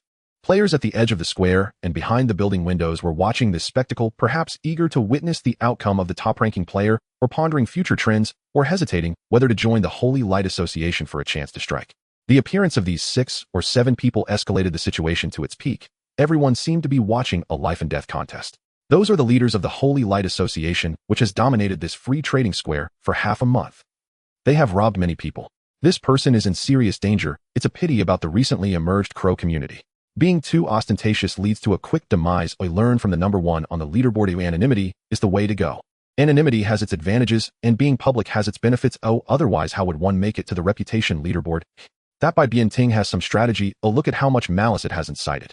Each player may remain in the service area for only 2 hours free of charge. making it exceedingly difficult to organize a cohesive faction. Yet they possessed faith. The cloth strip tied across the forehead served as their token of recognition. Establishing order is arduous, tearing it down effortless. In mere days they devised a system to identify their own recruit, robust men, plunder the frail, and execute those who own vehicles. Some players seeking self-preservation bound cloth strips around their foreheads to feign membership in the Holy Light Society. Yet initiation demanded participation in a raid. Hesitation or cowardice meant instant death. Coordinating via regional chat and private messages, they would convene en masse at prearranged times. These 7 or 8 individuals were the founding leaders who had carved out dominion in the service area under the banner of the Holy Light Society. Lin Kuan emerged as the vanguard, spearheading her condemnation in the regional chat, and seized leadership amid this surge of collective outrage. Seeing that Xia Sanfu was young and disheveled, Lin Kuan's lingering apprehension eased by half. He feared she might wield lethal gear, but fortune favors the bold, and hunger and hardship had long since stripped him of caution. In reality, whoever flocked to his command, whoever obeyed his orders? No one. Here, however, he reigned supreme. The linchpin, the undisputed master.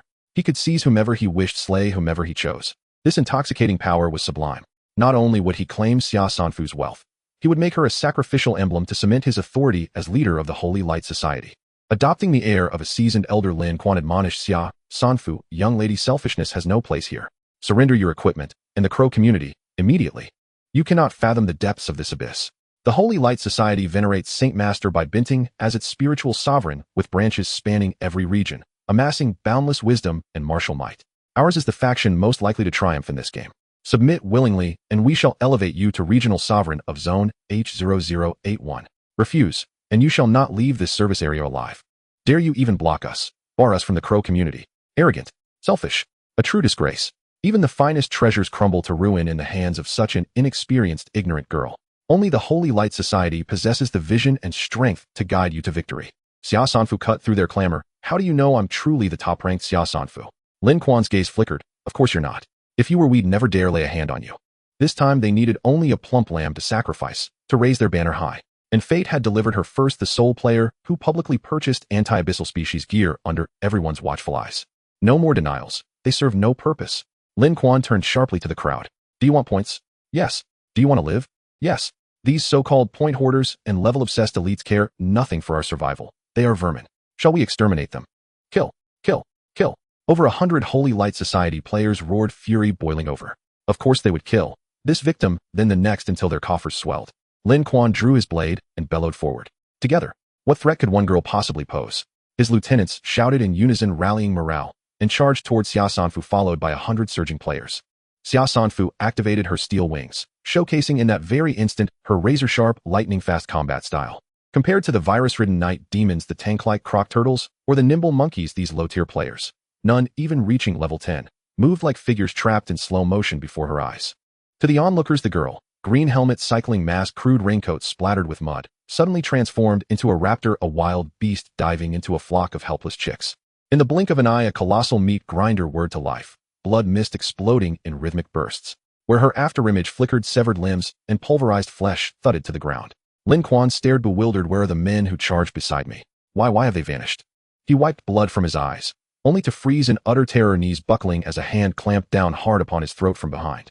Her voice shimmered sunlit and serene, impressive intuition. Coincidence? Hardly. I am indeed Xia Sanfu. With a sickening crack, she wrenched his head clean off. 100 Holy Light Society members were sacrificed upon the altar.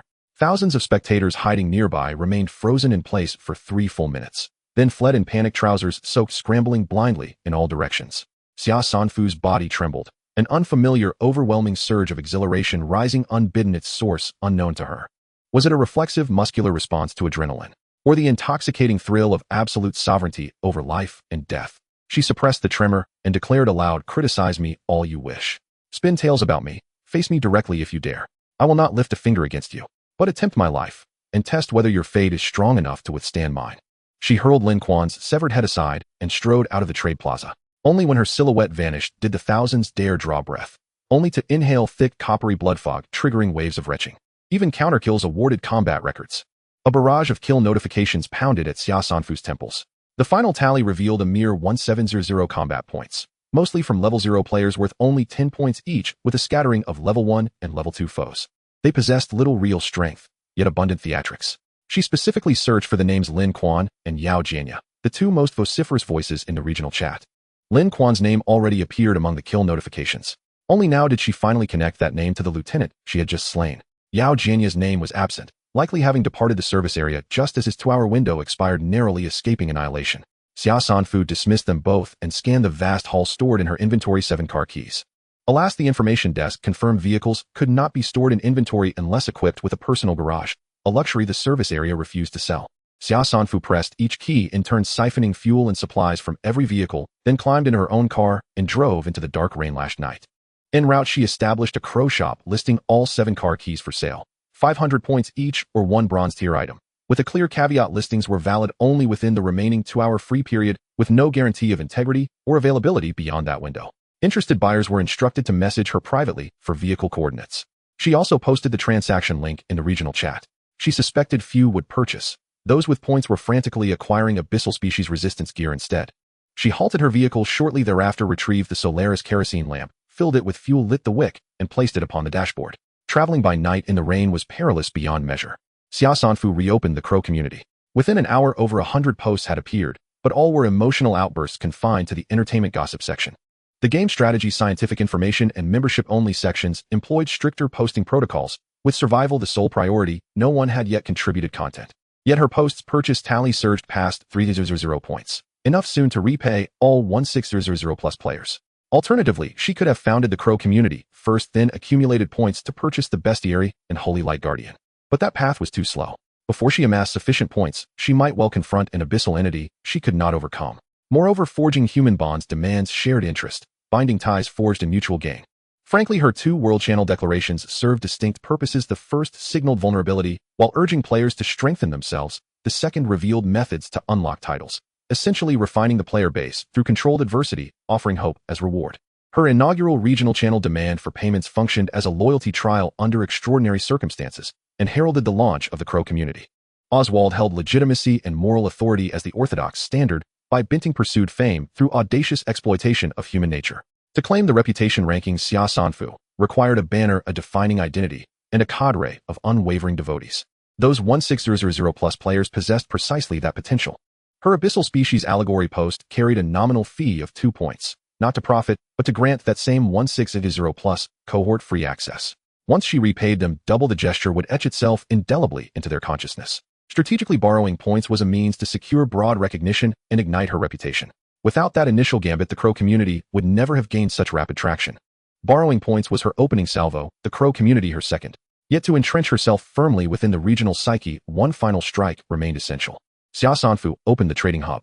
Her backend displayed over 4,000 listed items and over 1,000 completed transactions. Searches for weapons, food, medicine, and anything related to fire or light had skyrocketed. Tragically, these were also the rarest, most urgently sought-after commodities. Lighting fires inside vehicles was unsafe in the rain. Igniting them outdoors proved impossible. Those with cars could rely on headlights and interior lamps, but the vehicleless endured pure hell. Across the entire zone, over 70,000 souls, she lacked the capacity to supply fire or light to all. Yet she could trade in emotion. She retrieved her wooden cabin and parked it flush against her vehicle, preparing to kindle a fire and boil water within. She first filled a 100-liter stainless steel drum with water, instinctively testing the water quality before arranging 3 large stones, collected from a monkey cave, into a triangular support and placing the drum atop them. She lit a fire basin and slid it beneath the stainless steel drum to begin boiling the water. Filling the drum was slow. She had deployed every available water container, and it took a full hour just to fill it. By the time the first batch reached a rolling boil, an hour and a half had already passed. One pot of boiled water filled 200 disposable water pouches, each resembling a soy milk bag with a built-in spout, and held precisely 500 milliliters. Water was no longer scarce, but hot water was. Xia Sanfu posted a link in the regional channel, pinned it for 10 minutes, and issued the offer officially under the banner of the crow community. 1 pouch of drinkable hot water cost either 3 points or would weighing at least 5 kilograms, limited to 1 purchase per player. Immediately after listing all 200 pouches, she retrieved her external water containers, refilled the stainless steel drum, and resumed boiling.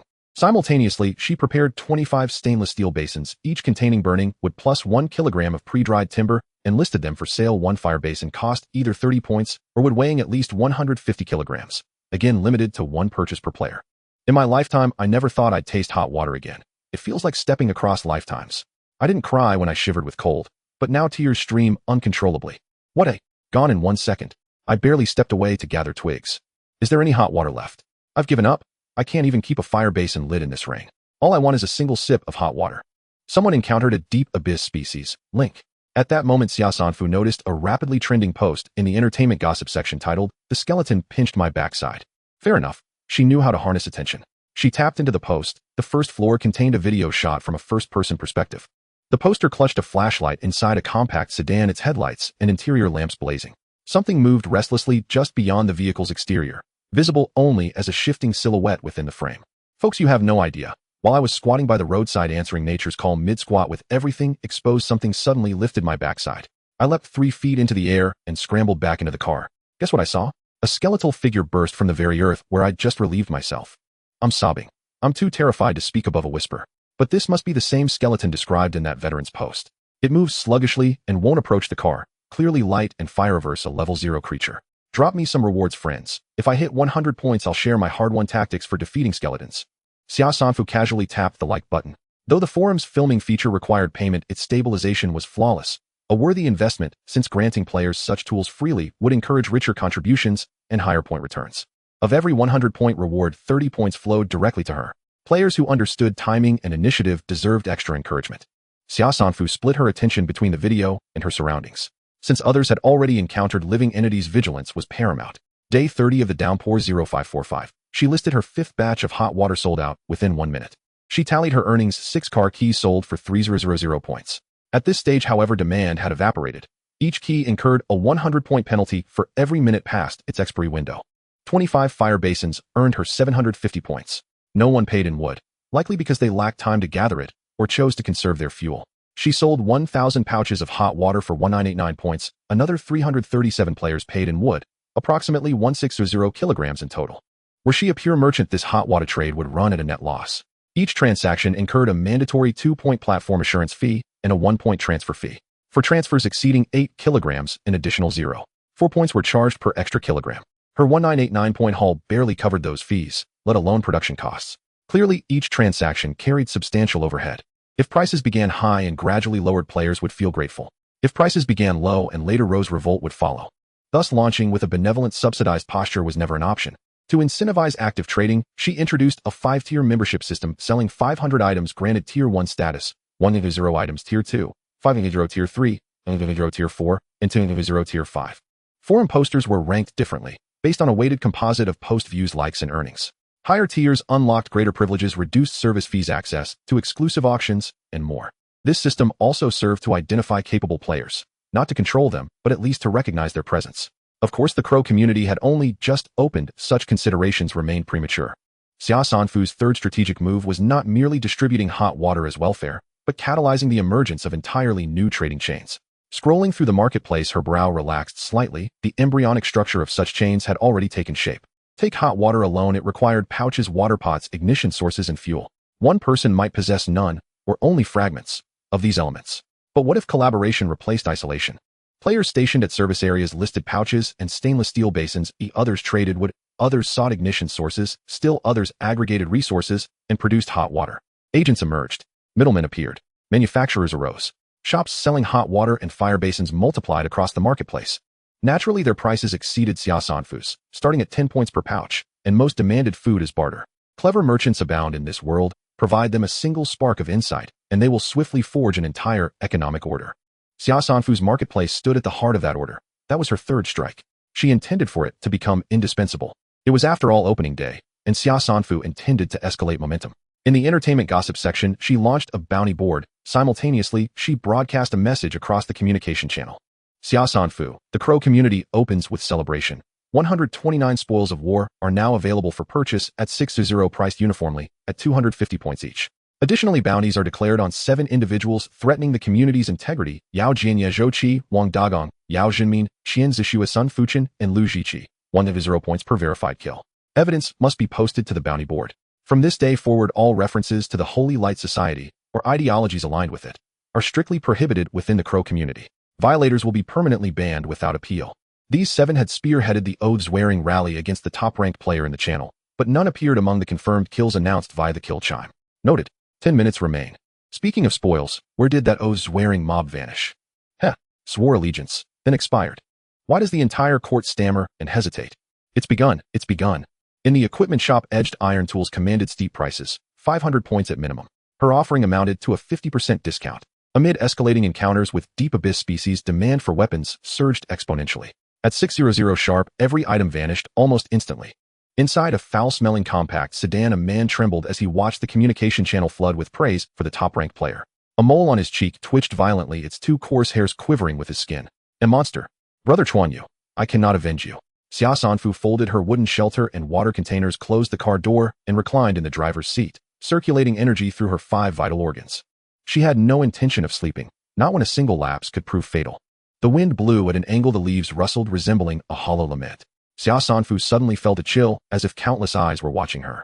She propped herself up and looked out through the car windows in all directions. Apart from the dark forest and towering mountains, there was nothing else. It was already past 6 o'clock, yet the sky remained dark. At this moment, she truly experienced the solitude of sleeping outdoors. Even though the blazing oil lamp could illuminate the entire cabin, she still took it down from the center console, opened the armrest box, and placed it inside. At least it was within reach. The Holy Light Guardian was a crystalline orb with a total lifespan of only 12 hours. She had been wearing fingerless gloves, and the Holy Light Guardian was tucked inside her left glove. Although it was a bit uncomfortable, it could be activated promptly. Xia Sanfu did not dare to concentrate on introspecting her organs anymore. She kept an eye on the outside noise while familiarizing herself with the All Things Illustrated book. She transformed it into its second form, turning it into contact lenses and wearing it in her right eye. This resembled a game panel somewhat. Once bound, she could summon the directory panel with brain waves to browse through it or generate text in the search bar for searching. It also had an important function, identification. Xia Sanfu happened to have 2 unfamiliar items. She first took out the purple crystal obtained from the Monkey King and clicked on identification. A circular scanning frame appeared on the virtual panel, scanning the purple crystal. After about 5 or 6 seconds, the scan was converted into a photo, moved to the upper left corner, and a report popped up in the center. Item: Demon Moon Crystal. Level Silver, can be upgraded. Function: create illusions, disguise, confuse. Usage condition: establish a sensory connection with psychic energy and the Demon Moon Crystal. Charging: upgrading method: place it outdoors in an open area during the transition of day and night, and it will automatically absorb dark energy. Side effects: those with unstable minds are easily affected by dark energy, leading to symptoms such as irritability, paranoia, and forgetfulness. The value of an item that can be upgraded goes without saying, but its side effects are even more daunting. It's better to be cautious with this thing. She should set it aside and study it slowly once her psychic energy improves. The second item was the grayish sludge obtained from the bottom of the lake. Identification result: item: Heart of Sludge. Level Gold. Function: coagulate blood and heal injuries, treat nerve weakness, eliminate liver toxins, waterproof, cultivate aquatic plants, assimilate surrounding sludge, purify contamination. Usage condition: none. Maintenance method: maintain a good underwater ecological environment. Xia Sanfu almost jumped up. This half-fluid dough-like substance was unexpectedly gold grade. What does maintenance method mean? Does it need to live in an underwater environment? If she packed the surrounding sludge and lake water together, does that count as keeping it in an ecological environment? Xia Sanfu's current mood was like visiting a grave. She had finally encountered a genuine golden treasure, but it seemed to be dying. Where could she find a lake now? Even if she found one, she couldn't take it away unless she got an ecological bottle. Xia Sanfu identified the grayish sludge surrounding the heart of sludge that she had dug out. Some were ordinary sludge, some were bronze sludge, and some were silver sludge. These lacked the functions of assimilation and purification compared to the heart of sludge. They possessed all other functions, but the effects were likely to differ. Xia Sanfu felt a little better. Fortunately, she had dug up half a classroom's worth of sludge, almost excavating all the sludge close to the heart of sludge, or she would have missed many treasures. Next time she entered a service area, she would look for specific methods to use these sludges.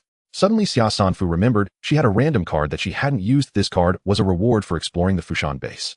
The random card was similar to pulling a blind box. Before opening it, you had no idea what was inside. Xia Sanfu was well aware of her luck, and since she currently had no shortage of cards, decided to keep it for hope. She constantly reminded herself that she still had a card left to play, and there was still a chance of victory. Xia Sanfu thought for a moment, and still stuffed it back into her storage space.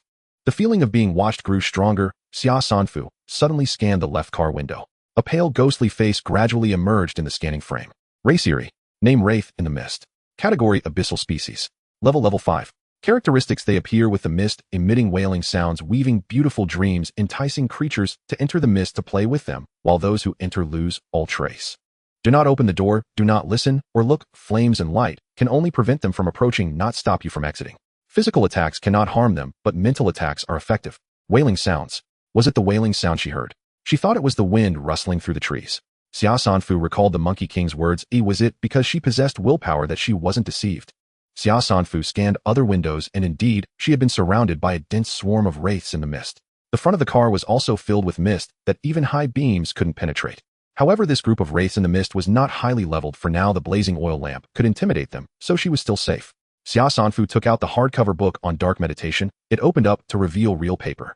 The densely packed text made her dizzy. Looking at this book now felt a bit like cramming at the last minute, but there was nothing else to do for the time being.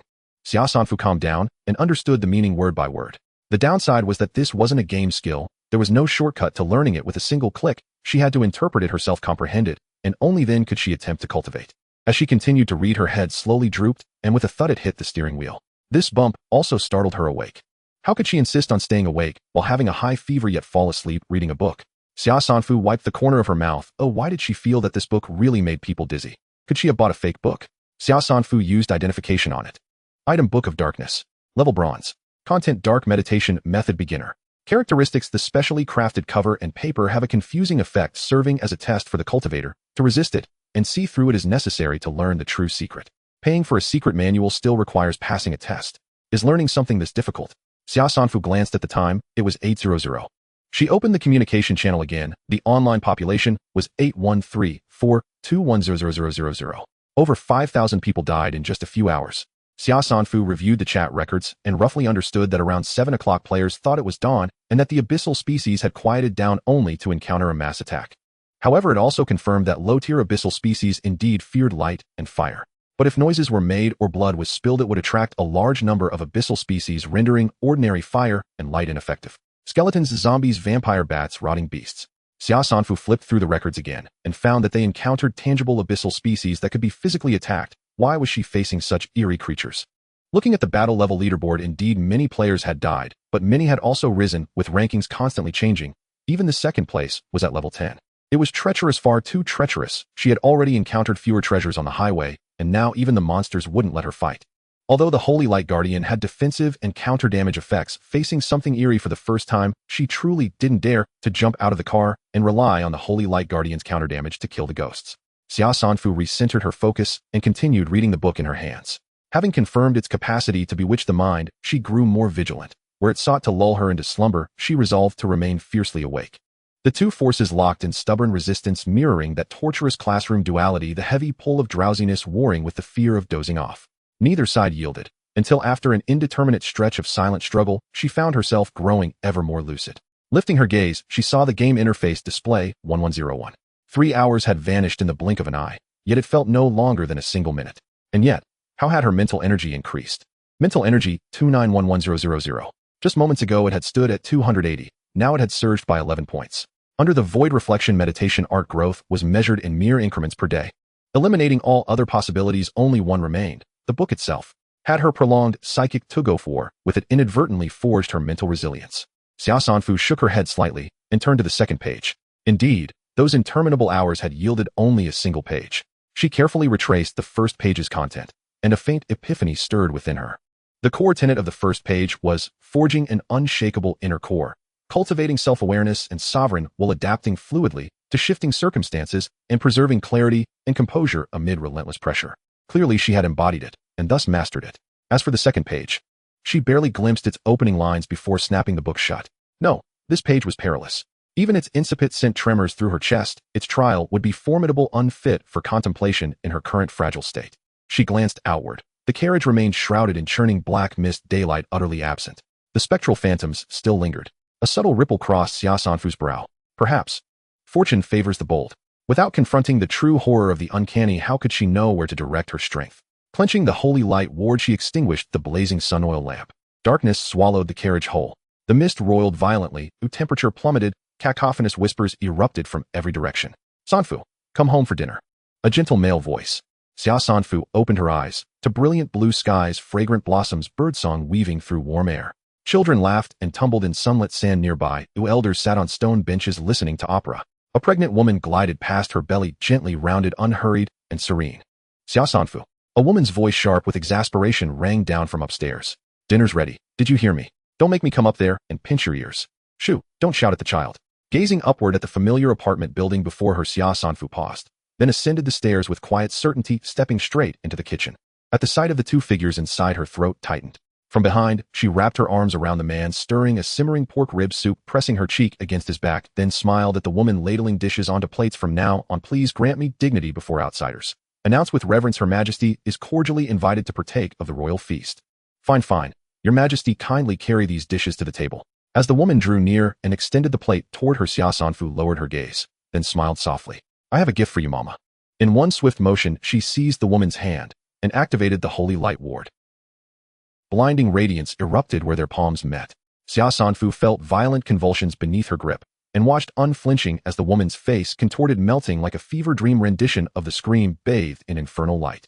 Wails, screams, twisted shrieks. Fire consumed the woman, consumed the man, while cries of anguish echoed from unseen throats.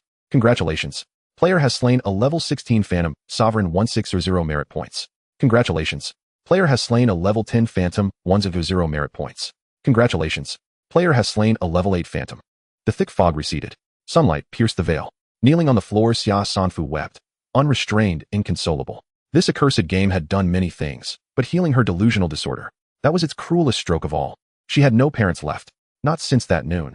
Under that flawless sky, amid birdsong and blooming flowers, her parents had ceased to exist. Xia Sanfu had long told herself they were still alive, and so in her mind's eye they remained.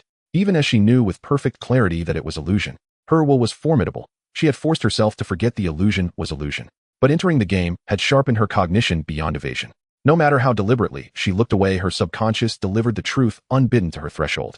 Her sudden resolve to confront the mist phantoms Hedon, was it not in part a desperate gamble? A final trembling hope to see them once more? Did not those phantoms weave seductive dreams from sighs and whispers? She thanked them for weaving the dream she most longed to inhabit. After weeping until her grief ran dry, she wiped her tears and stilled her breath. Beneath the holy light ward's searing radiance, the Phantom Sovereign and 7 or 8 lesser phantoms caught in proximity perished instantly. The rest fled. Her tally 3300 merit points. Before level 10, each advancement required only 100 merit points. But beyond that threshold, 10,000 were demanded per level. She remained just short of the next ascent. And this battle had yielded 2 bronze chests. Card Invisibility grants 10 minutes of undetectability, cooldown 24 hours. Item Mist Crystal summons a disorienting world-obscuring fog lasting 30 minutes. Usable 3 times only. Xia Sanfu gathered her spoils and returned to the carriage. The phantom's allure was undeniable. Its illusion had in an instant transplanted her back to her old neighborhood, striking at her deepest wound. Yet precisely because it echoed such raw pain, her consciousness refused to be deceived. Even so, without the holy light ward, she would have been powerless against it. Composing herself, she reopened the dark meditation art to its second page. The chest-tightening dread remained, but it was markedly subdued. Of course, she'd known this trial would test her emotions. Had she not shattered her own heartbreak through the phantom's ruse, she would never have dared proceed. The holy light ward still pulsed warmly upon her, offering steadfast reassurance. Seizing that courage, she immersed herself in the second page's text, only to find mid-reading that darkness engulfed her entirely. She turned, up, down, left, right. No wind, no orientation, only absolute silence. Xia Sanfu reminded herself the holy light ward could repel and retaliate against abyssal entities up to level 20. She was safe. Let the page reveal its intent.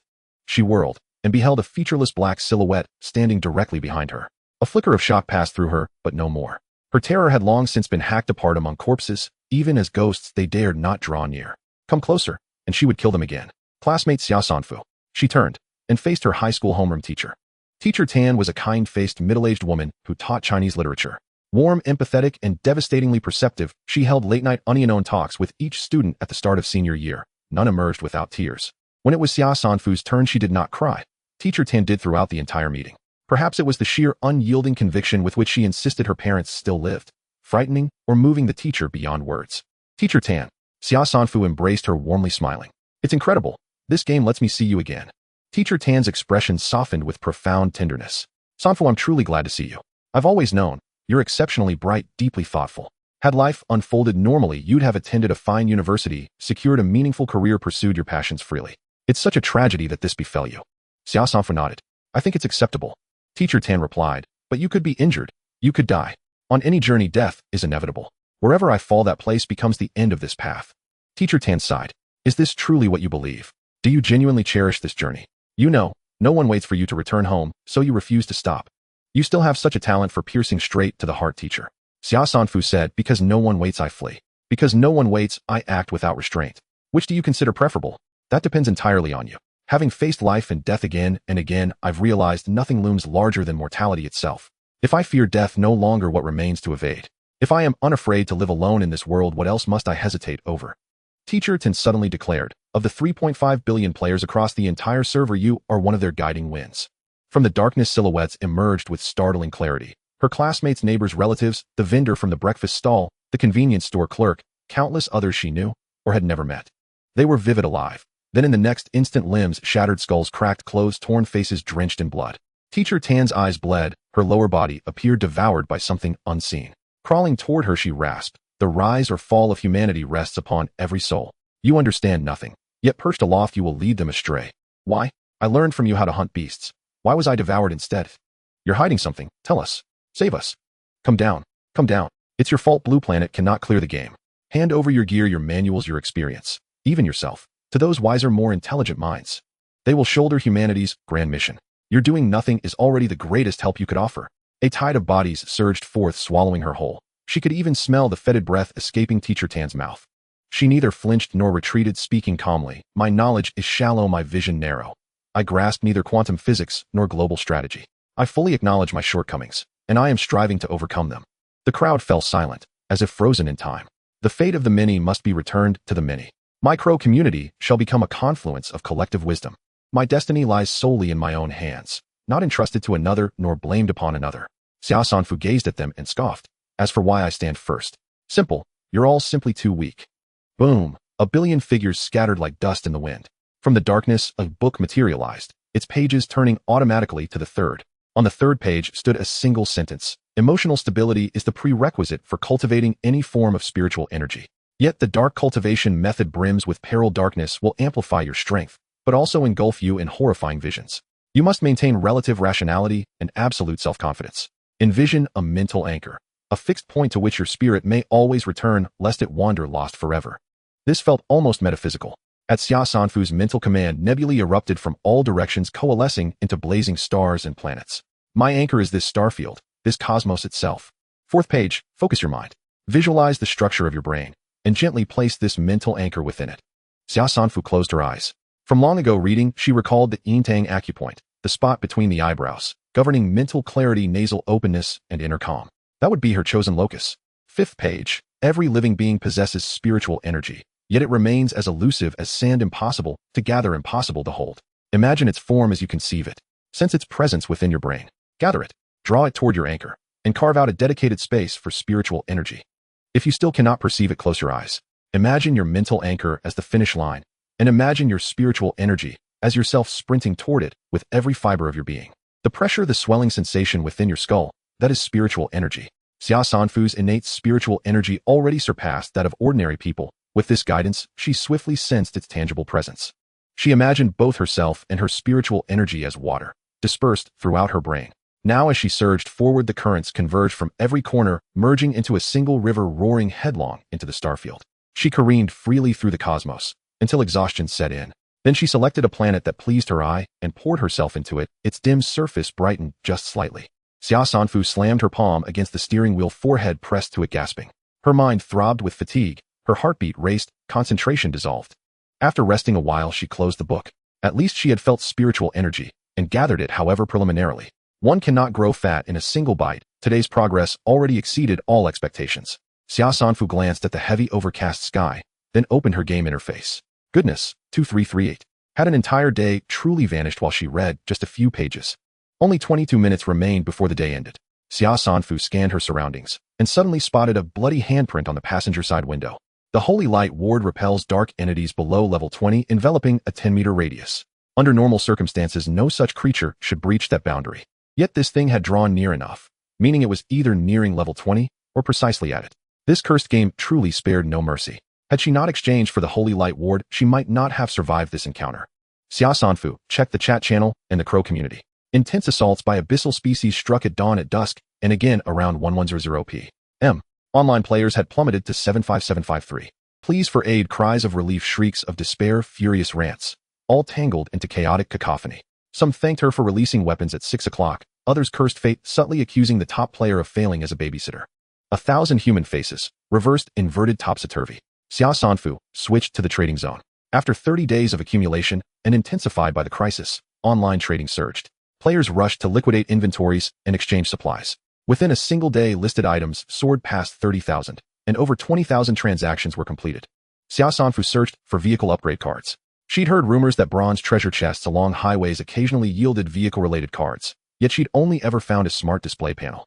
Though all played highway survival, she felt as though she followed a divergent storyline. She fought monsters off the road, while others fled along it, yielding entirely different resources. She sought self-enhancement. They upgraded their vehicles. Cards like 100-kilometer acceleration reinforced door or expanded fuel tank. She'd only ever seen mentioned in chat logs, never obtained. Yet this search yielded 3 such cards currently for sale. In the blink of an eye, one sold. She clicked swiftly into one of the storefront windows. A 2.0T turbocharged engine card, 5000 points. Xia Sanfu encountered a knowledge gap. With 5000 points at her disposal, why not acquire practical skills instead? Even acquiring skills demands effort, time, and rigorous trials, and success is never guaranteed. Yet this line of thought offered little solace. Upon reading the card's description more carefully, she understood that this engine delivered 250 horsepower and 380 newton-meters of torque. In essence, horsepower determines maximum power output and correlates directly with top speed. The greater the horsepower, the higher the vehicle's ultimate velocity. Installing this engine would raise her top speed to well over 200 kilometers per hour. Torque governs acceleration and load-bearing capacity, essentially explosive power, making it indispensable for climbing steep inclines or hauling heavy loads. Her current vehicle produced no more than 105 horsepower and 150 newton-meters of torque, vastly inferior in performance. Nonetheless, Xia Sanfu felt no urgent need to upgrade her vehicle's performance, or rather she remained uncertain whether a vehicle was truly essential at all. Although mileage remained the primary source of points and vehicles functioned as a second home for players, undeniably vital, their necessity was not absolute. She possessed alternative means of earning points, and in an elimination round such as this, vehicles appeared dispensable. Most critically, maintenance and repair costs were prohibitively high. Even a single strike from creatures like the tortoise or the monkey had shattered her car beyond salvage, wasting tens of thousands, even hundreds of thousands of points. To her, it served merely as transportation, not a livelihood tool, let alone a survival instrument. Moreover, walking accrued mileage too, indicating clearly that the game system did not designate vehicles as mandatory for progression. After all, highway survival encompasses highway trekking just as fully. She had watched countless road films, narratives anchored by journeys where evolving landscapes and unfolding events shaped the protagonist's values, worldview, and philosophy of life. Vehicles were never the focus. No road film centered on repairing or swapping cars. This was no racing epic. Xia Sanfu closed the shop window. Unnecessary, utterly unnecessary. She would first equip herself thoroughly before even considering vehicle upgrades. Another card listed for sale was a transmission, an integral component of a vehicle's drivetrain governing its speed range. It was likewise expensive. As Xia Sanfu browsed the forum's various sections, day 30 of the downpour quietly concluded. World announcement: congratulations to all players for completing the 30-day survival challenge. Each receives 1 completion chest. The rest day has begun. Wild creatures will not initiate attacks during this period. Wishing all players peace and comfort. World announcement: global leaderboards, combat rank, reputation rank, and mileage rank are now finalized. Rewards are distributed as follows. Combat rank first, Xia Sanfu region H0081 energy pills 3, celebrity medallion 1, first aid kit 1, pioneer decree 1 second. Bucked region C1521 energy pills 2, celebrity medallion 1, first aid kit 1 third. Anonymous region B1475 energy pills 1, celebrity medallion 1, first aid kit 1, affordage 100 tish energy pills 1, first aid pack 1. Reputation rank first, Xia Sanfu region H0081 golden flame seed 1, celebrity medallion 1, survival supply crate 1, unlimited party summon card 1 second. By Bienting region B0011 silver flame seed 1, celebrity medallion 1, survival supply crate 1 2 third. Aoist region A0178 bronze flame seed 1, celebrity medallion 1, survival supply crate 1 4 th 100 th. Torch 1, energy pills 1, survival supply pack 1. Mileage rank first, anonymous region A1021 3. 0T mechanical supercharger engine 1, celebrity medallion 1, full vehicle defense CA. Second, anonymous region C1595 2. 0T turbocharged engine 1, celebrity medallion 1, full vehicle defense card 1. Third, Huangfu Jingyan region B1074 1. 8T turbocharged engine 1, celebrity medallion 1, full vehicle defense card 1. 4th 100th, a vehicle repair card 1, 4-door defense card 1. World announcement: the region housing the global 1 player receives a 1-hour luck buff, during which highway chest contents have an increased chance of doubling. Buff stack. Region H0081 announcement: all players receive a 2-hour luck buff from 0100 to 0300 during the rest day. Among our region's 100,000 players, can't even one claim the top spot. Compared to that, ordinary players in the one region make me green with envy. That doesn't add up. Xia Sanfu dropped off the reputation rank entirely. How could she reappear so swiftly, displacing our sovereign? Indeed, the reputation rank outcome was unexpected. Xia's ranking swung dramatically. Something extraordinary must have transpired in her region. I'm sobbing. I chose poorly at birth and worse still, landed in the wrong region upon entering the game. Why are so many anonymous names on the mileage rank? Just reveal them. Be bold. We won't steal your glory. The H0081 regional channel erupted in jubilation. I'm so exhausted I can barely keep my eyes open. Why couldn't they schedule the buff for daytime? Up there, you're dragging yourself through injuries, unable to rest. Finding chest comes first. Kneeling before the magnate. Her blessings shower upon us all. I'd wondered why she borrowed points. But this move transcends mere strategy. She soared straight to 1 on the reputation rank. Frankly, I didn't grasp it, but I'm curious how she even built the forum. A magnate's deeds lie beyond mortal comprehension. I've already staked out a chest. 46 minutes left. Xia Sanfu had just retrieved 3 parachute dropped supply crates. 2 were 1 rewards, 1 a completion chest. Having previously learned that the completion chest held clues about the next map, she opened it first. Sunscreen 1, Flint 1, Nutrient Solution 3. The inclusion of Flint surprised her. Now every player would possess fire-starting capability in the next map. Did this imply far graver dangers ahead? Sunscreen signaled intense ultraviolet radiation, suggesting either high-altitude, thin atmosphere coastal zones or tropical savannas, all characterized by scorching heat. Preparation requirements varied drastically across such environments.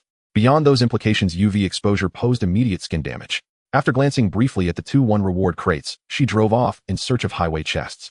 Her priority now was maximizing the 2-hour luck buff, while simultaneously accumulating enough mileage for a service area entry, purchasing supplies tailored to the next map, and scouting wilderness resources. She noticed the rain tapered off immediately after day 30 ended, suggesting the rest day might bring favorable weather. Xia Sanfu's fortune held within just 2 kilometers. She spotted an ordinary chest. She waited until 100 m, then opened it. Soy sauce 200 G1, vegetable oil 250 G1. Luck doubled the yield, granting 2 full portions. She collected 3 more chests shortly thereafter, filled with everyday essentials and clothing. 1 clothing set triggered the luck buff, ensuring she now had sufficient attire to rotate. As the event drew to a close, she unlocked the 2nd road bronze treasure chest in history, receiving a vehicle repair card 1A, and her luck doubled. Looking at the regional channel, she found that not many were discussing the luck enhancement. In the communication channel, real identities could only be used, but in the Crow community, one could remain anonymous or use a nickname, even sharing images and videos. Frustrated players donned disguises and frantically posted to flaunt the loot they obtained, with one showing a self-heating pot, another showcasing braised pork, and various other items. Summer Sanfu took another look at her own loot, and indeed it was still nothing remarkable. A glance at her back-end earnings restored her good mood instantly. Forum earnings could be withdrawn at any time, but since she had a 24-hour double earnings card active, she did not touch the earnings during this period. Now that the 24 hours were up, the income report had been generated. Transaction guarantee fee 33442 points. Transfer fee 1671 points. For every transaction, a guarantee fee of 2 points was charged, and with items not being abundant and the weight being small, each transaction did not exceed 8 kilograms, meaning currently only 1 point was charged as a transfer fee. Paid distribution 12863 points. This money came from her post on Abyss Species, which earned a total of 4876 points. Since she enabled the paid feature, 30 of that went to the forum as a paid distribution, while the rest went to her personal account. The 2 accounts were separate. In essence, it was just a transfer from one hand to the other. Reward sharing 1756 points earned from other players. Anti-theft income 100 points contributed by her. Next were the forum expenditure items. Basic usage fee 1500 points. Daily fee for transaction evaluation system 800 points. Daily fee for reward function 300 points. Daily fee for paid function 500 points. Daily fee for anti-theft function 800 points. Daily fee for filming function 700 points. Daily fee for member level auto calculation section 200 points. Two-way transfer usage fee 5014 points, where she charged players regardless of whether they were under 8 kilograms. For 9 kilograms, she charged 1 point, but the system charged her 0.1 points per kilogram, so the price difference was where the profit came from. Total forum earnings 55068 points, doubling 110136 points. Additionally, due to that post, she earned 32013 points, and from 129 weapons 32250 points. These 2 items belonged to personal earnings, not forum earnings, and thus were not doubled. Today's total earnings exceeded 170000. A system notification sound suddenly popped up. Congratulations, player. Your total assets have exceeded 10 million for the first time, earning you a diamond VIP card for the service area permanent. World announcement: a player has already accumulated total assets exceeding 10 million, opening the server-wide wealth leaderboard, which updates in real time. At the end of each map, round the top 100 will receive corresponding rewards. Summer Sanfu was immediately filled with dread. Is this system trying to kill me? Where did I get 10 million? I advise you to retract this message. Hurry and take it back, broken system. Don't spread rumors. Detecting player qualification for the leaderboard, do you choose to disclose? Damn, who reached 10 million. Don't drag me into this anonymous. Anonymous. Anonymous. It's Summer Sanfu again, I kneel to you, just don't involve me, anonymous. Anonymous. Give me anonymity. Quickly give me anonymity. Players who received the leaderboard notification were even more terrified than Summer Sanfu, all following a sneaky developmental path. How can one reveal such a major expose and still survive? This broken game is quite a trap. The first time you receive a leaderboard notification, if you choose to be anonymous, then subsequent notifications will all be anonymous. The biggest downside of anonymity is that you can't make it onto the reputation leaderboard. If you choose to disclose the first time, then all subsequent notifications will be public and it won't ask you again. This wave left the leaderboard players stunned and ordinary players in disarray, clutching their hair and staring at their accounts with single-digit points, unsure of what to say. At this time, the wealth leaderboard updated rapidly. At the top was Summer Sanfu with total assets of 10,006,006. The second to 8th places were all around a million. The second on the combat level leaderboard by Keat was ranked 10th. In fact, upon close observation, many players in the top 100 of the combat leaderboard were also on the wealth leaderboard. On the reputation leaderboard by Bian Ting and the third place on the mileage leaderboard Huang Fujingyun were in the middle to lower ranks. Ovist was not on the list. The 100th place at the bottom had total assets of 200,000. The only ways to earn points were through mileage and transactions. Apart from Summer Sanfu, players with personal points exceeding 50,000 were considered super wealthy. Thus, a clever person would realize that the assets here also include vehicles, equipment, cards, supplies, and so forth. Summer Sanfu was momentarily terrified, but soon calmed down. After reviewing the leaderboard, she became even more composed. Her divine hand was an epic-grade equipment, the value of which was hard to estimate in the Crow community. In any case, it wouldn't be too cheap. Additionally, there was the Heart of Sludge, which was at the golden grade, likely making the high price stem from these 3 items. From this, it could be inferred that the 2nd to 8th places also had high-grade equipment. With 3.5 billion people, only those 8 emerged, indicating that the chances of treasures dropping were exceedingly low. However, the gap between her and the 2nd place was indeed vast, nearly 8 million apart. Without her, this wealth leaderboard would likely not appear for several rounds of maps. First, she returned the borrowed points to the players. She borrowed 27195 points, returned 54390 due to doubling, and since some players had died, the actual return was 5030. At this time, everyone was focused on the wealth leaderboard, and she suddenly dropped by 50,000, which sparked a lot of envy and criticism. Generally, during such times, the reputation leaderboard was the most fiercely contested. What is reputation? You have to do things and speak up. In Area B0011, by Bian Ting, Summer Sanfu, bro, this isn't a personal game. Everyone's strength is the true strength. Tell us how your assets were acquired. You already have the advantage, don't worry that we will surpass you. We just want to save ourselves and help everyone. Please save everyone. In Area B0011, Shun Wenhao, I beg you save everyone. In Area B0011, Han Xingyue, I beg you save everyone. Usually hardly anyone speaks up in the world channel, but now it was lively. After Bai Bianting spoke, many others from the same area joined in. Summer Sanfu quickly understood what was happening. The first place could bring benefits, and now in Bai Bianting's area, they wanted to push her down and elevate Bai Bianting. A continuous stream of save everyone flooded the screen, creating a momentum akin to a mass petition, with her unwittingly becoming a savior. Summer Sanfu didn't have the awareness to prove herself. She bought a 1000-point gold trumpet, which granted her 12 speaking opportunities and a built-in top effect, and she immediately declared, "Get lost, call me mom." In Area A0178, Ovist, Summer Sanfu citizen, you must believe in the Alliance. The more we know about this game, the easier it is to survive. Living is hope, and with hope, we can turn the tide in this struggle. You get lost too? If you had the ability, I wouldn't be here. Summer Sanfu ignored the constant accusations popping up on her screen and sent her pre-prepared message. Surviving by luck, standing before the game, I am sincerely apprehensive. My experiences are not universally applicable. I fear leading everyone astray and hastening death, which is why I have not shared. Next, I will present 3 points of experience that still require verification. Please consider them carefully and do not follow blindly. First, once the body development value reaches 10 points, a qualitative change may occur. Second, there are many hidden resources outside the highway, but high risks do not necessarily yield income. Respect life and choose wisely. Third, the higher the level, the greater the danger encountered. The weaker one's strength, the harder it is to adapt to the environment. To survive, there is no choice but to become powerful. As for the triggers related to titles, I believe everyone is aware of them. Developing a profession might bring opportunities, and practical exploration is necessary. Fourth, enough said, take care of yourself and stop whining all day. Tagging AI Teo Yside and by Bian Ting. What a faceta face mockery. H0081 District Lu Yao. I received the points for mom. Come on mom, let's go home, no need to talk nonsense with them. H0081 District Yang Qianhua. Mom, your son is here to take you home. The points you gave me are so useful. Mom, it's time to go home for dinner. Mom, it's time to sleep and take care of yourself.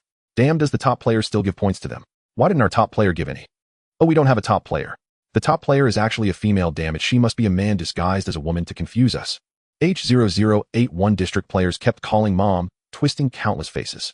This situation cannot be undone. Xia Sanfu found it hard to comment, but it was within her expectations. She borrowed points, created forums, and opened trading zones, all to form a certain level of mutual benefit with some players in the area. Within the area, there are those who want to take advantage and kill her for treasures. There are also people engaging in moral coercion in the area channels and forums. But as long as she remains the top player and holds onto the Crow community, they must respect her. Moreover, who can engage in moral coercion? Xia Sanfu turned around and spoke in the World Channel. My forum can preserve texts. To all scientists, politicians, medical experts, military strategists, martial artists, and writers. To all ordinary citizens with skills, your survival techniques, your treasure trove of knowledge, and your insights are all valuable. Please leave your marks in the channel as much as possible to facilitate summarizing them for everyone's analysis. She also called on experts in those fields to post in the forum, which could help the public and earn points. She pinned 2 posts in the game strategy section: discussion on the frequency of treasure chests appearing on the highway and discussion on resources and service areas, encouraging everyone to gather valuable information they see or discover here. By the way, she reminded everyone that on rest days, don't just focus on resting, look for wild resources nearby, but don't wander too far as the forest is filled with unexpected dangers. Lotus Pond Moonlight. Hello, I am Professor Qi Chuyan, a practitioner of traditional Chinese medicine and a successor of the Qi family acupuncture. I am the academic heir of the 7th batch of national medical experts in the Alliance. Please take a look at the system private message. Oh, I have something important to discuss with you. Please make sure to take a look. Xia Sanfu had just posted when 3 replies immediately appeared below. She was too lazy to argue with people, so she hadn't checked private messages much and had even disabled the add friend feature. Xia Sanfu's private message box had over 10,000 unread messages, and it was still increasing. Not seeing Qi Chuyan's name at a glance, she searched and found 3 messages. The first message was actually from the night she exited the instance. That night, she spread rumors in the area channel that she was dying. Within 2 minutes, Qi Chuyan's private message arrived asking if she needed remote guidance on emergency measures, whether she could reach the service area where there was a medical station. If she didn't have points to spend, she could also provide some degree of treatment assistance. However, she didn't check the private message at that time. Xia Sanfu felt the name was somewhat familiar. Wasn't it the player who popularized the effects of wild herbs and the channel later scolded into silence by a group of freeloaders? The second message was from this afternoon, formally introducing her name and abilities, asking if she could exchange a 2.0T turbine engine for a remedy for corpse poison or sufficient points to purchase the medicine, mentioning that the turbine engine had already been listed in the trading area at a high price to attract her attention. If the first private message exuded the enthusiasm of a healer's benevolence, the second private message conveyed urgency and dignity for survival, while the third private message was purely businesslike. Qi Chuyan pointed out that after 30 days of heavy rain, players had excessive moisture in their bodies, leading to frequent occurrences of eczema, nodular prurigo, erythema, nodosum ulcers, and rheumatism. While these conditions may seem minor, they can cause serious physical and mental torment, affecting the gaming atmosphere. She had a remedy for dampness, and the herbs needed were quite common in the wild. Additionally, she had a magical potion for removing corpse poison, which, although not very common, could still be found in the wild. She hoped to collaborate with Xia Sanfu for some investment and leverage her influence to acquire herbs from players during the rest days, facilitating stockpiling and sales. Xia Sanfu remembered that there seemed to be a world announcement regarding the magical potion earlier. She sent a message asking, "Are you the first player to create a remedy?" "Yes, it's me. I was poisoned by corpse poison and accidentally formulated a remedy. Are you interested in collaborating? Feel free to raise any doubts or concerns. Sorry, I haven't been in the habit of checking private messages. I need to see the finished product as well as the investment amount, risk assessment, and profit distribution. I will send you the detailed situation in a private message. The finished product is ready and can be given to you now. I will list it in the trading area, but I'm afraid it will be snatched up by someone else, so I hope you can enter my shop to keep an eye on it." "No need. I am selling a drink with a slight alcoholic content in the Crow shop, specifically trading for the remedies for dampness and corpse poison. You can buy it, and whether it works or not, I will provide a response after dawn." "All right." Xia Sanfu poured a cup of mixed fruit liquid and listed it. The transaction was completed quickly. The dampness remedy was served in a somewhat rough wooden bowl presenting a not so good deep brown color. The corpse poison remedy was rolled into pill-sized black glass beads wrapped in leaves. Qi Chuyan also sent a private message mentioning the onset time for the 2 medicines. The dampness remedy could show effects within 6 hours.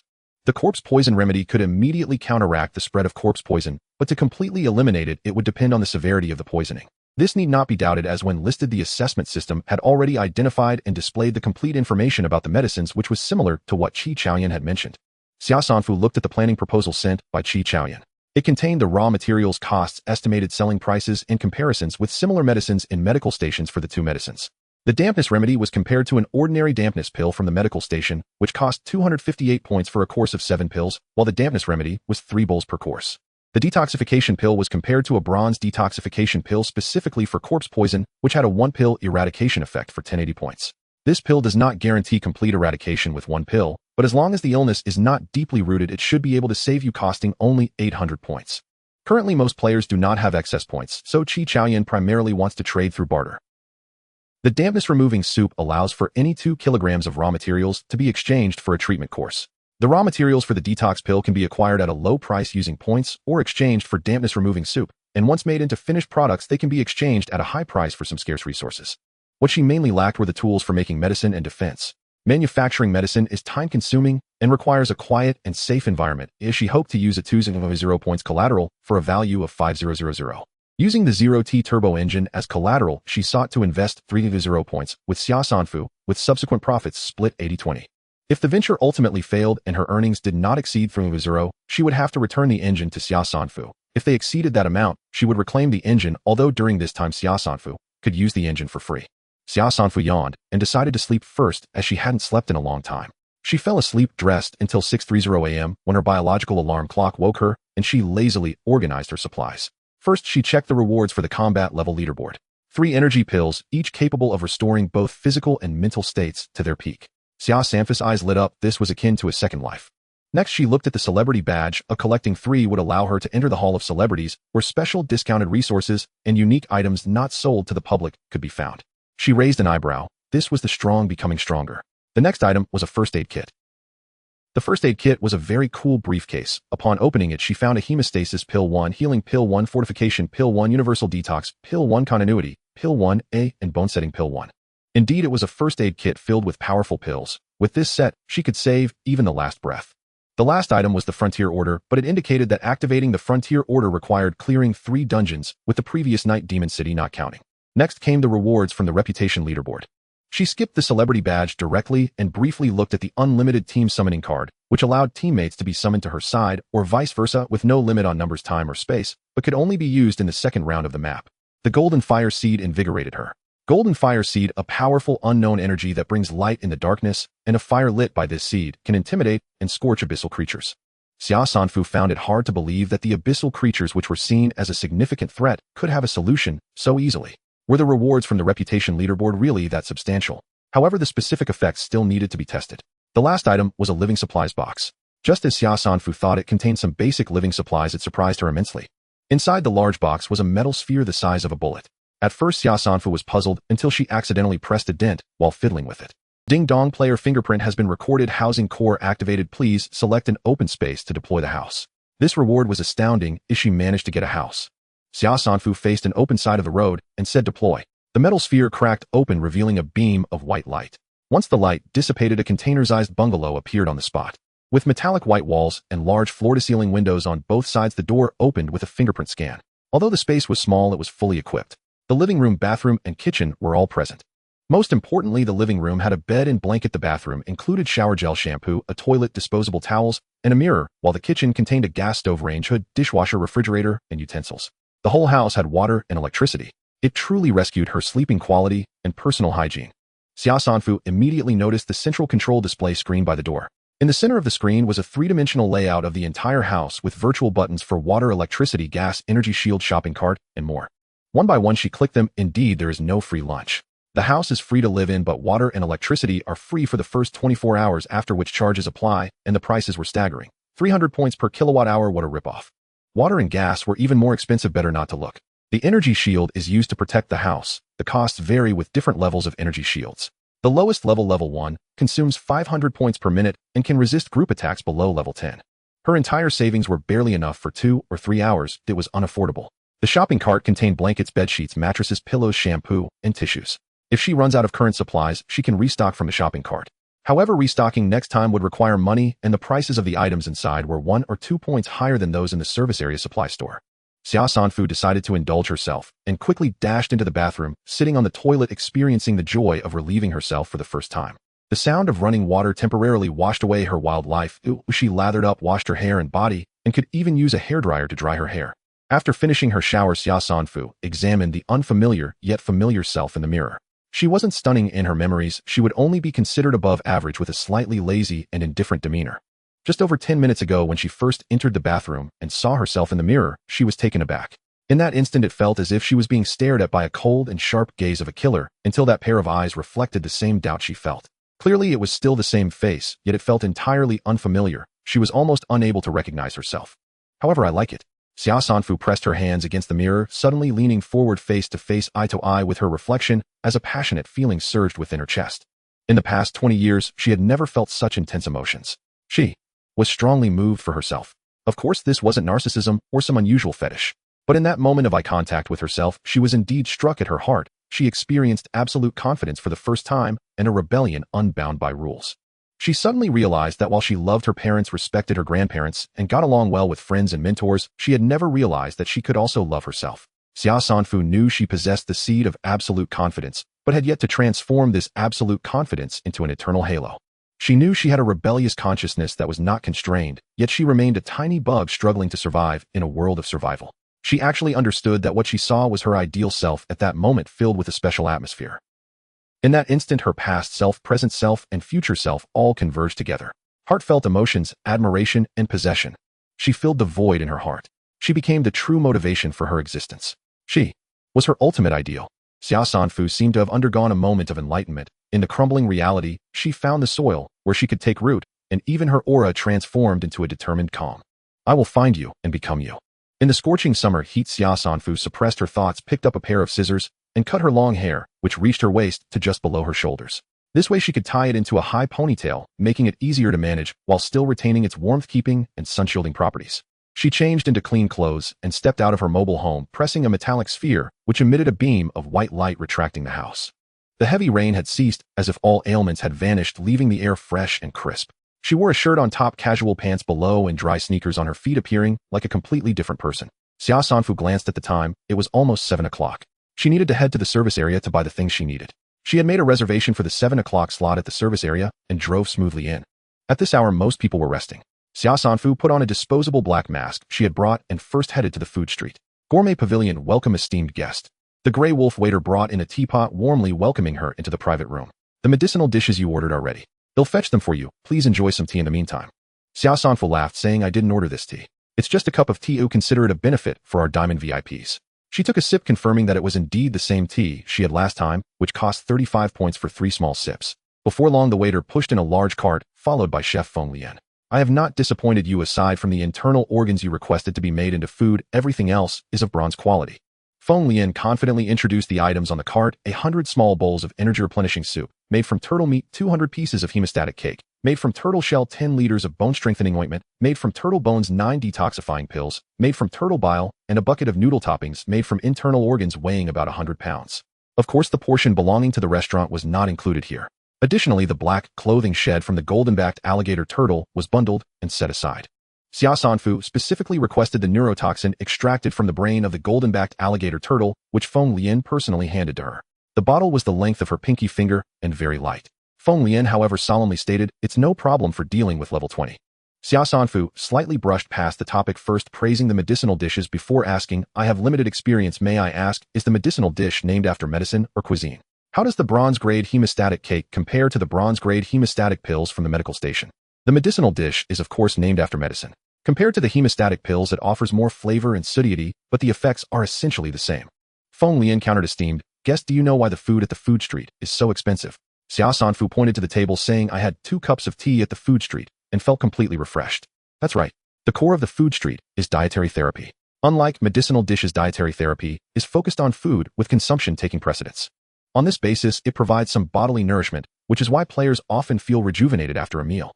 However, it ultimately isn't medicinal. You can't treat dishes as medicine. My medicinal dishes, however, can be treated as medicine, but they should not be consumed in excess. The specific consumption method is written on this paper. Feng Lian handed a piece of paper to Xia Sanfu. Xia Sanfu examined it closely, nodding with a smile. I've learned a lot. I have another question. Some magical beasts have unpleasant flavors, making them hard to eat, while others have energies that seem difficult to digest. Can you handle these? It requires specific analysis. Not all magical beasts can be eaten directly. They are called magical because the energy substances in these plants and animals leak out from undetectable to detectable. Generally speaking, this type of energy substance is called yuanli. Each magical beast and magical plant has different characteristics, and their yuanli varies greatly. Just like this cup of tea, it can be strong, light, toxic, or non-toxic. If you can handle the strong, then drink the strong. If you prefer the light, then drink the light. If you can digest the toxic, then drink the toxic. It all depends on individual tolerance. However, I must say your physical constitution is too weak. For you, more than half of the magical beasts cannot be eaten directly. Your stomach isn't versatile enough to handle various yuanli, and you might be harmed by their yuanli. This is also the significance of the food street's existence. Feng Lian stirred a brown substance above the teacup, clarifying the liquid within. Try it again. Xia Sanfu followed his advice and took a sip, savoring it carefully, amazed though it has lost its flavor. The effect of refreshing and stimulating the appetite remains. Indeed, we chefs can extract these energies while retaining their effects, removing undesirable impurities and filtering them into pure, easily absorbable energy. May I ask, what kind of chef are you? Feng Lian confidently replied, I am a senior chef and a senior alchemist. This made it reasonable that he could create medicinal dishes. She was also studying cooking courses, but the beginner level primarily focused on theoretical food, handling, and nutritional pairing.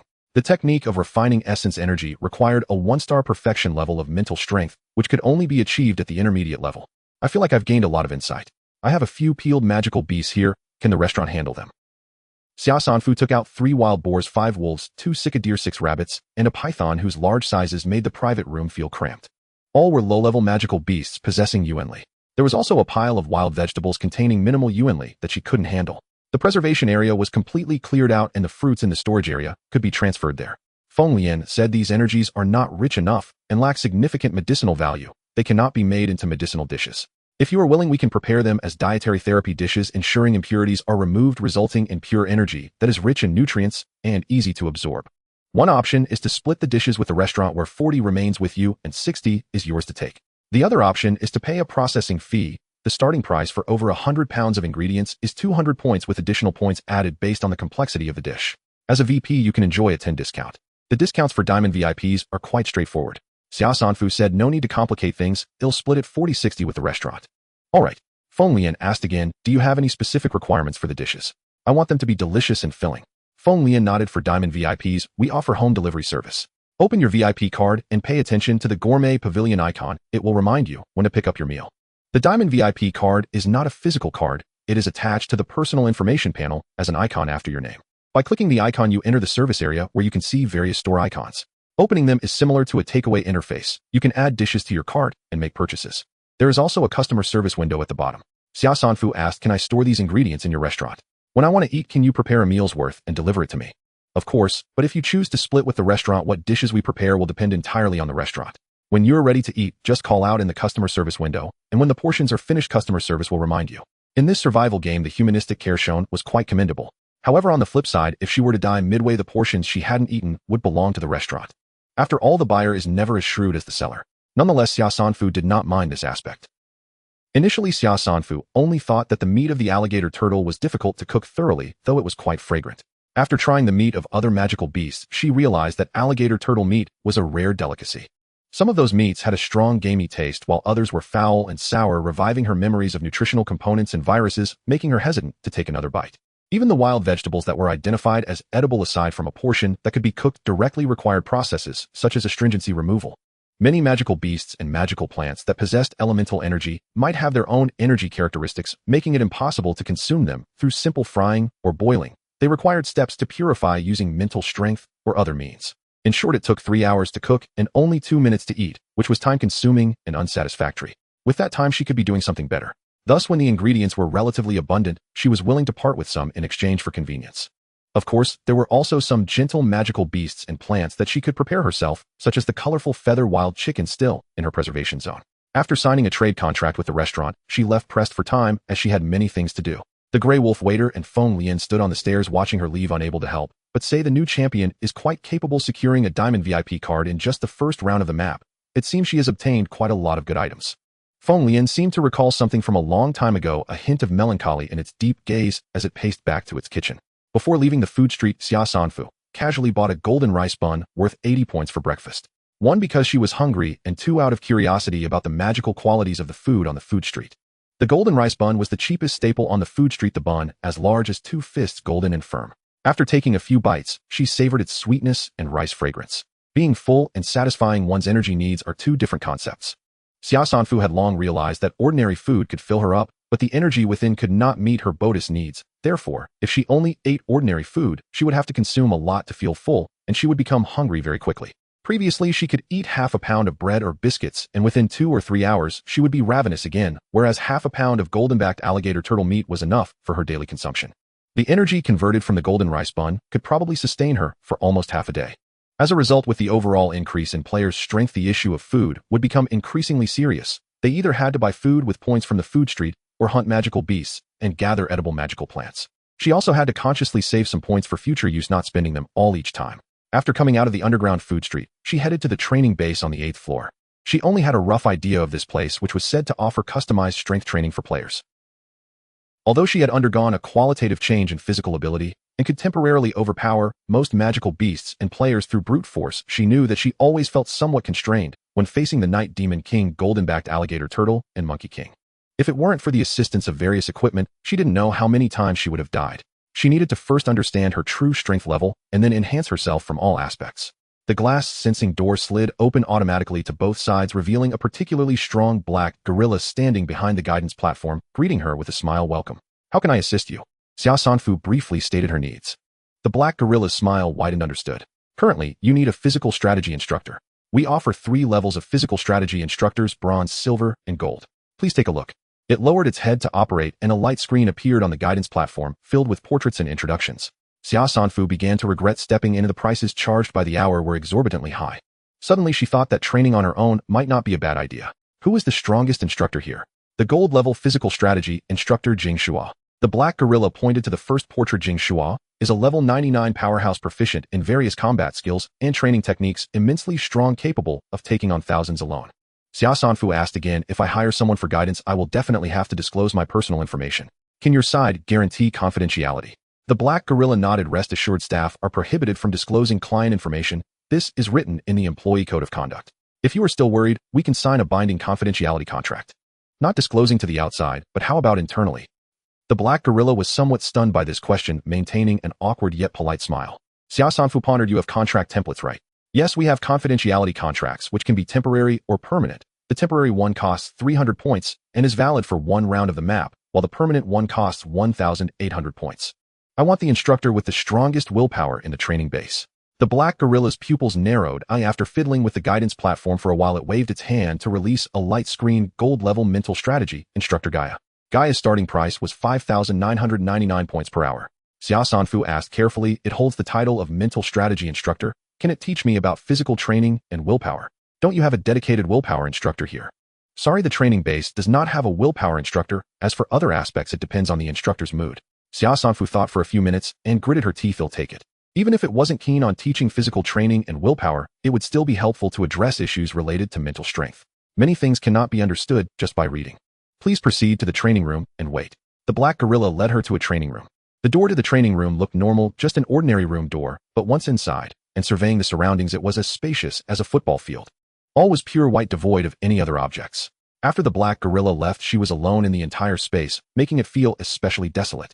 This whiteness seemed to blur direction and confuse the senses. After standing for only a few seconds, she felt a slight discomfort and quickly focused her mental strength to introspect her internal organs. "You have already started to cultivate your mental strength. Very good." Xia Sanfu quickly pinpointed the source of the voice and saw a black dot on the ground smaller than a fingernail. Gaia's avatar resembled an ant, and she had expected at least a size comparable to a person, but she was surprised it was only ant-sized. Xia Sanfu knelt down slightly. "Hello, Teacher Gaia." Gaia moved its 2 antennae. "Hello. Teacher Gaia, time is points. Pardon my boldness. Let's be frank and efficient. First, I want to ask if in your guidance process you can provide constructive advice on willpower, which I believe affects both the mind and body, and also if you can offer guidance on physical training during this process." Logically, as a mental strategy instructor, it was not obligated to provide guidance on other aspects. That would be stepping on a colleague's toes.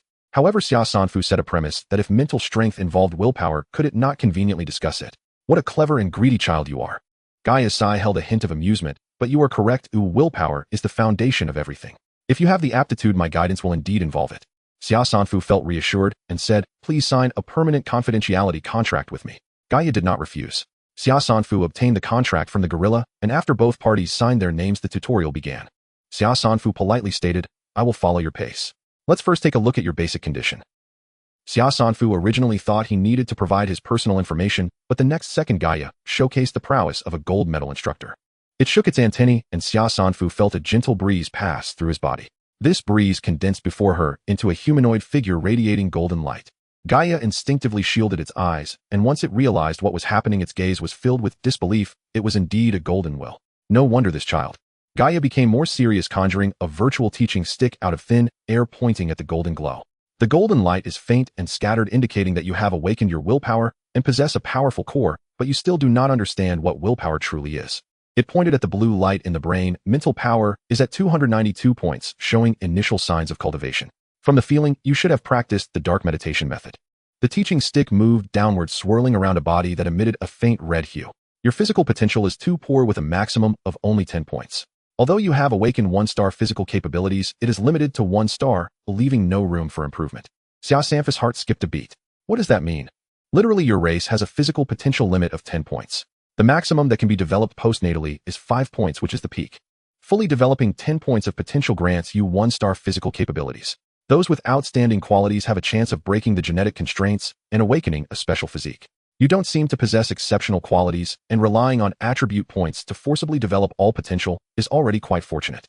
However, it's the same for everyone. Your physical potential is predetermined by fate and cannot break the 1-star barrier. You can think of potential as fuel and physical capabilities as power. If the fuel is insufficient, even if there is a momentary burst, it will extinguish later unless there is a fortuitous encounter. Gaia suddenly pulled out a magnifying glass 1,000,000 times its size and held it close to the torso of the humanoid model. There is a flow of energy circulating here. Is there a cultivation manual? I haven't seen this kind of cultivation trace before. It looks like a fragment. Yes, it is a fragment. Even after signing the confidentiality contract, Xia Sanfu did not reveal her background. Since Gaia could not discern it, there was even less need for her to disclose the name of the manual. Such a unique manual. The essence of your race's life lies in these 5 organs.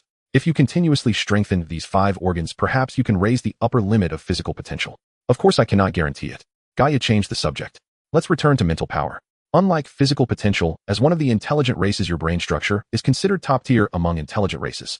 So the upper limit of your brain domain potential is very high. If I'm not mistaken, it is 99 points. However, due to the backwardness of your ideological civilization, your low physical potential limitations, and the lack of brain domain development methods, the general level is only 3 points. If someone can independently excavate 7 or 8 points, they would be considered a great genius among you. If their talent is outstanding, excavating to 10 points may allow them to sense the existence of mental power. The brain domain is very mysterious. It is the cradle of intangible power. This upper limit of 99 points provides a stage for the manifestation of mental power. Xia Sanfu did not understand. You said that excavating to 10 points may allow one to sense mental power. Why did I develop to 15 points before awakening mental power? What I mean by excavating is natural excavation. To give a simple example, there is a difference between natural growth and accelerated ripening. So I belong to the category of accelerated ripening. Xia Sanfu asked, will there be any side effects? Gaia showed a look of teachability. What the system provides does not have side effects, but you still need to be cautious. When cultivating, do not rush. Solidify your mental power, and if conditions allow, find something to calm and focus your mind. Xia Sanfu nodded, taking notes, and asked another key question. Does physical potential also affect the brain domain? Everything requires energy support, including brain domain activities. If physical potential is too poor, it cannot obtain energy and cannot bear energy. Therefore, from this aspect, you only have below 10 points of brain domain development, which is a form of self-protection. It's the so-called star-level civilization, based on physical potential and brain domain potential. To be precise, it is based on the general development value of the populace. As long as either physical or brain domain potential reaches 10 points, it belongs to the 1-star level. I see. Xia Sanfu felt embarrassed for herself. She had thought that a physical development of 10 points was needed to reach 1-star physical capabilities, and that 15 points of brain domain development would awaken mental power. In reality, true talented individuals can awaken a special physique with just a 10-point physical development value, and a 10-point brain domain development value can activate mental power. In terms of talent, she truly could not be considered a genius. She asked the most concerning question, what is my willpower? On her personal information, willpower was marked with a question mark. Gaia shook its antennae. Willpower cannot be measured or quantified. You are correct in saying that will is the foundation of everything. For mental power, will is the steering wheel, and for the body, will is the controller. It is the highest ruler of life and the issuer of all commands, influencing all aspects. It can suddenly become powerful, or it can suddenly collapse. There are no precise systematic methods to enhance willpower. You can only continuously endure hardships, constantly train your thinking ability, concentration, imagination, perception, and memory, enhance your decisiveness and action, expand your knowledge, and draw strength from the truth to elevate your willpower. Gaia said, for players with weak willpower, I would let them abandon mental skills and focus on physical training. Because those with weak will find it difficult to divide their attention between two tasks, they always give up halfway and are eager for quick success. It is better to practice skills that can be quickly mastered for self-defense. For players with decent willpower, I would have them abandon physical training and devote all their energy to studying mental power manuals. Compared to the unpromising enhancement of physical abilities, it is better to anticipate the miracles brought by mental power. You are different.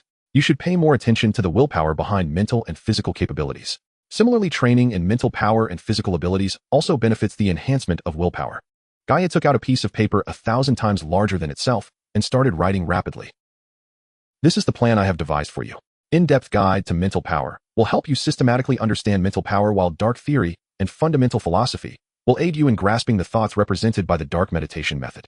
The magical drawing board can help you enhance your focus, which is beneficial for cultivating mental power. The body refinement technique, 100 refinements, combined with your fragment, may have remarkable effects. Try it first, but do not rush. Do you have any other requests? Xia Sanfu immediately said, I lack a coherent combat system. Good, you have this awareness. Start by looking at this mental power tactical framework thinking. No, I mean my fighting methods. I am currently using a wolf-tooth club, and I am still unclear about which weapon suits me best for combat. Gaia adjusted the small glasses that had appeared on its face at some point. Find a physical strategy instructor. Do you have any other questions? Don't cross out this mental power tactical framework thinking. Alright, digest this first. Once you have come find me. The 100 refinements diagram is available for 5,800 points, while the other books and the drawing board are for rent, which must be returned later. A deposit of 1,200 points is required with a daily fee of 20 points. It's a bargain at 7,000. Xia Sanfu asked, is there a 10 discount? Gaia calmly added, this is a private service, a small business not available at the Raven bookstore. I want it, you couldn't have made a better choice. Xia Sanfu paid the points. With a snap, 5 books and a drawing board appeared on the empty ground. Taking advantage of the last moment, Xia Sanfu asked, I can sense the existence of my mental power. To what extent must I reach to use it for actual attacks? Your mental power is too weak right now. Oh, at best you can control equipment that requires mental support. Don't rush. Build a solid foundation, digest the knowledge and practice according to the dark meditation method. Once your mental power reaches 500 points, you can attempt to learn some effortless low-level mental skills. Goodbye. Gaia vanished with a click. An hour had passed. Xia Sanfu exited the training room, a smile blooming like a flower on her face. Hello, dear customer. The contract is 1,800 points and the instructor is $59.99. A 10 discount brings it to a total of 7,019 points. This is ridiculously expensive. This trip cost me 14019. However, she indeed gained a lot. Firstly, she deeply understood her physical potential, brain domain potential, and information regarding her physical fitness, mental power, and willpower. Secondly, there are these books. Hopefully they will truly help her. The introductory textbook on mental power theory she bought earlier left her increasingly puzzled. It wasn't that the knowledge in the book was incorrect, but the more she learned, the deeper the intricacies of this knowledge felt. Remembering was easy, but fully understanding was challenging. With Gaia's books, perhaps she could gain a deeper and more comprehensive understanding of the realm of mental power. As for her physical fitness, she currently had 311 points. Through the visualization of her internal organs and her somewhat erratic training and diet, she increased her points by 1 every 2 days. At this rate, it would take over 1,300 days to reach the perfection of 1 star. Now, with the assistance of body tempering techniques, this process should accelerate. She needed to cultivate her elemental power to better understand the foundational theory of elemental energy. Time in the service area was always of the essence. Xia Sanfu left the training base and immediately went to the equipment store to inquire if there were any ecological bottles or other props that could simulate an ecosystem, as she needed to change the environment for the mud heart. The Fox store manager seemed quite surprised and replied, I'm sorry, but this store doesn't sell those. When asked where else they were available besides title rewards, he fell silent. Xia Sanfu knew that the more urgent the situation, the more she should focus on her immediate survival. Food, fuel, and card equipment were temporarily sufficient, but she still lacked water and supplies for the next round of the map. The good news was that everything in all the shops had not raised prices, including sunscreen. Xia Sanfu could directly place orders using her Diamond VIP card without running around. After exiting the service area, she sat in the car and placed her order. She searched for containers in the life supply store and purchased 3 plastic water tanks that could hold 1 ton of water each. Wait, what is this? A collapsible water pool, 50 cubic meters for 800 points. 50 cubic meters can hold 50 tons of water, which is 50,000 liters. And it only costs 800 points. This thing is too large and would be seen as useless by others, but she has storage space. Just think of how much water it can help her store. The only downside is that it is prone to damage and aging, but it's definitely worth it. Xia Sanfu bought 5 on the spot. Waterproof tarpaulin is 50 points per square meter. She bought 10 square meters to cover her vehicle. Sunscreen 60 milliliters, 200 points. She bought 2 bottles as a backup. Xia Sanfu's gaze swept over the sunscreen clothing, sun hats, and other ordinary items, feeling they weren't very necessary, as long sleeves, long pants, and a helmet could suffice. But the word sunscreen is most feared when associated with sunburn, altitude sickness, and heat stroke. Constant temperature clothing suitable for temperatures ranging from 70 degrees to 70 degrees, and its function will fail if damaged, priced at 2,000 points. Ice-feeling ear studs can maintain a perceived temperature of 26 degrees effective for 30 days, priced at 2,500 points. It seems these are the only two items that can effectively cope with temperature changes. Feng Lian mentioned that the black cloth peeled from the golden-backed crocodile turtle is the material for making constant temperature clothing, but only intermediate tailors can craft it. This material will have to gather dust for now. After thinking for a moment, Xia Sanfu decided to buy the ice-feeling ear studs, as she felt that the clothing she wore had a high damage rate. The ear studs might be more suitable. Finally, she opened the medical station. Even using the Diamond VIP card to order, she couldn't escape the consultation fee, paying 9 points to enter the quick medication purchase interface.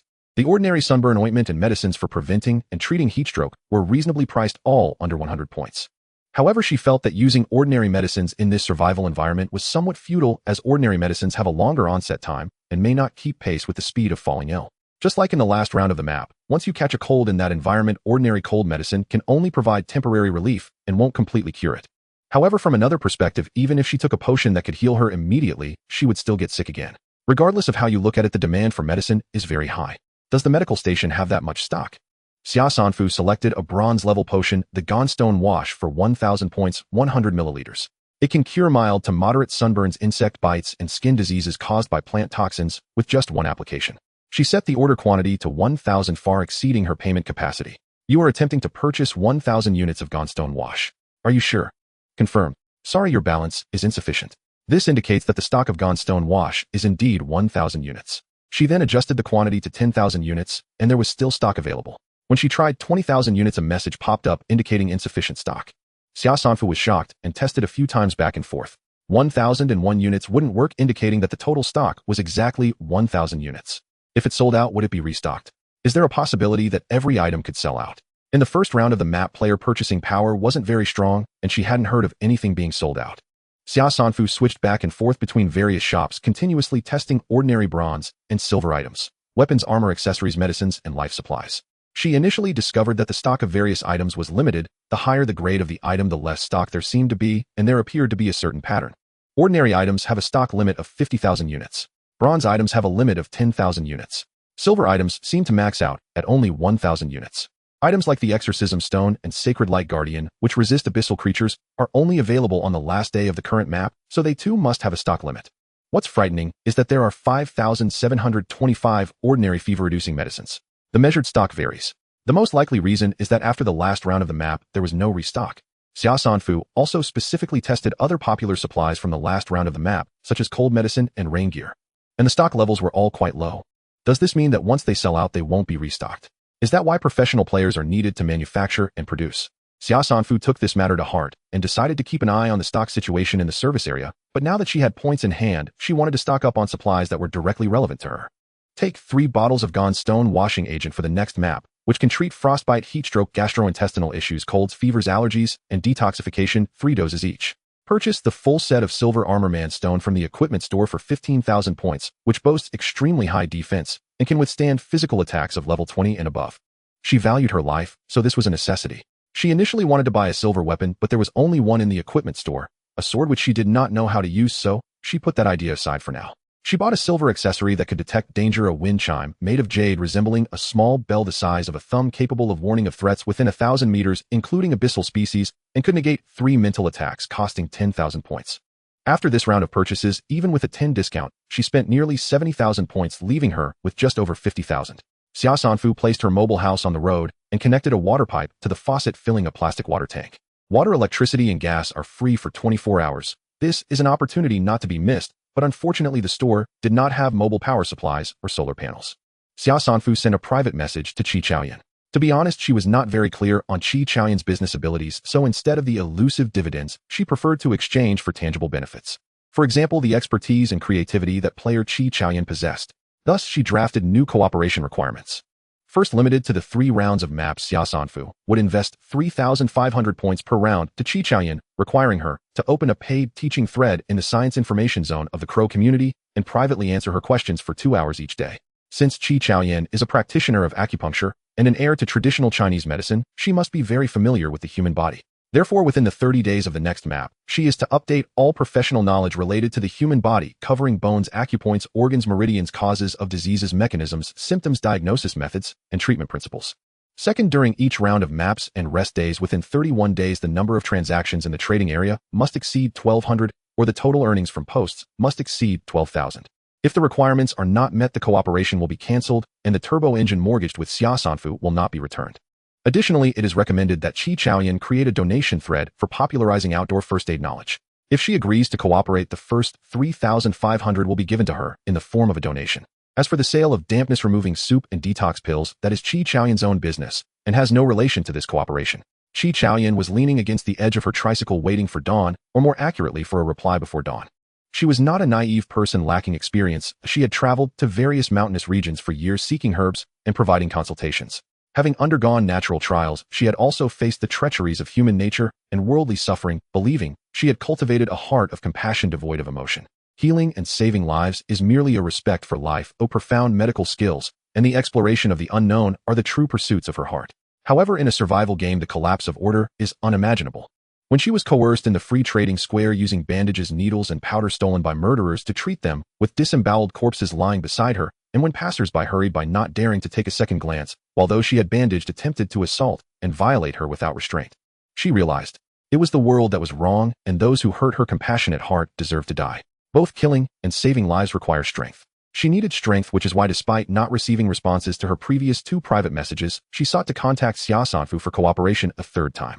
Ding dong. Qi Chaoyan immediately opened the private message. The cooperation conditions proposed by Xia Sanfu surprised her, as she never expected that in such a tense situation there were still people thinking about learning. But she had no reason to refuse. Her vehicle was too poor, and she needed to earn points through mileage, which would take ages.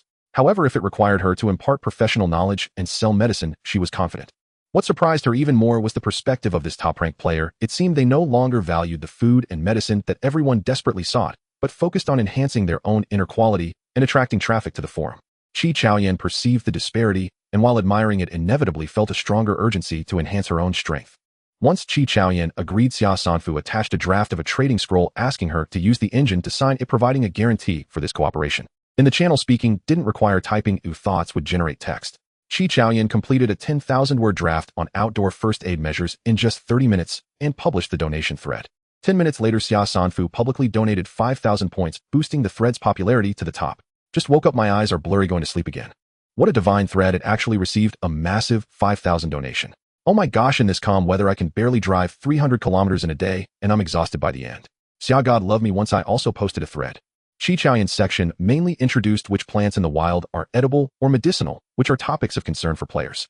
Taking advantage of the thread's popularity, she also linked a herb purchasing thread seeking to buy materials in bulk. This is the power of a professional. The various blueprints sold in the Raven bookstore require corresponding professions to unlock. However, many materials in the game are similar to those in Blue Star, so professionals can produce corresponding items without relying on blueprints. In this regard, past knowledge cannot be considered wasted. Xia Sanfu was also busy. The post-rain forest was a vast treasure trove with clusters of fungi and animals emerging to forage, showcasing vitality. At 9:30 a.m., Xia Sanfu ventured more than a kilometer into the forest. Once her steel wings unfolded, her efficiency surged as she spotted a mountain spring. Upon landing, a refreshing sensation enveloped her. The mountain stream flowed gently, ancient trees towered, and the crisp calls of birds occasionally echoed. Xia Sanfu used a water quality tester to analyze the components, confirming the presence of beneficial minerals and trace elements for the human body. She opened 2 folding water pools, cut some robust bamboo to channel water into the pools, and immediately found another mountain spring, setting down 3 water pools before seeking other food. Thanks to the advantage of flying, she could clearly see fruit-bearing trees and large animals. She was drawn to a splash of orange-yellow in a valley. Upon closer inspection, she found 3 trees laden with bright yellow fruits that resembled persimmons. The item encyclopedia scan revealed that this fruit was called Jin 2 monkey fruit, belonging to the Magro plant family, and was a magical fruit. The skin would cause intense itching upon contact, but its flesh had strong effects for invigorating the spleen and stomach and generating fluids. She collected the fruits. Following the mountain stream for 3 to 4 kilometers, a vast blue lake emerged surrounded by tall, dense grasses that looked like rice. The reason it looked like rice was that they were extraordinarily tall, even taller than humans, with dreamy pink tassels. The summer heat scan revealed a herbaceous plant called wind-rolling rice. After the harvest period, the unpicked rice ears quickly carbonize, and when the wind blows it resembles clouds of pink fine sand. Looking at the color of the rice ears, this patch was in its ripening stage of wind-rolling rice. She pinched open a grain, revealing a plump, translucent light pink rice kernel about the size of a pinky nail. The identification stated it could meet the boat's basic energy needs. Isn't this just the perfect staple food? Xia Sanfu gazed at the fields, which were as large as several playgrounds, troubled for a moment. Although the storage space had a picking function, it was limited. First, it must be ownerless. Items on others, those growing from the land, and free-moving plants and animals, are not ownerless. You must kill them or sever them from the land to count as ownerless. Perhaps I can try using Windblade. Before that, these ducks fattening for autumn can also be eaten. In the azure lake, a group of birds with bright red beaks, clearly unaware of the impending disaster, frolicked joyfully. Quack, quack, quack, quack, quack. A large net descended from the sky, capturing a dozen large autumn ducks gathered together, startling the other birds. Seeing her success, Xia Sanfu bled the ducks and tossed them into the preservation area, and the large net transformed back into a card. This hunting net was obtained from the Night Demon City, capable of trapping creatures below level 15, adjustable in size, and of excellent quality, usable 3 times a day. Xia Sanfu found a long bamboo pole, beat the rice field to scare away snakes, insects, and mice, then equipped the steel wings, controlling the angle to release wind blade just 20 centimeters above the ground. Swish, a wind blade cut through, toppling a swath of wind-rolling rice. Even so, it took 2 hours to harvest all the wind-rolling rice, and once finished, a thought of picking ended it. Amidst the stubble of rice, a number of nests appeared, totaling over 100 eggs. It gave her the illusion of a bountiful harvest. An online trading surge began, with players starting to sell the small animals they just hunted. Others took plastic bags and bowls from the service area to the online trading zone for reselling, as many players had not reached the mileage needed to enter the service area and lacked containers for the supplies. Xia Sanfu caught fish, picked wild chestnuts, and hunted a few low-tier magical beasts. World announcement: the rest day is about to end. Players, ensure you are on the road. A new journey is about to begin. The next round will be a high-temperature desert. World announcement: areas with fewer than 50,000 players will be randomly merged. Special case areas with leaderboard players will retain their identifiers, while other areas with fewer players will merge around them. Area announcement: some players from Zone H0074 will merge into my zone in the next round. Please prepare, everyone. Prepare for what being robbed. Oh my, the desert will bring us extreme conditions. I can't take it anymore. Have you noticed your potential values dropping? My initial physical potential was 410, the 4 is the development value, and 10 is the fixed potential value. I didn't expect it to drop to 9. It feels like 10 is the human limit. After a month of rain and repeated colds and fevers, my body has developed irreparable deficits, causing the potential value to drop. What a broken game, not letting us be human. The trading area was in turmoil. Food and water were taken down from the shelves and hoarded. Only 30 minutes remained until the map changed. Xia Sanfu was a bit far from the road, so she first flew to the mountain spring and collected 5 full water tanks, then divided the sludge into 2 parts. The heart of sludge and the higher quality silver and bronze sludge, along with lake water, were transferred to a 10 cubic meter tank and placed in the preservation area. The remaining sludge, about half the size of a classroom, was originally near the heart of sludge and was of high quality. However, the preservation area was filled with fruit and medicinal ingredients, so she had to store them in water tanks in the storage area.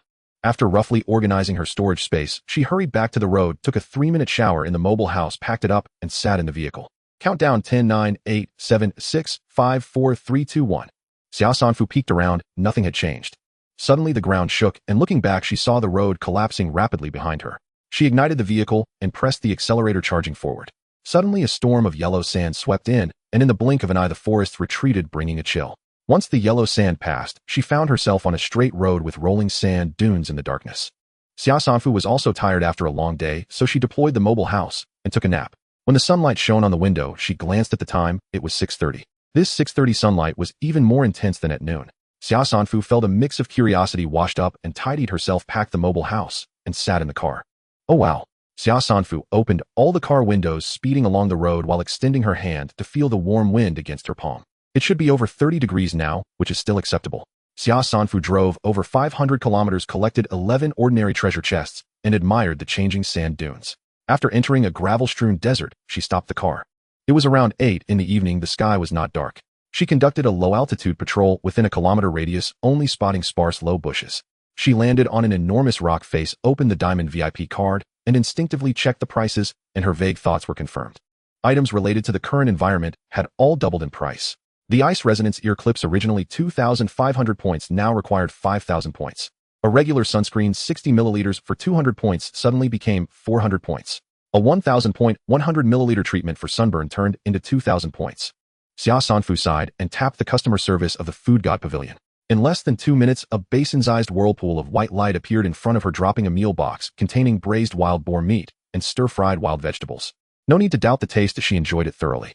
After finishing her meal leisurely, she opened the Crow community and privately messaged Qi Jian, politely asking, "Professor Qi, can you still move?" "Qi Jian, my brain can still function." Then there was no problem. Private messaging could be done using thought-generated text. Xia Sanfu glanced at Qi Zuoyan's shop, which had over 300 transactions, mainly purchasing various medicinal materials, and had yet to begin selling any medicines. She switched to the scientific information section. Qi Zhaoyan was still quite active. The first chapter of the paid post on human anatomy had already been published, outlining the basic structure of the human body. Xia Sanfu paid 2 points and skimmed through the general content, then pondered over it, asking detailed questions. Traditional Chinese medicine's understanding of the human body, especially regarding meridians and the internal organs, is profound, accompanied by its own set of philosophy. She had a premonition that this would help her understand the concepts of the Great Void on a deeper level. As Xia Sanfu posed increasingly challenging questions, Qi Zuoyan's professional and teaching abilities also became evident, revealing to her the vast and mysterious world of traditional Chinese medicine. 2 hours passed unnoticed. Xia Sanfu honored the contract and at the appointed time took her leave, quietly sitting cross-legged on the rock face to consolidate her gains. Today, besides gaining a profound understanding of the human body's basic structure, she acquired 2 ordinary, yet previously overlooked pieces of knowledge: go to bed early and rise early, have a good breakfast, eat a hearty lunch, and have a light dinner. These concepts are all related to the internal organs. One must sleep before 11 p.m. to facilitate the metabolism of bile, as this is when the gallbladder meridian is most active. As a saying goes, the clearer the gall, the clearer the mind. If the gallbladder completes its metabolism smoothly, one wakes up feeling clear-headed. Otherwise one may suffer from insomnia and anxiety. By 1 a.m. one should be in deep sleep, as this is when the liver's blood begins to generate. The liver stores blood, controls the tendons, and supplies energy to support one's thoughts and actions. If the liver's metabolism is affected, one may feel fatigued and weak. At 3 a.m. one should be in a deep sleep as the lungs become active, then distributing qi and blood to other organs. By 5 a.m. the large intestine begins its detoxification process, and by 7 a.m. the stomach's digestive capacity is at its peak. At 9 a.m. the spleen starts its transformation process, governing all the bodous muscles. If the spleen is not functioning well, it can lead to muscle weakness. Additionally, it is related to cognition. A well-developed spleen means a nimble mind. At 11 a.m. the heart meridian is strong, supporting blood circulation and nourishing vitality and bones, hence this time is essential for rest. At 1 p.m. the small intestine becomes active, necessitating a good and filling lunch for nutrient absorption. At 3 p.m. the bladder takes charge. The bladder meridian extends from the back of the head to the heels, mainly distributed along the back and the back of the thighs, serving as a major detoxification pathway. It can eliminate wind, cold, heat, dampness, dryness toxins, and is linked to many chronic diseases. Therefore, massaging or scraping along the bladder meridian can have therapeutic effects. At 5 p.m. it is the time for the kidneys to store essence. In traditional Chinese medicine, essence is the source of all life, or whatever the body lacks can be replenished with essence. At 7 p.m., the pericardium meridian becomes active. The pericardium is the outer layer of the heart and a conduit for qi and blood. This is a suitable time for engaging in enjoyable activities to maintain a good mood, which benefits the smooth flow of the pericardium meridian. At 9 p.m., the Sanjiao meridian is in charge. The Sanjiao is a network that connects the heart and lungs, spleen and stomach and liver and lungs. It is the main channel for the body's qi circulation. Thus, this time is appropriate for health maintenance. During the summer's dog days, she recalled the concept of the 5 organs' energy circulation from the Taishu visualization.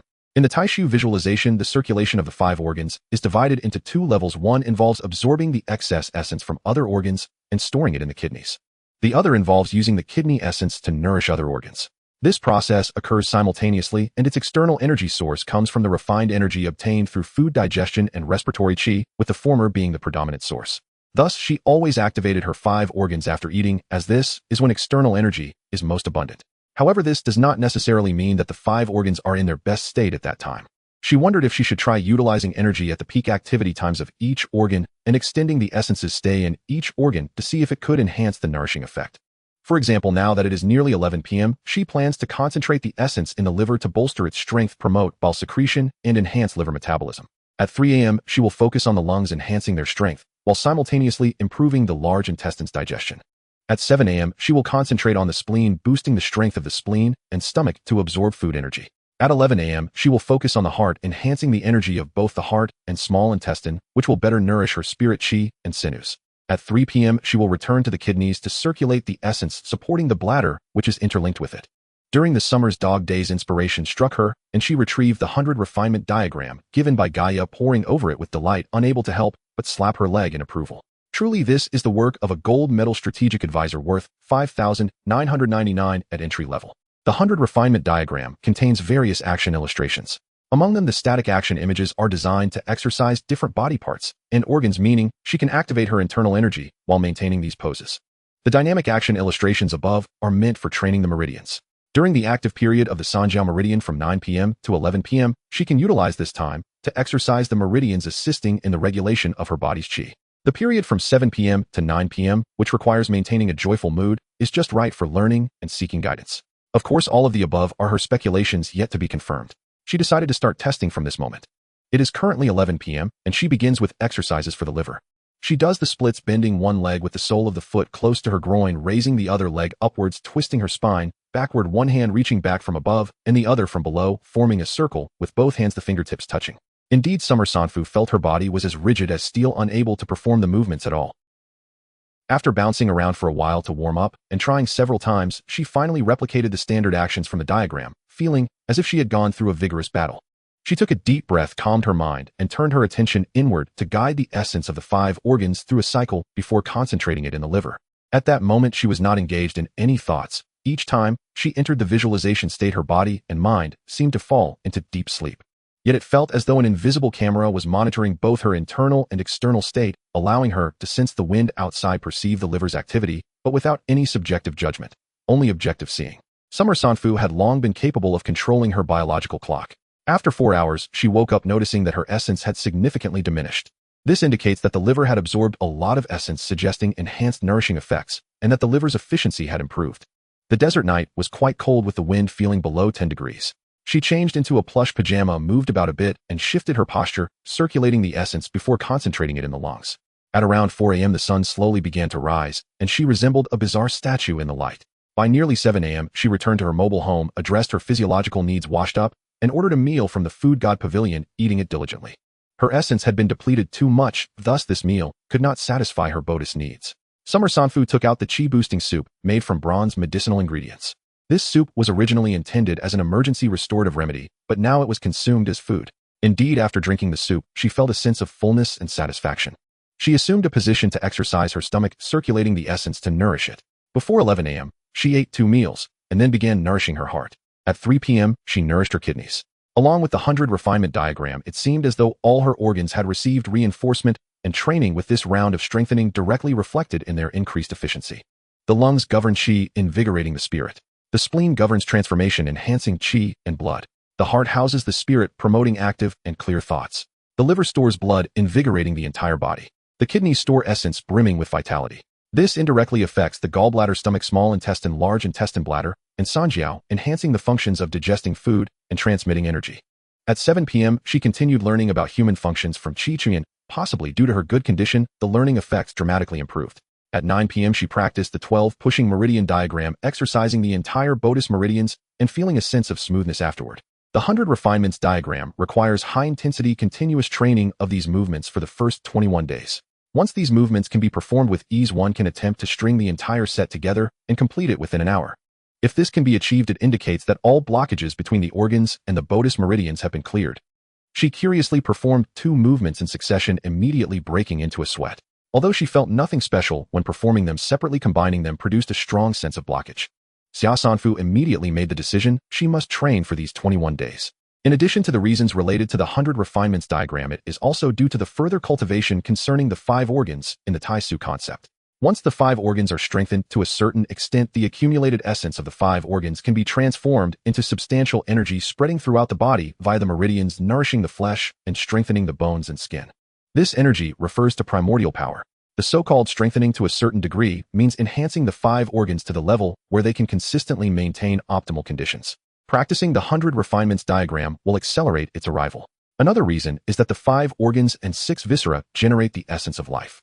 Their strength also signifies the enhancement of all bodily functions, which is beneficial for resisting natural disasters. Xia Sanfu entered a state of cyclic cultivation. However, the arrival of the second day of high temperatures brought about some unfavorable conditions. The daytime temperature soared above 30 degrees Celsius. She began to feel sticky, and the heat gradually affected her condition. Xia Sanfu put on her cooling ear studs, the refreshing aura enveloping her body. The communication channel was filled with cries for help. The harsh natural environment made survival particularly difficult. Xia Sanfu recalled that her career planning document mentioned that the initial title reward for a blacksmith was an ordinary heat-resistant protective suit and a smelting furnace set. This protective suit might serve a purpose in the current environment. Blacksmithing is a niche occupation with basic needs unmet who would seek minerals to do this work. Xia Sanfu posted this information in the strategy section of the Crow community game. Whether or not anyone would pursue learning or manage to obtain the title depended on them. Xia Sanfu moved over 300 towering trees with lush foliage. These were the trees that had been knocked down by the crocodile turtle, as well as those she had cut down herself which she intended to use as fuel. Xia Sanfu planted these trees on both sides of the road artificially, creating a shaded area to shield vehicles and mobile homes. She also went to the supply store to buy a threshing machine. After threshing the rice, the straw and grains were spread out to dry on the road. After finishing these tasks, she continued her practice under the shade. By noon, the temperature soared above 40 degrees, and even she felt the heat. She applied sunscreen and changed into some protective clothing, but had no thoughts of slacking off. Her 5 organs were undergoing rounds of strengthening, and her demand for energy was rising sharply. On the first day, she consumed 3 meals, 3 liters of water, and a bowl of energy-boosting soup. On the second day, she had 4 meals, 5 liters of water, a bowl of energy-boosting soup, and a cup of mixed fruit juice. Xia Sanfu stretched her body, withdrawing her posture, while also closing her herbal medicine textbook, which faded along with the teaching projection. She could not constantly visualize the state of her 5 organs, so while practicing the 100 refinements diagram, she would also meditate or switch the textbook to projection mode for study. Xia Sanfu applied sunscreen, stepped out of her mobile home, and used a homemade wooden rake to turn the rice on the road. A day of sunbathing would be sufficient. The quantity of rice was substantial, with a delicate pink hue spreading over 1,000 meters, ensuring that her staple food would not be a concern for the time being. However, everything eventually runs out, and unfortunately the ecological bottle only had 4 square meters of land. In the evening, Xia Sanfu packed the rice applied to enter the service area and soon arrived at the training base in the comprehensive building.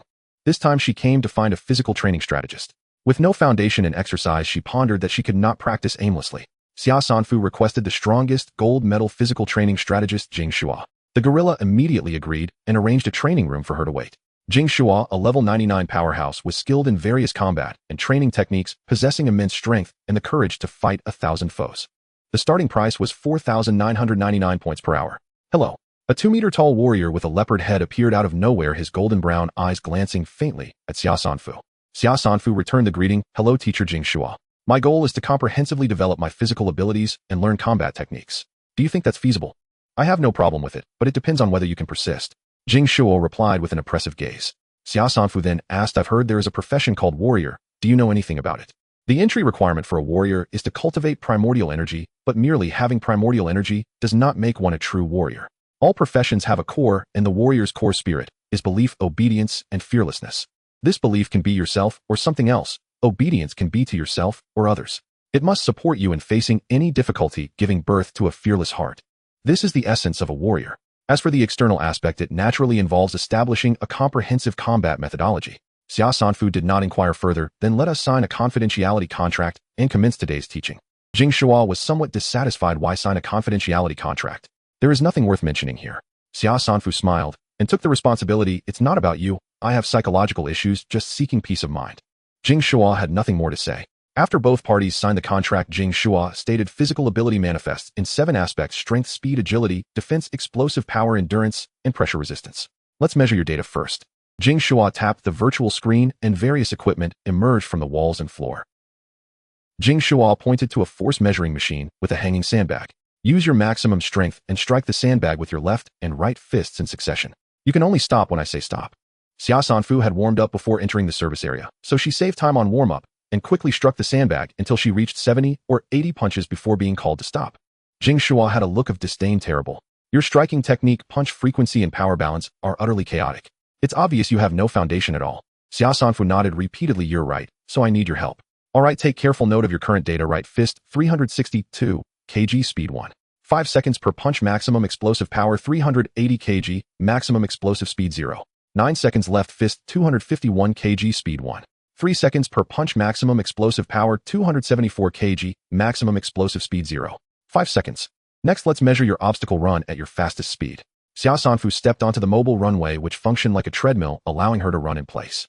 It would suddenly present all kinds of obstacles. Sometimes it was a 3-dimensional virtual tree, other times it was falling rocks, and sometimes it was a small river blocking the way along with dogs chasing her. Xia Sanfu went from being calm at the start to becoming increasingly flustered. She was either hit or bumped, falling down, and getting back up again, stumbling through the 10,000 meters before finally being called to stop. Jing Shua's eyes were dead fish-like. The average speed during unobstructed periods is 10.5 seconds per 100 meters, and the sensitivity response time during obstacle periods is 0.9 seconds. He spoke with displeasure, but Xia Sanfu was rather pleased. Even the fastest human on Blue Star has a 100-meter time of only 9.56 seconds, and she was just 1 second off without any prior training. Jing Shua disapproved of her lack of urgency, expressionless, as he said, "Let's try pressure resistance, don't dodge, take a punch from me." With that, he threw a punch. Xia Sanfu crossed her arms to block, only to feel a tremendous force hit her, sending her flying. She rolled once before stabilizing her form. Jing Shua asked, "What is your potential development level, potential limit, and physical ability?" 10-10-3-15. Jing Shua had no words to describe such poor data, yet she had already reached the potential limit for her race.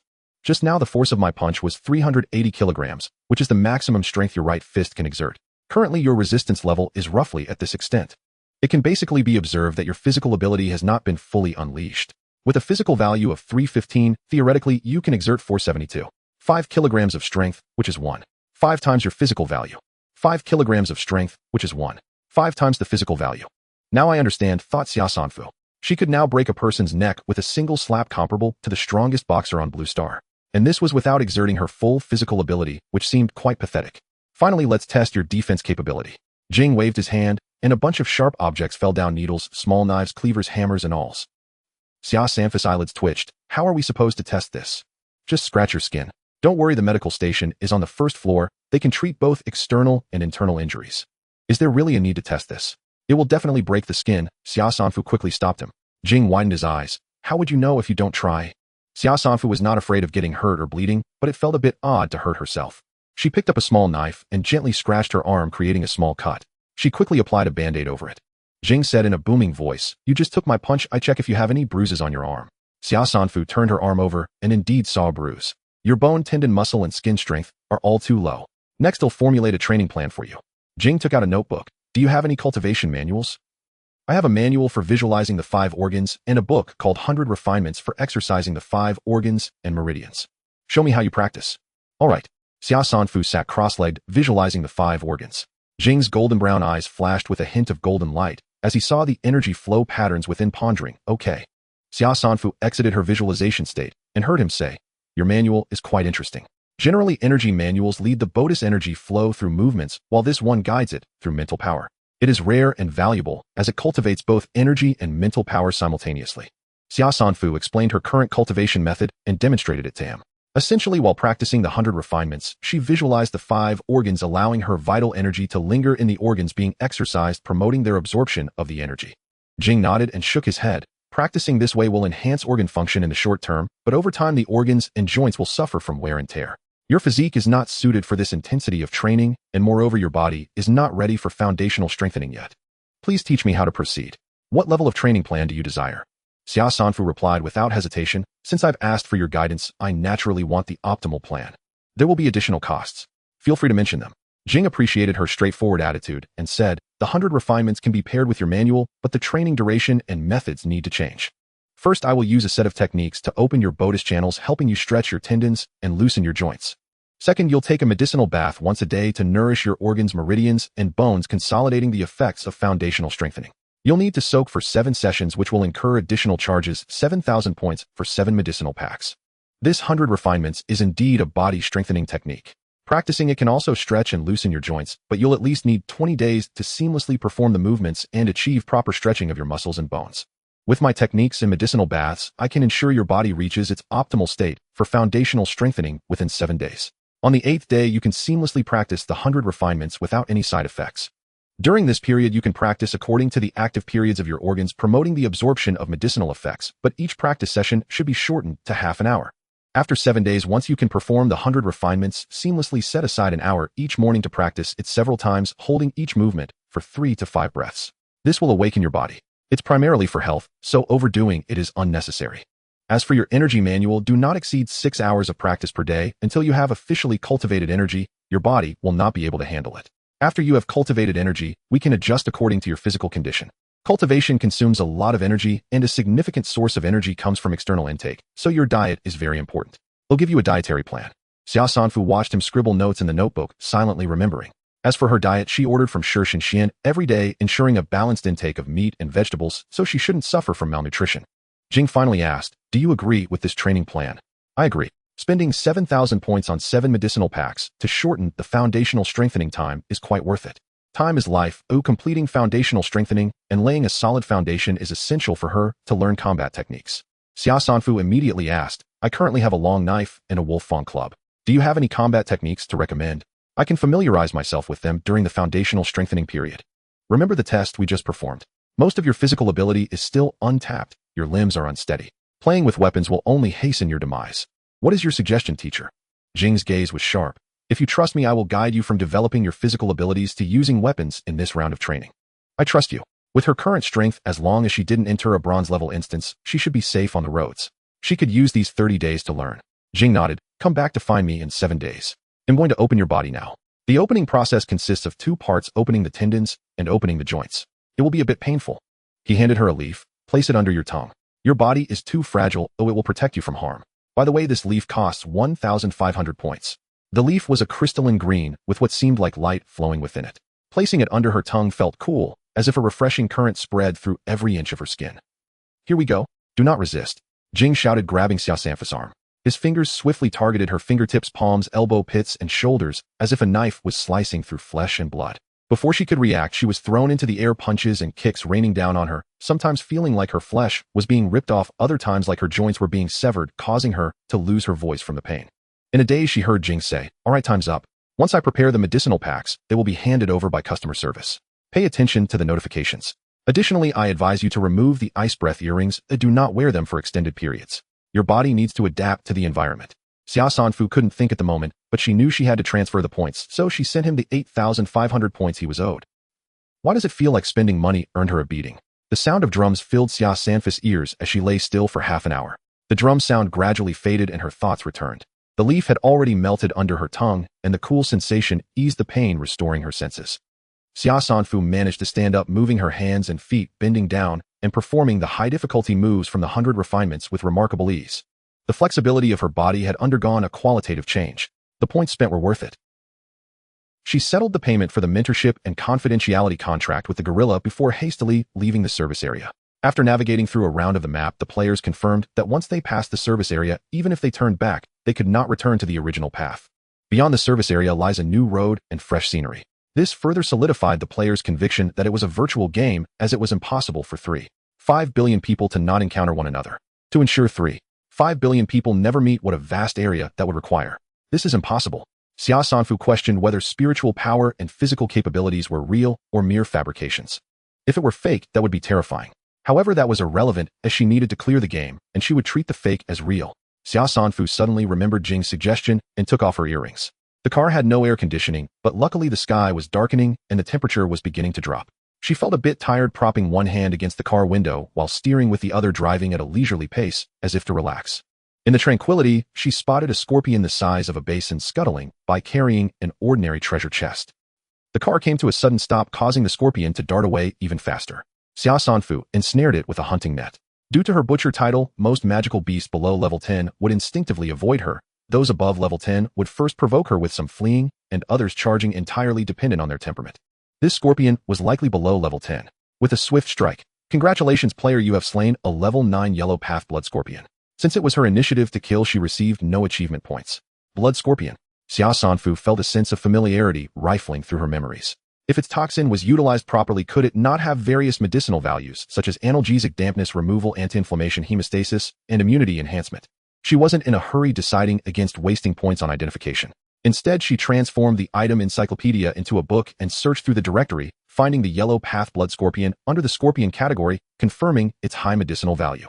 From the effectiveness of its toxin, it should be applicable in hemostatic medicines, anti-inflammatory drugs, and treatments for coughs and colds. Without destroying the venom sac, one could potentially use the whole scorpion for medicinal purposes. What a valuable find.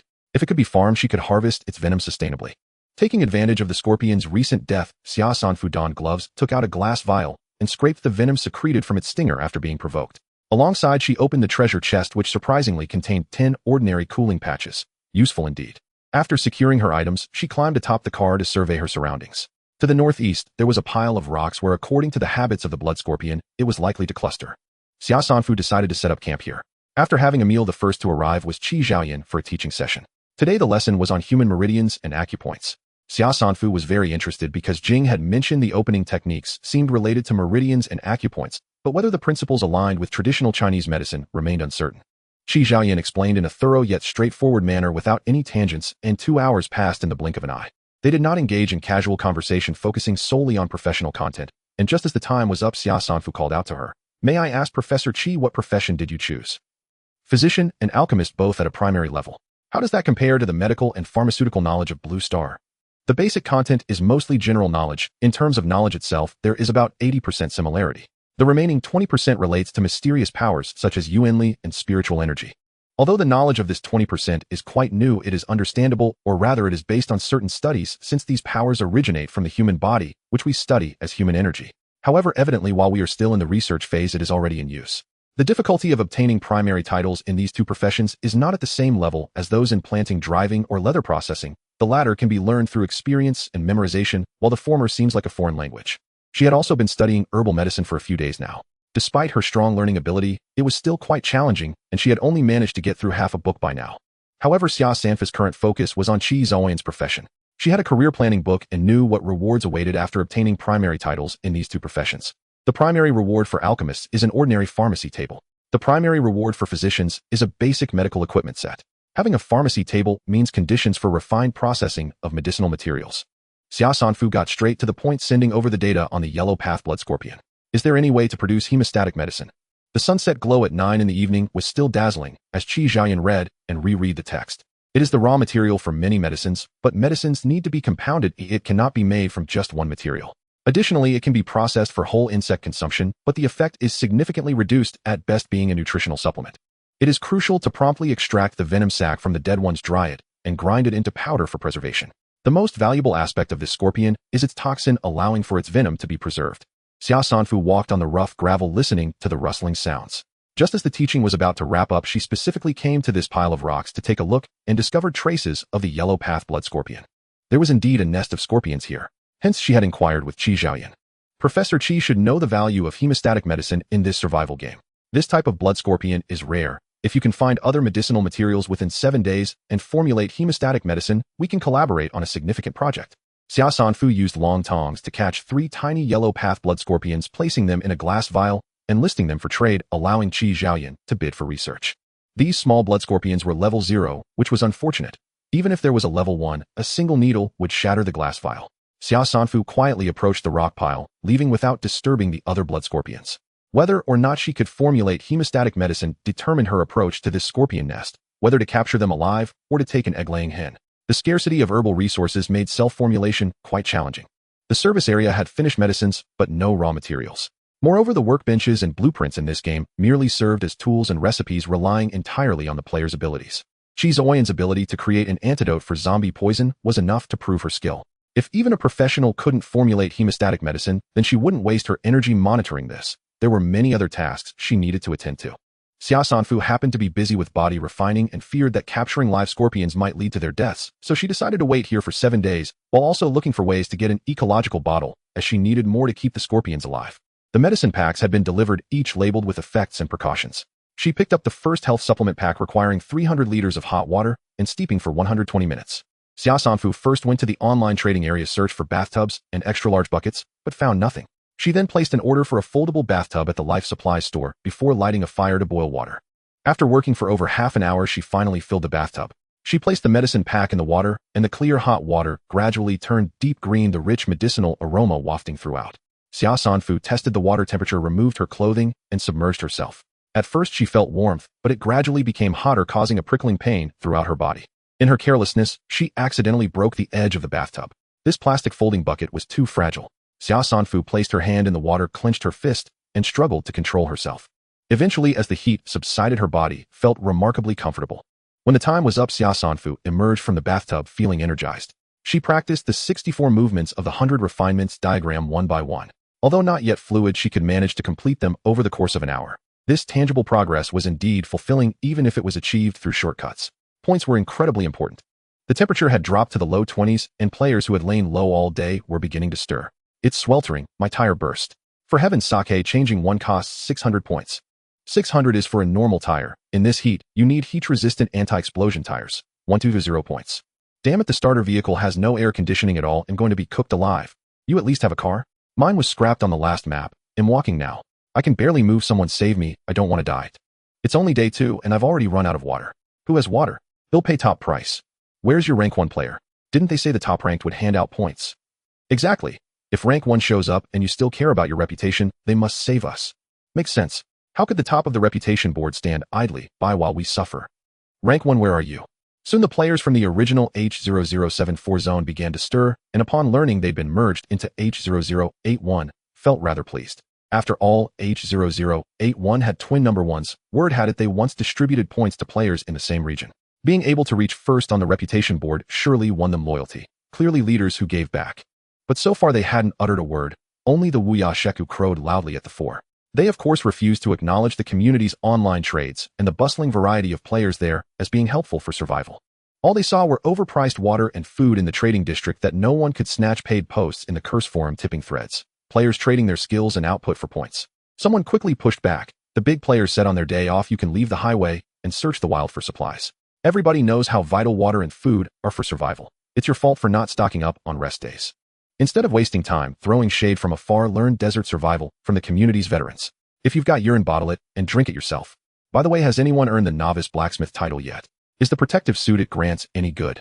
Thanks for asking. I just finished chapter 1. It feels like I don't have the luxury to learn more. I'm not like you. I only want to know if the big players are tied to their communities. If a big player dies, does our community die with them? Good catch, Washing. You found the blind spot. May the great players endure forever. May the great players endure. Blessings. May the great players endure. Blessings. Look at you groveling. Oh, what's so great about them? If they have the nerve, let them hand out water for free. Indeed, spending more time online brought smarter insight. Wiyasheku was not bound to her. Setting aside the question of life or death, she did not even know whether while she lived the community might be seized by some special means. The only bound equipment she currently had were Wanwu Tujian and Chu Kongjian. Both came with built-in binding functions. She had asked the help desk, and they said that to permanently own an item one needed to buy a binding card. The card shop only sold bronze-level binding cards which could bind only bronze-tier items. Her Wuyasheku was gold-tier, Shinji Sho was a pick-tier, and even the Moyue Jiejing was silver-tier. Only bronze-worthy items remained to bind: a repair station, a wolf-tooth club, and a longsword confiscated from another player. The Shiofu Tai could be upgraded by feeding points, but it was unclear whether binding it now would fail if it later reached silver. Having thought of that, Xia Sanfu decided to try. The only cost was one binding card worth 1,000 points. She had long hoarded such a card. She produced the Shiofu Tai and applied it at once. System prompt: use binding card to bind the repair station. Once bound, it cannot be forcibly taken by outsiders. The binding card dissolved into a white light and sank into the repair station. The station's display flickered, then announced bound to sole user ID H0081540888 Xia Sanfu. Xia Sanfu tapped the display and chose the upgrade option, then scanned her face and deposited 10,000 points. Beep, beep, beep. Machine upgrading, estimated time 10 minutes. Please do not move. Immediately, it behaved as if broken metal parts pinged and clattered until all components blew apart, leaving only a screen the size of a phone on the spot. She picked it up and pressed the screen to wake it. 3 icons lined up inside: scan, check, begin repair, and upgrade. She tapped upgrade, and a pop-up revealed that upgrading to gold required 500 points. From 10,000 to 500,000, such a gulf. Wuyasheku's net daily profit only hovered around 10 to 20,000 points these days. Even if she refrained from spending elsewhere, it would take 50 days to save up. Xia Sanfu noticed a camera icon on the display and aimed it at the rear window that had developed a crack. Ordinary rear windshield value 1000 points. Scrap level 15, a 10 cm light crack. Repair fee at 10 of original price 100 points. Unsure whether that was a bargain, Xia Sanfu took out her night vision goggles. Bronze equipment night vision goggles value 1500 points. Completely scrapped. Repair requires 95 of original price 1425 points. Previously repairs demanded 100%, now it was 5% cheaper. Xia Sanfu chose to repair. The goggles offered built-in vision enhancement and were quite useful. She scanned the flashlight as well. Bronze equipment laser flashlight value 3000 points. Scrap level 90. Repair requires 85 of original price 2550 points. She seemed to find amusement and produced an axe with a tiny nick that did not affect its use. Ordinary hand axe value 200 points. Scrap level 3. No repair fee required. She then placed a slightly damaged ordinary garment. Ordinary thin long sleeve value 89 points. Scrap level 2. No repair fee required. Indeed, items with under 5 scrap could be repaired for free. Frankly, it felt trivial. Items at such slight scrap levels functioned fine anyway. Still, she needed to save points to prepare for the gold upgrade. The display still showed her name as the soul-bound owner, which meant upgrading did not affect binding. The binding card had been well spent. Unfortunately, it could not repair cards. Xia Sanfu repaired the laser flashlight, the night vision suit, the defensive necklace, and a waterproof fireproof leather jacket. She then followed her usual routine and checked on Wuya Sheka's operations. The most popular posts in the strategy section were the 2 discussion threads she had pinned, encouraging players to consolidate observed game mechanics. They drew daily contributions and debate. There was little in the way of polished strategy, though mostly people were gradually discovering game truths. For example, that bodily deficits drain fixed potential, or that developing bodily potential helps adapt to high heat. The 3rd and 4th most popular posts were paid survival tips from 2 veteran survivalists. The strategy board enforced strict review. A post had to demonstrably offer strategic value to be allowed. Thus, their content carried true reference value, and Xia Sanfu followed both of them for updates. A player nicknamed the survival expert of the Special Warfare team updated 3 videos in a post, one on personal protection, another on methods for collecting water in the desert, and the latest being a night travel video.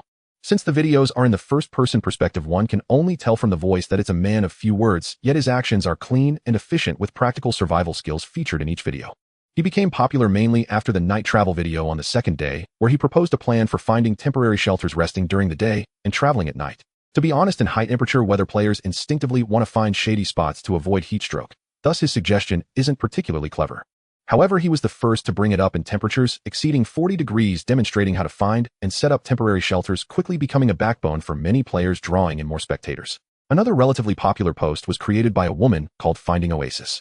Compared to the survival skills of the Special Warfare team's expert, she leaned more towards collecting various wild resources tailored to the environment, showing a remarkable degree of familiarity with the desert, as if she had been living in desert regions all along. She begins with a scene of chasing a camel with a collapsed hump frothing at the mouth in a frenzied state across the desert. "This is a camel that has fainted from hunger chasing after me. It must see me as grass, but I will ride it to find the oasis." Accompanied by voiceover, the woman throws a homemade lasso to knock down the camel, beginning a series of actions to find insects, water sources, meat, and plants to nourish herself and the camel. In the new video, the camel's condition has already improved. Aside from these 2 relatively popular survival posts, the other topics have low engagement levels. The survival techniques are actually quite similar. Whoever publishes them first gains the advantage. No one dares to set a high price for paid points, or once it's too high, the market will be snatched away by competitors at lower prices, so current paid survival technique posts can be accessed for just 1 point. Moreover, players are tightly clutching their points. Even if the entire text only requires 1 point for access, they will deliberate for a long time, subconsciously choosing to learn from posts with high views. High view counts imply high content accuracy. This is a rather simplistic notion. Switching interfaces, the gossip and entertainment section is always the most active, with a myriad of topics emerging, and some players even post complaints after tripping. Most of it is just emotional venting. Earning points in this area is the hardest. When one's life is at stake, who would pay for entertainment? Unless one encounters favorable circumstances to earn a quick buck, like the player who was supported by a skeleton last time. Nonetheless, many brave souls have opened tipping posts, trying various ways to entertain the masses. The science and information section is relatively niche. Recently, doctors influenced by the Chi Chao Yin have been uploading various medical knowledge. The most popular content remains first aid knowledge. Other topics have made little splash, as players are focused on immediate survival and have no leisure to study unrelated matters. The summer heat has finally entered the trading section. The rest day has already seen a wave of exchanges of basic living supplies, so the trading area is quite sluggish. Chi Chao Yin has been selling dampness-removing soup recently, only for points. 3 bowls for 200 points. It's not much, but it's almost sold out instantly. Her price is actually considered low. The dampness brought by humid environments does not dissipate just because of high outside temperatures. It primarily causes skin diseases, but most directly manifests as heaviness in the limbs and gastrointestinal issues. In such a survival game, if you cannot move and cannot eat, it means certain doom. Whether it's players genuinely falling ill or those preparing for emergencies, anyone with points will rush to buy. The dampness-removing pills at the medical station cost 258 for a treatment course, plus a consultation fee of 10 points. Moreover, 3 bowls of dampness-removing soup equals 3 bowls of water, which is worth it. However, seeing her sell 30 bowls each day, the water should be running low unless she found an oasis or used a large portion of her startup funds to purchase storage equipment. In the equipment shop, the only 2 types of storage equipment are a 1-incubator storage ring for 1,200 points and a 1-incubator fresh-keeping storage ring for 2,000 points. Besides her, some others are also selling medicines. The 5,000 points for tips attracted quite a bit of attention, and many players seeing Chi Chao Yin purchasing raw materials were inspired to follow suit in collecting various herbs, which they are now gradually selling. When it comes to pillar industries, items related to fire are still paramount. Although the treasure chest grants flint in this desert most of the time, you can't even see the shadow of plants. If there are any, they are merely low shrubs, making it quite challenging to start a fire. Moreover, with temperatures dropping close to freezing at night, the demand for fire is substantial, so many players will collect any desert plants that can provide heat and trade the surplus. There are also some novice professionals emerging, with planters, hunters, and alchemists being popular professions. Unfortunately, while planters may have land, the crop growth cycles are not significantly different from those on Blue Star, plus planting requires watering and fertilization. The shortest cycle involves sprouts from various seeds, such as bean sprouts, that can grow in just 7 days. Thus, current conditions show that planters are lacking water, fertilizer, and seeds, hunters lack prey, and alchemists lack medicinal materials. The barren production tools and materials prevent the development of industry chains and professions, creating minimal value for her. In other words, this is the most suitable time to accumulate capital. Xia Sanfu organized the materials at hand. Swapped for a smart display screen and a 2.0T turbocharged engine for a 5-seat commercial vehicle, estimated 4 to 5 liters of fruit liquid, estimated 4 to 5 liters of fruit brew, and 6-cylinder fruit liquid currently fermenting. There are also more than half a classroom's worth of fruits and expected several thousand pounds of rice, over 300 trees, more than 100 duck eggs, over 50 various leather goods, over 300 ordinary tools from the city of night demons, a large amount of ingredients stored at the food god pavilion, 5 50-cubic water tanks, and a basket of chestnuts, along with a pile of medicinal dishes. Aside from the medicinal dishes, fruits, and wild chickens and ducks that can be eaten fresh, everything else is in the storage area. All hunted animals have been given to the food god pavilion, as the fresh-keeping area simply cannot accommodate them. There are too many fruits that need to be consumed. Just in time, the fruit liquid has matured, and she took out 6 wine barrels which have taps. Opening the tap, the clear fruit liquid flowed out, accompanied by the fragrance of wine. 1 barrel of fruit produced about 80 liters of fruit liquid. With 6 barrels, that's 480 liters. She poured the fruit liquid back into the clean barrels, added the mashed by Exion grass, and continued to seal it for fermentation for 30 days to make fruit brew. She also ordered 10 smart, temperature-controlled wine barrels, filled a water tank with good-looking, unblemished various fruits for cleaning, dried them, filled all 10 barrels, and added the fermentation starter to continue brewing fruit liquid. Xia Sanfu fished out the leaves from the water tank, placing in a newly ordered ultrafiltration purification stone, which emitted a faint red glow. About half an hour later, the red light turned blue, indicating purification was complete. The previously murky water has now returned to its clear state. She cupped her hands to scoop some water, taking a sip, which tasted cool and sweet like mountain spring water. Xia Sanfu looked at the water in the tank and the remaining less than perfect fruits, ordered some plastic bags with suction nozzles, and began to stock them. Survival supply package No. 1 and 1 liter of drinking water, random fruit, not less than 120 grams in exchange for any potion materials or seeds, or 1,000 points. Survival supply package No. 2, 10 liters of drinking water, 3 blood-stopping cakes in exchange for an ecological bottle, or 1,000 points. The price is not decided on a whim. She had seen it at the food street, where the dishes had therapeutic effects, and those related to water included various healthy vegetable and fruit juices, as well as teas. The cheapest option was 50 milliliters for 35 points, which was just a couple of sips. Converted 1 liter equals 700 points. As for fruit, it is estimated that no one has any now, with each piece counting 300 points, totaling up to 1,000 points. Similarly, package No. 2's blood-stopping cake is a bronze-level medicinal dish capable of stopping blood from a wound the size of a bowl with just 1 piece, while also providing sufficient sustenance, costing 1,000 points, slightly cheaper than equivalent medicines at a medical station. Players who can obtain ecological bottles are capable of purchasing textbooks themselves and passing assessments in a short time. Only crucial matters could compel such players to sell their ecological bottles. Package No. 2 specifically targets such players. She took a handful of wind-rolled rice, removed the husk, added water, and boiled it, resulting in pink rice that was crystal clear and fragrant.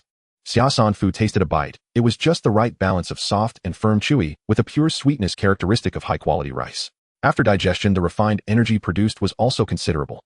Xia Sanfu finalized the 3rd survival supply package, 15 liters of drinking water, a serving of turtle mixed rice in exchange for any bronze item, or 1,100 points. 15 liters of water cost 1,0500 points, while the turtle mixed topping from a level 15 magical beast and crafted by a master chef is a therapeutic dish that retains only refined nutrients, not burdening the body, and can quickly restore stamina, making it worth 500 points.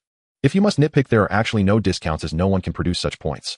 The points here are actually just for price comparison. What she truly wants are the resources they find: potion materials, seeds, bronze supplies, and ecological bottles. The first step to listing is to open the showcase, evaluate the system's scan of the trade items, and generate a detailed report. Package No. 1. Drinking water, high-quality spring water, can be consumed directly, 1,000 milliliters. Peach, ordinary yellow flat peach, edible, 121 grams. Package No. 2. Drinking water, high-quality spring water, can be consumed directly, 100 milliliters. Blood-stopping cake, bronze-level medicinal dish, effective in stopping blood, stamina recovery, 10, recovers stamina points, consumed healing speed, 120. For example, a wound that takes 120 hours to heal now only takes 1 hour. Package No. 3. Drinking water. High-quality spring water can be consumed directly, 1500 milliliters. Turtle mixed rice. Bronze level therapeutic dish. Stamina recovery. 200 players with a total stamina below 200 should be cautious, as they may experience short-term vigor or inability to recover. It is recommended to eat in smaller, more frequent meals. The second step in listing is to edit the text summarizing the content of the detailed report, converting milliliters to liters, and changing the peach to random fruit, not less than 120 grams. The third step in listing is to determine the names of the trade items. Survival supply package. No. 1 no. 2 and no. 3. The fourth step is to set the trading method. She simultaneously selected both item freedom and points exchange as 2 trading methods. The fifth step is to set the trade items and amounts, which are the supplies and points mentioned above. The sixth step is to set the inventory. She has 3 types of supply packages, opening 3 showcases with 20 units in stock for each. If the other party pays with items or points, those items or points will remain in the transfer system. She needs to deliver the corresponding trade items to the transfer system within 10 minutes for the transaction to proceed, otherwise the other party's items will be returned. Simultaneously, at the moment the items are placed, the evaluation system will scan them again. If there is a slight discrepancy between the items and the details in the showcase report, a message will be sent to the buyer, and the transaction will only continue if the buyer agrees. For this reason, Xia Sanfu specially bought a measuring cylinder and a scale to ensure accurate weight and volume, avoiding trouble. Players in the area were all paying attention to the Crow store. As soon as the store released new items, they all received notifications, and the communication channel was in chaos. Soren, why not share the water with us? Lian, isn't this price a bit outrageous? I can't even come up with 1,000 points, and now it's over 10,000. The amount of water the big shots are trading is also absurd. They are trading gallons and hundreds of milliliters in the trading area, some even being urine, while the big shots are offering 1 to 10 liters of drinking water trading items without points. It's deadly. I have no points, no supplies, and the heat is getting worse. I'm on the verge of dehydration. How can I survive? Indeed, the heat is increasing. On the 5th day of high temperatures, the surface temperature reached 50 degrees. Staying outside for 10 minutes causes skin to itch and turn red, as if it were partially cooked. Terrifyingly, on the 6th and 7th days, the temperature continued to rise, reaching 55 degrees, while the nighttime temperature dropped to -10 degrees. Players transitioned from the humid environment of torrential rain to the alternating hot and cold desert environment, unable to bear it, with thousands of accounts being cancelled daily. By the 8th day, the number of players dropped to 8,000. Discussions among players shifted entirely to how to dig holes for shade. It's insane. Every day I hide in a hole during the day, and at night I scrounge around looking for food. I can't travel at all. If I change locations, I have to dig a new hole. Without stamina, it's not guaranteed I can find a suitable spot to dig. Has anyone encountered a dungeon? I can't take it anymore. I'm going to die. I'm not afraid of anything now. I want to level up by fighting monsters. Is it true that increasing physical development value can help withstand the heat? Damn it, why are things related to sun protection and heat stroke in the service area so expensive? A sunburned person with a red and purple face dragged his heavy body staggering through the sand, his legs like noodles, occasionally going soft. He was both hungry and thirsty, his mind already dried out by the sun, moving mechanically in search of a place to dig a hole for shade, but all he saw was yellow sand. In his daze, he spotted a plant and lunged forward to put it in his mouth, but suddenly he stopped. What if it was a potion material? In Zone H0081, undoubtedly no one was unaware of the top store. He also knew that the top had listed survival supply packages a few days ago, but he couldn't afford to trade. Perhaps this time. He opened the forum and entered the Crow community, eagerly finding that showcase and clicking to exchange. A beam of light shone on the plant in his hand. Desert Goblin, mature magical plant with effects such as replenishing chi, calming the mind, and benefiting the spleen and lungs. Would you like to proceed with the transaction? He was taken aback, his thoughts in disarray. Just from the description, he knew this potion material was quite valuable, but he needed to exchange for water. He had to exchange for water. Ding dong, you have an order. Someone has placed an order for survival supply package No. 1. Finally, the store has opened. Xia Sanfu closed the notebook he had just bought a few days ago and checked the detailed report of the items across from him. He then uploaded 1 liter of water and 120 grams of berries. After the other party received the goods, the transaction was completed, and a beam of white light projected from the system panel. The light enveloped a yellowish conical object topped with 2 yellow leaves and bearing 5 or 6 black seeds. Xia Sanfu examined it closely in his hand. In the study of medicinal materials, the earth spirit, a type of magical plant, possessed powerful energy replenishing effects capable of being crafted into a great supplement to restore physical vitality. She looked again at the black seeds on top. These were clearly the seeds of the earth spirit. However, the problem arose that desert earth spirits required a dry and hot environment to survive. Her ecological bottle contained brewing fruit, and by Exian grass, which thrived in the temperatures and humidity of deep mountain forests, it could not cultivate desert earth spirits. Ultimately, what she lacked was an ecological bottle. However, the completion of this order felt like opening a floodgate. Certain players holding onto valuable items were beginning to feel the pressure, as the shortage of water would only worsen. What would happen when their stocks ran out, and they could not restock? Ding dong, you have an order. Ding dong, you have an order. On this day, there were a total of 8 orders, including the Desert Earth Spirit, 3 types of magical medicinal materials, 1 vehicle acceleration, card 1 tank expansion, card 1 fireball card, and 2 defense cards. Xia Sanfu applied a cooling patch and checked the fireball card and defense card in her hand, wondering if they were obtained from a dungeon or from a roadside treasure chest. According to the current information available, ordinary roadside treasure chests contain basic living supplies, while bronze roadside treasure chests were likely to yield items related to vehicles. Some even reported finding vehicles, and there was a small chance of obtaining weapon cards or dungeon summoning tickets and other special materials. Her bronze roadside treasure chest had only yielded a smart display and 2 vehicle repair cards. The ecological bottle had only appeared on the lucky wheel during the first completion of the bronze dungeon, aside from being purchased from other players. Relying solely on self-collection of resources was indeed too slow. Xia Sanfu planned to make use of the unlimited team summoning card. She posted a bounty in the entertainment gossip section. Seeking clues for dungeon locations, private message with screenshots of dungeon rifts long-term. Purchasing dungeon summoning tickets, private message long-term. Collecting clues for various minerals, including, but not limited to, iron or stones, quartz, limestone, feldspar, salt, boron, and coal. Please send screenshots in private messages long-term.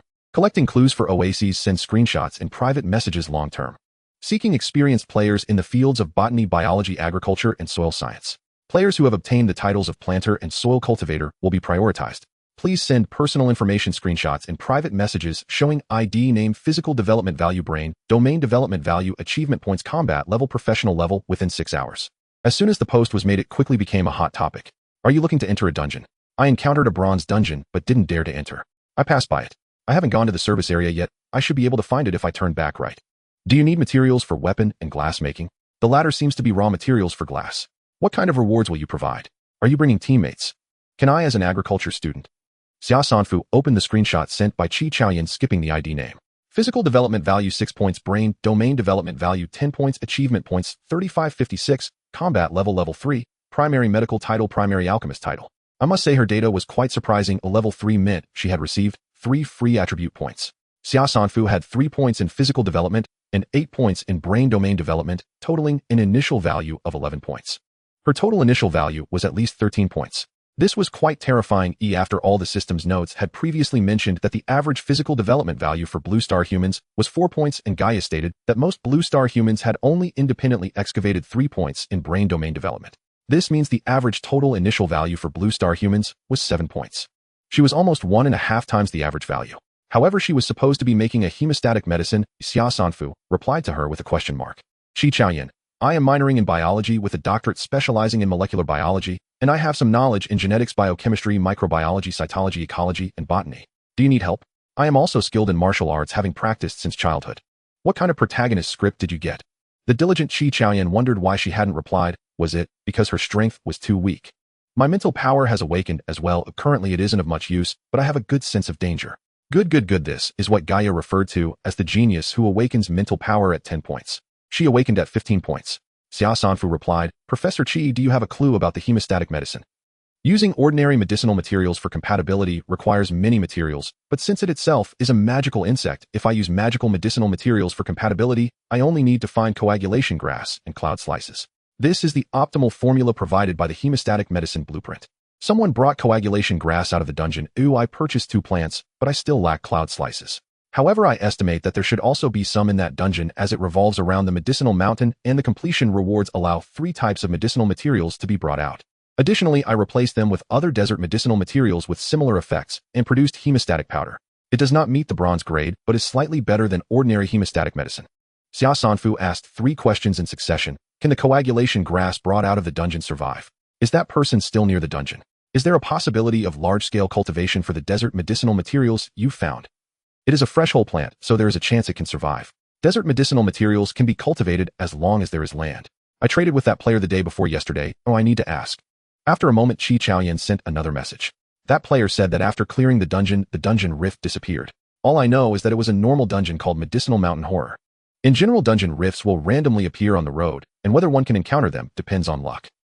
Another way is if a summoning ticket for a dungeon is opened from a chest, it can directly summon a dungeon rift. This was still hidden in the last map, but it is no longer a secret in this round of the map. Someone in the trading area has sold it. After clearing the dungeon rift as the entrance may disappear immediately, or it may remain in place. If it remains, that player can still find the dungeon rift by turning back to look for it without passing through the service area or refreshing their location. The dungeon medicinal mountain horror is worth paying attention to. If possible, Xia Sanfu wanted to cultivate coagulation grass and cloud slices in bulk and raise yellow path blood scorpions to master the raw materials for this hemostatic medicine. It was time to address the issue of the ecological bottle. As for the hemostatic medicine, let's discuss it after I find this dungeon. Right now I have a task to obtain a primary planter title within 2 days, and then provide me with 200 questions based on the examination points within 1 day. The deposit is 500 milliliters of water, and upon completion 10 liters of water will be given. If the quality is satisfactory, there will be further requirements for food, water, and points. This transaction is confidential and must not be disclosed. Okay. The private messages in the sweltering summer continue to flash, and after filtering out the useless ones, over 1,000 individuals claim to be students, lecturers, doctoral advisors, experts, or practitioners in related fields. She directly edited some of the problems she encountered during the planting master assessment, forwarded them with a single click, and requested answers within 5 minutes, narrowing the list down to only a few dozen individuals. She posed a challenging question in botany to Chi Chaoyan and forwarded it to them, leaving only 4 people: 1 PhD in biology, 1 PhD in agronomy, and 2 PhDs in botany. The combat levels were not high: level 1, level 0, a level 1, a level 2. Yet Xia Sanfu noticed that their initial brain domain development values were quite good, starting at least at 6 or 7 points. This confirmed a statement she had read in her detailed analysis of mental strength. The degree of brain domain development has a direct relationship with the activity level of various parts of the brain, affecting spiritual energy and serving as a comprehensive reflection of intelligence and cognitive abilities. The degree of brain domain development does not equate to intelligence, but those with low intelligence certainly do not have high brain domain development. Recruitment within 2 days, self-funded examination for the junior planting master title, and then within 1 day, provide me with 200 questions based on the exam points, a deposit of 500 milliliters of water, and upon completion, 10 liters of water. If the quality is satisfactory, further requirements will follow, including food, water, and points. This transaction is confidential and must not be disclosed. 3 individuals agreed, but only the agronomy PhD sent a message. Wait, Songxue, I'm sorry, I don't have enough points right now. The only valuable thing I have is a bicycle. Can I use it as collateral to borrow points for buying textbooks? If not, I apologize for being presumptuous. Wait, Songxue curled up in the shadow of a wind-eroded column, his head wrapped in a shirt soaked in urine, but soon the high temperature would evaporate the liquid. Originally, he had 200 points in a small tent which he lent to a student in urgent need.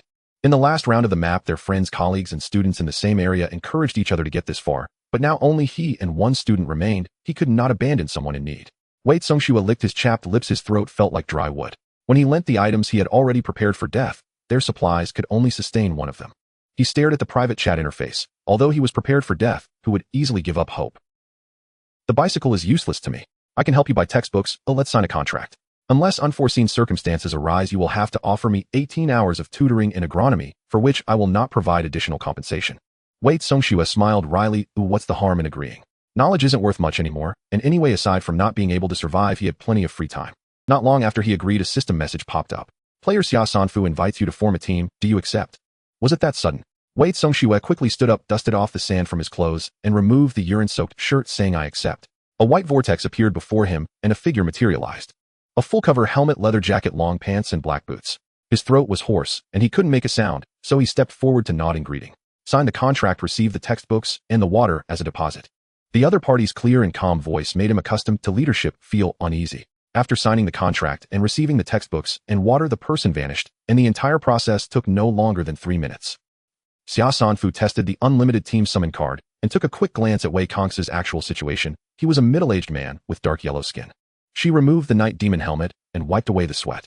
Her current physical condition would not allow her to suffer from heat stroke in such high temperatures, but she was indeed getting sunburned, and the heat was truly intense, affecting her state. She began to doubt how many people would survive if the temperature continued to rise. The ordinary cooling patches she opened from the box were also of limited effect, at most maintaining a cool feeling for just over 10 minutes. Xia Sanfu opened the communication channel and the Crow community to check on the player's survival conditions. The communication channel was real name-based, predominantly filled with various complaints, cries for help, and curses, while the Crow community, featuring nicknames, had a bit more warmth in sharing and encouragement along with rational survival strategies. Tested personally, the high-temperature protective clothing rewarded to junior blacksmiths can withstand heat waves and has a certain degree of cooling and heat insulation effect, but it is uncomfortable for prolonged wear. As long as it doesn't kill me from the heat, who cares about comfort? But you still have to pass the exam, and God knows how long it's been since I've seen a book after leaving school. I can't absorb anything, and during the day I'm exhausted from the heat, and at night I shiver from the cold, plus I have to travel. Just staying alive is a big deal. Who has the time to study? Buying cloth, processing, and making tents. I just caught a snake exchanging for water. Interested parties can message me privately. Xia Sanfu switched to the trading area backend and observed that Qi Chaoyan ranked among the top 3 players in trading volume. She had been purchasing snakes, insects, mice, and certain desert plants, selling ordinary hemostatic powder painkillers and snake soup. She was an extraordinary individual who could concoct medicines without relying on drug blueprints. While there were other doctors in the area, Qi Chaoyan always stayed a step ahead. For example, she had exchanged for the capital for trading. Xia Sanfu did not reject someone as purposeful as Qi Chaoyan, but she had her needs, and that made her useful. Besides Qi Chaoyan, several players also had high trading volumes. They were clearly dedicated players making a living off hunting, selling food, while seeking drugs or items to enhance vehicles. However, the overall trading volume showed a downward trend. Yesterday, there were only about 2,000 transactions in the entire district. She opened yesterday's income and expenditure report. Income. Transaction security fee, 4,122 points. Teleportation fee, 2061 points. Paid sharing, 256 points. Tip sharing, 1572 points. Anti-theft income, 100 points. Expenditure. Basic usage fee, 1,500 points. Daily fee for the transaction evaluation system, 800 points. Daily fee for the tip feature, 300 points. Daily fee for the paid feature, 500 points. Daily fee for the anti-theft feature, 800 points. Daily fee for the shooting feature, 700 points. Daily fee for the member-level automatic calculation section, 200 points. Bidirectional teleportation usage fee, 396 points. Total forum revenue, 2,915 points. Among the paid sharing and anti-theft income, the bulk still came from her post introducing abyssal species. If this trading volume continues to decline, the forum will become unsustainable. Xia Sanfu propped her chin, not overly worried, as she was just playing anyway. She had done all she needed to do. It was up to these players to deliver what she wanted to her. However, she needed to leave this area. Xia Sanfu bought an iron box, laid a layer of gravel inside, and then went to take down the yellow path blood scorpion's nest. She spent half a day catching enough to fill over 100, raising them in the iron box and stuffing them into the trunk before hitting the road. She endured the heat by staying active at night, lying in bed during the day, leaving a wet imprint of her shape. Jing advised her against wearing the ice breath earrings for too long, and she truly hadn't worn them since. When the heat became unbearable, she would wash her face with cold water, apply some cooling ointment to prevent heat stroke, or force herself to meditate and visualize throughout the day. This inadvertently enhanced her concentration, allowing her spiritual energy to increase by 3 points each day.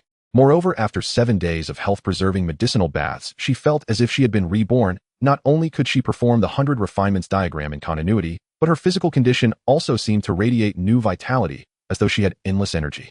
On the 9th day, Xia Sanfu returned to the training base once more to consult Jing Shua. You feel that endless energy is your potential yet to be unleashed. I will provide you with a breathing technique. This long-in breathing method acts as a self-massage for the body, strengthening the spine muscles and internal organs in the abdominal cavity. Simultaneously, when combined with physical movement, this breathing method can promote the circulation of qi and blood, harmonize the body's strength, protect against fatigue, and extend endurance.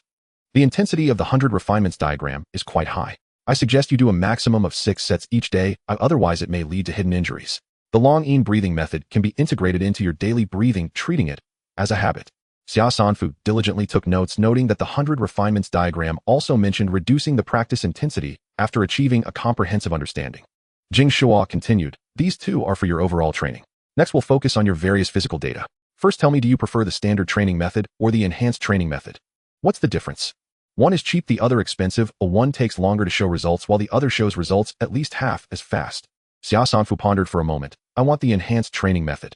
4 legs practice the 36 styles of killing legs, 8 sets a day. 4 waist train with the 1,000 pounds battle dance, 5 sets a day. 4 arm strength and hand speed practice the explosive punch, 5 sets a day. These exercises not only stimulate physical potential, but are also powerful combat techniques at the bronze level. Additionally, for these practices, you'll need auxiliary tools, a gravity suit, and a training robot, which can be rented for a total of 1,000 points. Xia Sanfu was taken aback. The profits from the crow community were insufficient for her expenses, making her a premium player. Lift your legs higher and increase your kicking speed. Don't twist your waist like that, you'll get injured. Use your hips to rotate. Tighten the angle between your upper arm and your side a little more. Don't use your arms to punch, treat your whole body as a bow. Through motion, drive your whole body, channeling strength from your feet, legs, waist, hips, shoulders, and back into your arms for a powerful punch. Xia Sanfu was a natural talent who learned quickly. Under Jing Shua's detailed guidance, she quickly mastered the form of the techniques, with the rest requiring diligent practice. Back on the road, she eagerly took out the robot rented from Jing Shua. It was silver white with a strong sense of technology, and after powering on, it automatically entered training mode, allowing her to select the training level. At the basic level, it would only passively defend. At the standard level, it would counterattack. At the difficult level, it would engage in a real battle with the aim of victory. Xia Sanfu, undaunted by challenges, chose the difficult level right away. As expected, her freshly learned techniques fell apart in mere moments, yet it only heightened her enthusiasm. Training combat skills, meditating, visualizing, driving, reading, and studying. Before she knew it, the 11th day had arrived. The 5 members of Kazayan had already obtained their junior planting technician titles.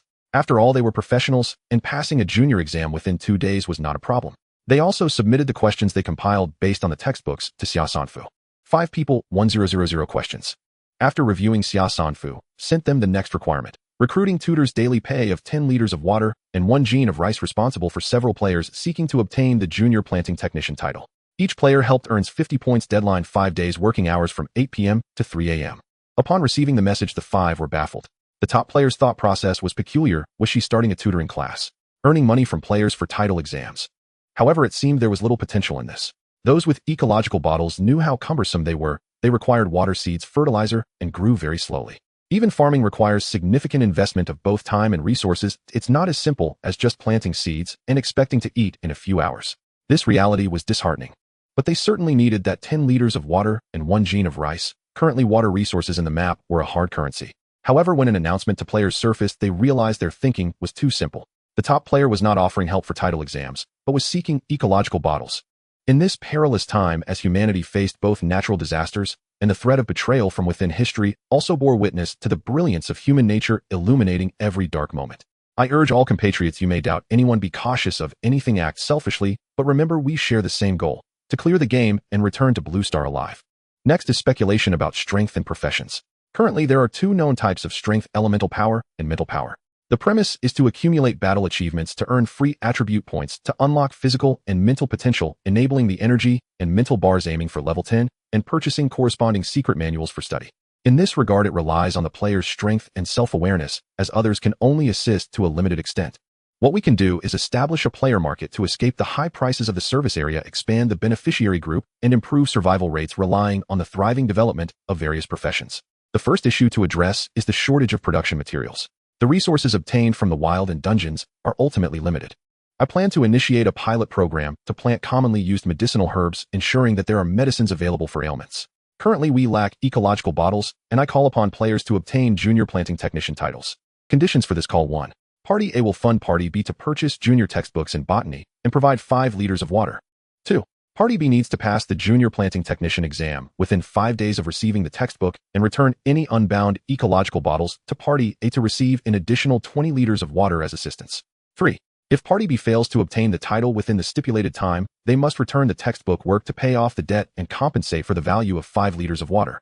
If they refuse to return the ecological bottles, they will be permanently blacklisted and hunted by the Crow community. 4. Players wishing to participate must send their personal information via private message to Party A on the forum, requiring a mental development level of 4 or higher. Party B needs to clarify the following information. 1. Titles already obtained cannot be re-examined. 2. If failing the first exam, rewards will decrease for subsequent assessments. Players revealed that after participating in the planting technician assessment for the second time, success would yield no ecological bottles, only a planting pot. 3. The submitted ecological bottles will not be returned. 4. During this period, Party A is not responsible for the life, death, or illness of Party B.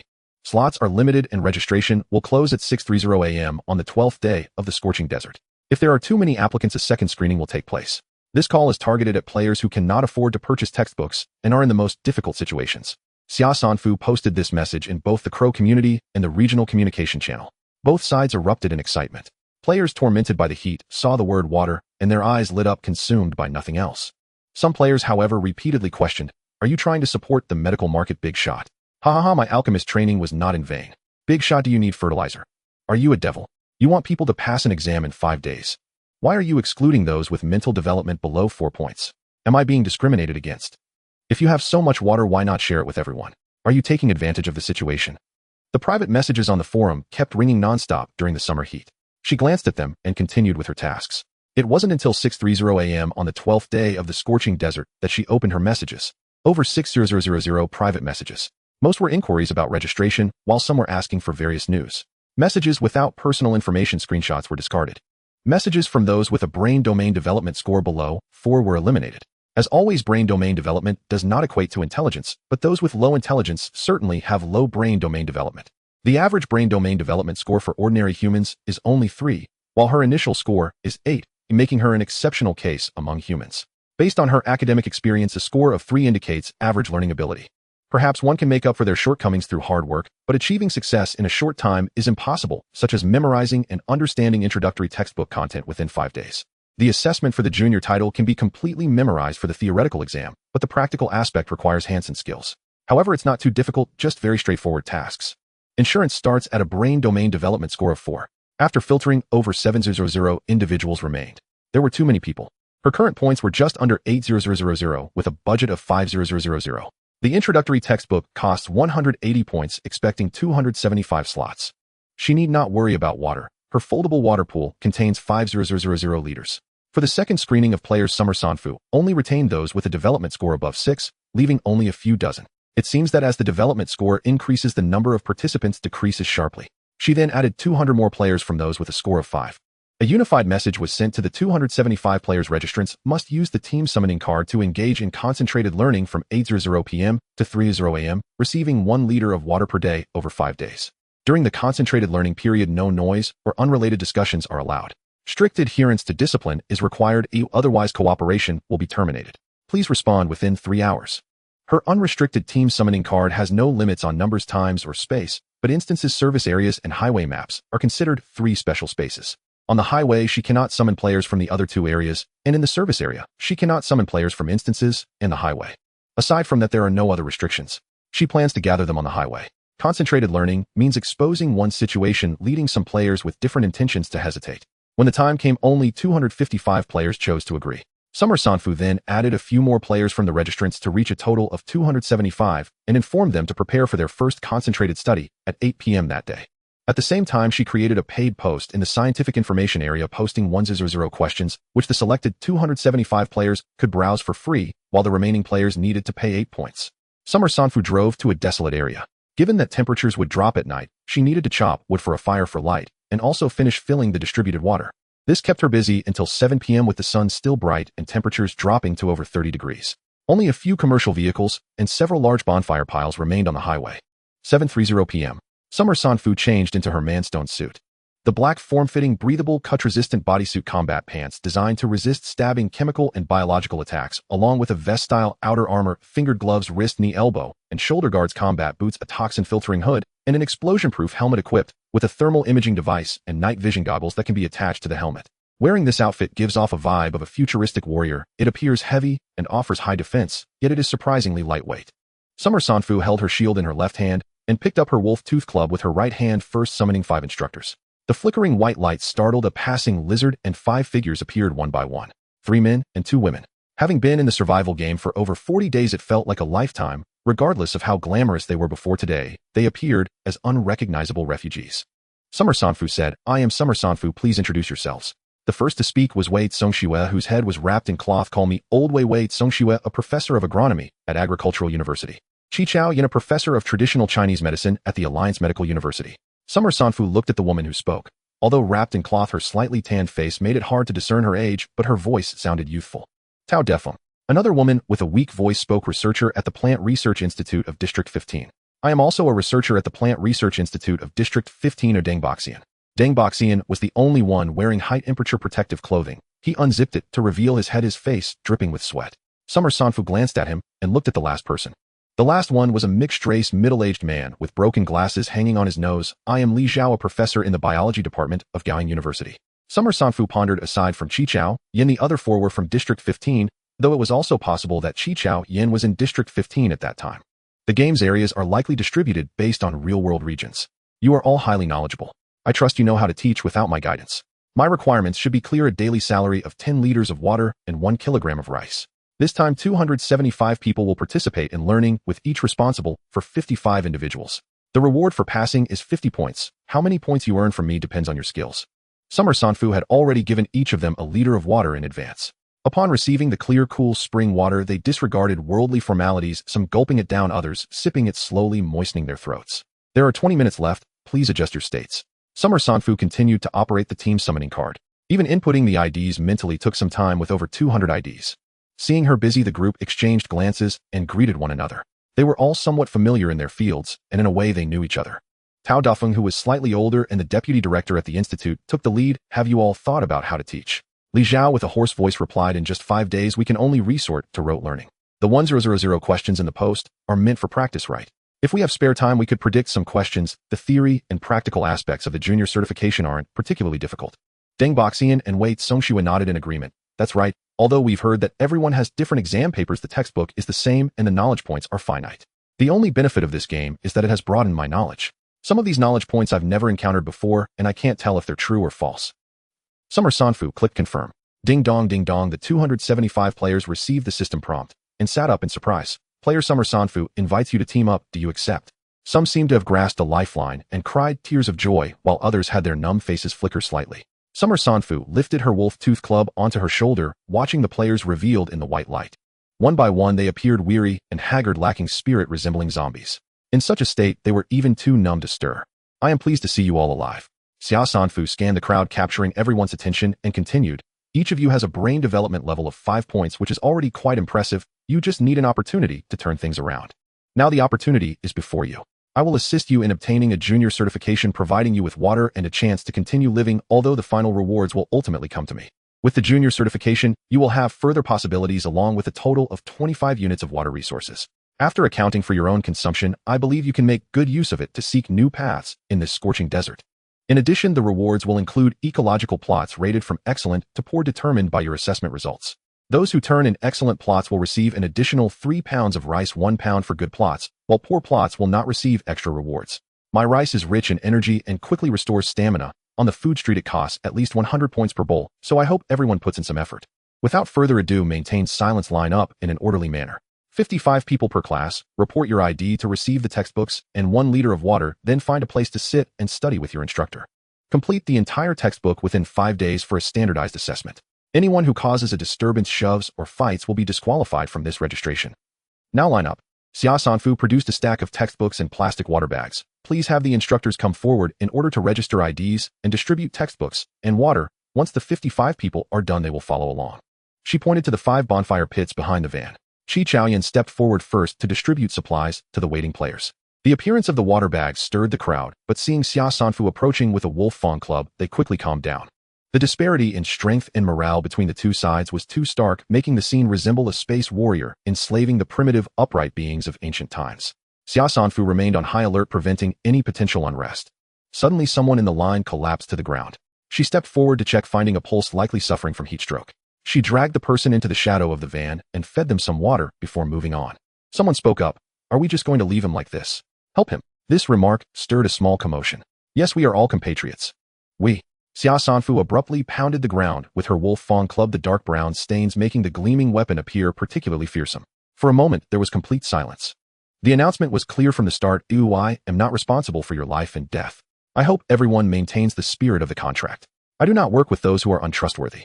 If you have objections, voice them, and I can disband the team. Xia Sanfu scanned the crowd, but I am not a heartless person. If anyone faints, I can keep them temporarily. If they wake up, they can continue. If not, they need not return next time. Those who asked for help were mostly testing the waters. If she dared to save them, they would dare to faint. Once a certain line is crossed, there is no turning back. With Xia Sanfu's firm attitude, they fell silent. Pick up the pace, time is life. Once you receive the textbooks and water, find a place to sit down properly and enter study mode within half an hour. I believe you would not want to waste 5 days for just 1 liter of water each day. Under Xia Sanfu's urging, the line quickly shortened.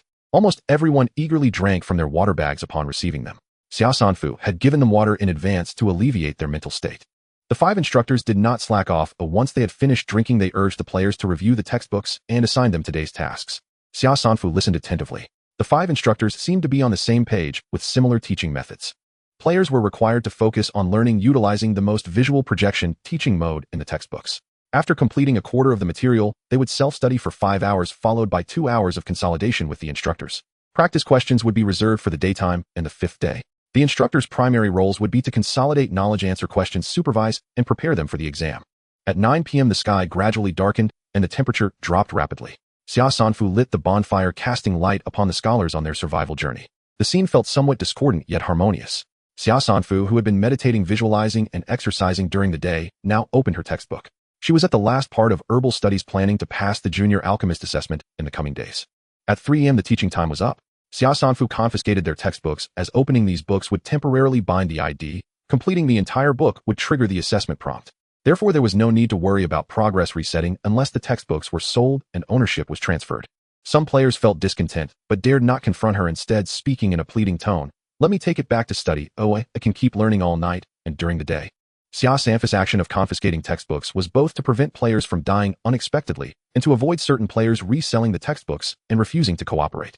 In business, one can encounter all kinds of strange situations, so one must consider every aspect thoroughly. She said 7 hours of concentrated study is mentally exhausting. Use the remaining time to travel, find treasure chests, rest, review today's content, and tackle the 1,000 questions. I hope that in the next 7 hours you will be alert and efficient. Xia Sanfu spoke with reason and conviction. After silencing the dissenting voices, she disbanded the group of 275 players and sent them away. Then she briefly spoke with the instructors to understand their learning conditions. Tao deaf and coughed discreetly. Everyone's condition is quite poor, which will certainly impact their learning progress. Li Zhao frowned with worry. We need to push them to learn. Indeed, if the body is not well, how can one learn? Deng Boxian had already removed his heat-resistant protective suit. He was round-faced and smooth in demeanor, casually throwing out an inquiry. Xiao, let me say a couple of words. To gain rewards, there are always costs involved. Do you have any surplus food like rice? Perhaps you could provide a few pots to make some light porridge to warm their stomachs. After saying this, Deng Boxian immediately smoothed things over for himself. I just think that if people have something in their stomachs, they will learn better. If that's not feasible, then just forget I said anything. Haha, it's all for improving the pass rate. The mask concealed Xia Sanfu's expression, but she had always remained relaxed and cheerful, her voice free of displeasure. Just call me by my name. Mr. Deng makes a very valid point, but unfortunately my budget is limited, which is a major issue we players face. People prioritize food above all else. The importance of grain needs no further explanation. I require ecological bottles. I admit this selfishness. However, I am also likely the most capable person to possess many ecological bottles and maintain and utilize them. I hope everyone can overcome difficulties, do their best, and increase the pass rate. The more points you earn, the more likely I can cultivate a large-scale grain production. Xia Sanfu began to paint a grand vision. He did not hide the difficulties planting this plot entailed: thorny problems of soil fertility, crop cycles, and seed strains, and he could not promise to solve them all. The current plan to collect ecological bottles was only an experiment. If it failed, he would not devote further energy to it. With the service area available, he assured them no one here would go short of food or drink. If it does succeed. Xia Sanfu paused, then continued, I will rely on each of you to answer questions and overcome obstacles. To scale up planting and raise yields, I will need your help. Naturally, when the time comes, the resources I control will be shared with you. A collective intake of breath. The man was not simple. In a few sentences, he had woven nobility, temptation, menace, and promise together. Regardless of whether his words were true, they nonetheless kindled hope. Deng Buxian's face shifted quickly into delight, and he deferentially changed his tone. We are paid professionals. You are our boss. Diligence is our duty. Rest assured, Boss Sanfu, my class's pass rate will not be lower than 50%. The mood brightened. Wait, Song Shue joked, I thought Teacher Deng would claim more and more confident than him. 51% from me. Laughter spread among them. Xia Sanfu did not linger. He handed out the 9 liters of water and 1 jean of rice they had earned that day. A succession of white lights flashed, and when they faded, only Qi Chaoyan remained on the spot. Just as Qi Chaoyan looked over in puzzlement, Xia Sanfu removed his helmet, the hood, and his right glove, smiling as he extended his hand. Professor Qi, allow me to properly introduce myself, Xia Sanfu. Qi Chaoyan froze for a moment, perhaps struck by his youthful features, perhaps by the vigor he radiated. Hello. She took that clean hand with cautious composure. It had been too long since she had seen a healthy, ordinary person. She lingered over that hand for a few seconds. The bones were defined, the fingers full and long. A simple handshake conveyed a concentrated, powerful force.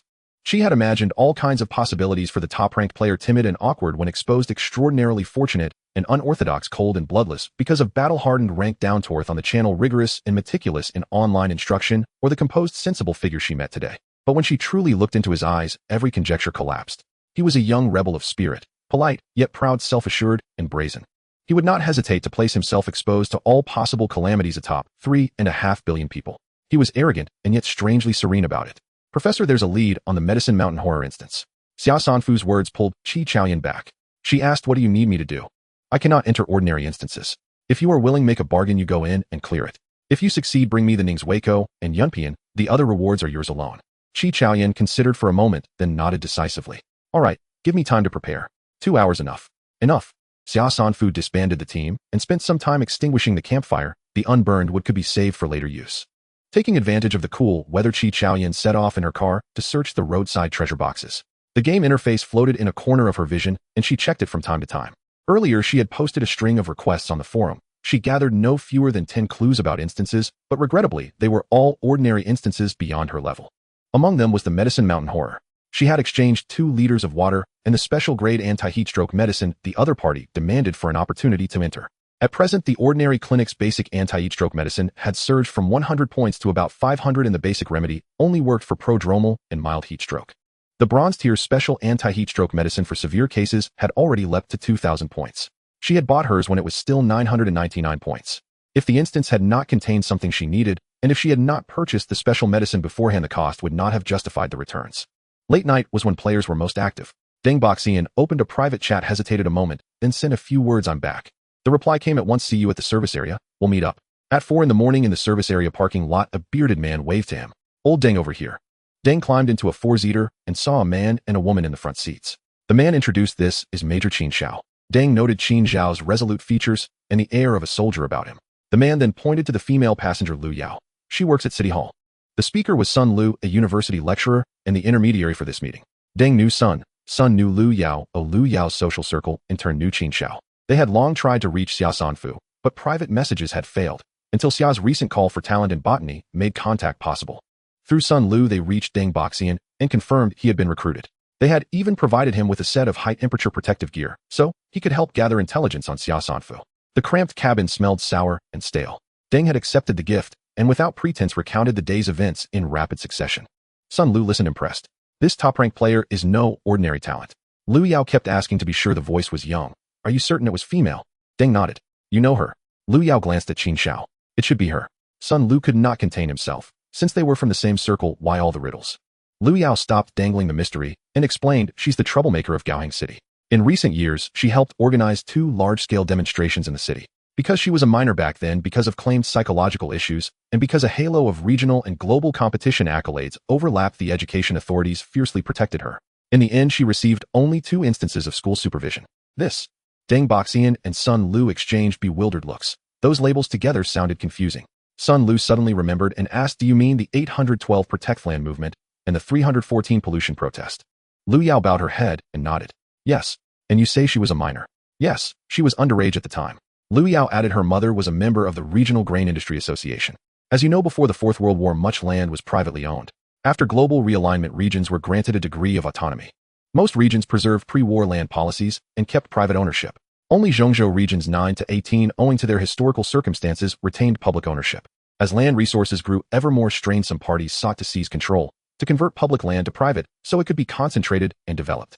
The proposal to hand over land was submitted by the president of the Grain Industry Association, but significant opposition first came from within the grain sector itself. Her mother led the opposition, and because of the clash became a strong contender for the association's presidency. Such proposals usually implicate many powerful interests. They are not the product of a whim. Her mother stood in the way, and then when the girl was 16, her parents died in an accident. Lu Yao took a deep breath. A year later, she led the 812 protest march surrounding the association's headquarters, where an unexpected stampede broke out, resulting in the death of the president. As the leader of the march, she should bear responsibility. Even the police suspected it was not an accident. But as I just said, she is a minor. Another year passed, and the pollution incident caused by Maoyan Group, which led to a village suffering from cancer, was suddenly disclosed. Following that was the public outrage over Maoyan Group's collusion with officials to change land ownership under the guise of centralized land development, which was actually aimed at seizing farmers' land to build high-pollution factories. The protesters blocked the entrance of Maoyan Group, causing chaos as someone rushed into the corporate building and obtained evidence of the bribes the company had paid to officials at all levels over the years. "Wait a minute," Deng Boxian asked. Maoyan was one of the Fortune 500 companies at the time. How could someone break in so easily? Yes, the entire building's security system had failed. It was as if that person knew in advance and accessed the handwritten notes from the chairman's secret safe, live streaming the contents on the office computer, which triggered a major political quake in District 15. The official credibility collapsed for a time, and it wasn't until a batch of corrupt elements was cleaned out and the proposal for land privatization was officially rejected that the incident came to a close. In the subsequent investigation, it was found that the successful disclosure of the pollution incident and the handwritten notes was due to the fact that the journalist and the intruder had received anonymous information in advance. She was too arrogant, leaving no traces to hide her actions. The cybersecurity department quickly traced the IP address that breached the security system. That day happened to be her 18th birthday, with a cake, dishes, and 3 sets of chopsticks on the table. She came of age that day, yet beside her lay a mental health assessment report. Those who knew her said she had severe hallucinations, having lost the memory of her parents' death and fantasized about her parents being alive. Even the mental assessment confirmed that she indeed had issues. She denied illegally obtaining and disclosing information, claiming she was just playing a hacker minigame at the time, even showing a simple doodle-style game. She said if she had really done it, they wouldn't have been able to trace her IP address. Ultimately, it was concluded that she had played the game during a mental episode. Sun Lu gasped, so this hacking skill, it will protect her too. The investigation showed that her previous talents were in chemistry and writing, while her computer skills were newly acquired over the past 2 years. Everyone present was shocked, and Deng Boxian trembled as he asked, so, does she really have a mental illness or not? He suddenly regretted revealing information about Xia Sanfu. If this got out, what would happen to him? Liu Yao shot him a glance. Mr. Deng, join us. Regardless of whether she is ill or not, her vengeful nature is quite evident. What do you all want? Deng Boxian asked, dumbfounded. Are you an official organization? We're not decision makers, and we don't hold official identities. Besides, in this game, who knows who? If we dared to claim we were official, all sorts of monsters would appear claiming to act in the name of the official. It's already a miracle that we can keep our lives.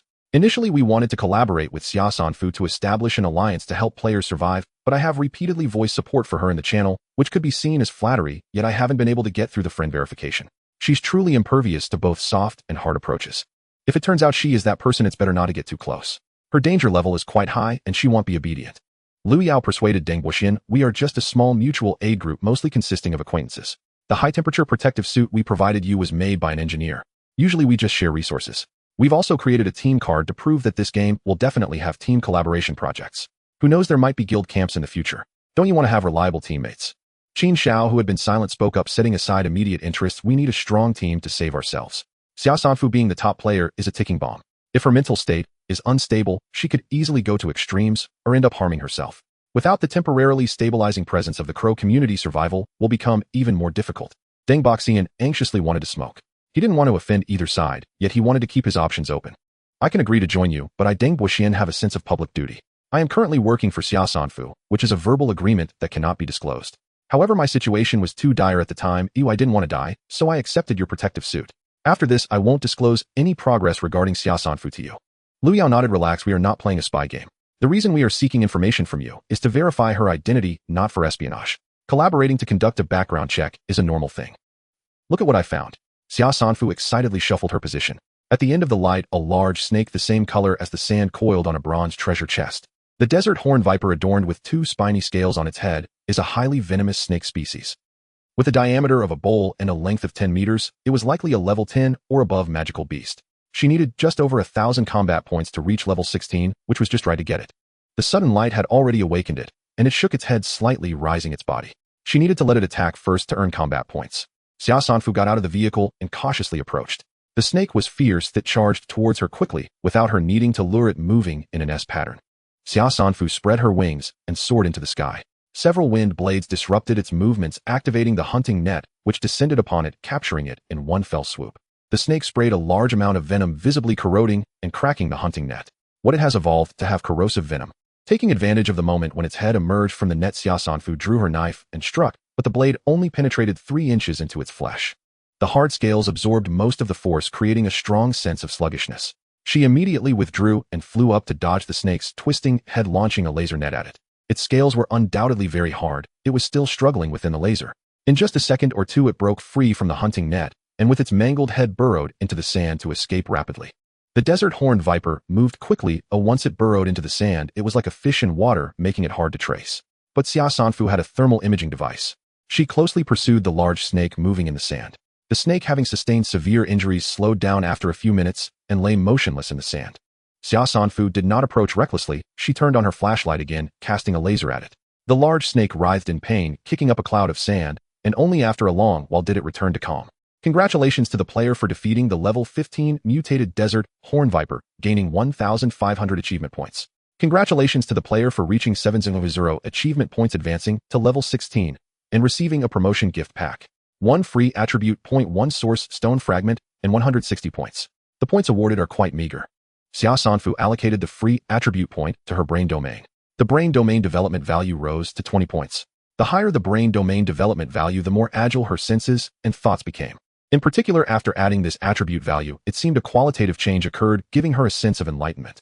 She was not particularly intelligent, and her highlights before the age of 16 were likely due to her specialization in certain subjects. Later during those dark days, in order to master psychology and computer science, to give herself an advantage, she frantically pushed her mental limits and forced herself to study. While she did learn a bit, her excessive mental exertion resulted in poor memory. Her mind felt rusted, unable to contemplate particularly profound questions. This was undoubtedly a slow death for her. But with the development of her brain domain, the old machine received new oil, and she seemed to be functioning again. Especially after surpassing 10 points, she felt she could completely surpass her previous peak state. At 20 points, it was a brand new experience. Her brain domain had begun to influence her senses. The faint sounds of insects crawling in the sand at her feet, and her naked eye vision at night, seemed to have become much clearer. Just as Xia Sanfu was about to carefully sense her changes, she received a private message from Qi Qian indicating it was time. She first opened the bronze treasure chest, and in that instant her spirit was shaken. She received a dungeon summoning ticket. This was a good item. She could summon a dungeon directly without relying on luck. The clearing time for ordinary dungeons generally does not exceed 1 day, but the bronze dungeon, with too few samples like the Night Demon City she had experienced, required 3 days. So she had to wait until the current matter was completed. She communicated with the player who provided clues about the Yaoshan Nightmare Dungeon and invited them to form a team. A teleportation white light appeared before her as she stepped into the light and found herself on another road. Lin Daxiang was curled up under a piece of cloth in a shabby two-seater car. In the previous round of maps, he had endured a fever, and in this round, he was suffering from heat exhaustion. The points he earned had all gone to buy medicine. It felt like walking a tightrope. He could fall into the abyss at any moment. For instance, this time he had no points to enter the service area to buy medicine, and due to the sudden heat exhaustion, he lacked the energy to drive and accumulate points, losing consciousness several times. Otherwise, he would have entered the dungeon fissure himself. He merely lifted his eyelids slightly upon seeing the figure emerge, having no strength to speak. Xia Sanfu handed him 2 liters of water and a potion for treating heat exhaustion, then turned to summon Qi Qiaoyan. The fissure for the Yaoshan Nightmare Dungeon was right by the roadside, resembling a beam of white aurora.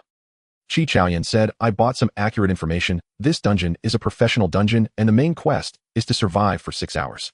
At least 2 side quests will be triggered, and completing the medicinal field trial will yield rewards and herbs." Currently, according to the summarized dungeon patterns on the forum, first, almost every round of maps encounters a dungeon fissure, and some players may encounter it 2 or 3 times. Using a dungeon summoning ticket is also one way to enter the dungeon. Second, the main quest of the dungeon is usually survival. The main reward is points. Surviving until the time limit ends allows for clearing, but if one wants more resources, they must find ways to trigger side quests. She had never heard of a professional dungeon before. Xia Sanfu did not inquire further. The fact that the other party was willing to share this information showed respect for her. Delving deeper would have shown a lack of awareness. Come back safely. The aurora engulfed Qi Qiaoyan's figure. Xia Sanfu glanced at the team panel. Qi Qiaoyan's ID was still there, but it appeared in gray, indicating a lost connection, making communication impossible. Now it was past 5 o'clock, and dawn had appeared with the heat beginning to rise.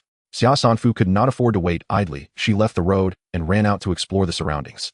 The desert map was undoubtedly one of the most barren maps, with even wild beasts being rare. In contrast, her situation was considered good. In the previous round of maps, she borrowed points to repay points, occasionally tossing out a game strategy, establishing an image of being trustworthy and reliable. Coupled with the halo effect of being publicly ranked first, this was why so many people responded when she solicited dungeon clues and called for help on the forum. At this moment, the player community had become an invisible resource for her. According to the box probabilities summarized on the forum, pedestrians have a high chance of encountering an ordinary treasure chest every 5 to 6 kilometers. Bicycles, tricycles, and other low-speed human-powered vehicles encounter them approximately every 30 to 40 kilometers. Fuel vehicles encounter them every 80 to 90 kilometers. The probability of encountering a bronze treasure chest is more uncertain, but based on the reactions of current players, one is guaranteed to encounter at least one in a round of maps. The silver treasure chests on the highways have yet to appear. As for the resources in the wilderness, it can only be said to depend on luck. She relied on the survival supply pack displayed in the showcase, and within a few days, she managed to trade for 12 bronze resources. This was the advantage of seizing the initiative. But she did not know how long this advantage could last. Starting off inadvertently entering a bronze dungeon, the battle level advantage accumulated through near-death experiences was showing signs of decline as 2 rounds of maps progressed. Just looking at the server's level leaderboard, the second place Bakut was already at level 11. The 3rd to the 100th places had all reached level 10, with many unfamiliar names appearing on the board. Advancing from the first 10 levels requires 1 to 0 achievement points each time, and after level 10 it requires 1 to 0 achievement points. Encountering wild beasts on the highway alone was insufficient to support the accumulation of so many achievement points. It can be imagined that they were grinding wild monsters and diving into dungeons. Perhaps they were special forces, seasoned soldiers, or master-level martial artists. These individuals would quickly erase the level gap between them and her. The players on the mileage leaderboard were competing fiercely. It was estimated that their vehicle configurations had all been enhanced, at least equipped with air conditioning and high-temperature-resistant explosion-proof tires, enabling them to drive during the day, with daily mileage fluctuating between 300 to 800. Some even drove over 1,000 kilometers, but such cases were rare and likely involved speed cards or mileage exchange cards revealed by the top of the mileage leaderboard, which exchanged points for mileage. Unless someone aimed for the leaderboard, an average player probably wouldn't exchange. According to human physiology, under exceptionally good road conditions, excluding time for eating and sleeping, driving for 10 hours to cover 800 kilometers is basically the limit. Driving is an activity that can easily exhaust both body and mind. An ordinary person would collapse after driving 100 or 200 kilometers a day. Being on the mileage leaderboard is not to be underestimated, at least they were risking their lives. At present, Xia Sanfu was in a state of giving up regarding this leaderboard. She couldn't constantly drive, and due to her low vehicle usage rate, even her tires were still the initial ones which had not burst yet. So far, her car had only been equipped with a smart display and a 2.0T turbocharged engine, and she had used a fuel tank expansion card obtained through the survival supply pack to expand her 48-liter fuel tank to 58 liters. She discovered something: the mileage leaderboard players began to compete for the level leaderboard. For example, Huangfu Jingyun, who was originally third on the mileage leaderboard, appeared on the level leaderboard. Although the first and second places were anonymous, their region numbers were not hidden, and these two region numbers could also be found on the level leaderboard. Players on the level leaderboard were also competing for the mileage leaderboard, and Barkett had entered the top 10 on the mileage leaderboard. There was a calculation here: every 100 kilometers or so there was a chance to encounter a treasure chest. For players on the mileage leaderboard, they might encounter more than 3 treasure chests each day. This meant encountering 3 treasure guardian beasts. Assuming all 3 were ordinary treasure chests corresponding to ordinary beasts below level 10. Generally, the ordinary beasts encountered by players had random levels, but there was over 80% probability that their levels were close to the player's combat level. Setting aside all uncertain factors, assuming no hunting for wild materials and no entering dungeons, relying purely on highway treasure chests, and encountering 3 ordinary treasure chests every day, with all 3 chests being defeated without injury, it would not affect the next day's journey to seize more treasures. Starting from the first round of maps at level 0. Level 0 monsters grant 10 achievement points. In 30 days, that would be 900 achievement points, leaving just 100 points to reach level 1. Surviving the attacks from the abyss creatures on the last day, reaching level 1 should not be a problem. After reaching level 1, players would encounter level 1 treasure guardian beasts, granting 100 achievement points. Conservatively estimating, one could reach level 2 in 4 days, then start encountering level 2 beasts worth 200 achievement points. Progressively, by the 8th day, the achievement points could reach over 10,000, equivalent to level 10. Now on the 13th day in the scorching desert, she noted that the level leaderboard was fully covered by level 10 players, which was not far from her estimates. Thus, the first round of maps represents a slow development period, while the first 8 days of the second round of maps is a period of level explosion. This is only true for high-level players on the mileage leaderboard. After level 10, there are 2 changes. One is the previously mentioned level gap, where the difference between level 10 and level 11 is 0 achievement points. Moreover, monsters above level 10 exhibit some mutations such as mental attacks, elemental attacks, corrosive venom, and even using items, which significantly increase the mortality rate. Secondly, there's the issue of the ratio of highway treasure chests. Even if one reaches level 10, it still predominantly features treasure guardian beasts below level 10 and ordinary treasure chests. In summary, below level 10, the level of treasure guardian beasts encountered is likely to match the player's level. After level 10, encounters become more random, encountering beasts from level 0 to level 9. Beasts are extremely sensitive. They will flee upon seeing a higher level player like you. If you actively kill them, you won't even gain achievement points. Due to the title's intimidation effect, Xia Sanfu found that they fled even faster, resulting in very few achievement points gained from treasure guardian beasts across 2 rounds of maps. For sweat gamers, this is intolerable. The game seems to be forcing people to level up in the wild or through dungeons. Therefore, after level 10, leveling becomes hard to predict. She could only roughly estimate that by the end of this round of maps, high-level players should appear at levels 12 or 13. This matter shouldn't be thought about too deeply. Overthinking could lead to anxiety. She just needed to reach the goals she set for this round of maps. Her side quests were quite substantial. First, master combat skills and reach 500 stamina points. After mastering the 100 refining diagrams and body training skills, her stamina points improved from 1 point every 2 days to 1 point every day.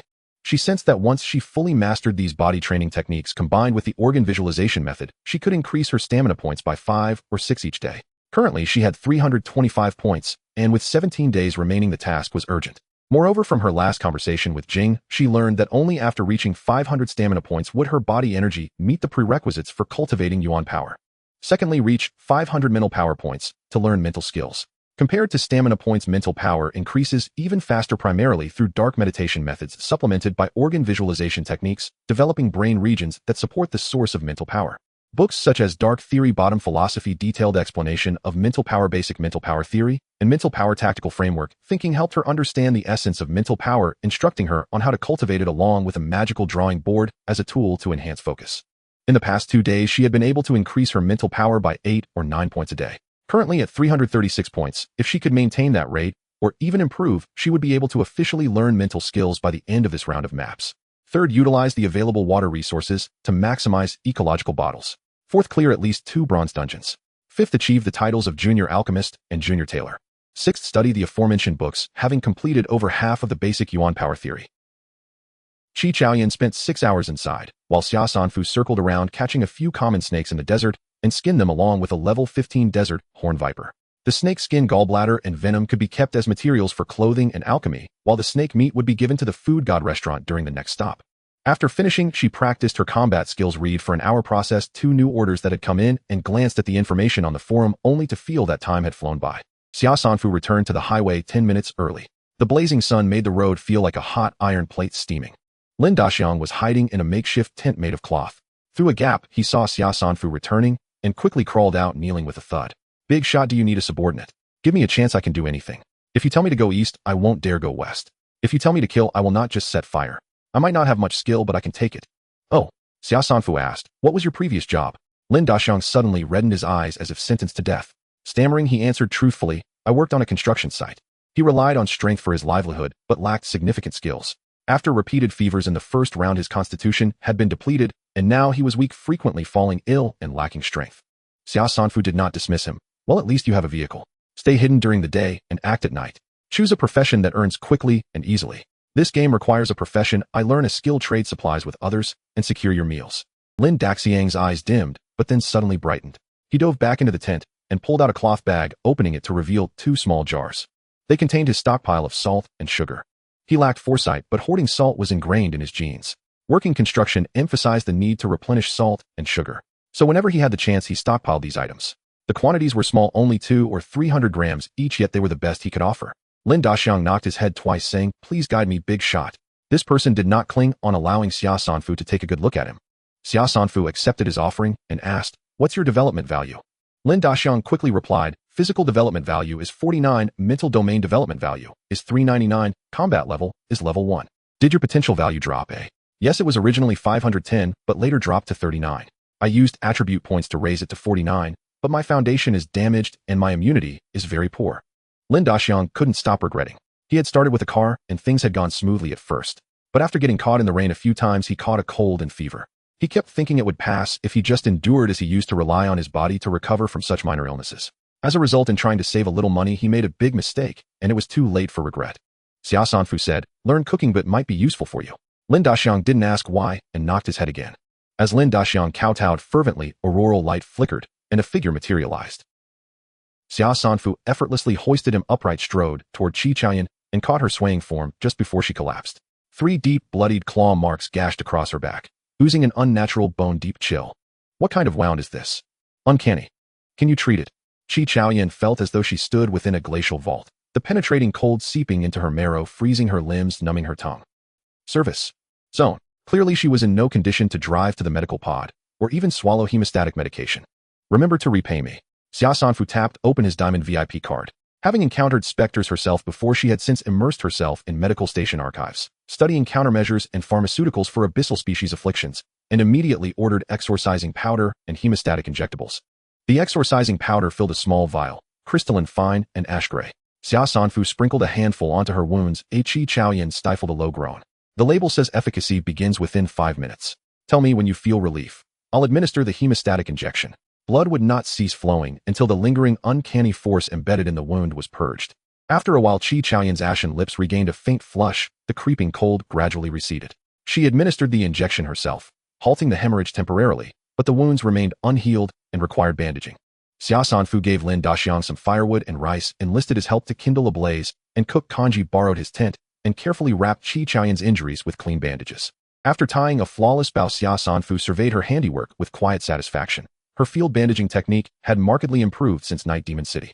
Is this dungeon truly so perilous? How did you sustain such grievous wounds? Surely Qi Chaoyan had gathered intelligence from players who'd already cleared it. She should have been thoroughly prepared. Qi Chaoyan pulled on her coat, her expression still wan. I grew careless. The dungeon's premise centers on unexplained disappearances at Yaoshan Mountain. The first side quest is to become an apprentice to the mountain's alchemist, and thereby gain sanctuary within his residence, earning a medicinal formula as reward. Upon securing the alchemist's significant favor, the herbal field trial quest triggers. Completion grants free selection of any 3 herbs from Yaoshan Mountain. Up to that point, the atmosphere grows subtly spectral. Doors slam shut without cause, soil weeps blood. But so long as one obeys the alchemist's decrees and feigns ignorance of these anomalies, neither seeing nor hearing them, no tangible harm occurs. Survive 6 hours and the dungeon concludes. But I broke the rules. The moment I acknowledged the anomalies, ghostly figures manifested and triggered the investigation quest, uncover the truth behind the disappearances and eradicate the uncanny presence. It turned out to be a sordid tale. The alchemist's wife and apprentice conspired, murdered him, and were buried together in the herb fields, where they warped into uncanny entities preying upon mountain dwellers. Burning their remains completed the quest, yet I hadn't anticipated this task served as a prerequisite for the 4th side quest. The moment their corpses ignited, both entities dissolved, and the alchemist, seizing a pill, transformed instantly into a level 10 hybrid abomination, half man, half uncanny. He declared he would refine me into an uncanny specimen. To perfect his uncanny pills, only the bone dagger dropped by another entity saved me. These are all items I retrieved, Qi Chaoyan said, laying them out. Beyond rewards from the 4 side quests, I obtained artifacts dropped by the alchemist, and the 2 uncanny entities, an uncanny pill, a human skin mask capable of concealing aura and altering appearance, and a bone dagger effective against uncanny beings, all bronze tier. Though none are permanent, each degrades after several uses. I offer them all to you. They settle my debt. Without your intervention, I would not have survived. Xia Sanfu, who had been listening intently, met Qi Chaoyan's gaze, unflinching, direct. Professor Qi, is parting with these truly easy for you? I've profited handsomely. I leveled twice and earned 2 free attribute points. Xia Sanfu rested her chin on her palm. So, you're beginning to find me intriguing. Lin Daxiang, approaching the tent to call out, halted mid-step, then retreated 2 paces, steadying the nearly spilled pot, and returned to the roaring fire. Qi Chaoyan's brow furrowed in bewilderment. Must you speak like this? Xia Sanfu replied, calm and reasoned, from observation, Professor. You are not given to idle chatter, yet you chose to recount your dungeon experience in full detail to me. Assuming loneliness or a need for conversation is ruled out, perhaps you're employing a discernment art, attending to my needs, accommodating my preferences, to assess my true nature. One invests such effort only in those deemed significant. Or perhaps, more simply, you seek to deepen our rapport. Personally, I prefer the former interpretation, because authentic collaboration rests on rigorous background scrutiny, not blind compliance. Qi Chaoyan remained impassive. And why couldn't it be you who's ruled it out? Then I would be overjoyed. Qi Chaoyan was momentarily speechless, though fortunately Xia Sanfu refrained from pressing further. Xia Sanfu selected only coagulation grass and cloud slice herbs. I dislike renegotiating agreements mid-course. The exorcising powder and hemostatic injectable cost 2500 credits, payable in goods. Do any of these interest you? Xia Sanfu tossed her the remaining half of the exorcising powder and pointed to the black, uncanny pill radiating palpable malevolence. This will cover the debt. Choose one more item. This pill's value suffices. A voice called from outside, senior expert, the kanji's ready. Xia Sanfu handed Qi Chaoyan a bowl, drank one herself, and gifted the remaining portion to Lin Daxiang as compensation. She then insisted Qi Chaoyan rest for half an hour, only disbanding their party once her vitality visibly improved. Item, uncanny pill. Rarity, bronze. Effect, ingestion carries a 50% chance of mutation into a semi-uncanny state. Xia Sanfu felt a subtle unease, a sense that something vital lurking just beneath conscious awareness had eluded her grasp. She lay down, closed her eyes, and replayed the entire game in her mind. Her first 2 questions remained transcendent, stepping beyond gameplay mechanics, probing the macrocosm: can humanity of Blue Planet truly resurrect? How? This question hinges upon the technological mastery of higher dimensional civilizations and the ontological status of current players. Second, what precisely does the Galactic Empire covet about Blue Planet? Every invasion yields strategic advantage. This inquiry thus presupposes the prior one. Only by grasping the true disparity in power could she deduce which resource on Blue Planet had drawn their gaze. For resources fall into 2 categories: the planet itself, or its living inhabitants. The former has long since declined in abundance. As for the latter, is it the mere 10-point ceiling of somatic potential, or the 99-point apex of cerebral capacity? Alas, that wretched book of answers refused to enlighten her. Otherwise, she would possess the confidence to decode the game's ultimate meaning, rather than flounder in darkness as she did now. Returning to the game itself, Xia Sanfu bolted upright, heart pounding, a flash of insight piercing her unease. She knew now what had unsettled her. From the Night Demon City boss's loot, beyond the steel wings, there had been 2 other items: Parasite card and Night Demon Virus. Activating the Parasite card allows irreversible parasitic possession of another life form. The night demon virus requires no explanation. It transmutes the host directly into a night demon. This was eerily analogous to the uncanny pill dropped by the Yaoshan Mountain boss. A single phrase surged into her mind: abyssal species transformation. She knew firsthand how arduous cultivation was, how grueling it was to advance in strength. For others, the path would be even more despairing.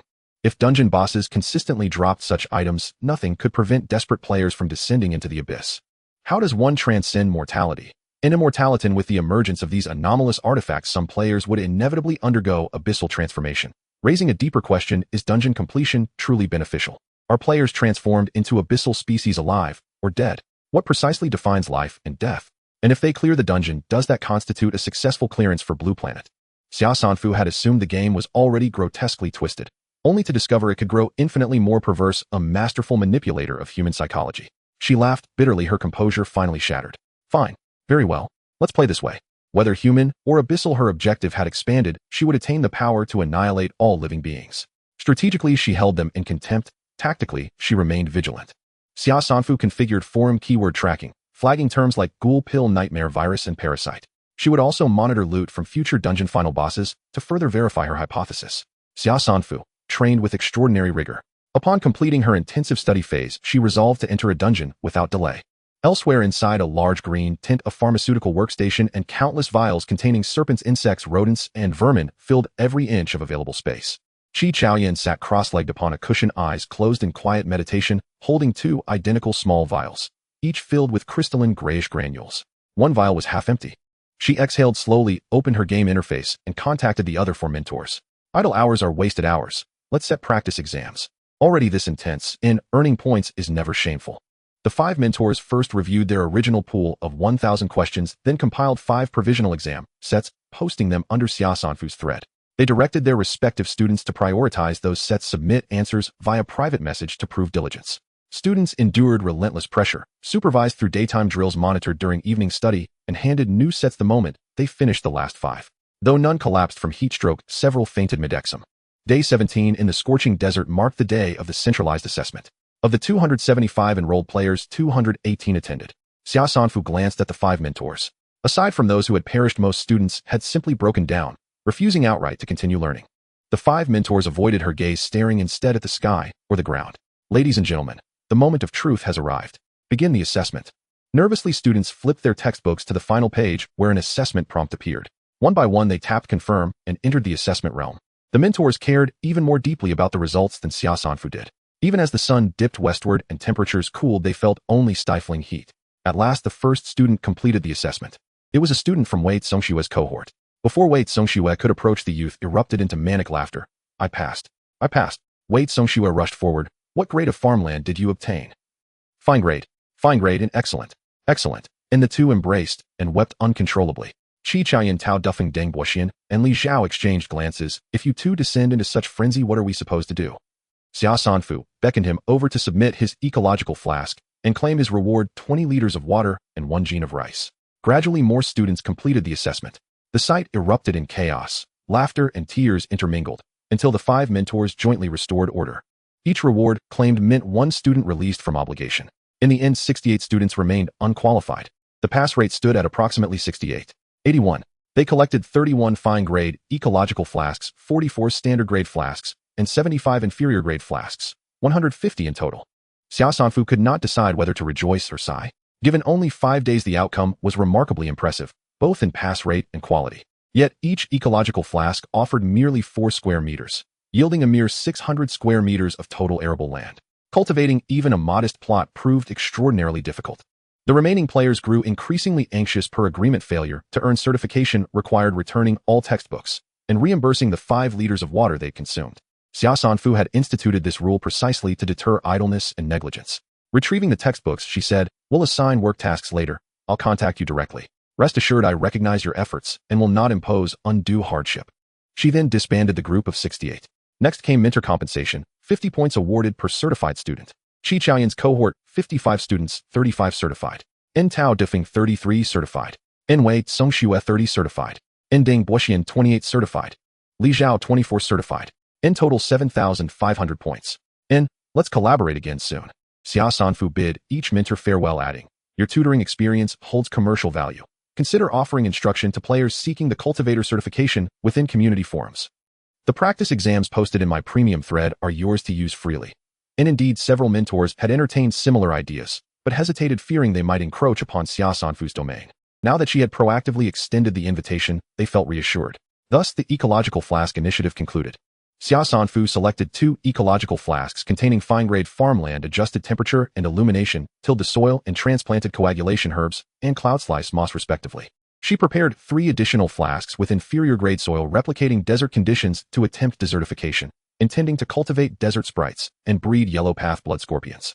Such transformation could not occur overnight, nor was she confident in its success. She decided to refine the approach after her next dungeon run. That night, she rested thoroughly, then retrieved her dungeon summoning voucher. The dungeon summoning voucher randomly generated a rift matching the user's combat tier. Xia Sanfu still harbored deep unease toward bronze tier dungeons. Currently, she wore the silver tier Savage Stone armor set, equipped with an integrated shield, thermal imager night vision goggles, and a steel wings pendant. Weapons bronze tier Wolf Tooth Club and Long Blade. And items bronze tier Mist Crystals and night vision goggles laser flashlight, silver tier Moonshadow Crystals, and Windchime Talisman. Cards Frenzy Night Vision Scent Tracking Invisibility Parasite, and newly acquired Fireball and Defense cards from this cycle's map exchange. An auxiliary gear repair station and frost breath earrings. She carried hemostatic cakes, chi replenishing broth, and a first aid kit, ensuring robust medical support. Additionally, she purchased a dungeon exit card from the card shop for 10,000 points. Survival, not sacrifice, was her sole imperative. Xia Sanfu tore the dungeon summoning voucher apart. The rip fissured open with emerald light widening rapidly until it swallowed her whole. Welcome player to the bronze tier solo dungeon, the Perilous Mine Shaft. Dungeon activated. Entrance sealed. Exit permitted only upon completion or voluntary abandonment. EndNote: first public interfaces, including minimap and chat channels, are disabled upon official activation. Second, only treasure chest loot may be retained. All other dungeon resources remain confined. Rewards will be tallied exclusively upon exit. End main quest triggered survive for 24 hours. Reward 2 points, and unlike the large-scale solo dungeon Nightmare City, this is a standard solo dungeon. Did that imply reduced difficulty? Xia Sanfu surveyed her surroundings. It was daytime in the instance, and she currently stood before a mine entrance where an iron track led inside, with a mining cart resting on it. The weather seemed even hotter than outside the instance, with bare mountains all around and the ground steaming when splashed with water. The ice ear studs shimmered, a chill spreading throughout her body. Xia Sanfu did not immediately enter the mine. She looked outside and saw a humanoid figure lying on the ground. In reality, one should not approach such a situation. But this was an instance, and one could never be sure if there were any clues. Xia Sanfu used the All Things Illustrated to bring up a prompt, detected that the player is in an instance. Identification fee has increased 1,000-fold. Would you like to identify? No. A normal identification costs just 1 point, which isn't painful, but this time it costs 1,000 points, which is truly unnecessary. Playing games requires one's own judgment. The figure was a man dressed in sturdy work clothes, looking like a miner. His entire face was buried in gravel, his exposed arms and neck sunburned red, resembling a piece of steak being fried bright red with streaks of blood. Buzzing flies circled around, accompanied by a faint putrid smell that permeated the air. Xia Sanfu pulled out an iron hook to flip the corpse over. Just as she did, a shadow burst forth from beneath the body like a bolt of lightning heading straight for her. With her muscles taut and instincts kicking in, she drew her knife and swung horizontally. After a moment's impact, a smear of blood appeared on the blade. Congratulations, player. You have eliminated a level 5 blood lizard. Achievement points 500 on the ground. Lay 2 writhing segments, sharp-headed and elongated, completely black with 4 legs and long slender claws. Looking back at the corpse, its face and abdomen were a bloody mess, having been devoured almost entirely. With one hand holding a long knife and the other an iron hook, she poked at him. After confirming there were no hidden blood lizards, she searched his body and found only a walkie-talkie.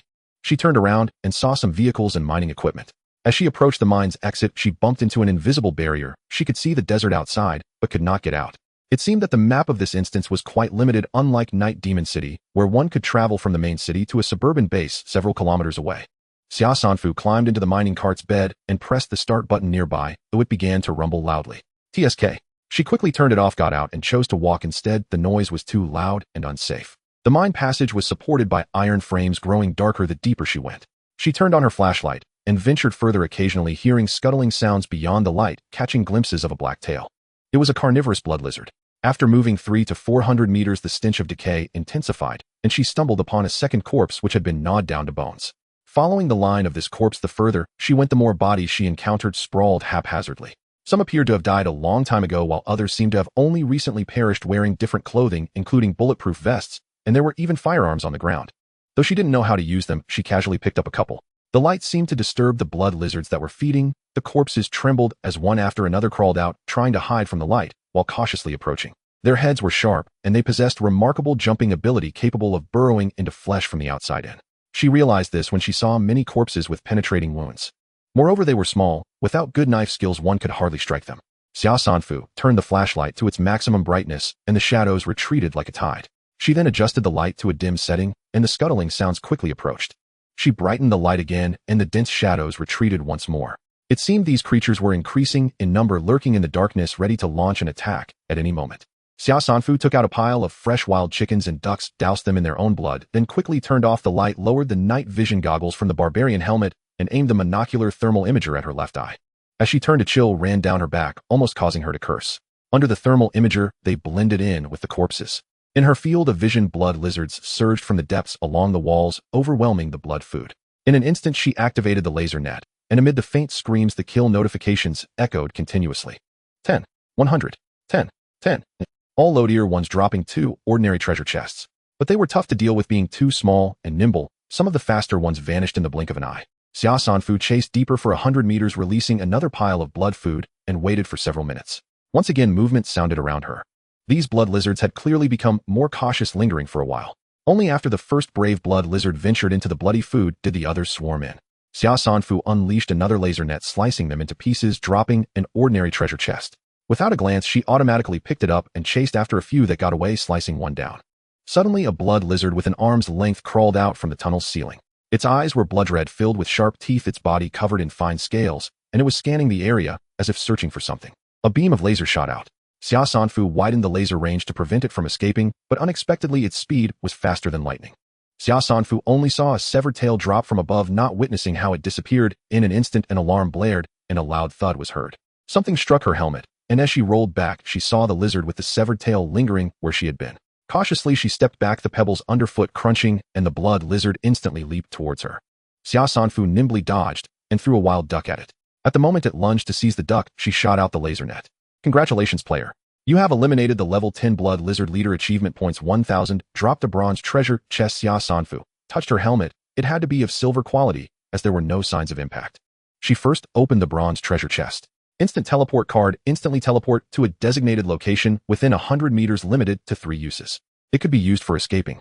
Xia Sanfu stored the card, and holding her knife, flipped the blood lizard's corpse over, trying to determine if it was a low-temperature creature or a controlled corpse.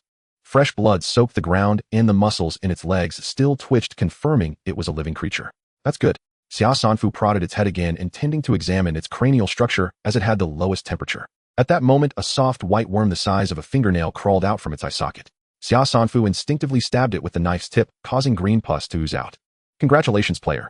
You have eliminated a level 4 brain worm. Achievement points 400. It was like flipping a switch from the skulls of the dead lizards. One worm after another crawled out, their shapes obscured by the rubble, but evidently, they were rapidly swarming towards her. Xia Sanfu retreated, repeatedly killing the nearest brain worm with precision, while unhesitatingly aiming the identification frame at another worm that emerged. Species Zerg. Name Cerebrate. Rank level 1. Traits. Cerebrate hives revolve around a single overmind, structured hierarchically into overmind soldiers and workers. They possess collective consciousness, enabling telepathic transmission, and shared cognition, subsist on psychic energy, and can dominate any being whose mental strength falls below their own. So this dungeon is sci-fi themed. Xia Sanfu retrieved a reserve canister of fuel oil, swiftly doused the ground, and ignited it. Whoosh. In the bright blaze, twisted, writhing insects curled and convulsed. Alert chimes rang incessantly, yet strangely no treasure chest appeared. Finding the scene intriguing, Xia Sanfu turned and pressed deeper into the mine tunnel, where 2 diverging paths emerged ahead. She scrutinized both routes carefully. The left path bore signs of greater carnage, particularly a smeared, desperate handprint, as if someone had been dragged inward while clawing futilely at the floor. Just as she stepped toward the left passage, a sharp crackle erupted from her coat pocket. The walkie-talkie she'd salvaged from the miner. A fragmented female voice crackled through. Danny Joanne, are you there? I'm with Rayla and Jack. We're near extraction point 135. Jack's injured. Clearly this was a large-scale mining complex, well-equipped with rail tracks laid across the floor and clear signage at every junction. Xia Sanfu glanced at the forks. Signpost extraction points 1200 lay to the right, those beyond 200 to the left. NPCs. A trap, or a deliberate clue. Still unaware of the mine's true peril, she pivoted decisively and entered the right-hand tunnel. As she walked, Xia Sanfu unslung a cycling backpack, packed it with gauze, antiseptic solution, hemostatic powder, and biscuits, then fastened it securely before switching on her flashlight. Following the directional markers, she navigated 2 minor branches, and in the distance spotted faint light spilling from a shelter. She called out loudly, "Is anyone ahead? Do you need assistance?" The light vanished instantly. She called again. When the glow reappeared, 2 women cautiously emerged from the shelter. One, a curly-haired, yellow-skinned woman brandishing a firearm, aimed its barrel squarely at Xia Sanfu. "Who are you? How did you get here?" Beside her stood a short-haired black woman. Both were unmistakably human, and judging by their demeanor and coordination, their world likely mirrored Blue Planet's unified post-national socio-political landscape. Xia Sanfu removed her helmet and hood, raising her hands to display the walkie-talkie. "I'm an uncharted zone explorer. While passing this mining district, I discovered a corpse, and strange lizards gnawing at it. I never resist the unknown, so I entered the mine without invitation. Something catastrophic has occurred here, but more urgently, I carry medical supplies. You may well need them." The 2 women exchanged glances and lowered their weapons. "We're an investigation team contracted by Granite Rock Corporation. I'm Chunyin, security specialist. She's Rayla, a geologist. The man you encountered was Rod, mine's safety chief dispatched for help. We still have an injured comrade inside. Call me Xia Tian," she said. "May I now retrieve medical gear from my pack?" Chunyin nodded. Xia Sanfu's poise and openness visibly softened their wariness. "I'm Rayla," said the geologist. Once Chunyin carried the supplies back inside, Rayla gestured for Xia Sanfu to follow. "How did you enter? Didn't you encounter the man-eating lizards? Faced 2 waves just now, but explorers always carry unconventional means to survive danger." Xia Sanfu promptly pulled her hood and helmet back on, fearing a cerebrate might drop onto her head from above. Rayla studied her gear intently. "Do all explorers equip themselves this thoroughly?" With a wry smile, Xia Sanfu replied, "I fear death deeply, and wealth makes even the impossible attainable." Inside the shelter, she found a towering man writhing on the floor, clutching his abdomen in agony. Something felt profoundly wrong. Has a lizard burrowed inside him? Chunyan's face tightened. "Our medic got separated, and we've lost contact. I'll have to stab him again, to kill whatever's inside, then perform emergency laparotomy." "Stab him? Laparotomy? So brutally direct. Won't you risk puncturing vital organs?" Watching Chunyin sterilize her dagger, Xia Sanfu stepped forward. "The lizard's moving erratically. You'll struggle to strike precisely. Let me try calming it first." Doubt flickered in Chunyan's eyes, but she responded crisply, "1 minute."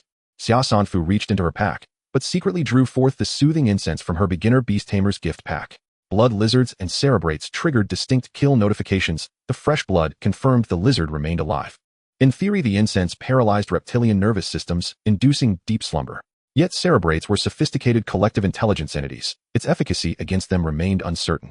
Eager to test it, Xia Sanfu lit the incense and waved it gently over the wound on Jack's abdomen. Within 10 seconds, counting down silently, the thrashing within stilled completely.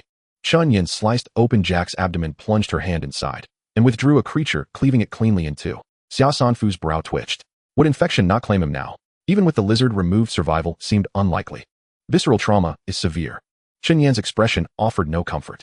From a compact surgical tin, she withdrew Kakut's suture and needle. "I can only close the wound for now. Your survival depends on fate, and how swiftly rescue arrives." Jack grimaced in agony, but uttered not a sound, only nodded once. Xia Sanfu sensed in them the hardened resolve of battle-scarred mercenaries. "Are you waiting here for rescue?" "No. Rayla and I continue our mission. Jack stays behind. Would you consider hiring me temporarily? I'm useful, and as payment a few or samples would suffice as mementos." Chunyin withheld reply until suturing concluded. Then she said firmly, "On behalf of the investigation team, I formally invite you as a provisional ally. Your primary duty is our protection. Ask nothing. Speak nothing. Act only when instructed." Meanwhile, quest triggered protect the mine investigation team, 100 points per survivor. Such generous rewards. Could this end in total annihilation? She needed to keep Jack alive, for now. Xia Sanfu quietly produced a hemostatic energy wafer. A proprietary formulation, accelerates physical recovery and restores stamina. Chunyan's expression conveyed utter disbelief. Surely he couldn't eat immediately post-op. Yet she feigned indifference, shoving the wafer into Jack's mouth. "It's specially formulated for immediate post-surgical intake. Cost me dearly." Chunyin and Rayla instinctively moved to intervene, then hesitated, perhaps resigned to letting Jack eat his last meal. After stabilizing Jack, Chunyin left a spotlight behind and prepared to resume exploration, only to freeze as Xia Sanfu split open the lizard's skull and extracted a pale, wriggling grub. "What is that?" "I don't know. I killed several lizards upon entry and noticed these grubs emerging from their eye sockets. So I dissected them all. Each harbored one. It bodes ill, undoubtedly." Xia Sanfu's tone brightened with excitement. "Have you seen Mystery Tomb?" Chunyin and Rayla exchanged blank looks and shook their heads. "A pity. In that film, parasitic brainworms invade human skulls, hijack motor control, then consume the cerebral tissue as sustenance. Rayla, ever precise and skeptical, countered, such organisms defy biological plausibility. They're likely extrapolations from real parasitology rendered fantastical. Xia Sanfu offered no rebuttal, only a quiet, sober warning. Nonetheless, proceed with caution. Although she told Xia Sanfu not to ask too many questions or do too much, it could be gathered from her conversation with Rayla that this mining deposit rich in iron, rare earths, titanium, niobium, and other minerals had experienced an abnormal energy surge leading to mutated lizards and the death of numerous miners. Their mission this time is to find the source of the abnormal energy. Xia Sanfu felt a bit confused. Her first impression was that brain worms were controlling the lizards, prompting them to attack humans to harvest their spiritual energy. The lizards affected by the presence of the brain worms experienced a dual hunger in their brains and bodies, leading to their feeding behavior. This was her basic explanation based on her existing knowledge of spiritual energy. However, according to their words, these lizards were not originally like this. They had undergone tremendous changes in appearance, speed, and attack power. Could it be that this instance has two variables, abnormal energy and brain worms? Moreover, it was evident that they had already pinpointed the source's location, which was the latest mining site in the cave. However, the journey was not smooth, as the blood lizards had scattered their team as soon as they entered the cave. Now they had to return to the correct path. The three of them returned to the initial fork in the road, and this time entered the left tunnel, where the mining sites were all numbered after 200. The tunnels in the cave were long and numerous, resembling a labyrinth. Apart from the lights above the tracks, the mining sites, resembling anthills, were shrouded in darkness, blatantly hidden from view. The surroundings were eerily silent, and even the stench of decay had seemingly vanished. Xia Sanfu suddenly asked, how many miners are there in this cave? How many have died, and how many have made it out alive? Xia Tian, that's not something you need to know.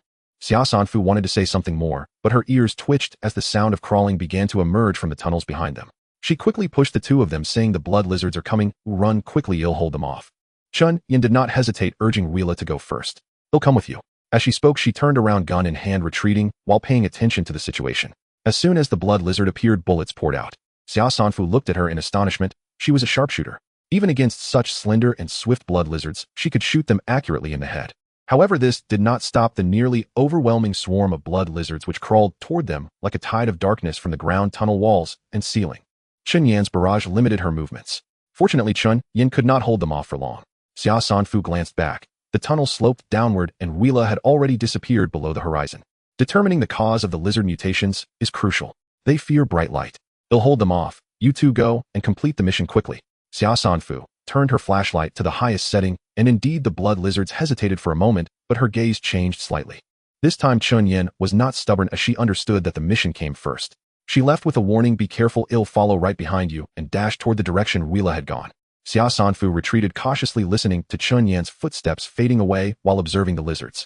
When they first entered the cave, the blood lizards would retreat under strong light, clearly exhibiting characteristics of nocturnal animals. But now they were resisting the light, trying to approach her, as if caught in a struggle between instinct and external command. Soon the external command gained the upper hand, and the tide surged again, threatening to engulf Xia Sanfu. Xia Sanfu was waiting for this moment. A dense net of lasers suddenly shot out like a wall of light, rapidly advancing along the tunnel's edges. Congratulations, player, you have eliminated a level 3 blood lizard, gaining 300 battle points. Congratulations, player, you have eliminated a level 0 blood lizard, gaining 10 battle points. Congratulations, player, you have eliminated a level 1 blood lizard, gaining 100 battle points. Congratulations, player, your battle points have reached 800, leveling up to level 17 and receiving a promotion package. Low level but numerous. Before Xia Sanfu could douse them with oil, the white worms seemed to have anticipated her move, quickly crawling out from the lizard's eye sockets and burrowing into the ground, disappearing without a trace. No wonder they shared a brain. They could even predict her actions. To deal with these brain worms, she first needed to find the king worm. However, she needed to find her 2,000 points first, and then follow those points to find more. The sound of gunfire pierced the air. Rayla. Chun Yin shot down a miner who attempted to drag Rayla away. Before she could pull her up, the miner shot in the leg stood up in a strange manner. Bang. One shot to the head. What's going on? I thought he was a survivor. I wasn't prepared. Rayla picked up a gun for self-defense, still shaken, and quickly said, he said they are hiding in an emergency shelter near point 273. I was going to wait for you, and then he suddenly attacked me. When Xia Sanfu arrived, she happened to hear this. She turned the miner over. Chun Yan's assault rifle had quite a punch. His skull was shattered, and any brain worms were reduced to fragments. What are your plans? Rayla rubbed her head. We need to keep moving forward. Xia Sanfu fixed her gaze on her. Why? What do you mean? Why go looking for death? The unknown here is too great. You are down to 2 people, and the others have yet to be found. Moreover, do you have any bullets left? Xia Sanfu continued to press. What were you doing before coming to this cave? Why did you come to this cave? Can you remember your past memories? Reflect on whether your actions and nature have any contradictions, whether you have headaches, whether you feel dazed, or whether you have inexplicably learned about parts that do not belong to you. Chun Yin pointed her gun at her. What do you mean? Xia Sanfu pointed to the thermal imager in her left eye. Ruila's brain temperature has significantly dropped, and those lizards' brain temperatures are also particularly low. White worms have been dug out from inside. Ruila looked offended and fine. There's no need to rush to refute. You should be the first to notice if something is off. I just hope you can express it in time, because I suspect these white worms have the ability to control biological mental thoughts. One moment late, and you might no longer be yourselves. Xia Sanfu said to Chun Yin, you just saw it. When I shone a strong light on that group of lizards, they did not flee immediately, but they used to avoid the light. That's not right, Ruila countered. When we entered the cave and were attacked by the lizards, didn't we notice them avoiding the light? Xia Sanfu paused at her words, turning her gaze to Chun Yin. Chun Yin furrowed her brow and thought, as a combat personnel, she was highly perceptive. Yes, at that time they weren't afraid of our lighting equipment. Those man-eating lizards charged like valiant soldiers, relentlessly pursuing us, though otherwise they wouldn't have scattered and hidden. However, the miner's strange behavior also made her harbor doubts. Your statement is merely a guess, and I cannot abandon my teammates. Chun Yin glanced at the time. Don't worry, besides contacting the rescue team from Giant Stone Group, I also made arrangements with our security company. If we don't exit within 24 hours, they will send reinforcements. How many people are there in your investigation team, and what does it consist of? Chun Yin hesitated for a moment, and spoke the truth. 8 security personnel, 1 geologist, 1 biologist, 1 doctor, along with the safety mine director and chief engineer of the mining site. How many miners are still in this mine? Before we arrived, the surveillance video we saw showed 19 dead, 124 escaped, and 293 missing. Xia Sanfu finally pried a bit of information from their lips, but it was not good news. 293 people were missing. If they were all under the control of the mined worms, it would be a surefire human wave tactic. She drank a bowl of kai-boosting soup in advance to replenish her strength and followed them downward. After a while, the tunnel transformed from raw to refined, resembling a bright subway station. However, she had to first ignore the splattered blood and the broken bodies. Chun Yin searched a dead teammate and found a box of bullets, her expression grim as she pressed against the wall and descended the steep slope. The lower level served as a transfer station equipped with conveyor belts for transporting minerals, temporary resting areas for miners, and emergency shelters. But the first sight was the stiff backs of the miners standing in a daze. They all turned to look at her, their dirty faces devoid of expression. Do not go to the sides. We will cross here in 1 minute and run to the lower working area. Chun Yin fired a warning shot, and even then she still harbored a sliver of doubt, unable to believe the absurdity of humans being controlled by worms. The reality was that the miners were rigidly lunging towards them. Chun Yin Ruila hurriedly fired her gun, while Xia Sanfu held a shield in one hand, her long knife, replaced by a wolf fang club. Each swing sent heads bursting like watermelons, crashing down like falling meteors. Her ferocity was terrifying, and Chun Yin nearly couldn't help but fire a burst at her. Was this really a human explorer? Congratulations, player, you have eliminated a level 0 living dead battle points 10. Congratulations, player, you have eliminated a level 0 living dead battle points 10. Xia Sanfu inexplicably felt anger rise a single one. The game's impartial attitude is too condescending. But this also hinted at a piece of information. The living dead meant that brain activity had ceased, and they were now entirely under the control of the mind worms. Xia Sanfu practiced her combat skills diligently. While her overall combat power may not have improved significantly, her training in the legs, waist, and arms was notably effective. She maintained a steady stance, catching the impact of a 200-pound man with her shield, sending him flying, while her wolf fang club created afterimages as it swung, splattering brain matter. She keenly spotted a transparent worm wriggling in the brain matter, which quickly coiled into a ball, turning into a gleaming particle. Xia Sanfu casually slammed the club down, and with the shattering of the particle, a silent scream reverberated. The bell on her waist jingled, countering the psychic attack, rushing toward her mind. Congratulations, player, you have eliminated a level 5 mind worm battle points 500. Is this its adult form, advanced form, or second form? Suddenly, a third-party gunshot rang out as a group emerged from a door, assisting in shooting down the living dead. Xia Sanfu frowned, glancing at them, and then at Chun Yin. Chun Yin's assault rifle was still functioning exceptionally well, the bullets accurately piercing the knees of the living dead, incapacitating them. Why don't you shoot them in the head? What? Chun Yin barely heard, and then she was grabbed by the arm. Why don't you shoot for the head? You just killed a miner and know that blowing their heads off is the only way to completely incapacitate them. Chun Yin stared at the thermal imager, her face turning pale. Has my brain temperature also dropped? Xia Sanfu nodded. Since I encountered you, I have been monitoring you. I can assure you that within my line of sight, no worms have latched onto you. She shouted ahead. Those people over there, are they your teammates? Their brain temperatures are also off. Of being penetrated by worms definitely has abnormalities. Think back, when did it happen? Chun Yin attempted to shoot the living dead in the head, but suddenly her head throbbed, as if her brain was commanding her not to do so. Chun Yin smashed the neck of a living dead with her rifle, but I don't know. No, it was the plane. I hardly slept well on the plane. I shouldn't have slept so soundly. Chun Yin, while you're awake, tell me everything you know quickly. Her gaze swept over Wheela and the few teammates approaching her. Wheela was not a professional combatant, which was understandable, but among them were Danny and others, her colleagues, who were also inexplicably avoiding the heads of the miners. Is there really another consciousness influencing them? Can this strange explorer be trusted? I'm not sure. My company took on a contract from Giant Stone Group requiring 8 gold medal security personnel to enter the investigation team, mainly responsible for security. The specific investigation is led by geologist Wheela and biologist Anglite, while John is the attending physician, and the mining area has dispatched safety manager Roth and chief engineer Leibau as guides. Giant Stone Group explained that the mine was occupied by mutated man-eating lizards that appeared out of nowhere, causing casualties. Our mission is to locate the missing personnel trapped in the mine by these lizards. At the same time, Giant Stone Group detected anomalous energy in the newly mined areas of the cave, suspecting that these mutated man-eating lizards are underground dwellers near this point, so we need to investigate this energy. A blonde man with a buzz cut leaned over his tone, warning Chun Yin, "Who is this person? You should know we have confidentiality agreements. Stop wasting time." Xia Sanfu glanced at the 5 newcomers, her gaze lingering on a man with a grizzled beard. "You all go ahead. Oh, I'll take care of the aftermath." The man with the grizzled beard questioned, "Who are you?" "Captain Danny, no matter the reason, your colleagues cannot casually disclose this operation to outsiders." Chun Yin retorted, "Chief Engineer Leibau, it seems your side hasn't spoken the truth to us. This is our Special Task Force's reinforcements. No need for you to worry. If there's an issue, we'll discuss it after surviving. Let's go. Let's see what this anomalous energy really is." In the end, blonde Danny and the other 2 security personnel sided with their colleagues, forcibly escorting Leibau, Anglite, Wheela, and Dr. John to retreat. Chun Yin stayed back, firing a few shots to take down the pursuing living dead, casting a deep glance at Xia Sanfu, who was blocking the entrance, before turning to catch up with the investigation team. Xia Sanfu released her hands and feet. The ground became increasingly sticky, and the silver-white brute stone suit gradually turned blood red. Just as the standing living dead were dwindling, thick white mist suddenly spewed out from all around, causing the frenzied living dead to collapse limply. Xia Sanfu looked in surprise at the fire sprinkler heads. In a flash, some vague ideas gradually became clear. The brutestone suit had a toxin-filtering effect for safety, and she popped a universal antidote pill, then lay down. 5 minutes later, a heavy door creaked open, and at that moment Xia Sanfu activated the fog crystal, summoning a mist that would last 30 minutes, replacing the now-stopped white spray obscuring people's vision.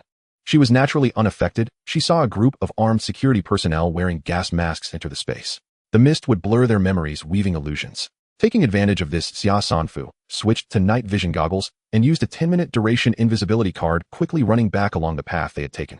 This is a cleverly designed hidden door that visually blends into the wall. Without the presence of this group of people, it would be hard to notice that there is a door here.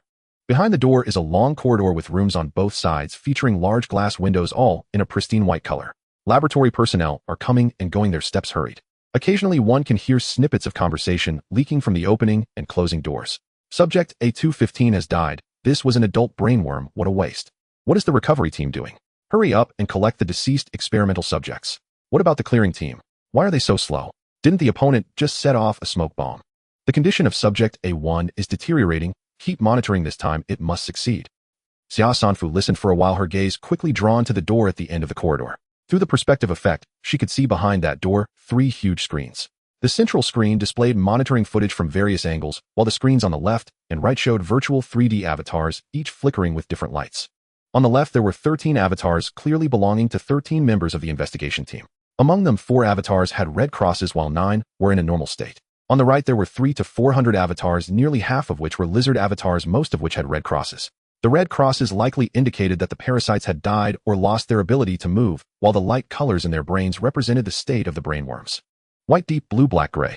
Xia Sanfu quickly verified her speculations based on the brainworms she had killed and those that had escaped, arranging all the information in her mind with the answer becoming apparent.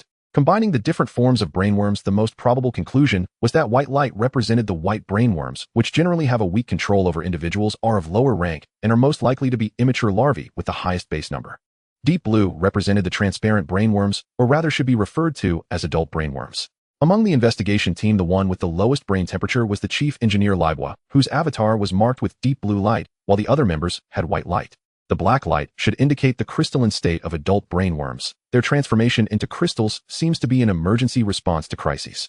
The gray light likely represented dead brainworms. Overall, adult brainworms are quite rare, probably only around 30. But why are they infested with brainworms and made to fight among themselves? Brainworms are collective consciousness beings that share a brain. From the perspective of the brainworms themselves, they would not turn against each other.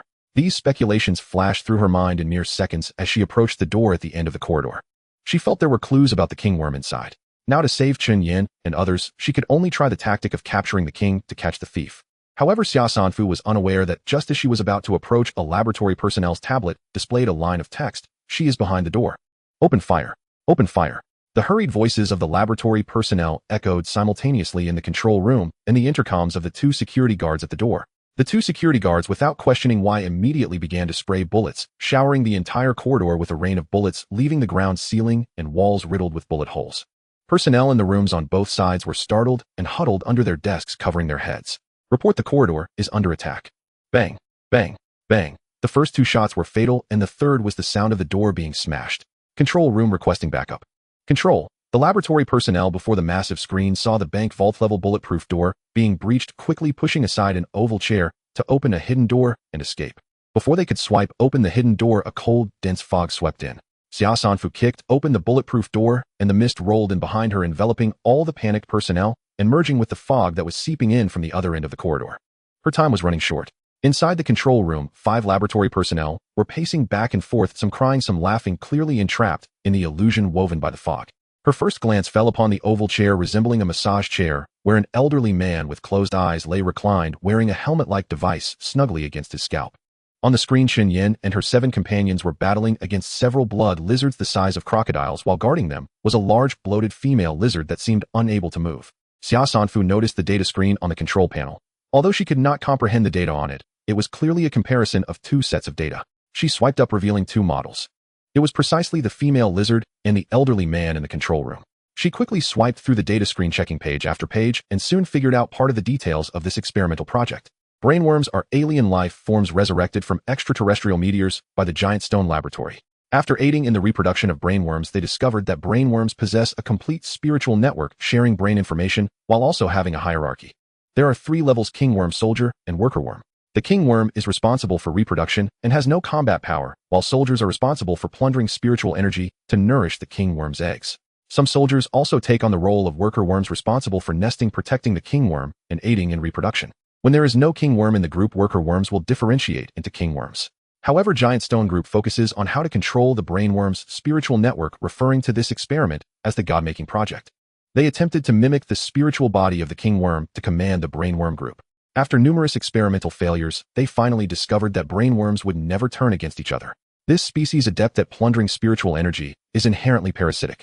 Their method of dueling is to control parasites to engage in battle.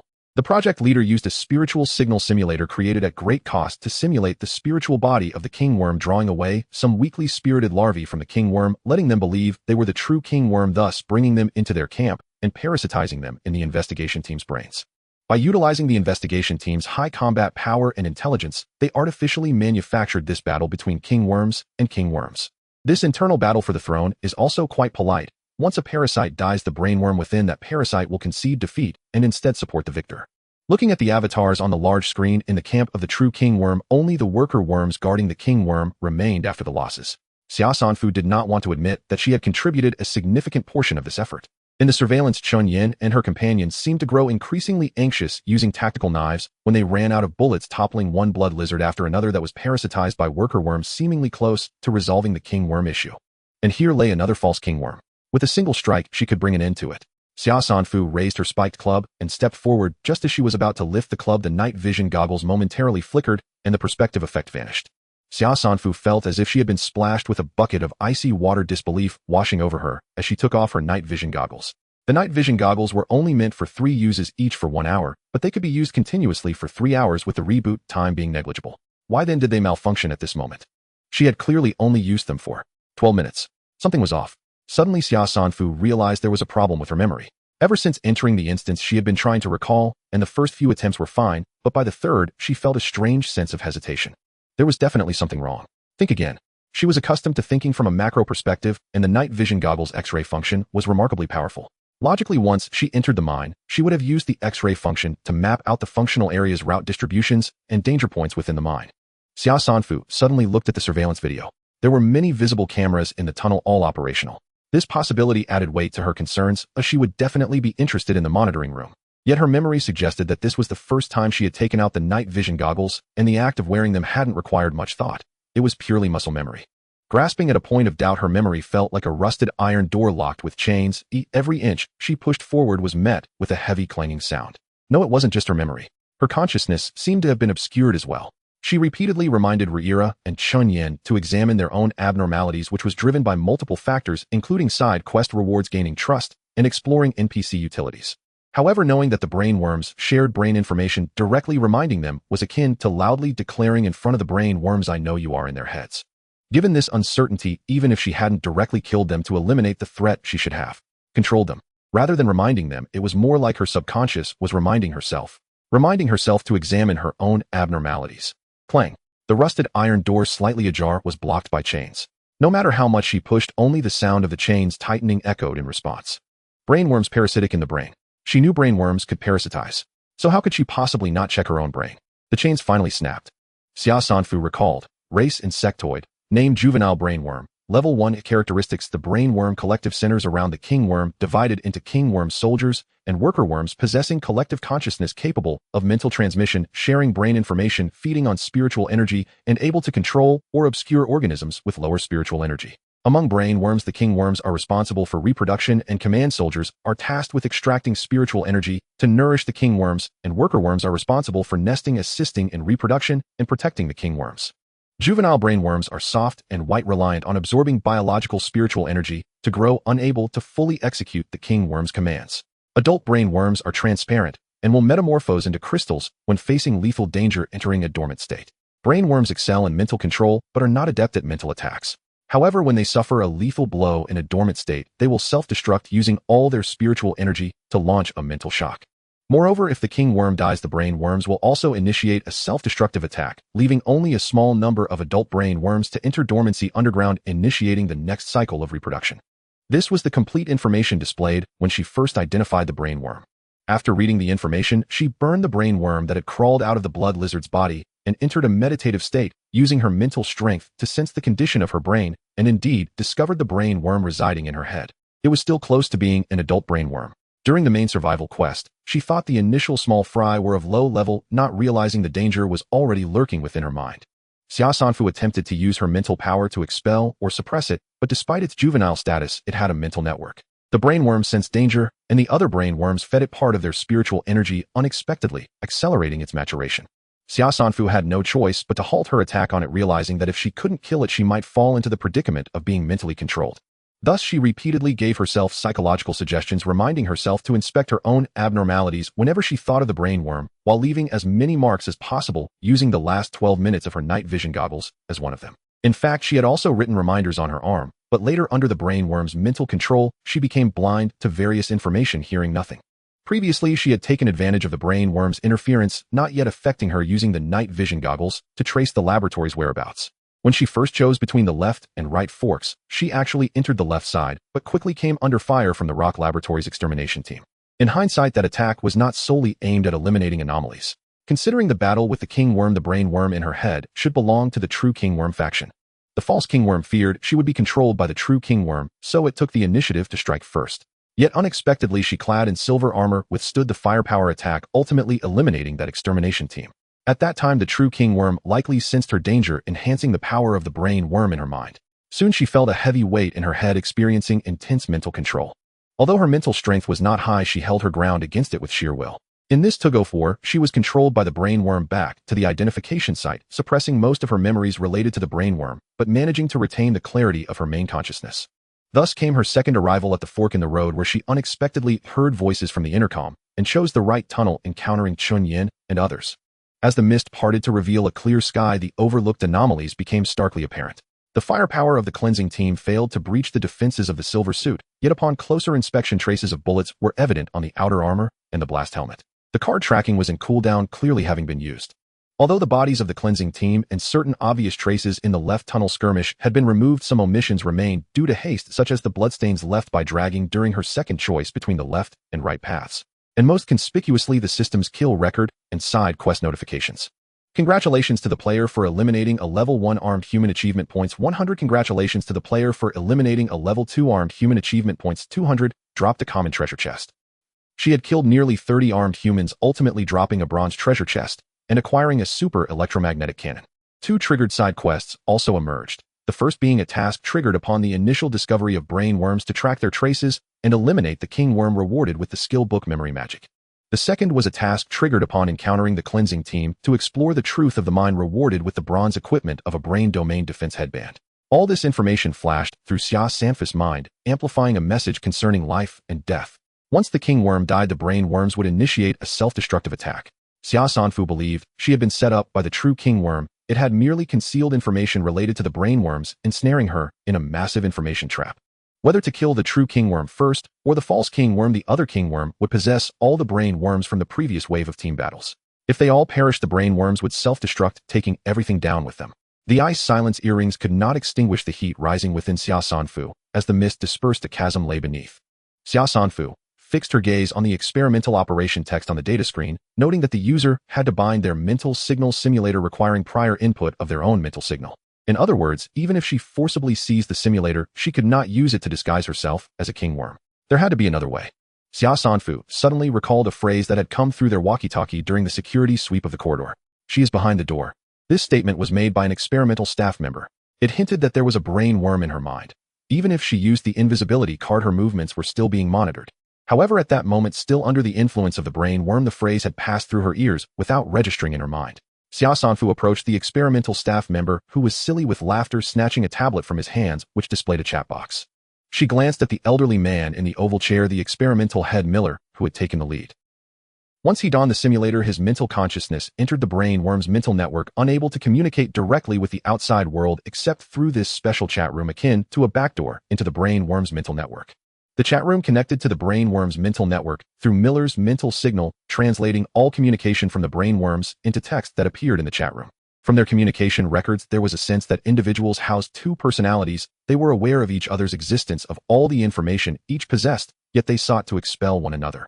In this struggle, the other brain worms acted as ruthless executors, sacrifices, information providers, and followers. The behavior of the brain worms was difficult for humans to comprehend. Even if identifications revealed the divisions of king worms, soldiers, and worker worms from a human perspective, one would instinctively assume it was akin to occupational division, yet humans have professions and a strong sense of self. However, analysis of these communication records indicated that brain worms possessed little self-awareness. Their behavior patterns were fixed, and among their society, as larvae, they simply absorbed spiritual energy to survive. Once they differentiated into soldiers, they spent their lives seeking prey to absorb spiritual energy to nourish the king worm, obeying its commands. The only one capable of thought was the king worm. Moreover, she discovered an important piece of information in the chat room. Originally, the experimental staff communicated with Miller through text in the chat room. The brain worms did not understand human writing, perceiving it merely as noise within their mental network. Until the king worm joined their secret chat with text, "Who are you?" This question was directed at the experimental staff. "You actually learned this biological communication method before me."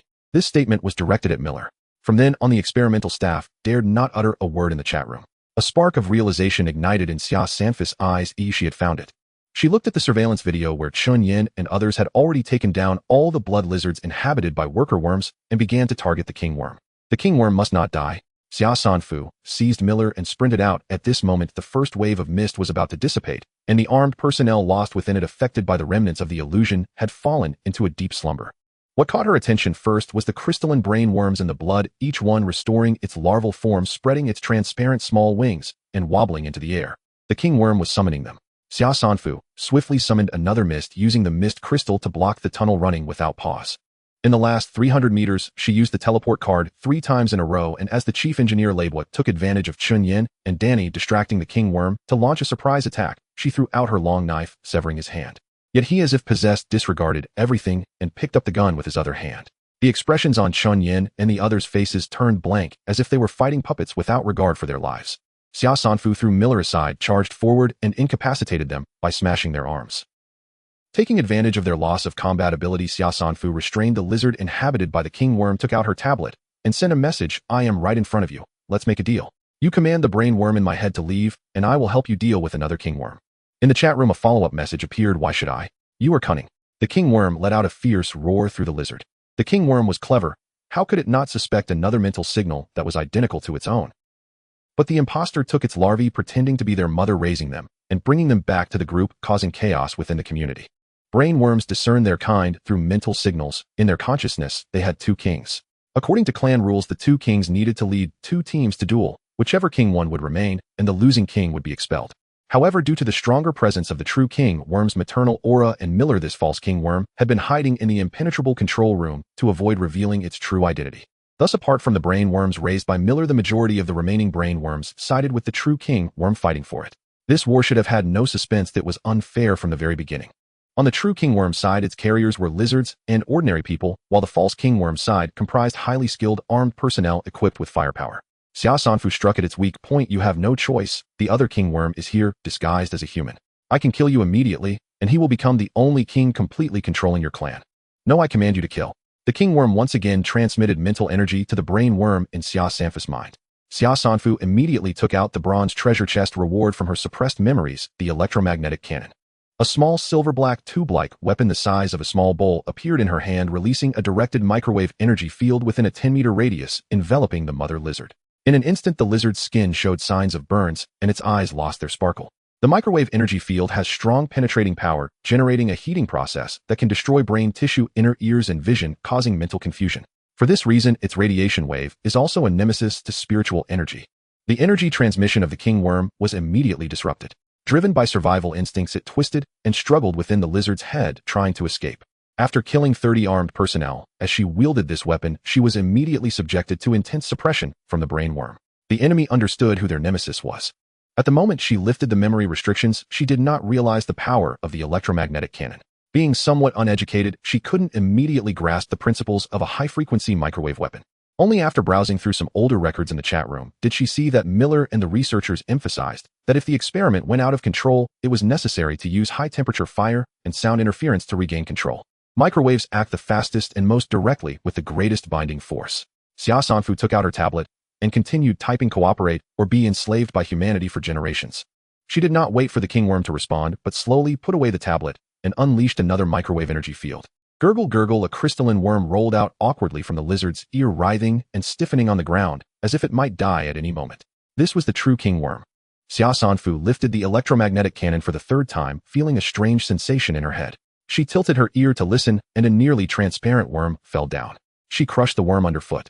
Close to adulthood, but not quite there, it had not yet developed wings, nor could it self-destruct with spiritual power. Having left its host, and without the energy support of the kingworm, its strength appeared extremely weak. Congratulations, player, for eliminating a level 5 brain worm. Achievement points 500. The kingworm was subdued, unable to care for this small worm, focused solely on resisting Miller, the false kingworm. Cooperate, kill him. Miller, feigning death, could no longer hold back. If she kept this up, they would conspire against him in front of him. He sent a mental command to the brain worm in Libos' body. Kill. A transparent brain worm crawled out from Libos' mouth, spreading its wings. Miller flooded the chat room. I am using the strongest soldier, nurtured by 99 brains. Explode, give them a shock. Buzz, buzz, buzz. The sound of tiny wings flapping echoed in her mind, amplifying infinitely, sweeping away all consciousness. She experienced a moment of blankness, unsure of who she was or why she was there. But it was just a moment. She raised her shield to protect her face and unleashed a microwave energy field at the nearby brain worm, interfering with its mind and interrupting its self-destruction. Miller summoned the brain worms from their bodies, or if I simply remove the mental signal simulator from your head, you'll lose everything. Do you think I would trust you? You haven't forgotten that you just promised that kingworm to kill me, have you? Let Chen Yin take you to face the law is also killing you. If you don't agree to my demands now, you will just watch your research results be destroyed. Xia Sanfu smashed Libos' brain worm with a single blow. Congratulations, player, for eliminating a level 15 brain worm. Achievement points 1500. Dropped a bronze treasure chest. She turned and smashed the kingworm that had suffered 2 microwave attacks.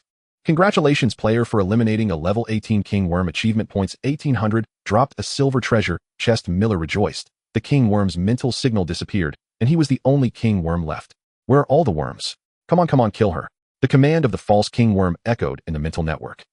At Miller's call, worker worms flew out from the lizard's body, which had been killed by Chun Yin and others. Xia Sanfu, wary of them being close to Chun Yin and others, did not recklessly use the microwave energy field, but instead grabbed Miller and ran towards the misty area, and indeed the worker worms that received the order followed closely.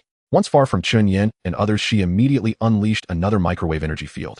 12 worker worms fell one after another. Congratulations, player, for eliminating a level 6 brain worm. Achievement points 600. Congratulations, player, for eliminating a level 7 brain worm. Achievement points 700. Dropped a bronze treasure chest. Congratulations, player, for eliminating a level 5 brain worm. Achievement points 500. The levels of the worker worms were generally good, directly boosting her to level 18. On the way, she encountered a group of larvae emerging from the ground. They were probably the ones that escaped from the blood lizard killed earlier.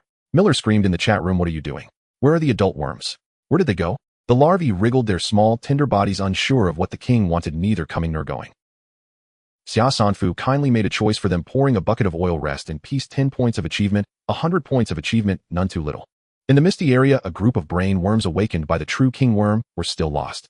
The hallucinatory effects caused by the mist disturbed the brain worms' judgment, causing them to fly about like headless flies.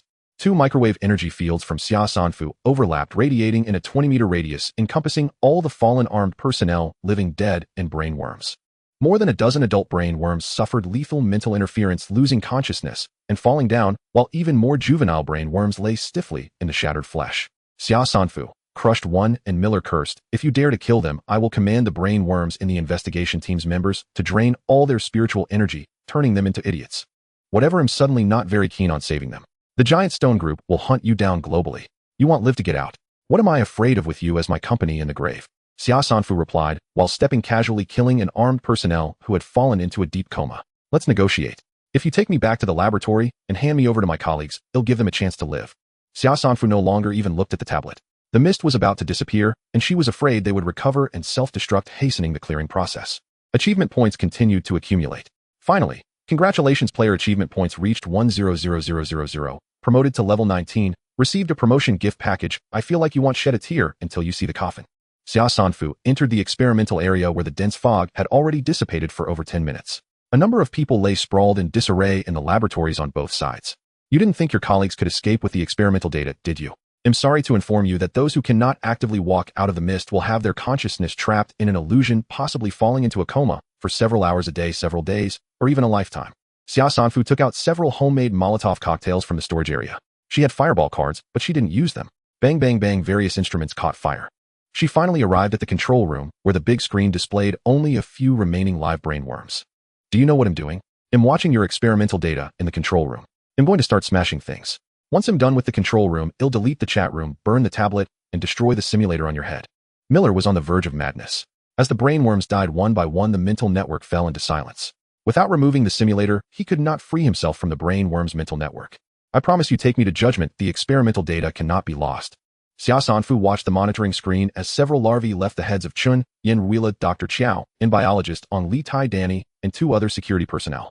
Oh, there was also Jack, who was eviscerated and stitched up, still hanging on to life. These individuals were in poor condition. Ruila and the doctor were alive, but their spiritual energy had been excessively drained, leaving them in a state of coma. The security personnel who were supposed to withstand most of the damage were in miserable shape. She was afraid that if the 24-hour survival mission was delayed any longer, they would die. Xia Sanfu took out the walkie-talkie. "Chun, Yin, kill those larvae. Take someone with you and follow my commands. There are still a few stragglers in the mine." On the screen, Chun Yin seemed momentarily dazed, hesitating before getting up to clean up the scene. Li Tai stopped her, clutching his scratched arm, saying, "These creatures have significant research value and should not be destroyed entirely." The side mission triggered by Xia Sanfu was merely to eliminate the king worm. She had slain the true king worm, but received no indication that the mission was complete, likely needing to eliminate this false king worm as well. However, due to the death of the king worm, there were risks of brain worms self-destructing, worker worms evolving into king worms, and hidden breeding, so for safety sake, she needed to eliminate the remaining worms. The survival ability of the brain worms was too strong. As long as there was one adult brain worm alive, it could evolve reproductive functions and become a king worm, nurturing its own eggs. However, at this time, to ensure the development of the eggs, the king worm would drain its own spiritual energy, sacrificing itself to help them mature.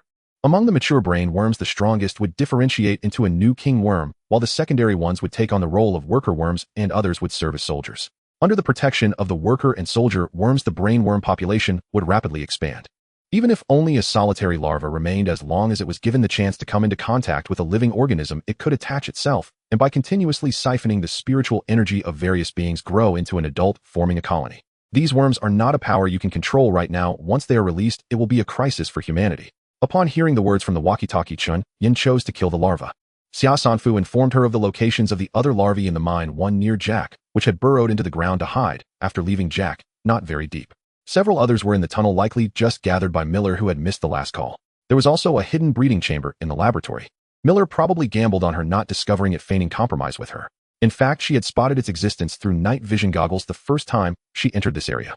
Xia Sanfu swung her spiked club down onto the control panel, tossed down 2 Molotov cocktails, and dragged Miller towards the recycling department outside. Inside the recycling department, 3 laboratory personnel in protective suits lay down, appearing to be an ordinary office, with some spare protective suits and containers for containing brain worms. Fortunately, she had seen the scene of the laboratory personnel opening the door, saving her the trouble of breaking the wall. Xia Sanfu grabbed the hand of one laboratory personnel, pressing it on the scanner on the office desk. After the palm print was scanned, a filing cabinet against the wall slowly shifted aside. Inside was a dimly lit display room. In the central vacuum chamber lay a crystal, which was also a brain worm in a dormant state.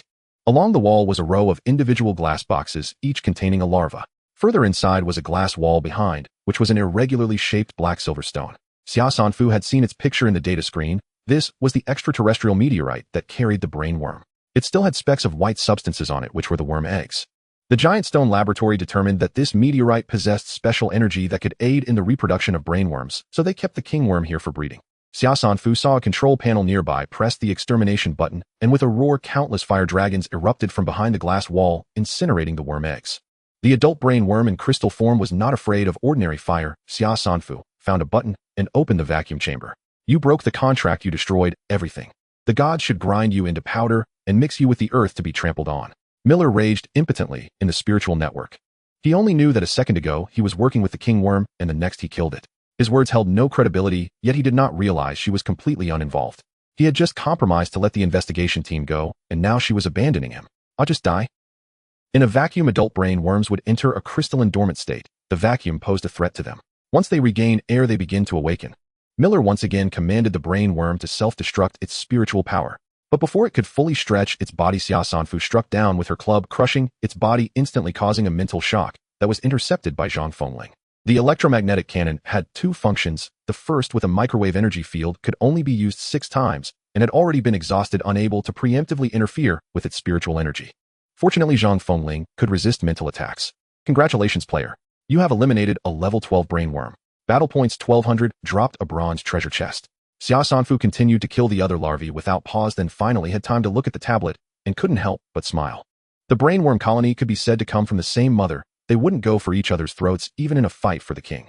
According to identification data, experimental data, and practical experience, brain worms typically only exhibit self-destruct behavior under 3 circumstances. First, in crystalline form, when subjected to fatal attacks, they self-destruct passively. Second, when the king worm dies without a new king worm appearing and there is an external threat, most adult worms will self-destruct to harm the enemy, buying time for the colony. Third, when faced with fatal attacks, they retaliate before death. She stood before the king worm, threatening it. It commanded the worms in her mind to attack her, yet did not trigger an immediate self-destruction. Miller, having taken on this role as king, had commanded the brain worms to self-destruct twice. They were ultimately not his own kin, so he felt no sorrow. Sizzle, the worms are all dealt with. Chen Yan's voice came through the walkie-talkie. Xia Sanfu removed the simulator from Miller's head. Congratulations, player. You have eliminated a level 18 king worm. False. Battle points 1800, dropped a silver treasure chest. Wow, double king, double treasure, chest, double silver. At the same time, the system notification indicated that the side mission to eliminate the king worm was complete. Miller suddenly opened his eyes like a suffocating person suddenly coming into contact with air, gasping frantically. But that did not prevent him from using his eyes filled with anger and hatred to accuse Xia Sanfu. You destroyed the greatest achievement of this century. Is this what you mean? Xia Sanfu crushed the simulator, broke the tablet, and smashed Miller's skull. Alright, having killed Miller to prevent the brain worms from falling into human hands, the agreement with the king worm was fulfilled.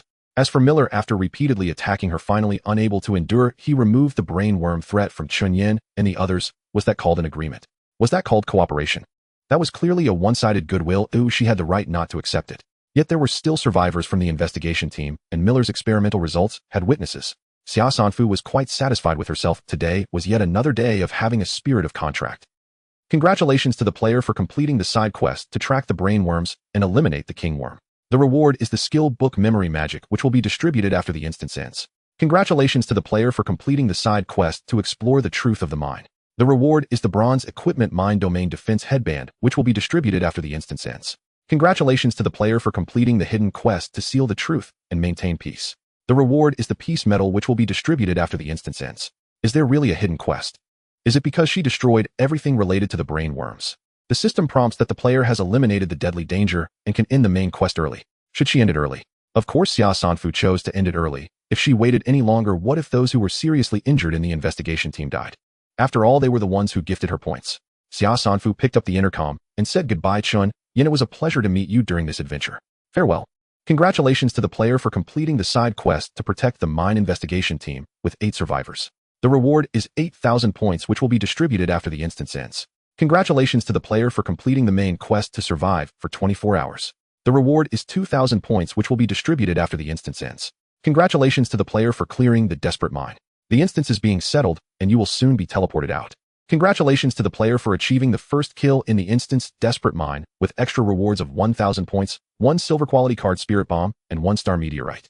World announcement: congratulations to Xia Sanfu from Area H0081 for becoming the first player in the entire server to clear the bronze instance desperate mine.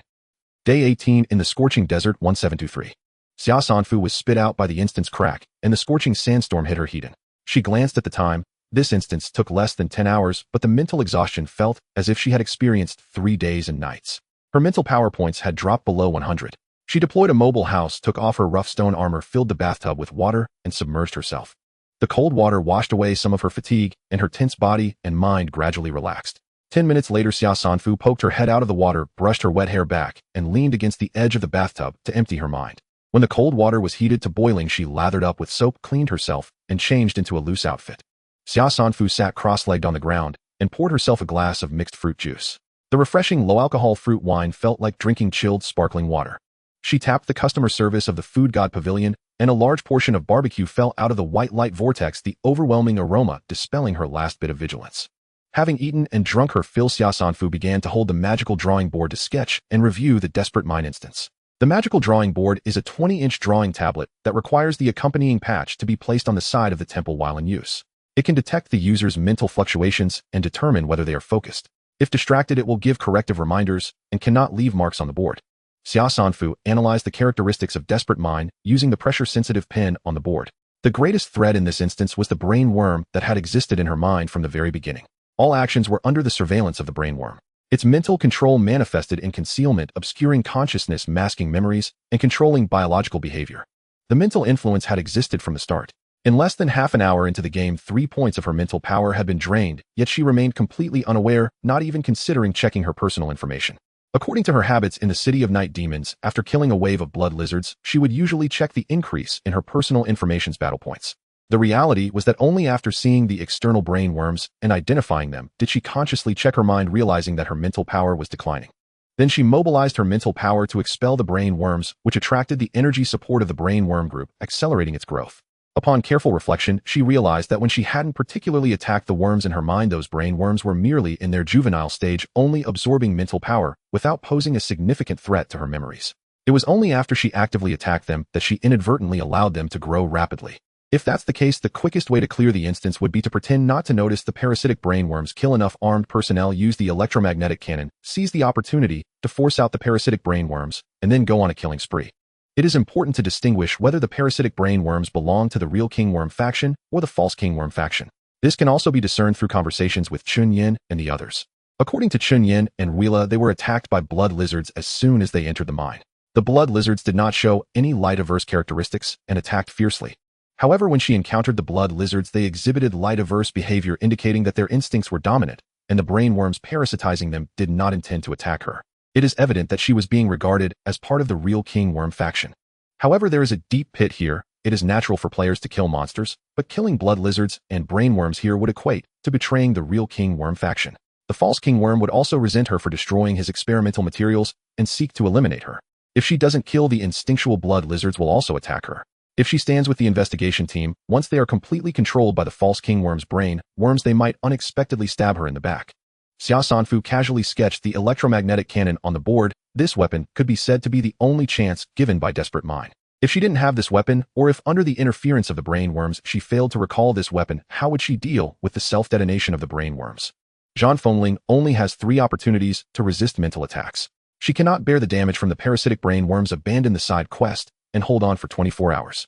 Unless she digs deeper into the faction line and aligns herself with the real Kingworm. The scene in the City of Night Demons is vast and tests physical combat abilities. The mine instance is challenging due to its complexity. A slight misstep could lead to a dead end with too many fatal points. If she were to lose her memory and restart, she couldn't guarantee that she would clear the instance again. So, setting aside all equipment, the simplest and most brutal way is for her mental power to surpass that of the Kingworm. Xia Sanfu listed her shortcomings and designed a plan to address them before starting to check the instance rewards. The skill book Memory Magic contains 3 skills and their practice methods. 1. Hall of Thought, a systematic way to store vast amounts of information. 2. Guess if I'm here, which uses mental power to change one's sense of presence. 3. Forgetting Technique, a method to obscure and eliminate memories. This skill book is excellent. It is exactly what she needs. Xia Sanfu confirmed the receipt and found it to be an electronic book reader disguised as a book. It seems that apart from the content of the void visualization, which directly enters the mind, other secret techniques and combat skills are physical. Xia Sanfu collectively referred to the secret techniques, combat skills, and skills she needed to learn as knowledge. She discovered that the carrier of knowledge might have ordinary, bronze, and other levels, but based on depth, it is divided into beginner, intermediate, and advanced. For instance, the carrier of the dark meditation technique is called the Book of Darkness, which is of bronze quality and will test the cultivator in conjunction with the book's content. It itself shows dark meditation technique beginner. If she wants to learn more profound content, she must obtain its intermediate content. The beginner and intermediate levels here are based on the progression of knowledge. The Bai Lian diagram and the breathing techniques, leg techniques, and fist techniques given by Jing are all beginner-level knowledge limited to physical training and exploring physical potential without involving higher-level knowledge. Thus, these body cultivation techniques and combat skills only go up to the beginner level. Memory Magic features 3 advanced skills. Opening, it feels like being engulfed in darkness. Xia Sanfu set aside the Memory Magic and looked at the other rewards. Bronze equipment, a brain area defense headband. It can defend against mental attacks targeting the brain area with a cooldown of 10 minutes for each defense. Peace medal, wearing this medal makes you a peace ambassador, allowing you to forcibly shake hands and reconcile with adversaries for 10 minutes, limited to 3 uses. First kill reward card, mental energy bomb, can inflict mental damage on a specified target, limited to 3 uses. First kill reward, star meteorite, refines personal magnetic fields, enhancing mental energy cultivation. Xia Sanfu was very interested in this star meteorite. It was thumb-sized, irregular, and silver-black. Wasn't it just a smaller version of that meteorite from the mine? This was the first time she had seen equipment that could enhance mental energy, and she immediately tucked it into her belongings. Xia Sanfu thought she had claimed all the rewards, but there was one last system message. The mining investigation team has paid you compensation as a temporary teammate, 1 ton of titanium, or 1 ton of iron, ore, and 1 ton of rare earth. Please check your rewards. Xia Sanfu was taken aback. Oh, was it really this meticulous? At that time, she had made an excuse to stay with Chunyan and Riera, verbally agreeing to become their temporary teammates, assisting them in their investigation and ensuring their safety with just a bit of, or as a keepsake afterward. This is quite generous. If there was no agreement, would there be nothing? Xia Sanfu suddenly felt that in the City of Night Demons, she must not have triggered all the side quests and hidden missions. After finishing the last drops of the mixed fruit juice, Xia Sanfu began to tally the loot from this round. Ordinary treasure chests, 35. The drop rate was not high and the items obtained matched the atmosphere of the mine. Head-mounted lighting pickaxes, safety helmets, miners' suits, oxygen masks, ropes, and a small amount of food, water, and common medicines. Bronze treasure chests, 12. Teleportation cards, uses exhausted electromagnetic cannons. Microwave energy field, uses exhausted obedient puppet. 3. Inspiration cards, mental interference cards. 5. Mineral detectors. 3 items from the king worms. Silver treasure chest, insect eggs. 1. Insect eggs. Wasn't it true that boss treasure chests are this dark? Besides the insect eggs, the other 2 items were more standard, a mental energy skill, telepathy, and a mental energy potion. Miller's silver treasure chest also contained 3 items, a mental signal simulator, upgraded version, brain, worm breeding manual, and personality transformation. Xia Sanfu reasonably suspected that the brain worm breeding manual was just filler. She checked the usage method for the item personality transformation. You can designate 1 character you have killed to undergo a second personality transformation, thereby gaining the other's abilities. Temperament, character needs, motives, interests, ideals, values, and physical constitution, limited to 1 hour each time, only 3 times. This item is quite interesting, though she wondered if it would affect her own personality. She had a few more trump cards for survival. The score rewards weren't particularly noteworthy. Main storyline, survival, 2,000. Protection of the investigation team, 8,000. First kill, 1,000. The points from dungeons are generally given sparingly, at most compensating for time spent. It's not worth entering a dungeon solely for points. If you want points, just focus on mileage. Why risk your life? Dungeons are primarily a means to level up and acquire equipment and skills. Generally, the supplies in dungeons are not sold in service areas, and their variety and quality are better than those in service areas. However, some accessories can also be privately traded in service areas, just like her sun oil lamp oil, which, although not displayed for sale in the equipment store, could still be obtained if inquired. This time she also leveled up by 3 levels. Xia Sanfu opened the promotion package. Level 17, Source Stone Fragment 1, Skill Specialization, Training 1, 170 points. Level 18, Source Stone Fragment 1, Skill Specialization, Training 1, 180 points. Level 19, Source Stone Fragment 1, Skill Specialization, Training 1, 190 points. What happened? Were her free attribute points consumed? Where did this skill specialization training come from?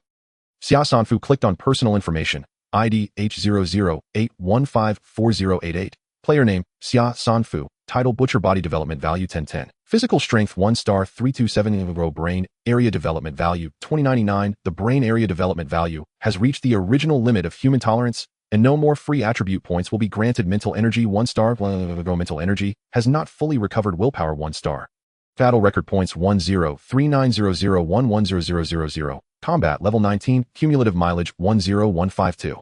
Points 93945. Source stone fragments 4. Self-aware skill, Will of Fire. Xia Sanfu read the note about the brain area development value several times. So the body development value of 10 points and the brain area development value of 20 points are the genetic limits of the human body. Once this limit is reached, the game will no longer grant free attribute points for development potential. In other words, unless players can find methods to increase potential from the game, like the first consumption of mixed fruit brew, which can increase brain area development. No, that doesn't seem right. Since she already had 20 points, even if she drank the mixed fruit brew for the first time now, increasing to 21, 22, or 23 points according to the notes, the human body cannot withstand the brain area development beyond 20 points. If she wants to increase her brain area development, she must first break through the physical constraints. Xia Sanfu noted this in her schedule. Her current clues regarding this are only the concept of the Taishu and the elusive Inheritance Island. In any case, she should first practice the 5 organs visualization technique well to condense her original power. The conclusion of the second dungeon also made Xia Sanfu contemplate the existence of dungeons, she needed to lower her reputation to avoid potential backlash later. Xia Sanfu opened the regional communication channel. It was already the second round of maps. News about ordinary dungeons with entry requirements below level 10 had emerged to some extent. Who has traversed the Blood Red Canyon? Share some news. Is it difficult? I encountered a dungeon, the inverted apartment. Does anyone know how to clear it? I can buy information. I don't know about other dungeons, but the inverted apartment is life-threatening. Haven't you heard? A small portion of players at the start were thrown into 2 dungeon areas with the same survival time limit of 3 days. Among them, the ordinary dungeon is the inverted apartment, and only 7 have cleared it in the whole server. I heard it has terrifying Cthulhu elements. Never enter the dungeon. Players who said they were going to enter the dungeon on the channel have since disappeared without a trace. Xia Sanfu switched to the Crow community. Players from Zone H0081 who are relatively skilled like to use aliases to be active in the community. The community's environment has a significant nourishing effect. Some fixed trading circles have subtly emerged, revealing who gathers wild food more, who excels at finding water sources, and who has high scores. If there are team tasks and game guilds, these circles represent the embryonic form of groups. Dungeons have high difficulty, but with a base of 100,000 players, there are bound to be a few skilled players. Several dungeon details have emerged in the game strategy section, but the real clues for clearing are usually traded in private messages. Everyone lives hard, and it's only natural to seek rewards. There was a wave of discussion about dungeons on the World Channel. Compared to the bronze dungeons that the majority of players still cannot enter, acquiring the first clear of the ordinary dungeon, the inverted apartment by Barkit, who is also the second on the combat leaderboard, became a hot topic. For a while, there was a high demand for him to publicly share the clearing method for the inverted apartment. He simply replied with 2 words: "Don't go." At that time, Bucket's response was unsurprisingly met with curses and accusations. Most players could not comprehend the difficulty of the dungeon, and those who did largely perished. Xia Sanfu believed that among all the regions in the game, there would be players who had cleared the dungeon and selflessly disclosed the details, but it simply had not reached the World Channel.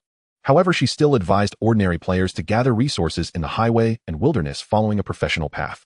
She had a career development plan aware of the assessment criteria and rewards for each profession, understanding that the internal driving force of a profession is knowledge and ability, especially that the development of mid to high-level professions relies on mystical powers like mental strength and elemental energy.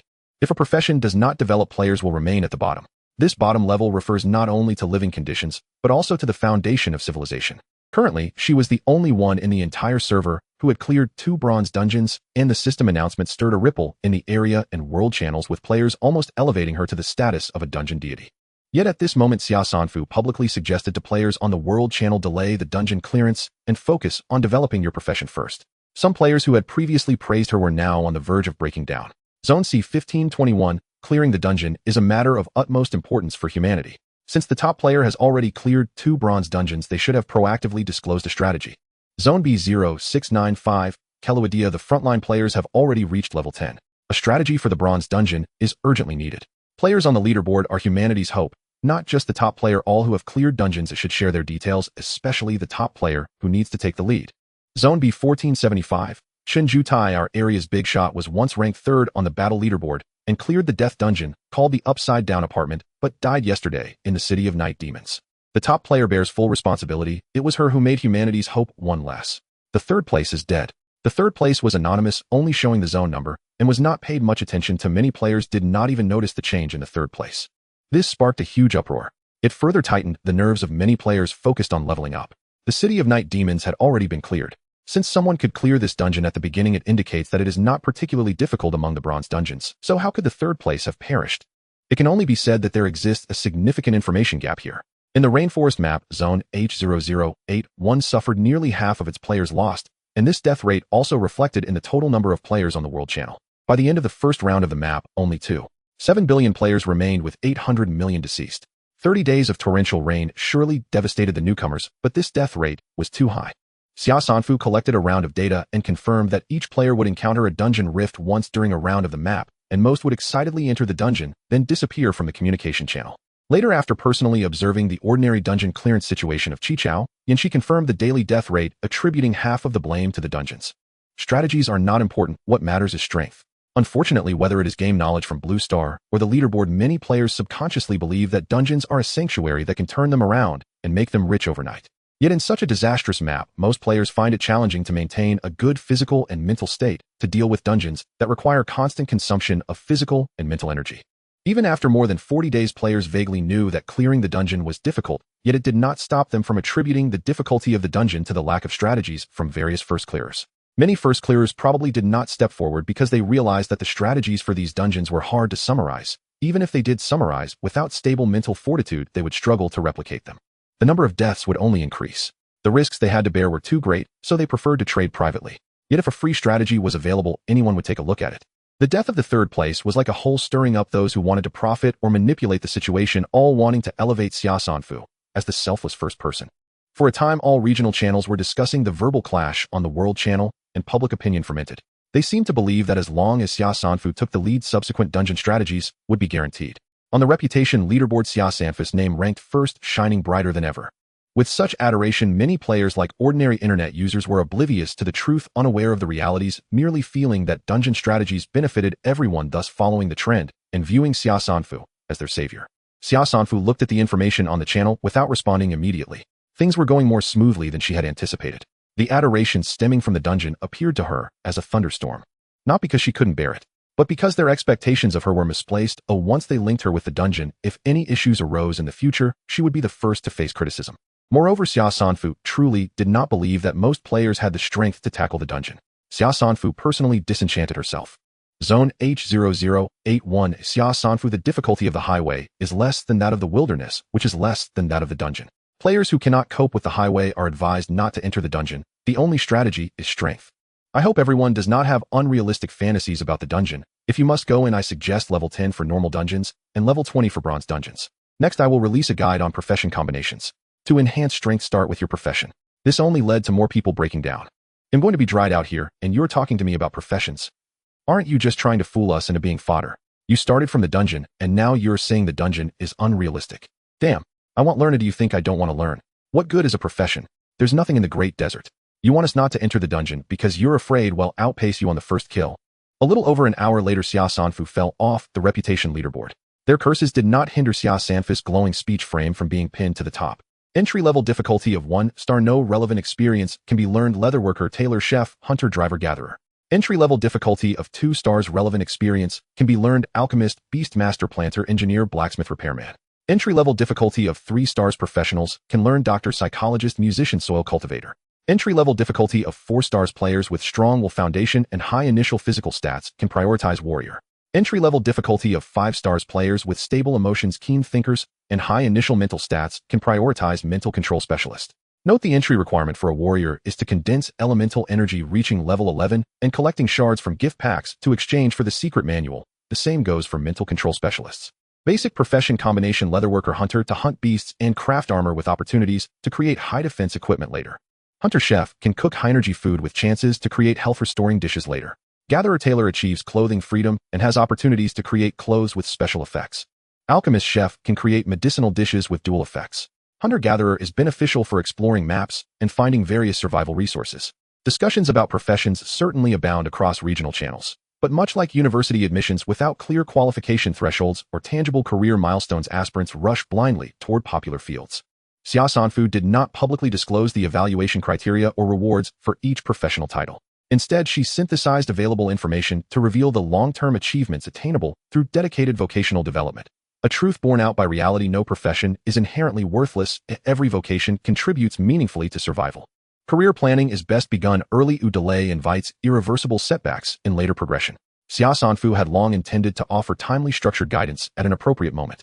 Her current announcement serves a dual purpose: to temper her rising reputation earned solely through dungeon mastery and to redirect players' focus toward pragmatic real-world challenges. Many players currently succumb to avoidance psychology. They prefer daydreaming about dungeon windfalls over believing that diligent study and certification will tangibly enhance their chances of survival. Compounded by deliberate manipulation, expressions of gratitude were drowned out by waves of skepticism. Even in the H0081 regional exchange channel, impassioned accusations surged relentlessly upward. How dare the top-ranked players speak so callously? We lack both time and energy to cultivate professions. I'd rather dive headfirst into a dungeon. Death strikes either way, but if I survive, I strike it rich. This game is torturous. Dungeons are clearly the shortcut. If only veteran players would publish comprehensive guides. In H0081, where the Crow community exerts influence, players restrain themselves from overt vulgarity for fear of being blacklisted. Elsewhere, chaos likely reigns unchecked. Human beings, when isolated, may appear rational and composed, but placed within collective action, individual traits dissolve easily, subsumed by groupthink and governed by raw, unfiltered emotion. The crowd is both shrewd and calculating. Grant them a single point of self-interest, and they will charge forward without hesitation, heedless of consequence. So it was now the mere spark of dissent ignited spontaneous, unified fury. The mob rose as one determined to strip the top-ranked player bare layer by bloody layer. For them, her capitulation would yield not vengeance, but a capable public servant. Yet the crowd is also profoundly foolish and blind, easily swept up in fervor, fixated solely on immediate gratification while blind to long-term benefit. At their sharpest, they spearhead revolutions. At their basest, they feast on digital blood and bile. Xia Sanfu cared little whether the masses acted wisely or foolishly. What she required was willing test subjects. Though they raged now, each would secretly pursue vocational training before long. As more players commit to professions, exploration of game maps, equipment, and medicinal resources deepens, and market transaction volumes rise accordingly. Dungeon-derived prestige is fleeting. She cannot guarantee consistent success, nor can she predict whether boss rewards retrieved from dungeons will prove beneficial or detrimental. Should she ascend the prestige rankings again, it must never be due to dungeon exploits alone. Such renown floats untethered. True prestige must take root firmly in players' hearts. Though vitriol peaks now, this marks a pivotal turning point. Moreover, she wished to observe how far others would go, once she stepped down from the top rank, to seize that coveted position for themselves. In this map cycle, Aowister and Babyinting remained ominously silent, raising inevitable suspicion about their hidden designs. As Xia Sanfu prepared to close the exchange channel, Qi Qian's name suddenly appeared in the regional feed. Her fingers resting on her knees instinctively tapped out a quiet rhythmic cadence. Qi Qian, remain clear-headed, everyone. Do not let world channel provocateurs steer you astray. Those who flood the channel with complaints already possess sufficient points, and thus capability. Their attacks on the top-ranked players serve only their own ambition. For ordinary players like us, however, grounding ourselves in vocational development remains our sole lifeline. Yang Qianhua, our senior expert, once held all three rankings simultaneously. Now her prestige has plummeted. This weekend's rest period will cost us 1 precious hour of doubled bonus effects.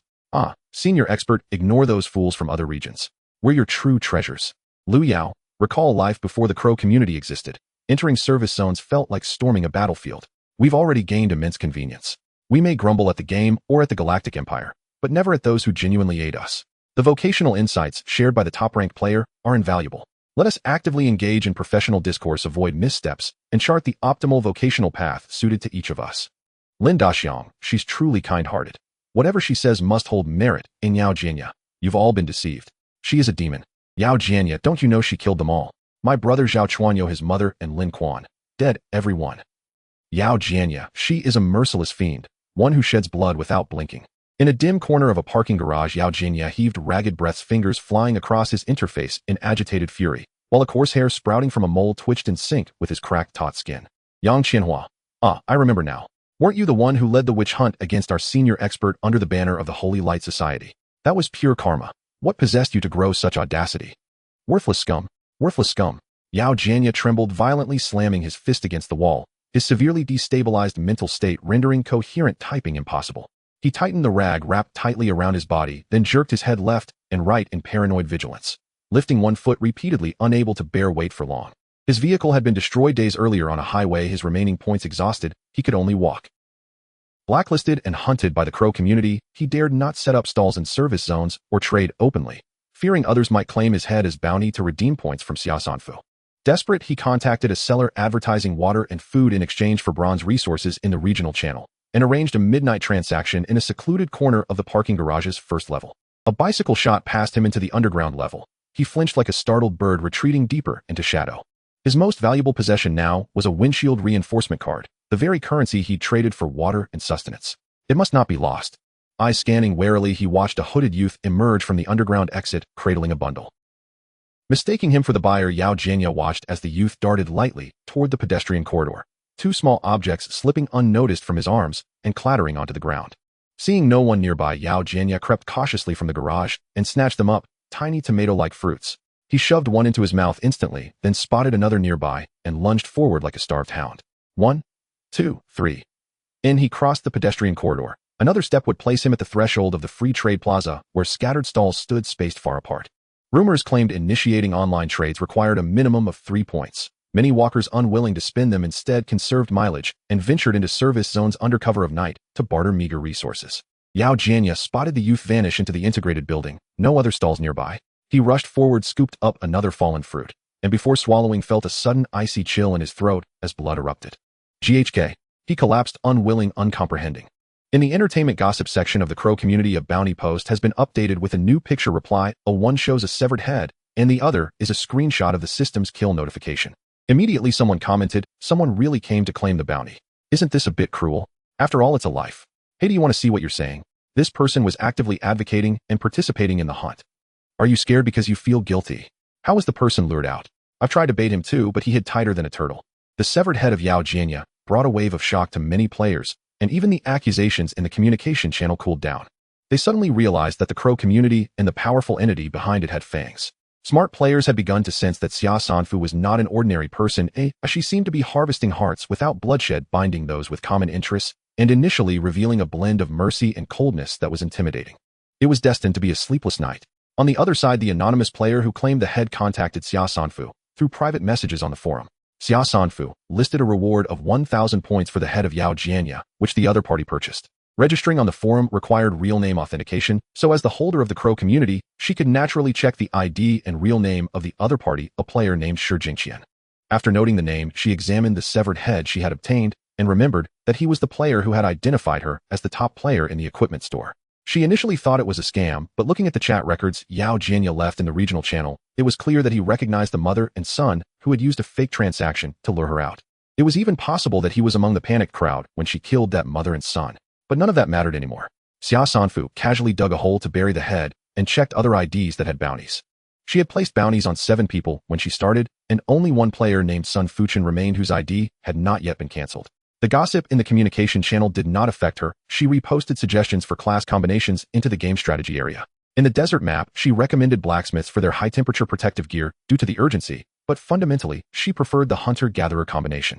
A junior hunter rewards a basic hunter set and a dagger which can increase self-defense ability. The gatherer, however, is often overlooked. Its basic textbook is quite unremarkable, titled Collecting and Organizing Items.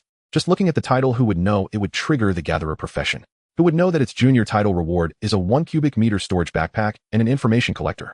The storage backpack needs no further explanation. With a backpack, carrying items becomes much more convenient, allowing for extended travels in the wild when combined with hunting skills. As for the information collector, although she had never seen the actual item, its name suggests it is used for gathering information. Xia Sanfu had gained storage space and an encyclopedia of all things shortly after starting, so she had not focused on the gatherer profession, yet its hidden importance could not be ignored. Gathering is a significant activity in human history, representing a rational advancement in thought from foraging for food to collecting information. Due to the unfamiliar environment and lack of information, players' gathering actions have regressed akin to ancient humans facing a vast and perilous world filled with uncertainty and helplessness. Only through continuous gathering can a new cognitive system be built. She received her career planning book on the 21st day in the rainforest and did not immediately disclose various profession information, because this card combined with the Crow community could potentially make her the top player, so she naturally could not reveal everything at once. And as it turned out, during the first round of the map, her various first announcements almost dominated the world channel. She only revealed to the entire server that the Crow bookstore could trigger professions along with a targeted refinement of reputation for players in this region, and thus secured the top spot. There was no need to provide specific profession information then. But just as she had said before, it is better to develop professions early than late, and in this second round, she must reveal them. Compared to the brief profession strategies in the World Channel and the Crow community, she provided the names of textbooks that trigger various professions and the rewards for various junior titles, which players would originally have to explore to discover. She also posted a career personality test questionnaire she had researched for a long time to help players choose suitable professions and avoid detours. Especially since players rush into popular professions and hesitate to spend points and time on unfamiliar textbooks, her post effectively provided a relatively accurate and comprehensive career planning guide. This career strategy post was protected against theft and charged 10 points for browsing. While the top player really loves us, the career strategies she provides are much more detailed than those in the World Channel. There's love, but not much at 10 points is acceptable. After all this time, who doesn't have 10 points? It's primarily worth it. What are you guys playing at? Can't you just say it directly? There's a complete collection of textbooks for triggering various professions, and we can know the title rewards in advance. After being like headless flies for so long, we finally found the head. Cunning merchant, if only you had told us earlier. Warning to the one above, block them. Soon the view count reached 10,000, after which the growth rate gradually slowed down. Xia Sanfu set aside external matters and entered meditation to recover her depleted mental power. After a night, her mental power restored to the current maximum of 342 points. She took out the mental power potion from the King Worm's silver treasure chest and carefully examined the instructions. Xia Sanfu has a certain depth of understanding regarding mental strength. Broadly speaking, it is an invisible force released by the biological brain tissue. In a narrow sense, it is a specific manifestation of subjective initiative influencing thought, action, and emotion. Therefore, there are various ways to enhance mental strength. First and foremost, the most important and fundamental aspect is to develop the potential of the brain region. The brain region determines the upper limit of mental strength. Her current brain region development value is 20 points with mental strength rated at 1 star 34100. Upon reaching 1 star completion, she can be promoted to 2 stars. This indicates that the current limit of mental strength she can accommodate in her brain region is 2 stars. Second, thought, action, and emotion can also influence mental strength, which requires the establishment of one's own thinking system. Action management and emotional management emphasizing stability, otherwise it may easily lead to mental confusion. Third, focus and proactivity, the most typical examples being meditation and visualization, using absolute concentrated attention to stimulate the 5 senses. For instance, the organ visualization method breaks through the limitations of the seeing organs to internally view the 5 organs, guiding the energy flow within them. This act itself is a training exercise to enhance mental strength, though its effectiveness is limited due to its singular nature. The method of dark meditation involves not only seeing, but also touching, smelling, hearing, and tasting, allowing one to liberate from the 5 senses, subdue one's mind, and rid oneself of various external desires, thus gaining self-control. The process of meditation is a dialogue with oneself, with nature, and with the endless unknown. This is also her fastest route to enhancing mental strength at present. Thus, understanding mental strength becomes quite simple. For example, she has a piece of sandy land which she plans to utilize by digging a pond to fill with water. 2 stars represent the area of sandy land she possesses. 342 points indicate the current volume of her pond. 342 points is also the upper limit of the water capacity at present. Using meditation and other tools to expand the pond's capacity will consume mental strength, which is why the overall enhancement of mental strength is very slow, reaching a maximum of 8 to 9 points per day. However, the consumption of mental strength and the decrease in water volume can be easily replenished since the capacity has already been developed. She just needs to pour water, in which incurs minimal consumption. Unless mental strength is completely exhausted, damaging the foundation of the pond, at which point it can no longer hold water. The role of the mental strength potion is to loosen the soil and accelerate the digging speed of the sandy soil. In professional terms, it strengthens the quality of brain tissue, enhancing the release of mental strength. The amount of release enhancement varies from person to person, but fortunately its effects are permanent, unlike the first-time consumption of the 100-fruit brew, which provides a one-time boost to mental strength under brain region stimulation. The mental strength potion is contained in a test tube displaying a light blue color. Xia Sanfu removed the stopper, tilted her head back, and poured it into her mouth, savoring the slightly bitter and throat-burning taste. She lay peacefully on the bed, waiting for it to take effect. The development of brain potential is akin to uncovering undiscovered and unused functions of a vehicle, while the mental strength potion serves to enhance the quality of its components. Half an hour later, Xia Sanfu experienced symptoms of drowsiness, feeling nauseated, lacking energy and focus, and was unaware of how long she had been tossing and turning before gradually drifting off to sleep. Unbeknownst to her, the star meteorite on her body was emitting intangible energy, aligning her magnetic field and indirectly catalyzing the potion's potency, allowing her brain tissue to absorb the potion more completely. On the 19th day in the scorching desert at 1830, Xia Sanfu had practically slept through the entire day. However, the sky in the desert was still bright, and even inside the mobile house, everything she touched felt scorching. Her body was becoming increasingly acclimated to the high temperature of over 50 degrees Celsius with little to no discomfort. She ate something and by 1900 attended a 2-hour course on traditional Chinese medicine with Qi Zhaoyan and an hour-long class on seed cultivation with Wei Zongxue, organizing what she learned before entering a meditative state. Normally, after meditating for about an hour and a half, she would feel tired and struggle to concentrate, but this time she extended it to 2.5 hours. Her mental strength points did not just double, they tripled, 27 points. At this rate, in 5 or 6 days her points could reach 500, allowing her to begin practicing mental strength skills. As the temperature cooled, Xia Sanfu drove her car, enjoying the breeze and clearing her mind. Under the dark night, the sand dunes rolled endlessly, silent and majestic. With one hand on the steering wheel, her thoughts were on desert resources. Previously, she had posted long-term acquisition requests for iron or quartz, limestone, feldspar salt, and coal, not because she necessarily wanted these materials, but to test if she could find mineral resources in the desert due to the large number of people. She still had water and could stockpile some in advance. Perhaps she had overestimated the player's willingness to act, as there had been no news in recent days.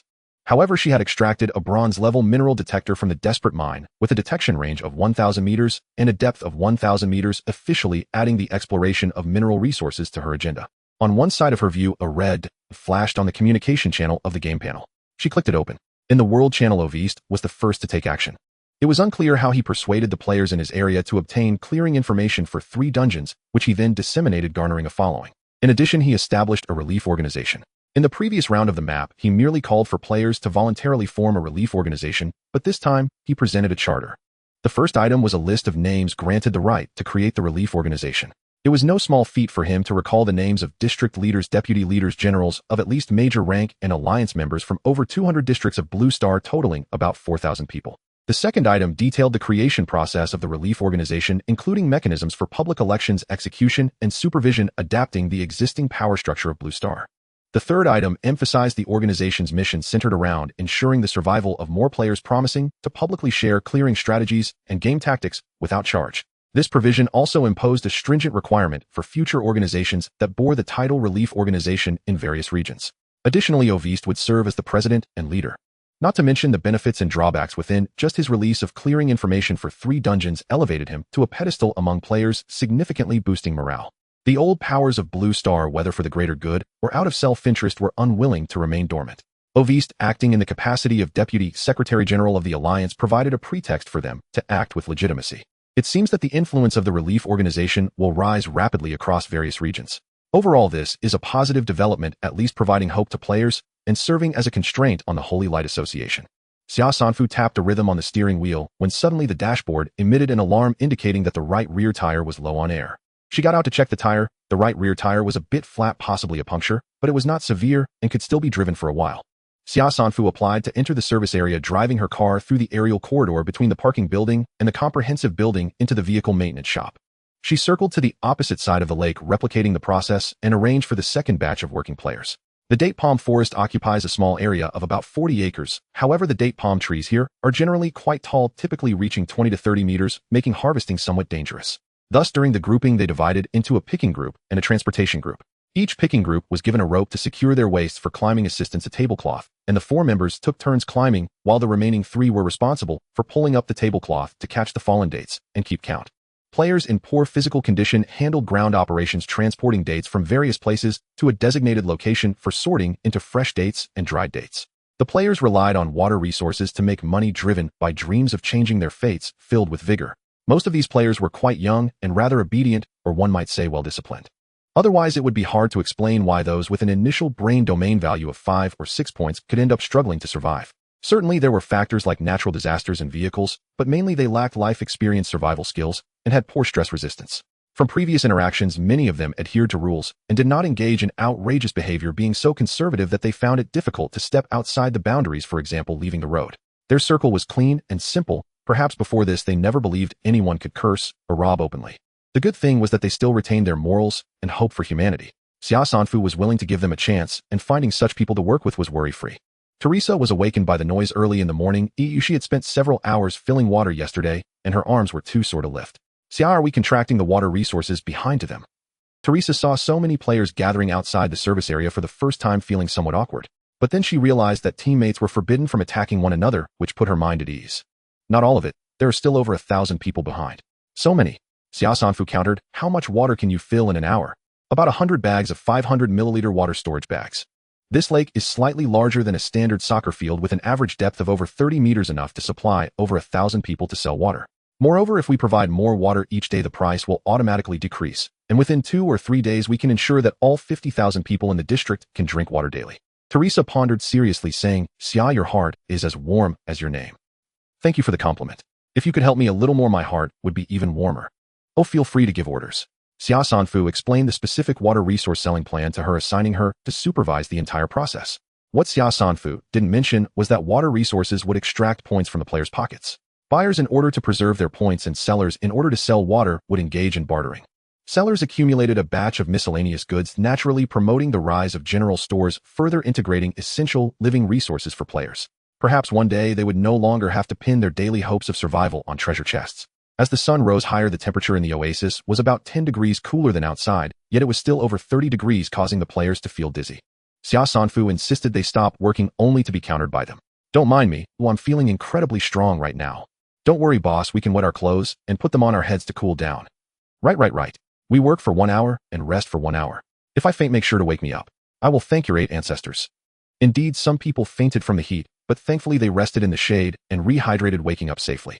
For those who were severely heat-stroked, Xia Sanfu could also advance their medical expenses. Working vigorously until after 6 in the afternoon, the date harvest was completed. Xia Sanfu did a rough calculation beforehand. The yield of dates per acre was about 1 ton, and with over 40 acres, there should be approximately 40 tons.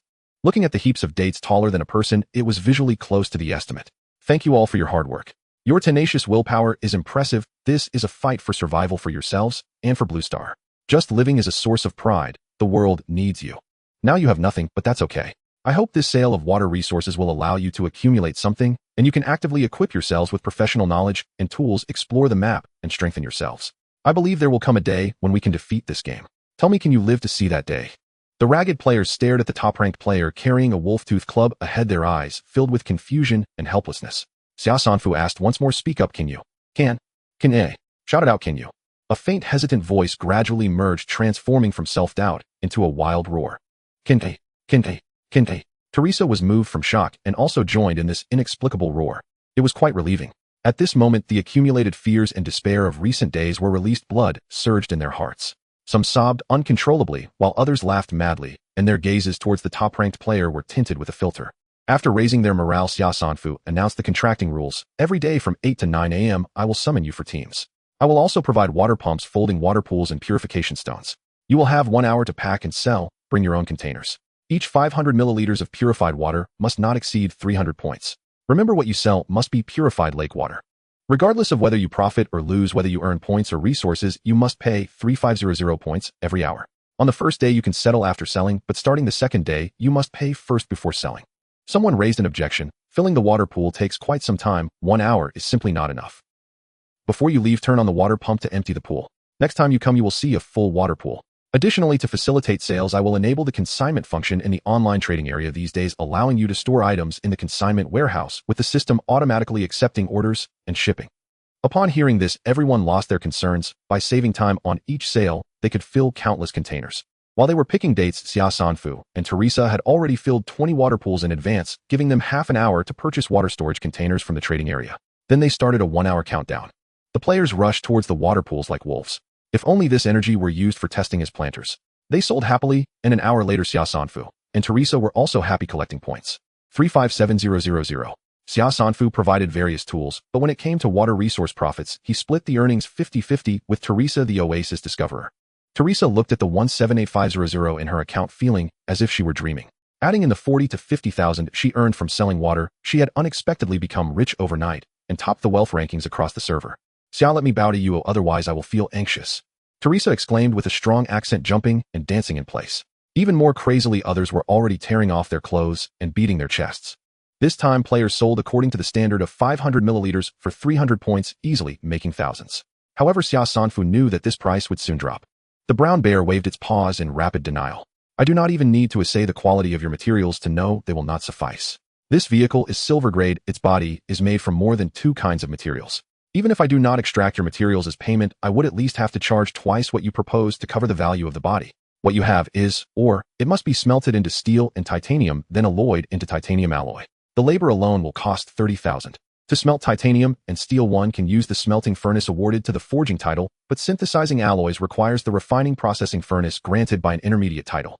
If she did not ask the Vehicle Purchase Center for assistance, she would have to progress several more map rotations before the vehicle could be upgraded. In truth, she was not in a hurry. She merely happened to have the materials on hand and thought to inquire. Xia Sanfu set her cup on the table, and in a tone that suggested she was about to rise asked, "Materials have quality differences. What if I add rare earth elements?" Rare earths refer to the lanthanide series plus 17 elements such as scandium and yttrium. They possess irreplaceable magnetic, optical, and electrical properties and see broad use in metallurgy, petrochemicals, agriculture, ceramics, and glass medicine and water purification. When added to steel or non-ferrous metals, they enhance strength and corrosion resistance, alter microstructure, and improve tactical performance, all directly relevant to automobile manufacture. The brown bear cradled its face in its paws and exclaimed with surprise, "It depends on which rare earth elements they are. Give me the samples, and I will send them for testing. It will be quick." Xia Sanfu handed over the iron or titanium ore and the rare earth samples. While they waited, a white cat delivered a fresh glass of juice, elegant, aloof, and politely reserved. Its true form was likely a very beautiful ragdoll cat. After seeing so many anthropomorphic animal attendants in the service area, as if one lived inside a cartoon, she could not tell whether the sight was comforting or unsettling. Feelings were mixed. Still, Xia Sanfu found the whole setup slightly absurd, not a critique of the attendants themselves, but of the design of this survival game. The brown bear did not keep her waiting. In under 5 minutes, it came bounding back with 3 test reports. "How much rare earth do you have?" 900 kilograms. Xia Sanfu understated by 100 kilograms, as she planned to reserve that portion for agricultural experiments. "The metal content of these 3 minerals is above 60%, high grade, but I must take half the materials as payment. The remainder is worth at most a vehicle shell. If you want a complete vehicle, you must add another 300,000 points." The vehicle's original price was 600,000 points. Xia Sanfu asked, "If I do not want the car, but only want you to extract the metals from the raw, or is that possible?" The brown bear shook its head. "Sorry, we only handle manufacturing, modification, and sale of vehicles. A matter of each playing its role, perhaps." Xia Sanfu intuited that the service area shops all followed a set of unwritten rules. If one brought one's own ingredients to Shinshin, the split would be either 50-50 or 40-60, depending on ingredient quality and the proprietor's mood. The brown bear explained that typically 6/10 of the raw material value was charged as fee of VIPs might only be charged 5/10. At present, only vehicles and food could be purchased with raw materials. Similarly, on a Diamond VIP card, all shops could see their inventory, and inventory counts only decreased, never increased. The fact that vehicles and food could be exchanged for raw materials suggested their inventories might in some way be capable of rising. The 8-wheeled amphibious all-terrain vehicle Xia Sanfu had in mind showed only 100 units in stock on the Diamond VIP card. Clearly, obtaining one by trading raw materials would not be easy. The brown bear produced a quote sheet on the spot. The vehicle's list price was 600,000 points. The materials would offset 30,000 points worth of the body, but she would still need to pay the remaining 300,000 points, otherwise she would receive only an empty shell. Xia Sanfu noted that the payable 300,000 included a 60,000 point general labor fee itemized as metallurgy, forging, assembly, and so forth. 8 wheels were priced at 80,000. The remaining points were allocated to interior accessories and various systems. Xia Sanfu asked for the mineral test reports. The brown bear hesitated a beat, then handed them over. Xia Sanfu skimmed the iron and titanium data and opened the 3rd report. The rare earth contained multiple metallic elements, but praseodymium and neodymium predominated. They could yield praseodymium, neodymium oxide, and neodymium oxide, used in metallurgy, glassmaking, and permanent magnet materials. A very good match for vehicle manufacture. On launching, those oxides commanded extremely high prices, selling for 600,000 to 700,000 per ton. The service area's baseline prices resembled those on launching to some extent. Xia Sanfu argued, "Since you took half the raw materials as payment, the extract from the remaining half should be valued according to the extract products themselves."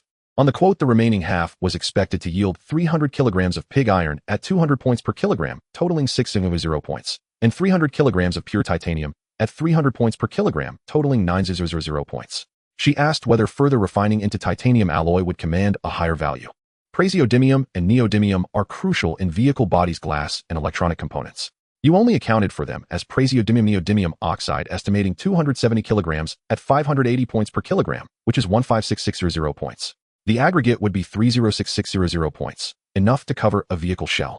She believed there was room for negotiation. Their value could be raised further. At the very least, they should waive the 60,000 point labor fee. The brown bear pocketed its hands and shifted the focus. Do not underestimate the vehicle shell.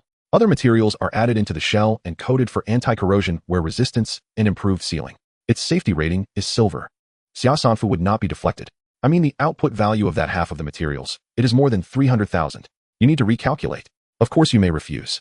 Unfortunately, I do not have that many points to pay the remainder, but I do not know. She fixed the brown bear with a steady gaze and asked, does your side need raw materials? The brown bear's celebratory expression changed instantly. It regarded this top-ranked customer seriously. Materials? The more the better. Xia Sanfu remarked casually. I also like collecting materials, they always seem useful. It is a pity the situation is difficult. I do not know how much my online trading zone can accomplish. Gulp. The brown bear drank the whole glass in one swallow and brightened into a lively smile. We will certainly collect more. Be sure to patronize us when you have more supplies. You are my first big order. I will apply and see if I can secure an internal discount. Please wait a moment. She was once again alone in the VIP room. Xia Sanfu pinched her finger joint and lowered her eyes in thought. From the bear's implication, it seemed they lacked the means to obtain raw materials and ultimately relied on players to provide them. If players could not supply materials, would these shops all be forced to close? Here I come, here I come. You are so lucky. Our manager agreed to waive the labor fee and to throw in 3 free maintenance services. The brown bear scratched out a new quote. If you pay an additional 240,000 points, you can take the complete vehicle. Xia Sanfu wanted to tell him he was premature. She did not have 240,000 points. The wheels will be fitted with ordinary high-temperature tires. The vehicle's components and systems will be transplanted from my business car. The brown bear could not quite make that sound like a joke. As a mechanic, she felt affronted. Did he really intend to gut a Silver War vehicle and turn it into a bread van? I am poor. The car will have to be upgraded piece by piece. For now, I only ask that it can move. Or, could you accept only a down payment? No dear, that will not do. What a pity. Then at least help me change a tire on my business car first. Wait. The brown bear clutched its belly, widened its eyes, chest heaving, an odd feral gleam flickering across its face. You. It suddenly grabbed Xia Sanfu's thigh and burst into wailing sobs. Let me earn some money. Let me earn some money. Shoving parts from your shabby business car into that shell is an insult to the vehicle. Xia Sanfu twitched her leg, but could not pull free. My budget is 60,000 points. Just get it running. All right. The brown bear nodded in an instant and quickly wrote out a fresh quote. The brown bear allocated 40,000 from the 60,000 budget to the car's windows, saying at least this way the glass matches the car body. The remaining 20,000, along with some repurposed components from a commercial vehicle, will be used to properly set up the transmission, driving, steering, and braking systems, allowing the vehicle to operate normally. There's no need to expect high speed. This car body is a lightweight armor weighing twice as much as an ordinary 2 to 3 ton vehicle. Ordinary parts cannot support it. If we don't want it to be scrapped, the speed must not exceed 60 kilometers per hour, and don't expect it to take risks off-road. The brown bear continued with a hint of melancholy. Its most outstanding features are its ability to wade through water, climb slopes, and traverse snow, desert, and marshes with ease. It can reach a highway speed of up to 140 kilometers per hour, possessing exceptional maneuverability. However, the various compatible systems cannot be loaded, and its most unassuming attribute, its defensive power, has become a highlight. Xia Sanfu selectively pretended not to hear. I have a level 15 magical beast turtle shell. Can we somehow make it into external defensive equipment? Show it to me. The brown bear marveled, stroking the turtle shell, where the interlacing knife ridges glinted coldly, seeming sharp enough to injure its claws with the slightest carelessness. It lamented, why didn't you take it out earlier? The energy of the golden-backed crocodile turtle is partly contained within its shell, and it's already starting to dissipate. This was the first time Xia Sanfu heard such a perspective and immediately felt a refreshing clarity of thought. The energy material referred to as Yuanli is essentially life energy and material energy, isn't it? Diet, air, and water are the most fundamental sources of material energy. The qi that maintains the operation of the Bodis meridians, neurons, and blood is the most basic form of life energy. This qi originates from the 5 organs, is the essence inherited from parents, and is innate, as well as transformed from dietary intake, air, and water. In the perspective of the 5 organs, it is referred to as Jingqi. It is actually just Yuanli, only differing by 1 magnitude. This means that when the Jingqi is sufficiently abundant within oneself, and it can induce changes in the muscles, bones, and skin, one enters the realm of Yuanli. The golden-backed crocodile turtle exuded Yuanli, transforming its flesh and blood, altering its shell, endowing it with extraordinary abilities beyond common knowledge. Will the human body ever reach such a level? Xia Sanfu questioned, why do you say its energy is within the shell? Can the energy contained in the shell be extracted? If extracted, will the shell retain its current hardness? The brown bear scratched its chin. Yuanli nurtures the shell, and altering the chemical structure of the shell is a long-term process. It's impossible to extract all the Yuanli at once. The remaining Yuanli can be extracted, but the hardness of the shell will decrease. The current hardness is actually due to the inherent hardness of the shell combined with the sharp properties of the crocodile turtle's Yuanli. Once the Yuanli is drawn out, it won't be as damaging. The brown bear gestured with its eyes towards the razor-sharp ridge along the turtle shell. Leave it to me. I can lock its Yuanli in the shell and forge it into an outer armor with a reflective damage effect. You understand, I will need half the materials. This turtle shell is so large that using half will still be sufficient for you. Xia Sanfu tapped the armrest of the sofa. Energy is conserved. Even if the Yuanli is locked, it will eventually deplete, as it continually withstands damage. Right. That's right, the reflective damage effect will eventually disappear. Can it be resolved? The brown bear noticed that this top player was adept at probing deeper into issues, uncovering hidden strands of thought. It can be resolved, but not easily. Xia Sanfu smoothly connected to its thought. Why? Is it affecting the balance? The VIP room fell into a moment of silence. The brown bear was stunned, and when it finally reacted, it couldn't help but slap itself. It was connected to her mind, and she was playing mind games with it. It thought Xia Sanfu wanted the treasure in its hands, but she was actually speculating about the allowable civilization strength in the game. When Xia Sanfu asked whether the Yuanli could be extracted, she was testing the limits of this game, or perhaps the technological level of this civilization. As a result, the brown bear answered yes. Then came the second question: how to achieve sustained charging.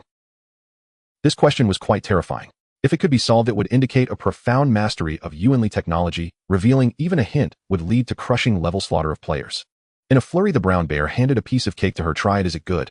Xia Sanfu readily accepted, took a spoonful, and the smoothness of the cream, the delicacy of the cake, and the sweetness of the fruit intertwined, making one instinctively relax and feel pleasure. The brown bear continued, you can install an energy shield on the car. The energy shield will gather a large number of electrons from the air, creating a discharge effect. Just tell me a price to let me down gently. 1 million. Xia Sanfu pointed at the pastries on the table. Can I pack them?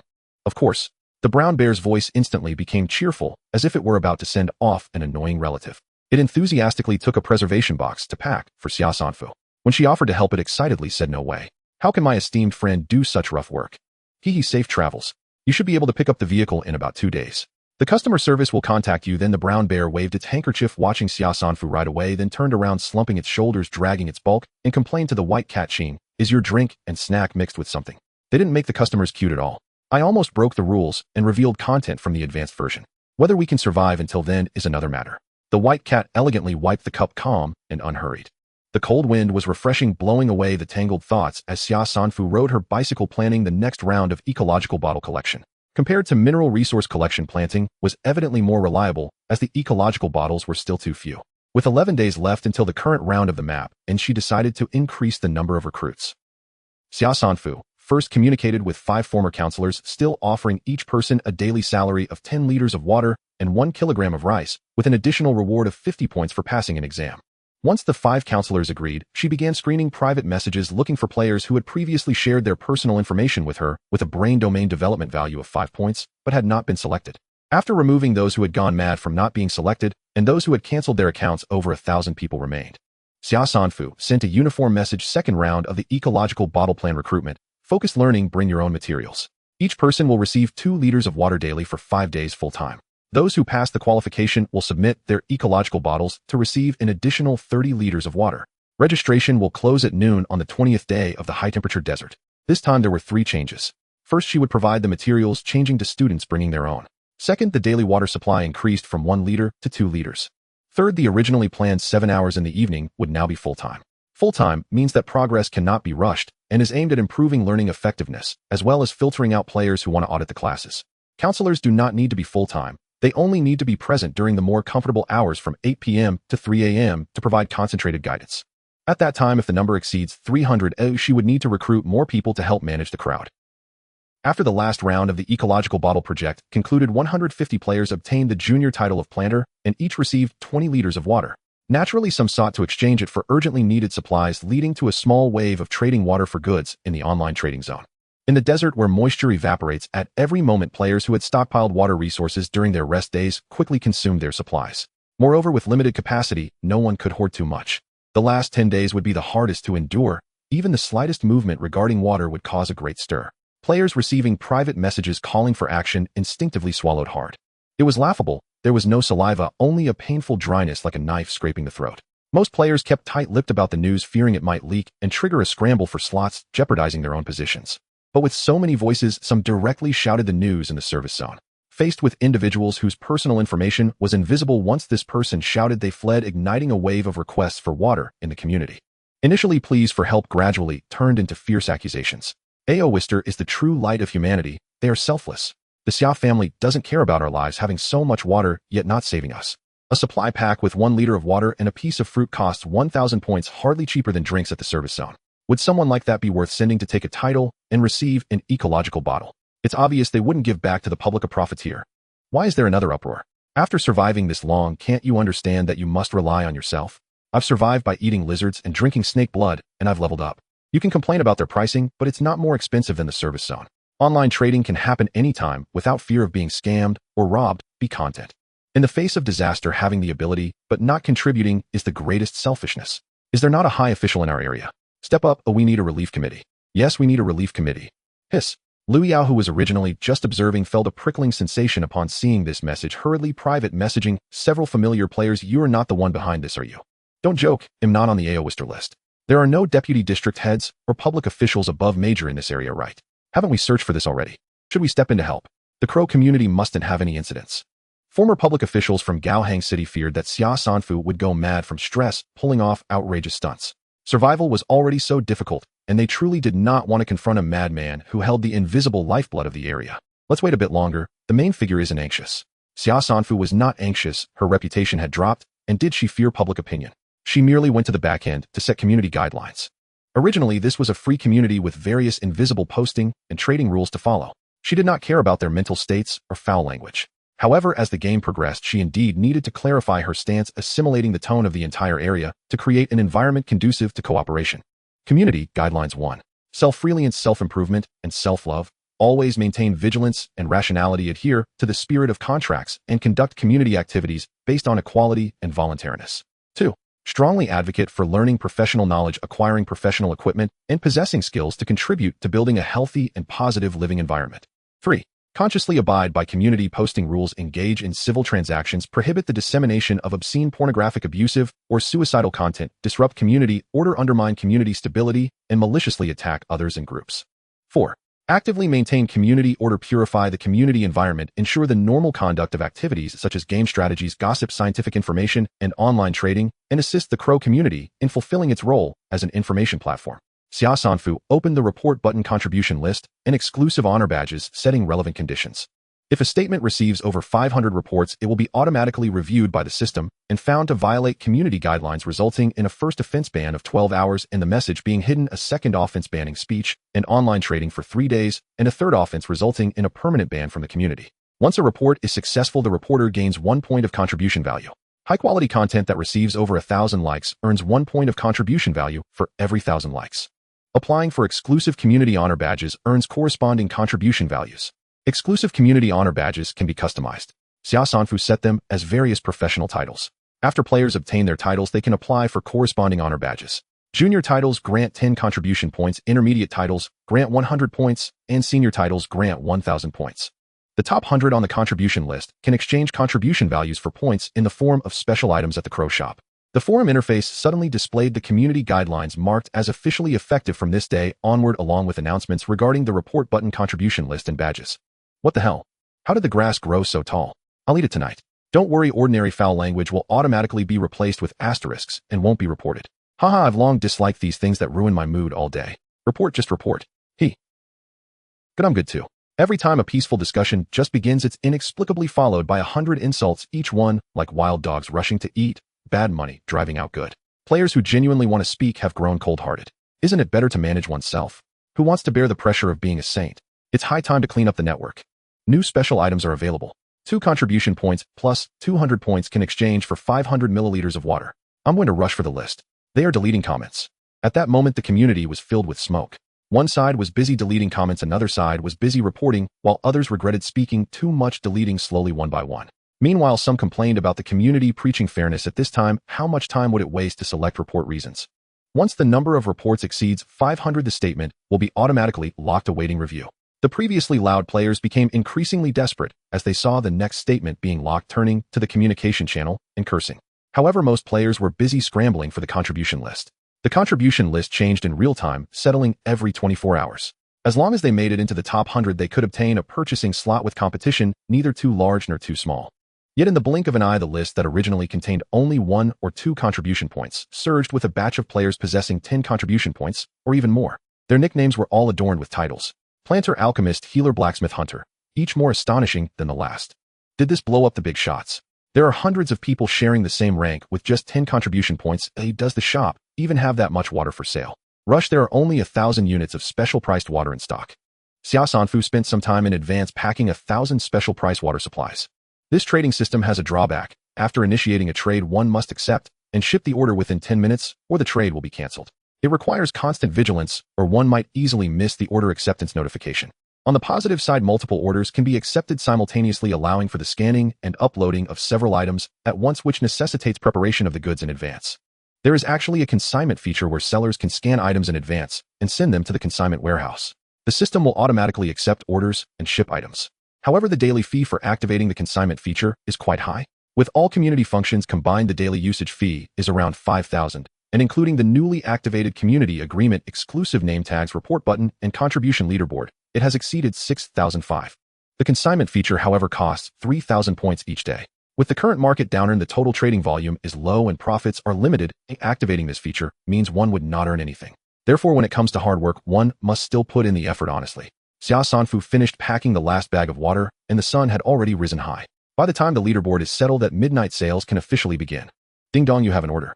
Someone has requested the survival supply pack No. 1, but offered a common seed, which does not meet the exchange conditions for pack No. 1.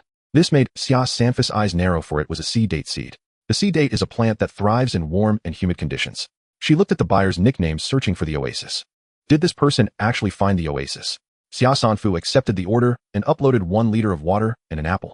She switched to the forum's private message interface, searched for seeking oasis, and sent a message: "Hello, I am looking for clues about the oasis for a reward." On the scorching sand dunes, a woman wrapped in cloth tilted her head back and drank half a bag of fresh water, savoring it for a long time. In her line of sight, a patch of azure lake was embedded in the vast yellow sand, resembling a deep and alluring eye. Unfortunately, the grass and trees were dangerous embellishments.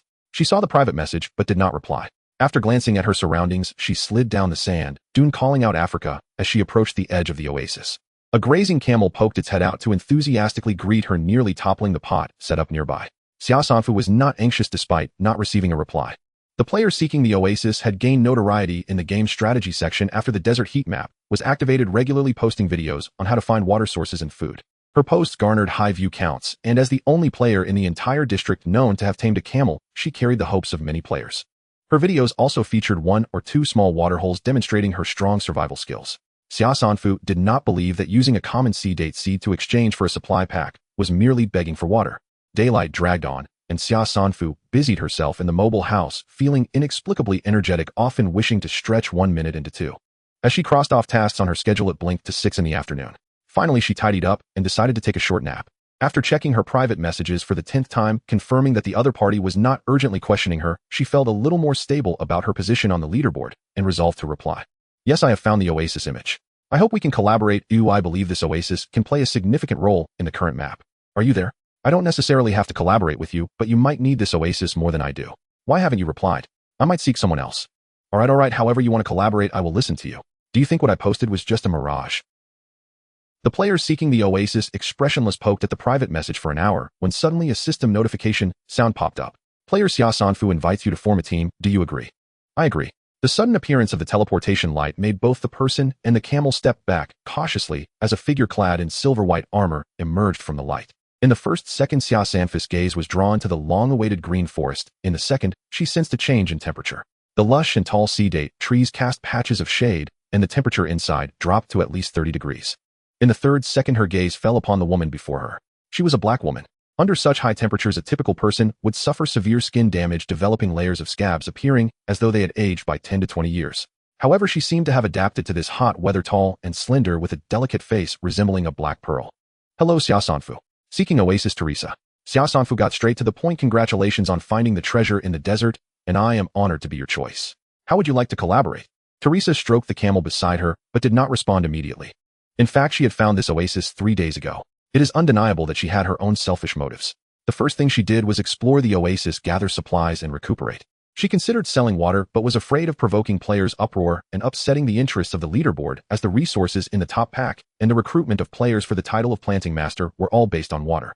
If a large amount of her water were to enter the trading area, it would undoubtedly affect the leaderboard's interests. She could not guarantee her continued standing in the crow community. She also thought about collaborating with the leaderboard, but feared knowing a person's face without knowing their heart, freely providing nourishment. Until this time, when Xia Sanfu released the community agreement, some of the wording touched her, and she decided to trust once. A person who advocates for players to be self-reliant, strong, and self-loving, emphasizing equality and voluntariness, should not be too bad. Teresa threw the question back to Xia Sanfu. My abilities are limited, so let's go with your thoughts. If there's extra capacity, I hope to assist more players. Have you explored this oasis completely? Not entirely. There is a lake in the middle surrounded by a grove of palm trees. The water plants are lush, harboring many desert creatures. I have only discovered a small path leading to the water source. Xia Sanfu looked up at the towering palm trees about 20 to 30 meters high. Hundreds of reddish-brown dates formed large clusters, with each tree bearing at least 5 or 6 clusters, some even having 8 or 9. Wait a moment, I need to assess its value. Xia Sanfu spread her iron wings and flew to the treetop. It might be the season for the dates to ripen. Some were fresh, while others were nearly dried out by the sun. In the desert heat, the dried fruit is easier to preserve. She picked one and took a small bite. The sweetness was overwhelming, akin to candied fruit. The palm tree alone has fruits that are high in sugar content and rich in nutrients, providing quick energy. Its broad leaves can be woven into mats, its branches into baskets or chairs, and the trunk can be used as fuel. Identification showed that even the sap from its trunk can be made into sugar, and the seeds can be pressed for oil. However, this grove is also home to many snakes and insects. Just looking at the fallen fruits on the ground attracted a group of brown ants, which turned out to be aggressive red fire ants. A single sting would cause both pain and itchiness, resulting in blisters. A casual glance revealed a venomous snake slithering into the bushes, and distant wolf howls could be faintly heard. To the southwest, a group of antelopes roamed leisurely, and occasionally desert rats could be seen. The oasis, being a water source, housed numerous animals. From above, the entire oasis covered an area of over 30,000 square meters, with a blue lake in the center. The lake's water had a high salt and alkali content, teeming with microorganisms, but still within drinkable limits, just not suitable for direct consumption. Xia Sanfu took out a mineral detector to scan, but found no useful minerals. The greatest value of this oasis lay in the lake water, palm grove, resident animals, and the shade under the blazing sun. She specifically wandered around the territories of desert wolves and antelopes, using identification. All were below level 10. They could be dangerous to ordinary players, but were trivial for her. Unfortunately, low-tier animals wouldn't actively attack her. Even if she killed them, there would be no achievement points. She found it a bit strange, as such a large oasis had no mid to high-tier magical beasts lurking around. Could they be hiding in the lake? Xia Sanfu held her underwater breathing pearl and submerged into the lake, where she encountered common algae, fish, and soft-shelled turtles, but nothing particularly special. Returning to the edge of the oasis, Xia Sanfu asked Teresa, "Is there anything unusual in the oasis?" Teresa was perplexed. What counts as unusual? Everything seems quite strange, like the sheep fighting wolves, snakes chasing after people, and poisonous insects falling from the collar. One misstep, and you could be done for. My greatest gain in these 3 days was bumping into a level 7 antelope after a scuffle with a desert wolf. I happily stored it in a 1-incubator preservation storage ring, along with a few packs of dried dates and several jars of water. If I ration it, it could last a month. Seeing that she could not pry more information, Xia Sanfu decided not to dwell on it anymore. I have an unlimited team card and can recruit players to help excavate the value of this oasis. However, my time cost is very high. I can only share the lake's points with you, of course, since you discovered it. You can take away any other resources from the oasis. How will we divide the lake? One person's strength is limited. We can contract it out and earn from the contract. Teresa knew that owning this oasis alone would yield a lot of profit, but she also understood her limitations. Ultimately, her earnings would be limited. All right, I'll follow your lead.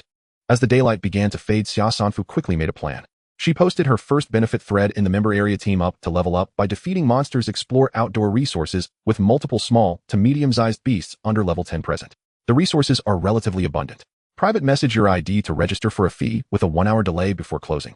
Exploration time is 3 hours with a registration fee of 5,000 points, which can be offset by multiple pieces of bronze-grade resources. Dungeon summoning tickets are prioritized, and participants are responsible for their own safety during the exploration. The content of this post is prohibited from being disseminated.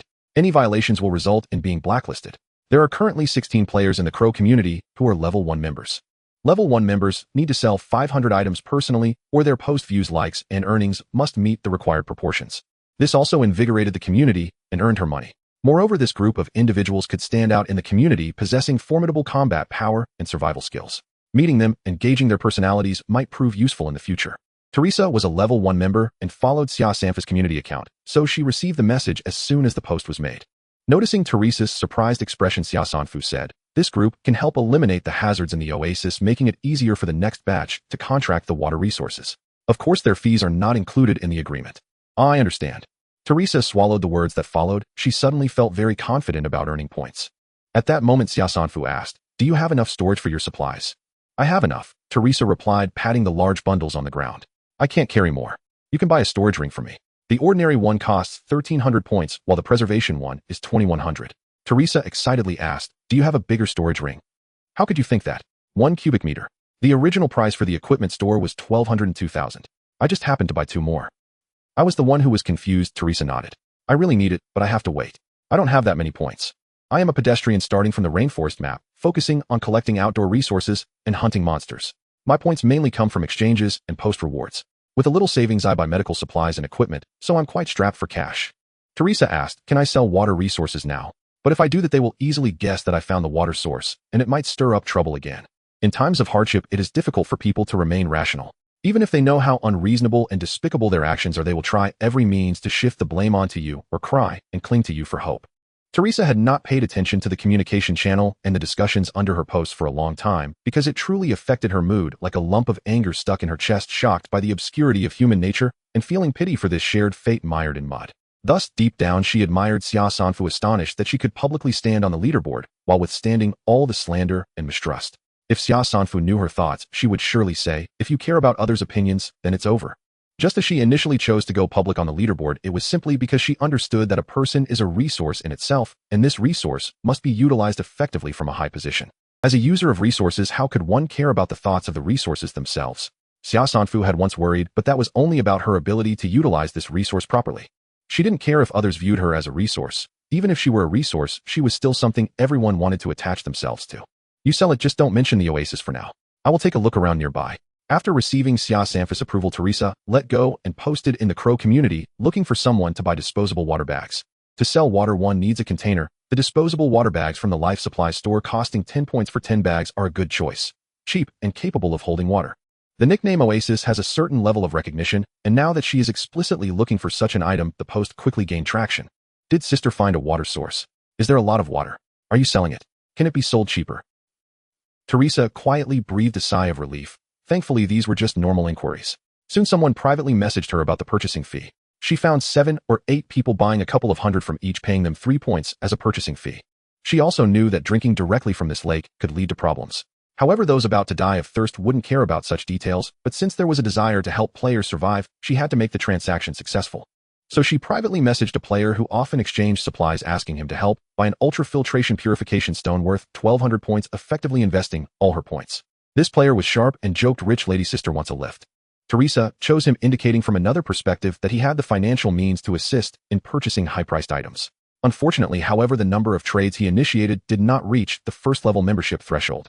Teresa subtly reminded him, what's the use of accumulating so many mileage points? You only put in but don't take out, you can't build wealth. I've spent so many points on this one vehicle alone, and I still need to save up to buy equipment to combat abyssal species. Your points are spent in the service area, not in the community. Teresa increasingly felt that Xia Sanfu was the reincarnation of a capitalist. Players who couldn't create value for her had already become unwittingly excluded, even if they were point-rich. In the member area, 16 people had built a 100-story tower, all inquiring about the specific situation, while the registration fee for 3 hours was 5,000 points. Too expensive. Xia Sanfu simply replied, players with normal intelligence can at least make a twofold profit this time. Because of her words, most people believed it. Some immediately transferred points, while others gritted their teeth and sold off their supplies to gather points, and some bargained with bronze resources. Xia Sanfu walked through the date palm forest with snakes and insects scurrying away. While she gauged the current state of the oasis, she also responded to private messages. Some bronze resources cannot be measured by the basic 1,000 points. If they are truly useful to her, then it is fine to mark a higher price. Survival expert from the Special Forces. The dungeon reward replication card has only one replication opportunity left, but as long as it's bronze tier equipment, it can be replicated. I believe you have high-value bronze resources in your hands. Xia Sanfu thought for a moment before replying, that's good, but it's not essential for me. Add 1,000 points, and you won't lose out. What she said was true. She needed silver resources more. Currently, collecting bronze resources was merely because most players could only access bronze-level items. After this round of the map passes with more players above level 10, they can enter the bronze dungeon to open silver treasure chests, and she would start collecting silver resources. The survival expert from the Special Forces responded after a while, saying, okay, deal. At 8 in the evening, Xia Sanfu counted the number of registered participants and sent them team invitations. In a flash of white light, 13 players appeared in the open space. Their alert postures shattered upon seeing the tall date palm trees, and they shouted in shock. Oasis. It's actually an oasis. Quick slap me, my eyes are blurry. A burly man excitedly picked up a player and spun around happily, receiving a slap. Did you really slap me? Xia Sanfu interrupted them. Those who want to level up go to the 9 o'clock and 3 o'clock directions. Those who need water should move forward. Feel free to pick fruits from the trees. There is a 3-hour time limit. Long live the big boss. Thanks. Number 1 on the leaderboard. Those who could appear here were somewhat ambitious, and upon hearing this, they rushed out, quickly dispersing in less than a minute. Qi Chaoyan was among them, and she was the first to run towards the 9 o'clock direction. The 9 o'clock direction led to a pack of wolves with the Wolf King at level 8 and 6 remaining wolves ranging from levels 7 to 1. The 3 o'clock direction led to a herd of antelopes with the lead antelope at level 7 and 12 remaining sheep. Originally, there were 30 sheep, but she craved mutton, killing 10 and capturing 4 young sheep and 3 lambs, placing them into the ecological bottle. Don't be fooled by their appearance, as sheep their attack power is considerable, and their kicks and headbutts can make low-energy players bleed. The 13 people very sensibly chose their directions, with 6 heading towards the wolf pack and 7 towards the sheep herd. At first glance, the distribution of numbers seemed fairly even, but it was clear that competition was fiercer on the wolf side. Xia Sanfu went to observe the situation at the wolf pack. These desert wolves avoided the high-level Xia Sanfu, yet as soon as they stepped into the wolf territory, they were immediately besieged. The Wolf King was as large as a bison, with brown fur eyes burning like torches and sharp fangs exposed. It leaped down the slope like a fierce tiger, descending the mountain, the wind howling. Qi Chaoyan and a player dressed as a hunter both locked onto the Wolf King at the same time. Coincidentally, both used daggers. One was made of bone and glimmered with a green light, while the other was a regular dagger rewarded for the hunter title. The wolf's claws pierced through the air, and both rolled to the ground. Qi Chaoyan was the first to pull out a card, causing several vines to shoot up from the ground to ensnare the Wolf King. The hunter player hesitated for a moment, then turned and used an ice spike card to scare off the level 7 wolf that had ambushed them, engaging it in combat. The others also had their opponents, all seemingly with some skill, but their levels were low. The team panel showed their levels. The lowest was level 4, and the highest was only level 7. If they allocated all their attribute points to physical potential, they could still barehandedly confront level 7 or 8 desert wolves. However, looking at their strength, they were still lacking, so they needed to rely on equipment and cards to make up for it. In the blink of an eye, the vines were torn apart by the Wolf King's steel claws. The enraged Wolf King exhibited its biting power and advanced step by step.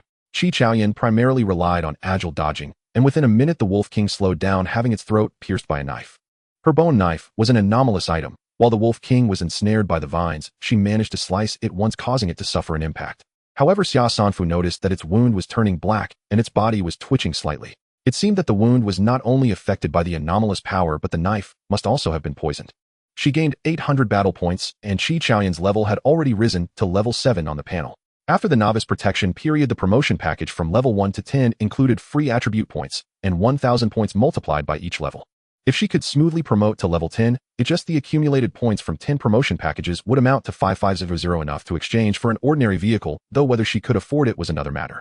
It can be said that before level 10, as long as players are willing to take risks, venture into the wild and tackle dungeons to obtain equipment and strive for advancement, it is quite easy to accumulate an initial sum of funds. In just 20 minutes since teaming up, Qi Chaoyan has already earned 700 points, 10 of which were just from traveling. She did not expend much stamina and immediately confronted another wolf. The hunter did not lag behind, either, swiftly finishing off the level 7 wolf within just a few exchanges. Qin Xiao, nicknamed the survival expert of the Special Forces level 7, found that the performance points from this wolf did not suffice for his promotion. Perhaps he was still a bit short. Scanning the battlefield, he found no additional desert wolves available and immediately rushed towards the flock of sheep. This chaotic battle between humans and wolves was not entirely effortless. A shorter player, unresponsive, struggled against a level 5 wolf and directly lost a chunk of flesh from his arm. The short player was also tough. Taking advantage of the wolf biting his arm, he frantically swung his axe at its neck, severing it, prying out the meat from its mouth, collecting the corpse, and quickly exiting the battlefield to hide in the forest to tend to his wounds. Xia Sanfu observed the fighting styles of several individuals and headed towards the direction of the antelope herd. The wolf pack gathered like a blazing fire, while the antelopes scattered like stars in the sky. But once the antelope found themselves at a disadvantage, fleeing became their basic skill, and they darted away at astonishing speeds. The antelope territory was long deserted, with only the occasional sounds of fighting heard from various directions. When the wolf pack was annihilated, they were still chasing the sheep. By 9 p.m. some players were still searching for wild monsters to level up, while others were busy hiding water to sell or hiding dates to sell. The trading area had a new batch of lake water and filtered lake water with prices ranging from 200 to 1,000 in high demand, triggering a surge in the trade of water stocking items. When Xia Sanfu reached the lakeside, he saw 2 burly men nimbly climbing to the top of a 30-meter high tree, cutting down a large bunch of dates, followed by a burst of scanning beams as they sold them on the spot. He cut one bunch and sold it, and within a few minutes all 8 bunches of dates were sold out. Xia Sanfu found his shop in the online trading area, selling date bunches for 10 points, setting a designated trading target. Clearly, due to insufficient storage space, he devised a strategy to first sell the dates at a low price to acquaintances and later buy them back, achieving a quick harvest and rapid accumulation. The burly man slid down the tree trunk, and upon seeing Xia Sanfu momentarily felt uneasy, saying, "Big shot, I didn't break any rules, right?" A bunch of dates contains at least hundreds of pieces, although they can't be used as a meal. Eating 2 or 3 can alleviate hunger and restore some energy, which is no problem. Water and food are scarce in the desert, and even selling by the piece attracts buyers. With 8 or 9 bunches from a single tree, there are so many trees here, it's simply a windfall. Most importantly, vitamin C. Vitamin C. Fruits that can be eaten in the desert are as precious as water. He seized this business opportunity, giving up on leveling up to specifically collect dates. If the top player got jealous of his abundant harvest and couldn't play anymore, it seems he also couldn't defeat me. Liang Jingshan discreetly glanced at her equipment silver, which couldn't even break through her defenses. Member benefits, no worries, continue. Okay. Liang Jingshan hurriedly climbed down another tree. Going up and down plus the picking and selling one tree takes 20 minutes, making it a total of 3 hours to handle 9 trees. This wave of benefits is intended to enhance the value of membership, deepen players' recognition of their membership status, and inspire more players to pursue membership. This level of loss is anticipated. As Xia Sanfu walked along the lake, he saw a player tirelessly drawing water, filling containers, and setting them up for sale at intervals, their expressions full of excitement, some even inexplicably smiling. The players at the forefront of the area indeed appeared relatively vibrant. At 10 p.m. the evening glow covered the sky, bringing a hint of coolness. This time should have been the liveliest at the lakeside, yet the shadows of beasts had nearly vanished. Players focused on leveling continued to weave through the forest, even poking at ant hills. Seeing that there was still an hour left, they wished they had X-ray vision to obliterate all wild monsters. Help me! Help me! Top player, save me! I'll pay you! Woo-woo! The shrill cries pierced through the oasis, as if something had choked in their throats, dissipating into nothingness. Steel wings sliced through the wind, and swiftly reached the source of the sound within a few breaths. She had sharp eyes and halted just in time, seeing transparent threads crisscrossing between the trees with a thread hanging down, suspending a humanoid cocoon. Looking up, she spotted a wolf spider with 8 legs and 8 eyes, its sandy yellow fur and blue abdomen resting beneath a wide tree leaf. Not even the width of the forearm could conceal it. Xia Sanfu was overjoyed. In team mode, the factions were united, and its attack on this player was equivalent to an attack on her. This performance point could be collected. She swung the wolf fawn club towards the threads to cut them, only to feel an immense resilience and stickiness. With a strong pull, she managed to sever it, but it stuck to the wolf fawn club. Xia Sanfu directly flapped the steel wings, utilizing the accompanying skill of the steel wings wind blade. 2 wind blades crossed into a cross pattern, slicing through the spider web and knocking the wolf spider down. As it flipped and fell, it shot out a thread sticking to the wolf fawn club, like tying a stretchable rope, instantly jumping in front of Xia Sanfu. 8 legs lunged toward her head.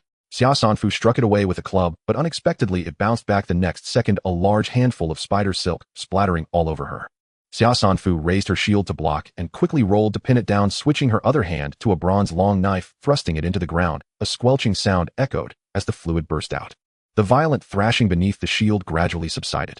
Congratulations, player, for defeating the 8-level Desert Wolf Spider. Performance points 800. Guardian of the Oasis. Minion. Xia Sanfu sliced open the humanoid cocoon, peeling away the sticky spider silk. The person inside had already turned a shade of purple, swollen, and was struggling to breathe. She searched his exposed skin and found 2 red spots on the back of his neck.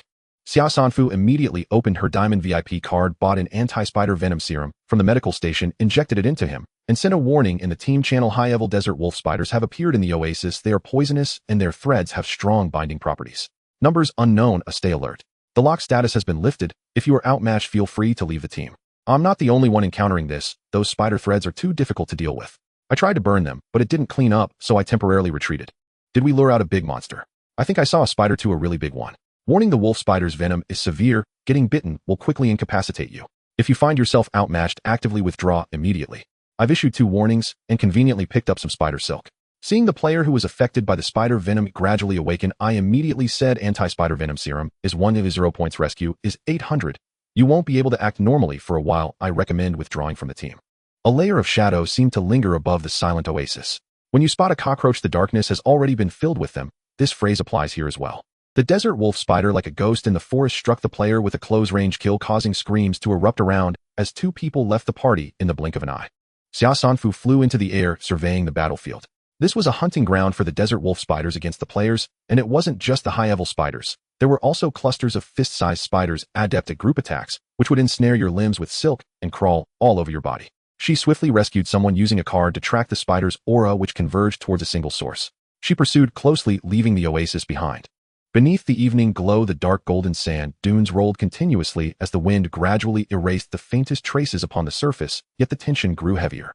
After traveling a kilometer, Xia Sanfu took out her electromagnetic cannon and fired a small projectile accelerated by the electromagnetic field at an unremarkable sand slope, sending up a plume of yellow sand over 10 meters high. A glimmering thread passed by, quickly covered by the falling yellow sand, revealing the vague outline of a cave entrance. Just as Xia Sanfu prepared for a second shot, 3 strands of spider silk shot out from the cave, forcing her back. Immediately after, the sand surged and sharp legs emerged with 8 eyes larger than basins, glaring angrily at Xia Sanfu, their nearly 4-meter-long legs supporting its massive body, casting an elongated shadow. Race Spider. Name Mutated Desert Wolf Spider. Title Oasis Guardian. Level 20. Traits agile and capable of jumping, skilled at hunting, highly venomous with resilient silk that is impervious to water and fire. When the Oasis ecosystem is threatened, it becomes alert and sends its minions to investigate. This creature is actually level 20. A genuine level 20. The highest level she has encountered so far. Xia Sanfu no longer held back, launching 2 small projectiles at its body. The accelerated projectiles created visible air disturbances, yet in the next second 2 spider webs accurately intercepted the projectiles. It could actually spit out fully formed webs. And it could catch projectiles. Xia Sanfu's worldview was shattered, quickly utilizing her aerial advantage to spiral and release wind blades to disrupt its vision, searching for an opportunity to fire another projectile. However, she underestimated the sensitivity and speed of the level 20 mutated desert wolf spider. Under the 360-degree gaze of its 8 eyes, it could capture every single movement. Its entire body was like a radar, amplifying even the faintest vibrations many times over. Crucially, Xia Sanfu did not expect that the agile and capable of jumping trait meant it was incredibly agile. In the blink of an eye, this spider, larger than a truck, dodged the small projectile and leaped 50 meters into the air, crashing into Xia Sanfu and sending her into an aerial parabolic arc. Players in the Oasis who happened to look up were convinced they were seeing things. What? The spider is flying. The tremendous impact knocked Xia Sanfu senseless, and she smashed into the scalding sand, which quickly engulfed her. The suffocating sensation jolted her awake. The sand was soft with no anchor points. Xia Sanfu struggled, flapping her steel wings, trying to break free from the sand. Just as she took a breath, the world before her turned white as a heavy, binding sensation surrounded her. In an instant, her body was lifted, and the sensation of weightlessness hit her as she was dragged rapidly. The spider silk wrapped her in a cocoon. Her half-closed steel wings left a small space inside the cocoon, and her arms remained unaffected. She tucked her neck in, removed the helmet stuck by spider silk, and strained to control her steel wings, attempting to break the spider silk binding them. However, it was futile, akin to 2 fingers hopelessly stuck together by super glue. She then took out her bronze-long knife and stabbed it into the thin cocoon formed by the spider silk. The rapid motion made this action exceedingly difficult. The thin cocoon was as hard as metal, and the blade tip struggled to penetrate. Suddenly, her body was thrown high into the air and fell hard. The temperature and light sensation dropped. It felt like she had crashed on a solid ground, likely pulled into the spider's lair. Dragged along for a distance, her body was lifted again, swaying in midair, accompanied by a massive shadow, the pressure bearing down on her. Its pincers opened and closed, piercing the cocoon. Its pincers bore fangs, the tips being the venom glands openings. In a critical moment, Xia Sanfu activated the card's psychic bomb. The mutated desert wolf spider unexpectedly flipped onto the ground. Oh, perhaps it was an illusion, or perhaps a certain frequency, but she heard a scream akin to leather scraping mixed with frantic struggles. Bang, bang, bang. The mutated desert wolf spider thrashed around, wildly shaking the entire cave. Xia Sanfu plunged her knife into the wound made by its pincers, using all her strength to cut through the spider silk cocoon, and regained her vision. At this moment, she found herself in a dark, large underground cave. She donned her repaired night vision goggles, stowed her steel wings, and stripped off her spider silk-covered barbaric stone suit, quickly firing an electromagnetic cannon at the frenzied wolf spider. This time it couldn't dodge and was hit in the abdomen. Congratulations, player, for defeating the level 20 mutated desert wolf spider. Achievement points 2000. Xia Sanfu was greatly pained. The psychic bomb was a consumable usable only 3 times, and the cards were not within the repair range of the repair station. Once lost, they were truly gone. She had initially wanted to save it for dealing with psychic beasts. She picked up the spider silk barbaric stone suit and the wolf spider's corpse, switching to her night demon outfit while running, and drank a restorative soup to relieve the pain from her fall. The depths were relatively narrow, inaccessible to the mutated wolf spider's size.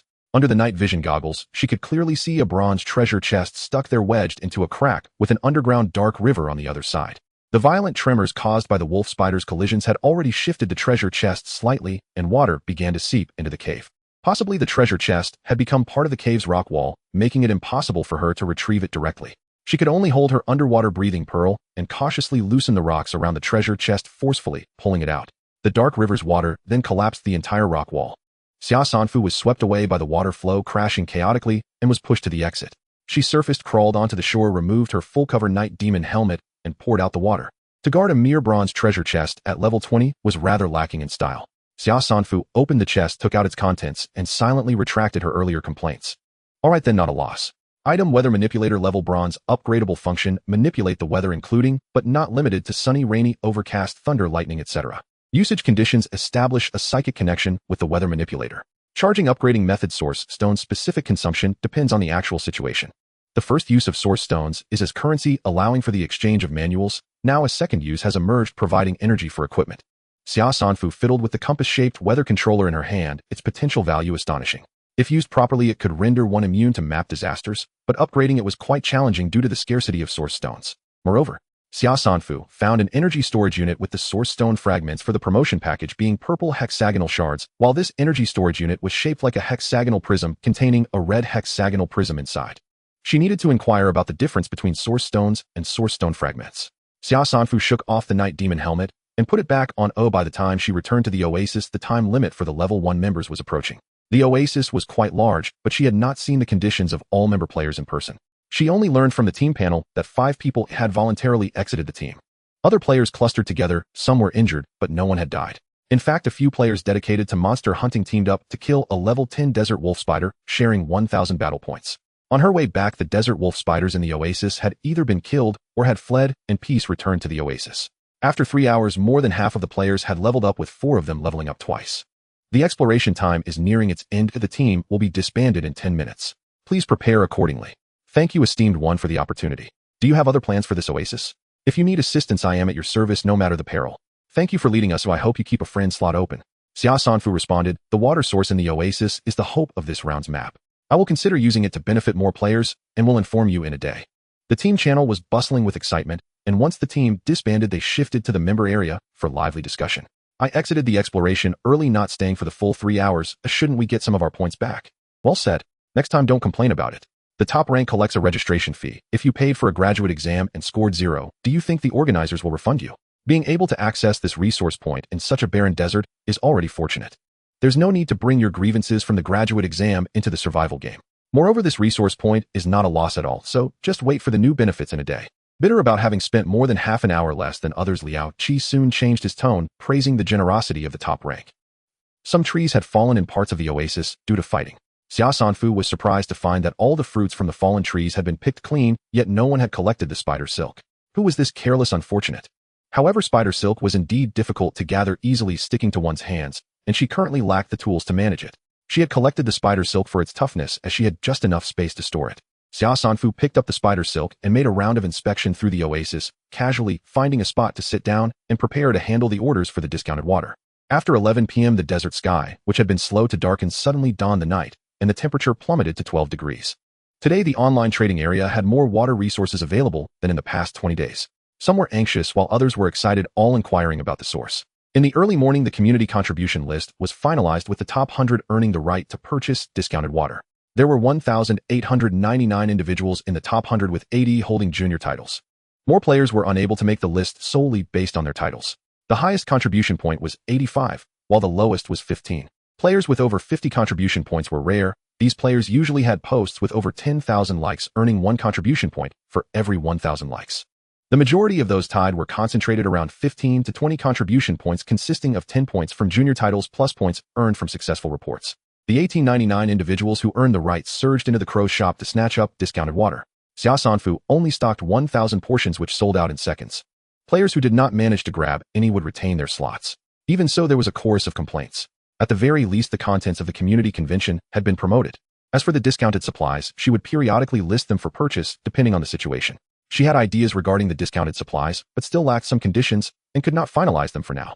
After handling this matter, Xia Sanfu opened her private messages and organized the roster for this ecological bottle plan. She had sent invitations to over 1,000 individuals, with 1033 signing up. With too many people, 5 counselors were insufficient to manage the situation. She planned to bring back the 150 individuals who had passed the title assessment in the previous round as assistants. Additionally, 68 individuals did not pass the assessment, while 57 did not participate due to mental and physical state issues. As per the agreement, those who did not pass the title would have to work off their debts, covering the value of the 5 liters of water they consumed daily, intended to deter players who sought to drink water for free. But since she had promised to let them work, it would not be good to go back on her word. Xia Sanfu sent a message to the 125 workers. At 5 p.m. today, we will summon players who need to work off their debts for team assignments. Working hours are uncertain, with no life-threatening risks, and meals are provided. In reality, 102 individuals received the message while the other accounts had been cancelled. Xia Sanfu had a good rest overnight and energetically got up at 4:30 ready to shop with her Diamond VIP card. To excel in her work, one must first sharpen one's tools. She arrived at the lakeside, set up the newly purchased folding water tank and a regular water pump, filled the tank halfway with water, and used a hollow fiber purification stone for purification. The lake water was rich in microorganisms and had a high salinity. Direct consumption was harmful to health. After purification, it could be consumed directly, with the only downside being the poor taste. She summoned the 102 individuals in 2 batches. The arrival of the first batch of players shattered the silence of the oasis. They went from numbness to madness in just a second. Water, water, water, there's water, there's water. Where is this? Is it heaven? Oasis woo woo woo, oasis woo woo woo. Some were diving into the water tank, while others were guzzling by the shore, creating chaos at the scene. Xia Sanfu did not manage the situation immediately. She locked the team panel to prevent voluntary exits and switched to the community backend to revoke their online trading permissions. Xia Sanfu tossed a clever individual who was climbing a tree to pick dates into the water tank and loudly proclaimed, "Drink enough water and line up in front of me, otherwise today will be your last chance to drink water." The crowd glanced at her, chattering away, with few listening to her words. She looked at her night demon set and took out her wolf fawn club. All right, now they were familiar, hurriedly wiping their mouths as they lined up. "Soon I will divide you into groups of 3 to 4 people. Today's task is to pick all the fruits from the trees. The water is drinkable and the fruits are edible, but they cannot be hoarded. Team members must supervise each other. Successfully exposing hoarders will reward 10 pounds of food. If all of you adhere to the rules, you will gain the right to sell lake water. Do you understand?" The crowd erupted in cheers, their eyes bright. "We understand. If anyone hoards, will be the first to tear them apart." She circled to the opposite side of the lake, replicating the process, and arranged for the second batch of working players. The date palm forest occupies a small area of about 40 acres. However, the date palm trees here are generally quite tall, typically reaching 20 to 30 meters, making harvesting somewhat dangerous. Thus, during the grouping, they divided into a picking group and a transportation group. Each picking group was given a rope to secure their waists, for climbing assistance a tablecloth, and the 4 members took turns climbing, while the remaining 3 were responsible for pulling up the tablecloth to catch the fallen dates and keep count. Players in poor physical condition handled ground operations, transporting dates from various places to a designated location for sorting into fresh dates and dried dates. The players relied on water resources to make money, driven by dreams of changing their fates, filled with vigor. Most of these players were quite young and rather obedient, or one might say well-disciplined. Otherwise, it would be hard to explain why those with an initial brain domain value of 5 or 6 points could end up struggling to survive. Certainly, there were factors like natural disasters and vehicles, but mainly they lacked life experience, survival skills, and had poor stress resistance. From previous interactions, many of them adhered to rules and did not engage in outrageous behavior, being so conservative that they found it difficult to step outside the boundaries, for example, leaving the road. Their circle was clean and simple. Perhaps before this they never believed anyone could curse or rob openly. The good thing was that they still retained their morals and hope for humanity. Xia Sanfu was willing to give them a chance, and finding such people to work with was worry-free. Teresa was awakened by the noise early in the morning. She had spent several hours filling water yesterday, and her arms were too sore to lift. "Xia, are we contracting the water resources behind to them?" Teresa saw so many players gathering outside the service area for the first time, feeling somewhat awkward. But then she realized that teammates were forbidden from attacking one another, which put her mind at ease. Not all of it. There are still over 1,000 people behind. So many. Xia Sanfu countered. "How much water can you fill in an hour?" "About 100 bags of 500 milliliter water storage bags." This lake is slightly larger than a standard soccer field, with an average depth of over 30 meters, enough to supply over 1,000 people to sell water. Moreover, if we provide more water each day, the price will automatically decrease, and within 2 or 3 days we can ensure that all 50,000 people in the district can drink water daily. Teresa pondered seriously, saying, "Xia, your heart is as warm as your name." "Thank you for the compliment. If you could help me a little more, my heart would be even warmer." "Oh, feel free to give orders." Xia Sanfu explained the specific water resource selling plan to her, assigning her to supervise the entire process. What Xia Sanfu didn't mention was that water resources would extract points from the players' pockets. Buyers, in order to preserve their points, and sellers, in order to sell water, would engage in bartering. Sellers accumulated a batch of miscellaneous goods, naturally promoting the rise of general stores, further integrating essential living resources for players. Perhaps one day they would no longer have to pin their daily hopes of survival on treasure chests. As the sun rose higher, the temperature in the oasis was about 10 degrees cooler than outside, yet it was still over 30 degrees, causing the players to feel dizzy. Xia Sanfu insisted they stop working, only to be countered by them. "Don't mind me. Well, I'm feeling incredibly strong right now." "Don't worry, boss. We can wet our clothes and put them on our heads to cool down." Right. We work for 1 hour and rest for 1 hour. If I faint, make sure to wake me up. I will thank your 8 ancestors." Indeed, some people fainted from the heat, but thankfully they rested in the shade and rehydrated, waking up safely. For those who were severely heat-stroked, Xia Sanfu could also advance their medical expenses. Working vigorously until after 6 in the afternoon, the date harvest was completed. Xia Sanfu did a rough calculation beforehand. The yield of dates per acre was about 1 ton, and with over 40 acres, there should be approximately 40 tons. Looking at the heaps of dates taller than a person, it was visually close to the estimate. Thank you all for your hard work. Your tenacious willpower is impressive. This is a fight for survival for yourselves and for Blue Star. Just living is a source of pride. The world needs you. Now you have nothing, but that's okay. I hope this sale of water resources will allow you to accumulate something, and you can actively equip yourselves with professional knowledge and tools, explore the map, and strengthen yourselves. I believe there will come a day when we can defeat this game. Tell me, can you live to see that day? The ragged players stared at the top-ranked player carrying a wolf-tooth club ahead, their eyes filled with confusion and helplessness. Xia Sanfu asked once more, "Speak up, can you?" Can shouted out, "Can you?" A faint, hesitant voice gradually merged, transforming from self-doubt into a wild roar. Kinte. Teresa was moved from shock and also joined in this inexplicable roar. It was quite relieving. At this moment, the accumulated fears and despair of recent days were released. Blood surged in their hearts. Some sobbed uncontrollably, while others laughed madly, and their gazes towards the top-ranked player were tinted with a filter. After raising their morale, Xia Sanfu announced the contracting rules. Every day from 8 to 9 a.m., I will summon you for teams. I will also provide water pumps, folding water pools, and purification stones. You will have 1 hour to pack and sell. Bring your own containers. Each 500 milliliters of purified water must not exceed 300 points. Remember, what you sell must be purified lake water. Regardless of whether you profit or lose, whether you earn points or resources, you must pay 3500 points every hour. On the first day, you can settle after selling, but starting the second day, you must pay first before selling. Someone raised an objection. Filling the water pool takes quite some time. 1 hour is simply not enough. Before you leave, turn on the water pump to empty the pool. Next time you come, you will see a full water pool. Additionally, to facilitate sales, I will enable the consignment function in the online trading area these days, allowing you to store items in the consignment warehouse, with the system automatically accepting orders and shipping. Upon hearing this, everyone lost their concerns. By saving time on each sale, they could fill countless containers. While they were picking dates, Xia Sanfu and Teresa had already filled 20 water pools in advance, giving them half an hour to purchase water storage containers from the trading area. Then they started a 1-hour countdown. The players rushed towards the water pools like wolves. If only this energy were used for testing as planters. They sold happily, and an hour later, Xia Sanfu and Teresa were also happy collecting points. 357000. Xia Sanfu provided various tools, but when it came to water resource profits, he split the earnings 50-50 with Teresa, the Oasis discoverer. Teresa looked at the 178500 in her account, feeling as if she were dreaming. Adding in the 40 to 50,000 she earned from selling water, she had unexpectedly become rich overnight and topped the wealth rankings across the server. "Xia, let me bow to you, otherwise I will feel anxious," Teresa exclaimed with a strong accent, jumping and dancing in place.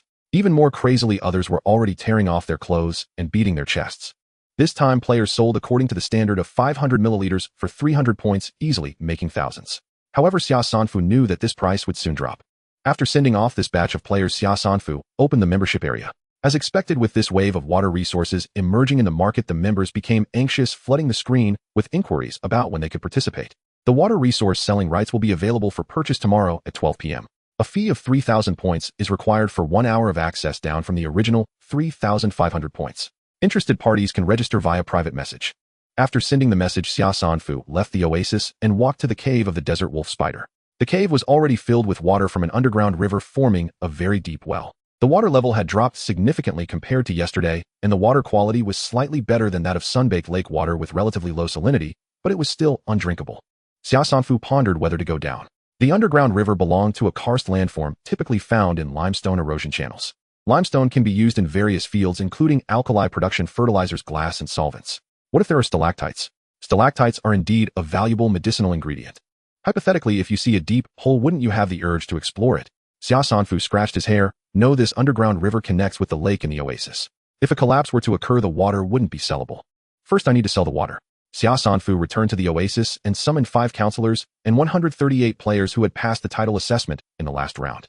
Originally, there were 150 people, but some accounts were deactivated, some did not respond, and some declined.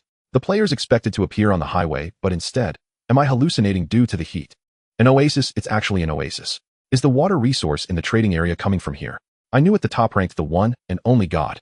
Xia Sanfu locked the team panel and their trading permissions, as usual, waiting for them to calm down before saying, in this round of title assessments, every 6 to 7 people will be responsible for maintaining order in one class, supervising and answering questions, with about 50 people per class, totaling 20 classes. Each counselor will lead 4 classes, and besides the predetermined remuneration, there will be additional water resource selling rights. The sounds of celebration overwhelmed their senses, feelings of numbness, despair, and resentment towards work vanished in an instant. However, Xia Sanfu announced in the internal channel about the daily performance assessment. As a class, you must meet the daily requirements to earn an hour of selling rights. For counselors, at least 3 out of 4 classes must meet the requirements. Regarding the selling rights, counselors will pay 2,500 points per hour and class assistants will pay 3,000 points. The class with the highest daily performance will grant both the class assistant and counselor an extra hour. You need not worry about pure water, just prepare containers for filling. The counselors remained relatively calm as Xia Sanfu had discussed the performance assessment criteria with them in advance. With 1033 students, managing them without any rules would be quite challenging. However, the water resource selling rights were indeed beyond the counselors' expectations. This was a chance to change their fate. The newly appointed class assistants were overjoyed while worrying about the daily performance. On the first day, we are required to read the entire textbook 5 times and learn 1/5 of the content following the teaching projection. Every day, 3 sets of exam questions, and the highest passing rate for the entire class on the first day must reach 30%. Why do we have to read our wrong answers aloud in public? Alright, we are all doomed. There's indeed no need to care about social death. Xia Sanfu emphasized the objectives for this round, while the specific teaching tasks would be supervised by the counselors. To distinguish them from the students, they were asked to weave rings from date palm leaves to wear on their heads, with 1 hour allocated for the task, and each counselor was to lead a meeting. An hour later, Xia Sanfu began to summon the students in batches. This time, more than 100 people gathered to witness the new arrivals fighting for water with laughter and tears. The newly arrived students did not go crazy for long. After all, being stared at by so many people created quite a bit of pressure. Xia Sanfu reiterated the rules for this round, finally stating classes that complete the daily performance will qualify for the day's salary to package water, earning 1,000 points per hour. Students who pass the title assessment after 5 days will obtain the water resource selling rights and only need to pay 1,000 points. How much you sell will depend on your skills.